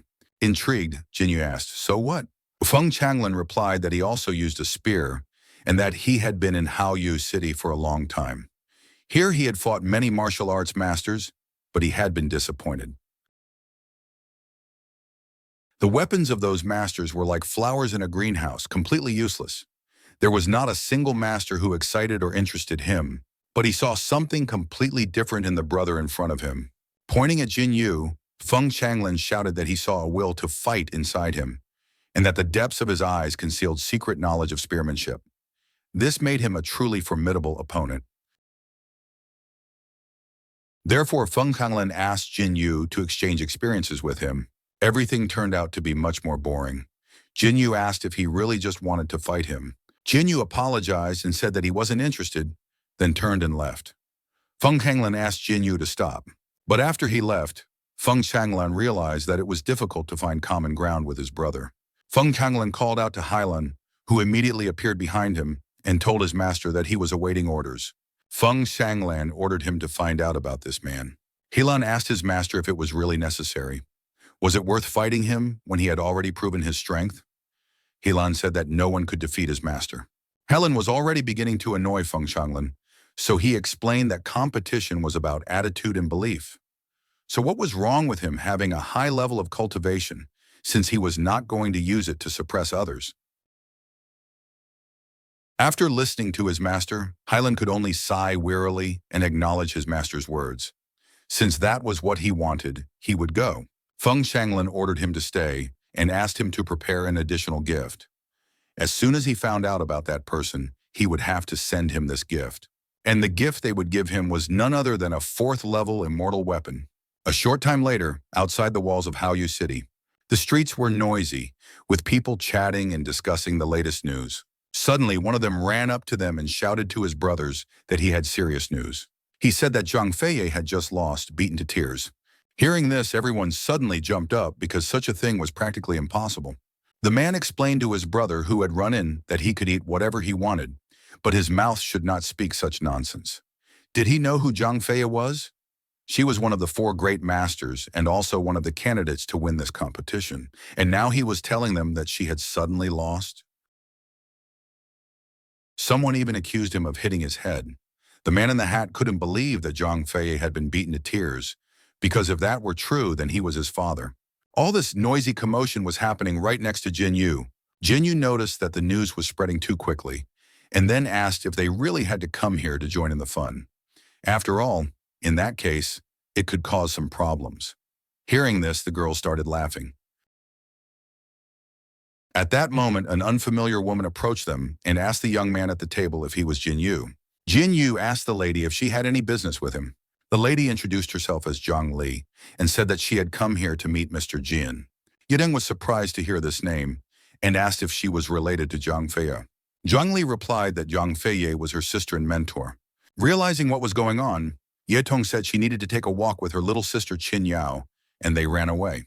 Jin Yu asked Zhang Li if this meant she had come to take revenge for Zhang Feiye. Zhang Li admitted that, theoretically, it was her sister's mistake, but regardless, she was still her sister, and if he hurt her, he would bring trouble upon himself from the Xuanshui sect. Having said that, Zhang Li placed her sword on the table. Jin Yu asked, "So what?" Zhang Li said that her sister had always been proud of her talent and never understood that there was always someone better and that knowledge was limitless. She agreed that her sister deserved today's humiliation. Zhang Li thanked Jin Yu as this would be beneficial for her sister. Immediately afterwards, she released her aura and said that she must restore her sister's good name. Only by defeating Master Jin in front of everyone gathered there would she be able to clear the Xuanshui sect of the insults it had suffered. Drawing her sword, Zhang Li asked Master Jin if he dared to accept her challenge. Those watching were amazed by Master Zhang's courage, for he not only showed his taste for defeat to Master Zhang Feiye, but also dared to challenge the Xuanshui sect. By doing so, he proved that he was a real man. Jin Yu agreed to fight Zhang Li, but on one condition: she must not cry after her defeat. Zhang Li was slightly offended by Jin Yu's words, so she advised him to take better care of himself, and immediately attacked him with her sword. The lightning-fast blade tried to cut Jin Yu, but he easily dodged its attacks. Jin Yu noticed that Zhang Li's cultivation was stronger than Zhang Feiye's, but even that was not enough to fight him. Rushing forward, Jin Yu swung his arm to strike, but Zhang Li dodged, jumping back several times, thus creating distance between them. She then ran her hand along her sword, unleashing her trump card, and advised Jin Yu to pay closer attention to that sword. A huge pillar of energy struck Zhang Li, filling her with power. Immediately after that, she attacked Jin Yu using her sparkling sword. But in the next instant, her sword was held with just 2 fingers. Even Jin Yu was surprised that someone had suddenly intervened in their fight. The man reminded them that there was a feast today, so he ordered them to stop immediately. People immediately recognized the emperor's mentor, Tianhee. Rumor had it that this man was always close to the emperor and never used force without reason. Only now could they see how great his power was. Zhang Li sheathed her sword and said that they would gladly obey his order. After that, Zhang Li told Jin Yu that they would still fight on the day of the competition. Jin Yu admitted that he didn't care, because he would still be first, while Zhang Li would probably be last. The Imperial tutor acknowledged that Jin Yu was talented, but reminded him that he should not boast about his strength like that. After all, there would always be someone stronger than him. Jin Yu smiled and told the Imperial tutor that if he really believed that, then he shouldn't tell anyone else what to do. Jin Yu advised him to take care of his own position instead. One of the masters who was watching what was happening wondered who this guy was, who dared to be insolent even to the emperor's tutor. Having said his piece, Jin Yu left to attend to his own affairs. The Imperial tutor already had a rough idea of Jin Yu's power, as he could clearly see the threat he posed. He understood that Jin Yu definitely had some kind of secret, but he couldn't figure out what it was. Even so, it would be practically impossible for him to take first place in the competition. Soon the banquet began. The girls were very interested in this event. Yitong said that she had heard that today all the best chefs in the city would demonstrate their skills to entertain the cultivators who had come to the competition. She couldn't wait for it to start. Suddenly, the girls saw that Jin Yu had caught up with them. Yitong asked Jin Yu if he had already sorted everything out there. Jin Yu replied that the emperor's tutor had intervened, so the battle had not taken place. Besides, there were so many onlookers that it was impossible to stay and eat. At that moment, colorful birds flew across the city. Along with them came the news that the emperor's tutor was hosting an additional banquet at his residence. which meant they would not have to crowd together so much. Those who collected 10 colorful feathers would be invited to the feast to taste the meat of a wild beast of the wasteland. The craftsmen who heard this were very excited because it was simply an incredible event. According to rumors, the meat of wild beasts of the wasteland contains a lot of spiritual power and fills you with energy. Since they could taste such meat, why would they eat anything else here? Many masters abandoned their nature and rushed after the birds, wanting to get their hands on the meat of the beasts of the wasteland. Everything happened pretty much as Ching Yu had expected. Earlier, he had wondered why there were so many masters from the 8 countries here, and he couldn't understand how they would compete, but apparently the first selection had already begun. Waiting for the right moment, Ye Tong jumped up and caught one of the birds in an instant. Ye Tong admitted that this test was easier than easy. Ching Yu explained that these birds are made of spiritual energy, and when they come into contact with other people's spiritual energy, they simply dissipate. Li Qingyao suddenly remembered that these birds were sacred tools of the ruling Haoyu dynasty, the Phoenix Bird card. The Phoenix Bird card can release thousands of flying birds, and the sight is so magical that it is often used as a prop for competitions. Meanwhile, the masters who had caught the birds began to make a fuss. They couldn't understand where the birds they had caught had gone and whether someone had stolen them. But the nearest masters had also lost their birds. Yidong asked how they could catch these birds if they couldn't use spiritual power. In that case, she decided to just eat the cook's food somewhere else. One of the birds flew past Ching Yu. Suddenly, Ching Yu turned into a bolt of lightning and followed the bird. Without any problems, Ching Yu managed to catch one of the released birds. After that, he said that as a martial artist, if you lose your motivation, you will be easily destroyed. Anyone who returns to another courtyard will be disqualified. Yitong asked Ching Yu why the bird he caught did not disappear, to which he replied that it was very simple, he just didn't use his spiritual powers. Ching Yu rushed back to the birds and began plucking their tails. In a few moments, Ching Yu plucked the feathers he needed. Yiting was simply amazed by what she saw. In her opinion, this monster was capable of crossing the wasteland using only the strength of his body. Meanwhile, on the other side of the courtyard, hearing the melody of Toba Yanyan, the birds flew to her on their own. As soon as Feng Changlan dropped his blood into the water, the birds flew to him.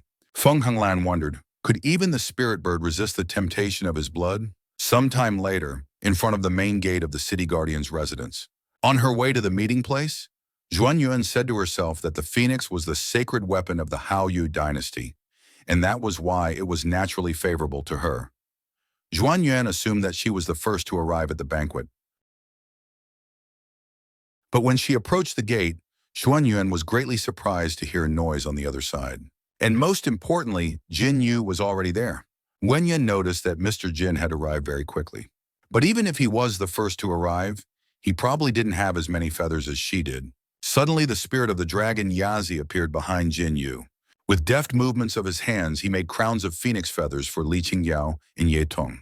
Shen Yuan was so shocked that she couldn't even find the words to describe what had happened. Soon, several other familiar masters arrived at the gathering place. Feng Changlan smiled and admitted that everything was as expected from Brother Jin. He no longer cared about the selection, as he was in a good mood. Toba Yanyan admitted that she had long realized that she could not control the beast better than he could. Zhang Feiye clicked her tongue in dissatisfaction when she saw Ching Yu. While Zhang Li noticed that he was indeed special, she eagerly awaited his performance in the competition. Suddenly, a guard shouted that this man could not enter without 10 colored feathers. Sutu Zhengyu asked the guard if he was really talking to him. Then an old woman standing nearby grabbed his hand and asked the guard if he couldn't see. They were together, so her feathers counted as his feathers. The guard apologized to the old man, and Sutu Zhengyu took the opportunity to scold him, telling him to be more careful and not to look down on people. Finding Ching Yu's table, Sutu Zhengyu laughed and said that he had come after all. Ching Yu remarked that they hadn't seen each other in a long time. Then he awkwardly asked if he was with this lady. Blushing with embarrassment, Sutu Zhengyu said that it didn't matter that the woman was old and unattractive, because what mattered was that she was talented. Even Li Qingyao and Ye Tong felt a little uncomfortable. Li Qingyao suggested that Sita's brother was too hungry. Meanwhile, Ye Tong thought that he had simply decided to be cunning and take advantage of someone else's feathers. While Sutu Zhengyu was laughing and talking, Jinyu suddenly noticed a plant sticking out of his clothes. Jinyu grinned. It was clearly something interesting. Zhou Tianlin was shocked when he saw this old woman, for she was the eldest princess of the Qinmu dynasty, Mother Tianhua. Due to her cultivation of the incomplete divine technique of the power of decline and prosperity, she showed signs of premature aging, but in reality, she was no more than 20 years old.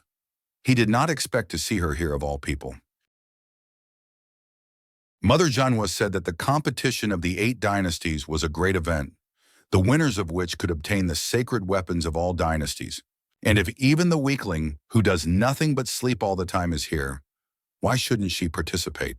The imperial tutor clapped his hands to get everyone's attention and said that it was a great honor for him to gather the best martial arts masters from the 8 dynasties in one hall. He then congratulated everyone present on passing the preliminary selection. One of the masters jumped up, banged on the table, and remarked that they, the high-ranking officials, had many tricks up their sleeves. But he didn't care, because he had come here because they had promised to serve them the meat of the beast of the wasteland. The muscular master promised that if they lied to him, he would personally tear the place to pieces. The imperial tutor laughed and said that it was indeed true. After that, he ordered that the meat of the beast of the wasteland be served to these brave men. Immediately, many servants entered the hall with huge pieces of the beast of the wasteland, and one of the pieces, of course, went to this master. A member of the servants asked the master to help himself. Pleased with the food he had received, the master took a bite of the meat and laughed, admitting that it was not bad. In any case, he had not come to this competition in vain. Even if he just ate this meat and left, that would be enough. When Jin Yu was served the meat, he suddenly noticed something strange about it. There was clearly something wrong with this meat. It was clearly unusual. Although it did not contain any spiritual power, it emitted such a delicious aroma. Mother Tianhua stretched out her hand, creating a branch that reached for the mysterious meat. But as soon as the branch touched the meat, it immediately rotted away. Mother Kanghua chuckled slyly, realizing what was going on. Tobayanyan took a piece of meat and immediately sensed that something was wrong with it. Jinyu could clearly see that they had resorted to tricks again. The manifested spirit of Yazi examined the beast meat of the wasteland a little.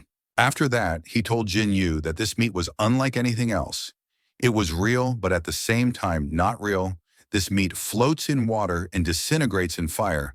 This is Taisu meat. Finishing the meat on the bone, the muscular cultivator kept repeating how delicious it was. Suddenly, he felt unimaginable pain from within.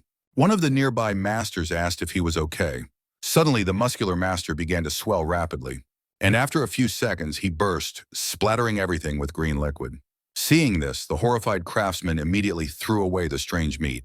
The imperial tutor grinned and asked how one could be a warrior without a good appetite.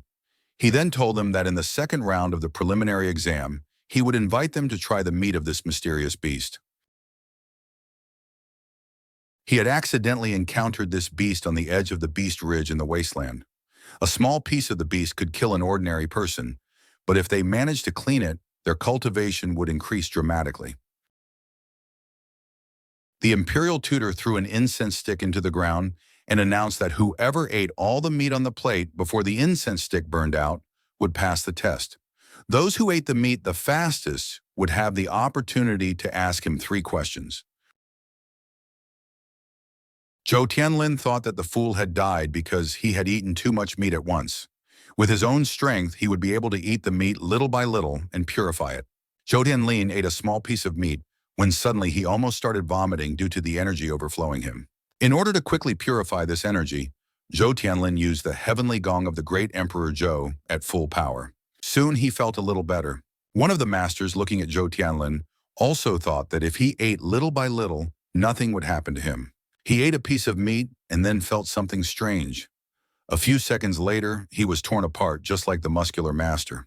Zhou Tianlin said that some puppy couldn't compare to him. After that, Zhou Tianlin turned to the gentleman at the banquet and explained that if they practiced cultivation below the earth stage, they could just leave. After all, the test concerned the high stage of cultivation, and if they were even a fraction of a second slower in their improvement, they would simply explode. Upon hearing this, many masters hastily left the banquet. This was clearly unfair, as they had nowhere to even learn Earth-level techniques. They had no chance in this competition. Looking at Jin Yu, Zhou Tianlin was pleased with himself, because even if he wasn't that good at agility and technique, at least he had a brilliant background. He was the son of King Zhou, so he didn't even think about the fact that Jin Yu might have a pretty high level of cultivation.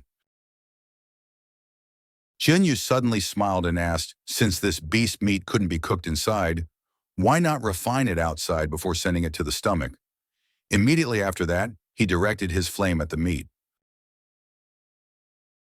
Some masters supported Jin Yu's idea and also began to refine the meat. Zhou Tianlin felt anger at the method Jin Yu had chosen to pass the test.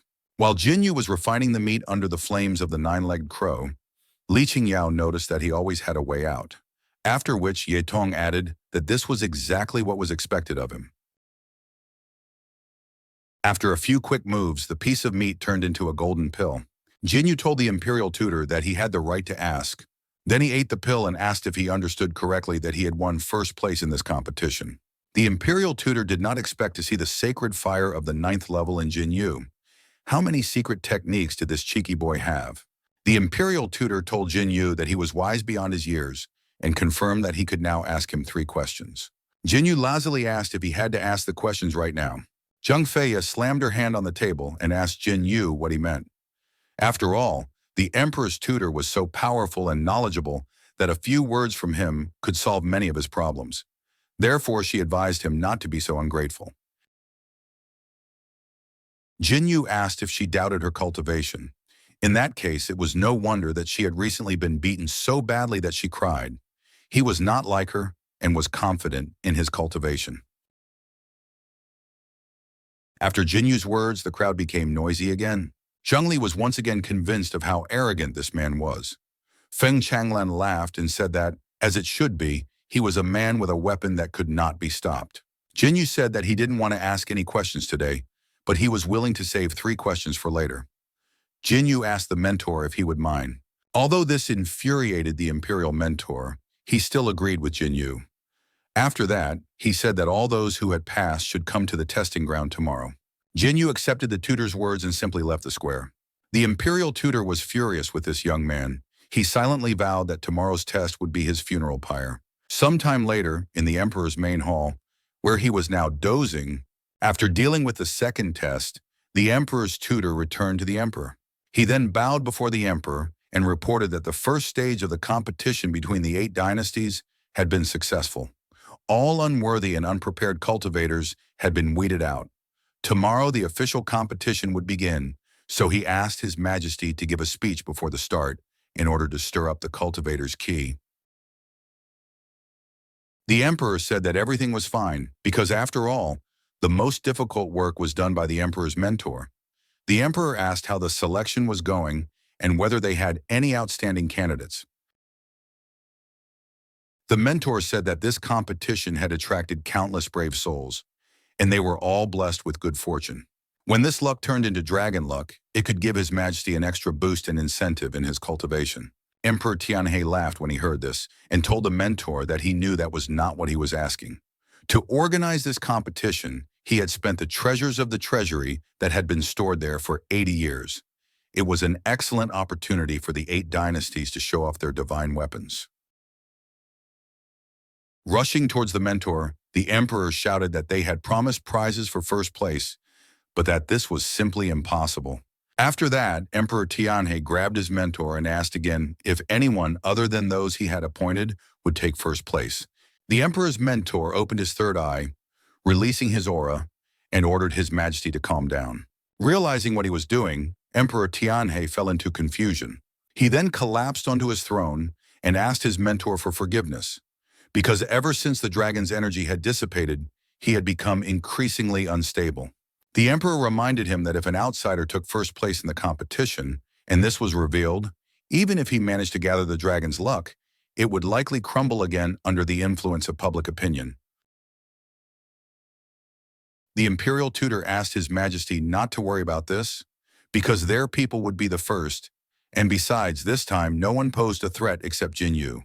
As for Jin Yu, he will die in tomorrow's competition, He has already prepared everything for this. Emperor Tianhee acknowledged that since the tutor always knew what to do, he could rest assured. The imperial mentor bowed and asked to be excused. Emperor Tianhee chuckled to himself about this Jin Yu, because apparently he is from the Jin clan. To avoid a bad situation, Jin Yu must die. Emperor Tianhee asked where the heavenly serpent guards were. Immediately afterwards, one of the heavenly snake guards bowed before him and replied that they were there. Emperor Tianhee ordered the guards to kill one of the contestants, Jin Yu, late at night by the tower. The masters were unhappy with such cruelty towards them. Tomorrow the official competition begins, and tonight they are being held here. The long-haired master sighed and advised his friend to be content with what he already had. Didn't he understand the scale of this competition? The winner would take the divine weapons of the 8 dynasties. If this was the sacrifice and he would take first place, then he was ready to sleep even in a stable. Suddenly the crack of a whip was heard, and the long-haired master was struck. The cultivator with the whip advised him not to flatter himself, and if he preferred to have a horse, why was he making such a fuss here? Then he kicked him and asked why he didn't go out and see if he deserved to be number 1. Hearing the noise nearby, Toba stopped drinking in surprise. Jin Yu said that he hadn't seen this guy in the first exam, then asked where this new face had come from. Realizing that Jin Yu was talking about that scumbag, Toba said that his name was Tai Xuanli. He was the son of an official in charge of ceremonies for the Tianhee dynasty. It was normal that Jin Yu hadn't seen him at the first exam, as Tai Xuanli was a cultivator who was exempt from exams. Yedong was unhappy to hear this because what does it mean for a person to be exempt from exams? It was unfair. Toba reminded her that this competition was organized and funded by the Tianhee dynasty. If the emperor of this dynasty wanted to, he could send a team of martial arts masters to the official competition, and that was normal. They couldn't say anything in response. The long-haired master was angry at how Tai Xuanli suddenly behaved. He reminded him that this was not an official palace, and that he was also a candidate, like everyone else here, so he shouldn't turn up his nose. The master rushed at Tai Xuanli, wanting to teach him a lesson, but Tai Xuanli swung his whip and then went behind him. Immediately after that, he stabbed him sharply in the neck. Coming closer, Tai Xuanli pulled his whip out of the master's body. The friend of the murdered master was horrified by what had happened and immediately began to run away. Jin Yu found Tai Xuanli somewhat interesting after seeing his weapon control technique. Tai Xuanli waved his whip, folding it up, and the servants immediately ran up to him. The bald servant said that Xuanli's brother was the best because he personally kept these uncontrollable savages under control. Tai Xuanli grinned and explained that they were just a bunch of idiots who wanted to take advantage of his dynasty's rewards. Worms, as worms should crawl back into the cracks in the bricks and rot there. Jin Yu noted that some people here consider themselves superior to others, but at the same time, they themselves do not understand that they are the very worms. Angered by Jin Yu's words, Tai Xuan turned sharply and asked who here was eager to say goodbye to their head. Not wanting to risk his drink, Jin Yu asked him to ignore him, as he was just a cultivator from a small sect. And again, some worm spoke to him. Tai Xuanli reminded him that he had already ordered all insects to leave, but someone was still here. Putting in more effort, Tai Xuanli attacked Jin Yu with a whip. Jin Yu said that it was just child's play and threw a pot of liquor at him, causing him to collide with the pot and its contents to spill onto Tai Xuanli's face. Yidong laughed because this guy had just gotten himself into a mess. Tai Xuanli took this attitude as meaning that they did not want to participate in tomorrow's competition, and if that was the case, it would be better for them if he killed them right there. Toba asked Tai Xuanli if he could do it. At that moment, one of the Tianhee Empire's men attacked Jin Yu from behind. But in an instant, the assassin was thrown away by Feng Chenglin's wave of his hand. Feng Chenglin asked, "Is this what the Tianhee dynasty calls a fair and impartial competition? To allow their people to crush their opponents in advance and eliminate them?" Tai Xuanli advised him not to blame the dynasty because he himself was responsible for his actions, and it had nothing to do with the Tianhee dynasty. Jin Yu slammed his hand on the table and appeared in front of Tai Xuanli, giving him a hard slap. After that, Jin Yu said that since he himself said so, it was easier for him, because he was trying to tell him the same thing. Tai Xuanli was furious at the arrogance of this worm and was about to Suddenly, an outsider intervened and ordered them all to calm down. The Tianhee Empire official reminded them that the competition would begin tomorrow and ordered everyone to rest. Toba Yanyan immediately sensed that this man was at the peak of the realm of emptiness destruction. The official apologized for the rudeness on behalf of the Tianhee dynasty. As an apology, he invited Jin Yu to accompany him to the armory and choose a treasure of her liking. The masters who heard about this were astonished, because the weapons pavilion is a place where the Tianhee dynasty collects all the treasures of the world. So why are they suddenly so generous? Many of them regretted not having started a fight here as well. Yutong reminded Jin Yu that the Tianhee dynasty had been acting strangely lately, which made her think that things were not so simple. Yutong asked if he should just forget about it. Jin Yu said that it was no big deal, because they still had to answer for their actions. Jin Yu asked her not to worry, as he would be back soon. The official laughed, then admitted that Mr. Jin was quite frank. In that case, he asked him to follow him.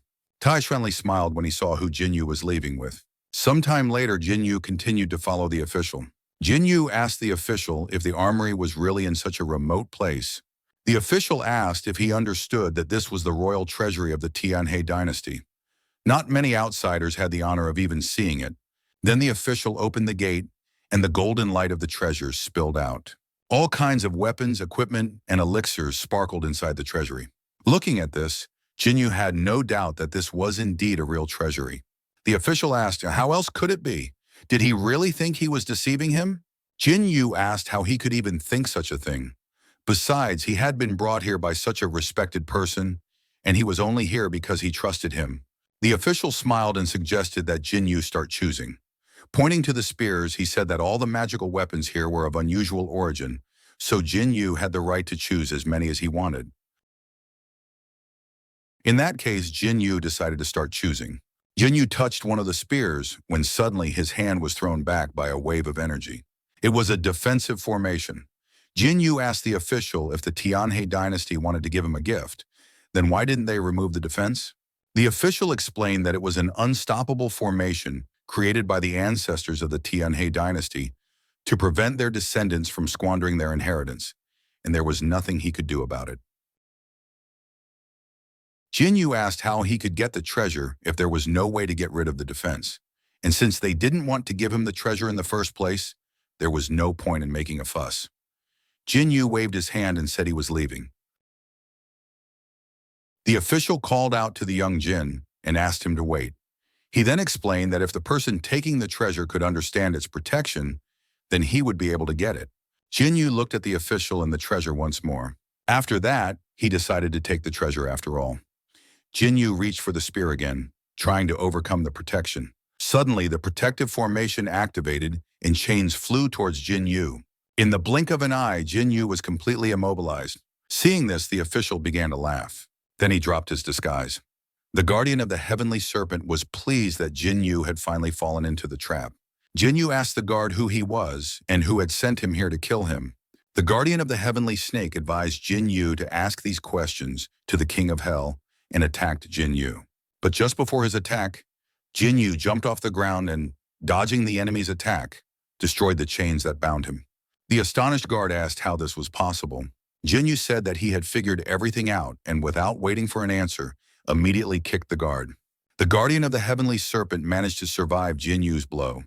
He explained that His Majesty already had so much work to do and that he had no business with Jin Yu. With a wave of his hand, the heavenly snake guard reactivated the formation around Jin Yu. Jin Yu suggested that this was a protective formation against theft by the Tianhee dynasty. If so, the reason he was not harmed was because he had the Tianhee emperor's token. The heavenly serpent guard said that, as the imperial tutor had said, Jin Yu had the best chance of winning the competition among the 8 dynasties. Therefore, they had found the best way to replace him in the treasury, where he could be killed with the least resistance. The guardian of the heavenly dragon held out the emperor's token and commanded the Tianhee binding spell to take effect, immediately after which a multitude of chains rushed towards Jin Yu. Jin Yu guessed that this was the token. He immediately destroyed the chains that bound him and rushed forward. Jin Yu ordered Yazi to bring him the token. Immediately after that, the huge dragon spirit Yazi appeared and reached for the token. Yazi grabbed the token with his claws, and as soon as it left the hand of the heavenly snake guard, the chains stopped immediately. A second later, the token of Emperor Tianhee was in Jin Yu's hands. Jin Yu asked the heavenly snake guard how he could treat such a valuable item so carelessly. The heavenly snake guard shouted that it was His Majesty's token and asked why Jin Yu needed it. Activating the token, Jin Yu replied that he had no particular use for it. He would simply do the same with it. He would return the token as soon as he tied up the guard. Suddenly, all the chains pounced on Jin Yu again and bound him even tighter. The heavenly serpent guard explained to Jin Yu that he had been deceived again, because no token could help control the chains. Jin Yu admitted that his opponent was indeed very cunning. More and more chains from the protective formation flowed toward Jin Yu until he turned into a large ball of chains. The guardian of the heavenly serpent summoned his weapon and acknowledged that Jin Yu was talented, but he was a close associate of the emperor and would do anything to get what he wanted. He had killed many geniuses like Jin Yu. The guardian of the heavenly serpent aimed his harpoon at the cage of chains and asked Jin Yu not to worry, because he had already prepared a coffin for him, and Jin Yu could simply go to hell. Having said that, the guardian of the heavenly serpent attacked the bound Jin Yu. Suddenly, Jin Yu asked the guard if he had been taught that high-class hunters often look like prey. Immediately after that, he broke free from the cage of chains. The spear that had pierced the cage of chains suddenly stopped and twisted. In order to avoid being attacked, the heavenly snake guard immediately broke the distance. Looking at Jin Yu, he still couldn't understand what kind of sorcery this was. And why wasn't his spell working? Jin Yu told Taote that he had already sacrificed the treasures of an entire country, and if he didn't come out now, then when? Hearing about the country's treasures, the guardian of the heavenly serpent noticed with surprise how the treasures of the Tianhee clan, bound by chains, rose up and began to crumble. The situation was dire, and he had to restore the protective formation immediately. The guardian used the Tianhee protective spell, Return. Immediately after that, all the chains began to pull back. Suddenly, they stopped, and the ghosts of the dragon spirit Yasi and the fourth spirit, the ox Kuyan, grabbed the chains, preventing them from returning. Jin Yu smiled and asked the guard if he really wanted to restore the defensive formation. He was waiting for the moment when the guard would direct all his power at him. Everything only got worse because now the spell began to be held inside Jin Yu's body by an unknown force, and he could not remove it. Jin Yu said that it would happen soon. He could feel Taote being released. The heavenly serpent guard mentally cursed Jin Yu, because even if he killed Jin Yu and lost all the treasures, he would surely be severely punished by His Majesty. Suddenly, the heavenly dragon guard's muscles swelled, increasing his power many times over. Although using the blood absorption technique would cost him his life, it was still the only way to atone for his guilt, to reveal Jin Yu's secret. Suddenly, the heavenly snake guard noticed that Jin Yu had simply disappeared into the vortex. Had he decided to hide in fear? The heavenly snake guard rushed after Jin Yu to finish him off.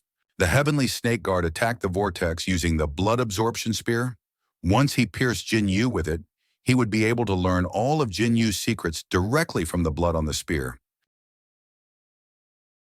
As soon as the blood absorption spear pierced the funnel, it immediately became covered in cracks. In the mouth of the huge desert beast, the blood-absorbing spear instantly turned into nothing. Receiving the recoil from the attack, the heavenly snake guard spat blood through his teeth. What had just happened was practically impossible, because his blood absorption spear was a divine-level technique. The insatiable Taote finally showed up, causing the guardian of the heavenly serpent to be thrown back. Taote told the guardian that he had heard that he wanted to taste his blood, so he offered him an exchange, as he also wanted to taste his blood. The guardian of the heavenly snake was stunned to see the beast of the wasteland before him. Did this mean that Jin Yu had been the beast of the wasteland all along? Escaping from Taote's jaws, Jin Yu grabbed him by the fang and advised him not to eat everything in sight. After that, Jin Yu said that Taote, the first of the ancients, who devoured the bodies of beasts, was returning to his throne. Jin Yu suggested that he was standing before the guardian of the heavenly serpent himself and asked him to express his gratitude to Emperor Tianhee, because if it weren't for the treasures he had kindly given him, he would not have been able to break through to the peak of destruction so quickly.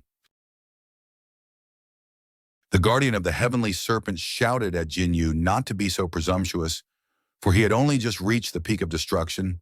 So did he really think he could return alive after that? Creating a large number of bloody spears, the guardian of the heavenly dragon reminded him that he was at the peak of emptiness. Immediately after that, the guardian of the heavenly serpent attacked Jin Yu with all the spears he had created. But right in front of Taote's mouth, a bottomless funnel appeared, absorbing all the attacks of the guardian of the heavenly serpent. Jin Yu admitted that this was simply ridiculous, because if he was so confident in his victory, he would not have lured him here to kill him. At the same time, Jin Yu rushed forward and attacked the guardian of the heavenly serpent. The heavenly dragon guard was thrown back, but he managed to stop himself from falling.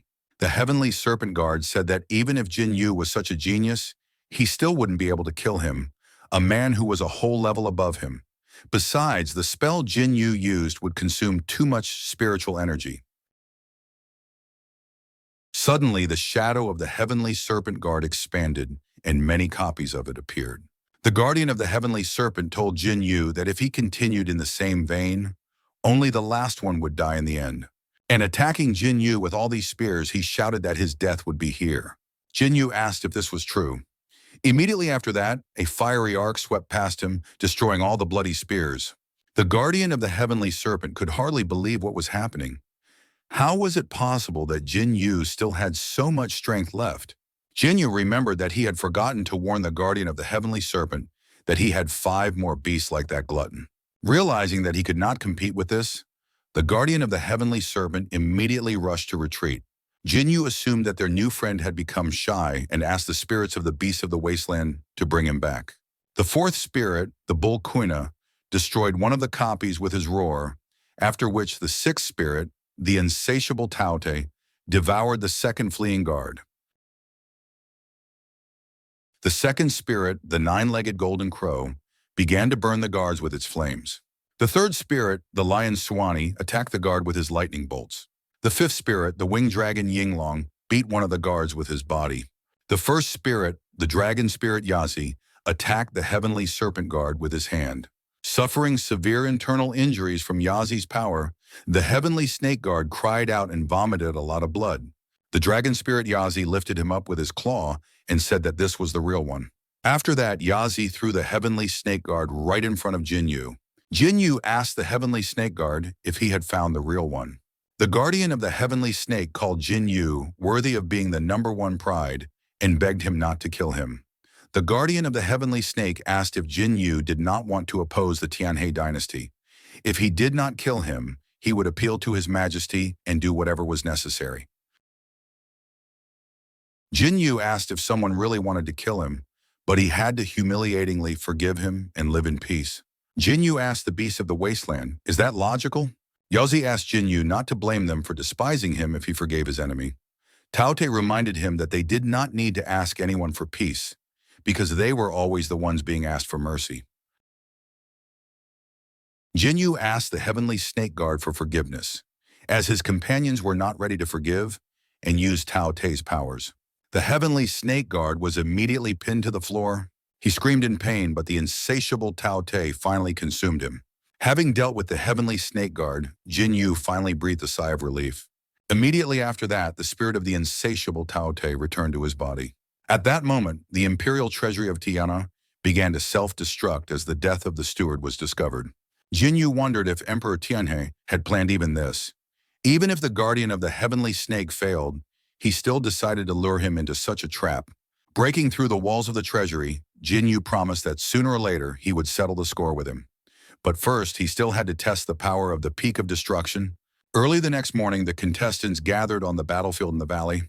The imperial tutor explained that this valley was the imperial hunting grounds of the Tianhee dynasty, full of resources but also dangerous beasts. The contestants were pleased to hear that the 3rd round would take place in the imperial hunting grounds, for there were certainly treasures there that even the imperial family coveted, and they were willing to open them up to the contestants. Tai Xuanli smirked to himself, thinking that these insignificant peasants were nothing more than stepping stones for him. Yidong wandered around the square, trying to find Jin Yu, who had disappeared during the night. Seeing familiar faces, Yitong ran up to them and asked if they had seen Jin Yu. Li Qingyao recalled that yesterday, Jin Yu had been taken away by the senior palace eunuch of the Tianhee dynasty to receive an award, but Jin Yu had not returned all night. Toba Yanyan asked the girls not to worry because the people of the Tianhee dynasty would not do anything bad, as the Imperial family would certainly not allow their reputation and honor to be tarnished. Feng Changlin also asked the girls not to worry, because Qin's brother was a brave man and was probably just delayed. Besides, he had left a letter for him, so he would only come after seeing it. The Imperial tutor smirked maliciously as he listened to those people discussing Jin Yu's disappearance. Jin Yu did not return, and he did not expect His Majesty to disregard the reputation of the royal family and take direct action. He felt sorry about this because, with his plan, Jin Yu would not be able to take first place either. Unfortunately, now they would have to think about how to hide this and save the royal family's honor. Suddenly, Jin Yu appeared in the crowd and asked the Imperial tutor when the competition would begin. After all, they had been standing there for some time. The Imperial tutor cried out in surprise and asked Jin Yu when he had arrived. From the tone of the Imperial tutor, Jin Yu understood that he was surprised that he had come to participate in the competition.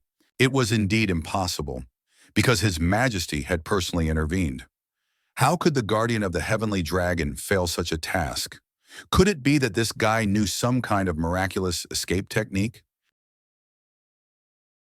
The Imperial tutor said that he was simply concerned about the participants, for they were all the best cultivators and fighters of the 8 dynasties, the hope for the future. So it was good that they were all fine. Jin Yu acknowledged that the Tianhee dynasty was fortunate to have such a big-hearted person as the Imperial tutor. The Imperial tutor smiled and admitted that this praise was undeserved. After all, it was his duty to worry about and care for the cultivators of this world. In fact, the Imperial tutor was furious at Jin Yu's appearance. It was too early to rejoice if he managed to escape death at the hands of the Heavenly Dragon Guard, because he would die once he stepped into the examination arena. The Imperial tutor said that now that all the participants were assembled, he must announce the rules of the competition. Before them lay the royal hunting grounds filled with ferocious beasts, each wearing a medallion. The participants must defeat the beast and obtain the corresponding medallion. The Imperial tutor pointed in the direction of the royal hunting grounds and announced that it was finally open, and that in 3 hours, the ranking of the 8 dynasties would be determined by the number of these badges. The Imperial tutor announced that the final competition was open. Hearing this, all kinds of masters immediately rushed forward. Zhou Dinlin laughed because he knew that he would definitely be the first and that the main prize of the competition would belong to his great Zhou dynasty. Suddenly, Zhou Tianlin noticed an unnatural movement in the shadow next to him. Immediately after that, the shadow stretched forward sharply, and the master who appeared from it said with a smirk that today was the day when the shadow sect would become famous. Feng Changlin wished his brother Jin to see the real power and true test in the hunting grounds. Yutong suggested that Jin Yu hurry up like the other participants. Jin Yu agreed and rushed into the hunting grounds with the girls. The Imperial tutor gritted his teeth in anger. This arrogant fool is bringing death upon himself. The Imperial tutor ordered Tai Xuanli to add 2 more teams of participants from the Imperial court. Then he asked if he understood what he meant. Also angry at Jin Yu's actions, Tai Xuanli replied that he understood everything. Somewhere deep in the hunting grounds, a violent thunderstorm struck. At the paws of this beast lay the bodies of many powerful masters. And this dangerous beast was a white tiger. Rumor has it that white tigers are descended from rare high-level beasts. But how could it have appeared here? After all, this is clearly not something that the contestants can handle. Fortunately, the secret technique of the Shadow Sect is the technique of the Master of Disguise. So the Shadow Master could easily hide in the shadows and isolate himself from the rest of the world. So everything was incomplete. Suddenly, the Shadow Master sensed a threat behind him. A loud explosion thundered nearby. Li Qingyao was confused, because it couldn't be that someone got into trouble so quickly. Could the beasts in these hunting grounds really be that strong? Yiding noticed that the fluctuations in power here were very high. The power of the aura seemed a little out of place. Yiding wondered if there could be such a strong beast in the royal hunting grounds. Now Jin Yu was not so surprised that the Imperial tutor was so confident in the difficulty of this test. Suddenly, as if out of nowhere, a huge bird swooped down on them. Immediately, the dragon spirit Yazi appeared above Jin Yu and knocked the bird away with his hand. It was thrown into the trees and a medallion fell from it. Yedong guessed that this was the cumulative score of the competition. Yedong crouched down to pick up the medallion. Suddenly, the huge bird woke up and attacked Yetong. Rushing to save Yetong, Jinyu used absorption to gather matter and release it, attacking the bird with the matter. In the blink of an eye, Jinyu defeated such a powerful monster. From the monster in front of him, Jinyu clearly sensed the aura of the ancient world, which was unusual. Where could such a dangerous beast with an ancient lineage come from in the Imperial hunting grounds? Suddenly, there was a noise from the bushes nearby. Alert and ready for battle, Yetong asked who was there. Then the wounded Tobayanyan emerged from the bushes. Tobayanyan turned to Jinyu and immediately began to fall. Jinyu caught her and asked what had happened. Who could have wounded her so badly? After clearing her throat, Tobayanyan said that it was a trap. The Tianhee dynasty was trying to trap them all, so Tobayanyan advised him to be wary of Tai Xuanli. At that moment, several Tianhee masters arrived. Tai Xuanli admitted that he hadn't even thought that in pursuit of this bitch, he would encounter such a big fish as Jin Yu. But in the next moment, Jin Yu ordered them to leave, and the huge hand of the dragon spirit Yazi sent several Tianhee masters flying. Before Tai Xuanli could comprehend what had happened, Jin Yu was right in front of him. Immediately after that, Jin Yu touched his forehead. Using the power of Kuini, Jin Yu activated the thunderclap, the soul summon. Tai Xuanli's mind was seriously damaged, and he fell to his knees. Jin Yu ordered him to say why they had infiltrated the ranks of the contestants. What was their goal? Unable to refuse, Tai Xuanli revealed that the Imperial hunting grounds were actually a chain through which the beasts of the wasteland passed. They had all eaten the meat of Tai Su, which attracted these beasts. His task was to direct the beasts to surround and kill the contestants. Yadong asked if the Tianhee dynasty had gone mad. Why were they trying to kill them? Tai Xuanli replied that the imperial tutor wants to sacrifice the best warriors of the 8 dynasties and use their martial arts luck to combine the luck of the dragon and help his majesty break free from his shackles. Now Jin Yu understood what was going on. In the ancient tomb, Brother Chen had received the legacy of the ancient emperor and absorbed 80% of the dragon's luck from the Tianhee dynasty.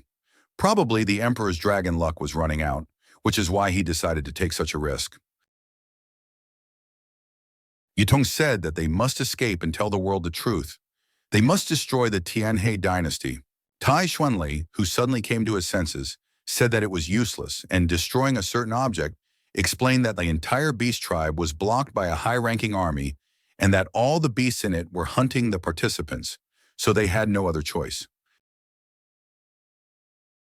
A growing noise came from the forest, and a crowd of beasts was already heading towards them. Yutong asked if they were really going to sit there and wait for death. Jinyu noticed the wasteland nearby. He then told the girls that they probably had one more way to help them hold off the rampaging beasts. The king of beasts from the depths of the mountain range would help them. Jinyu grabbed Tuo Yanyan by the waist and ordered the girls to follow him as he rushed forward. Immediately after that, the beasts arrived at the place where they had just been, and one of them was about to crush the frozen man. In his last moments, Tai Xuanli told Jin Yu that he would wait for him in hell. Immediately after that, the powerful beast crushed him,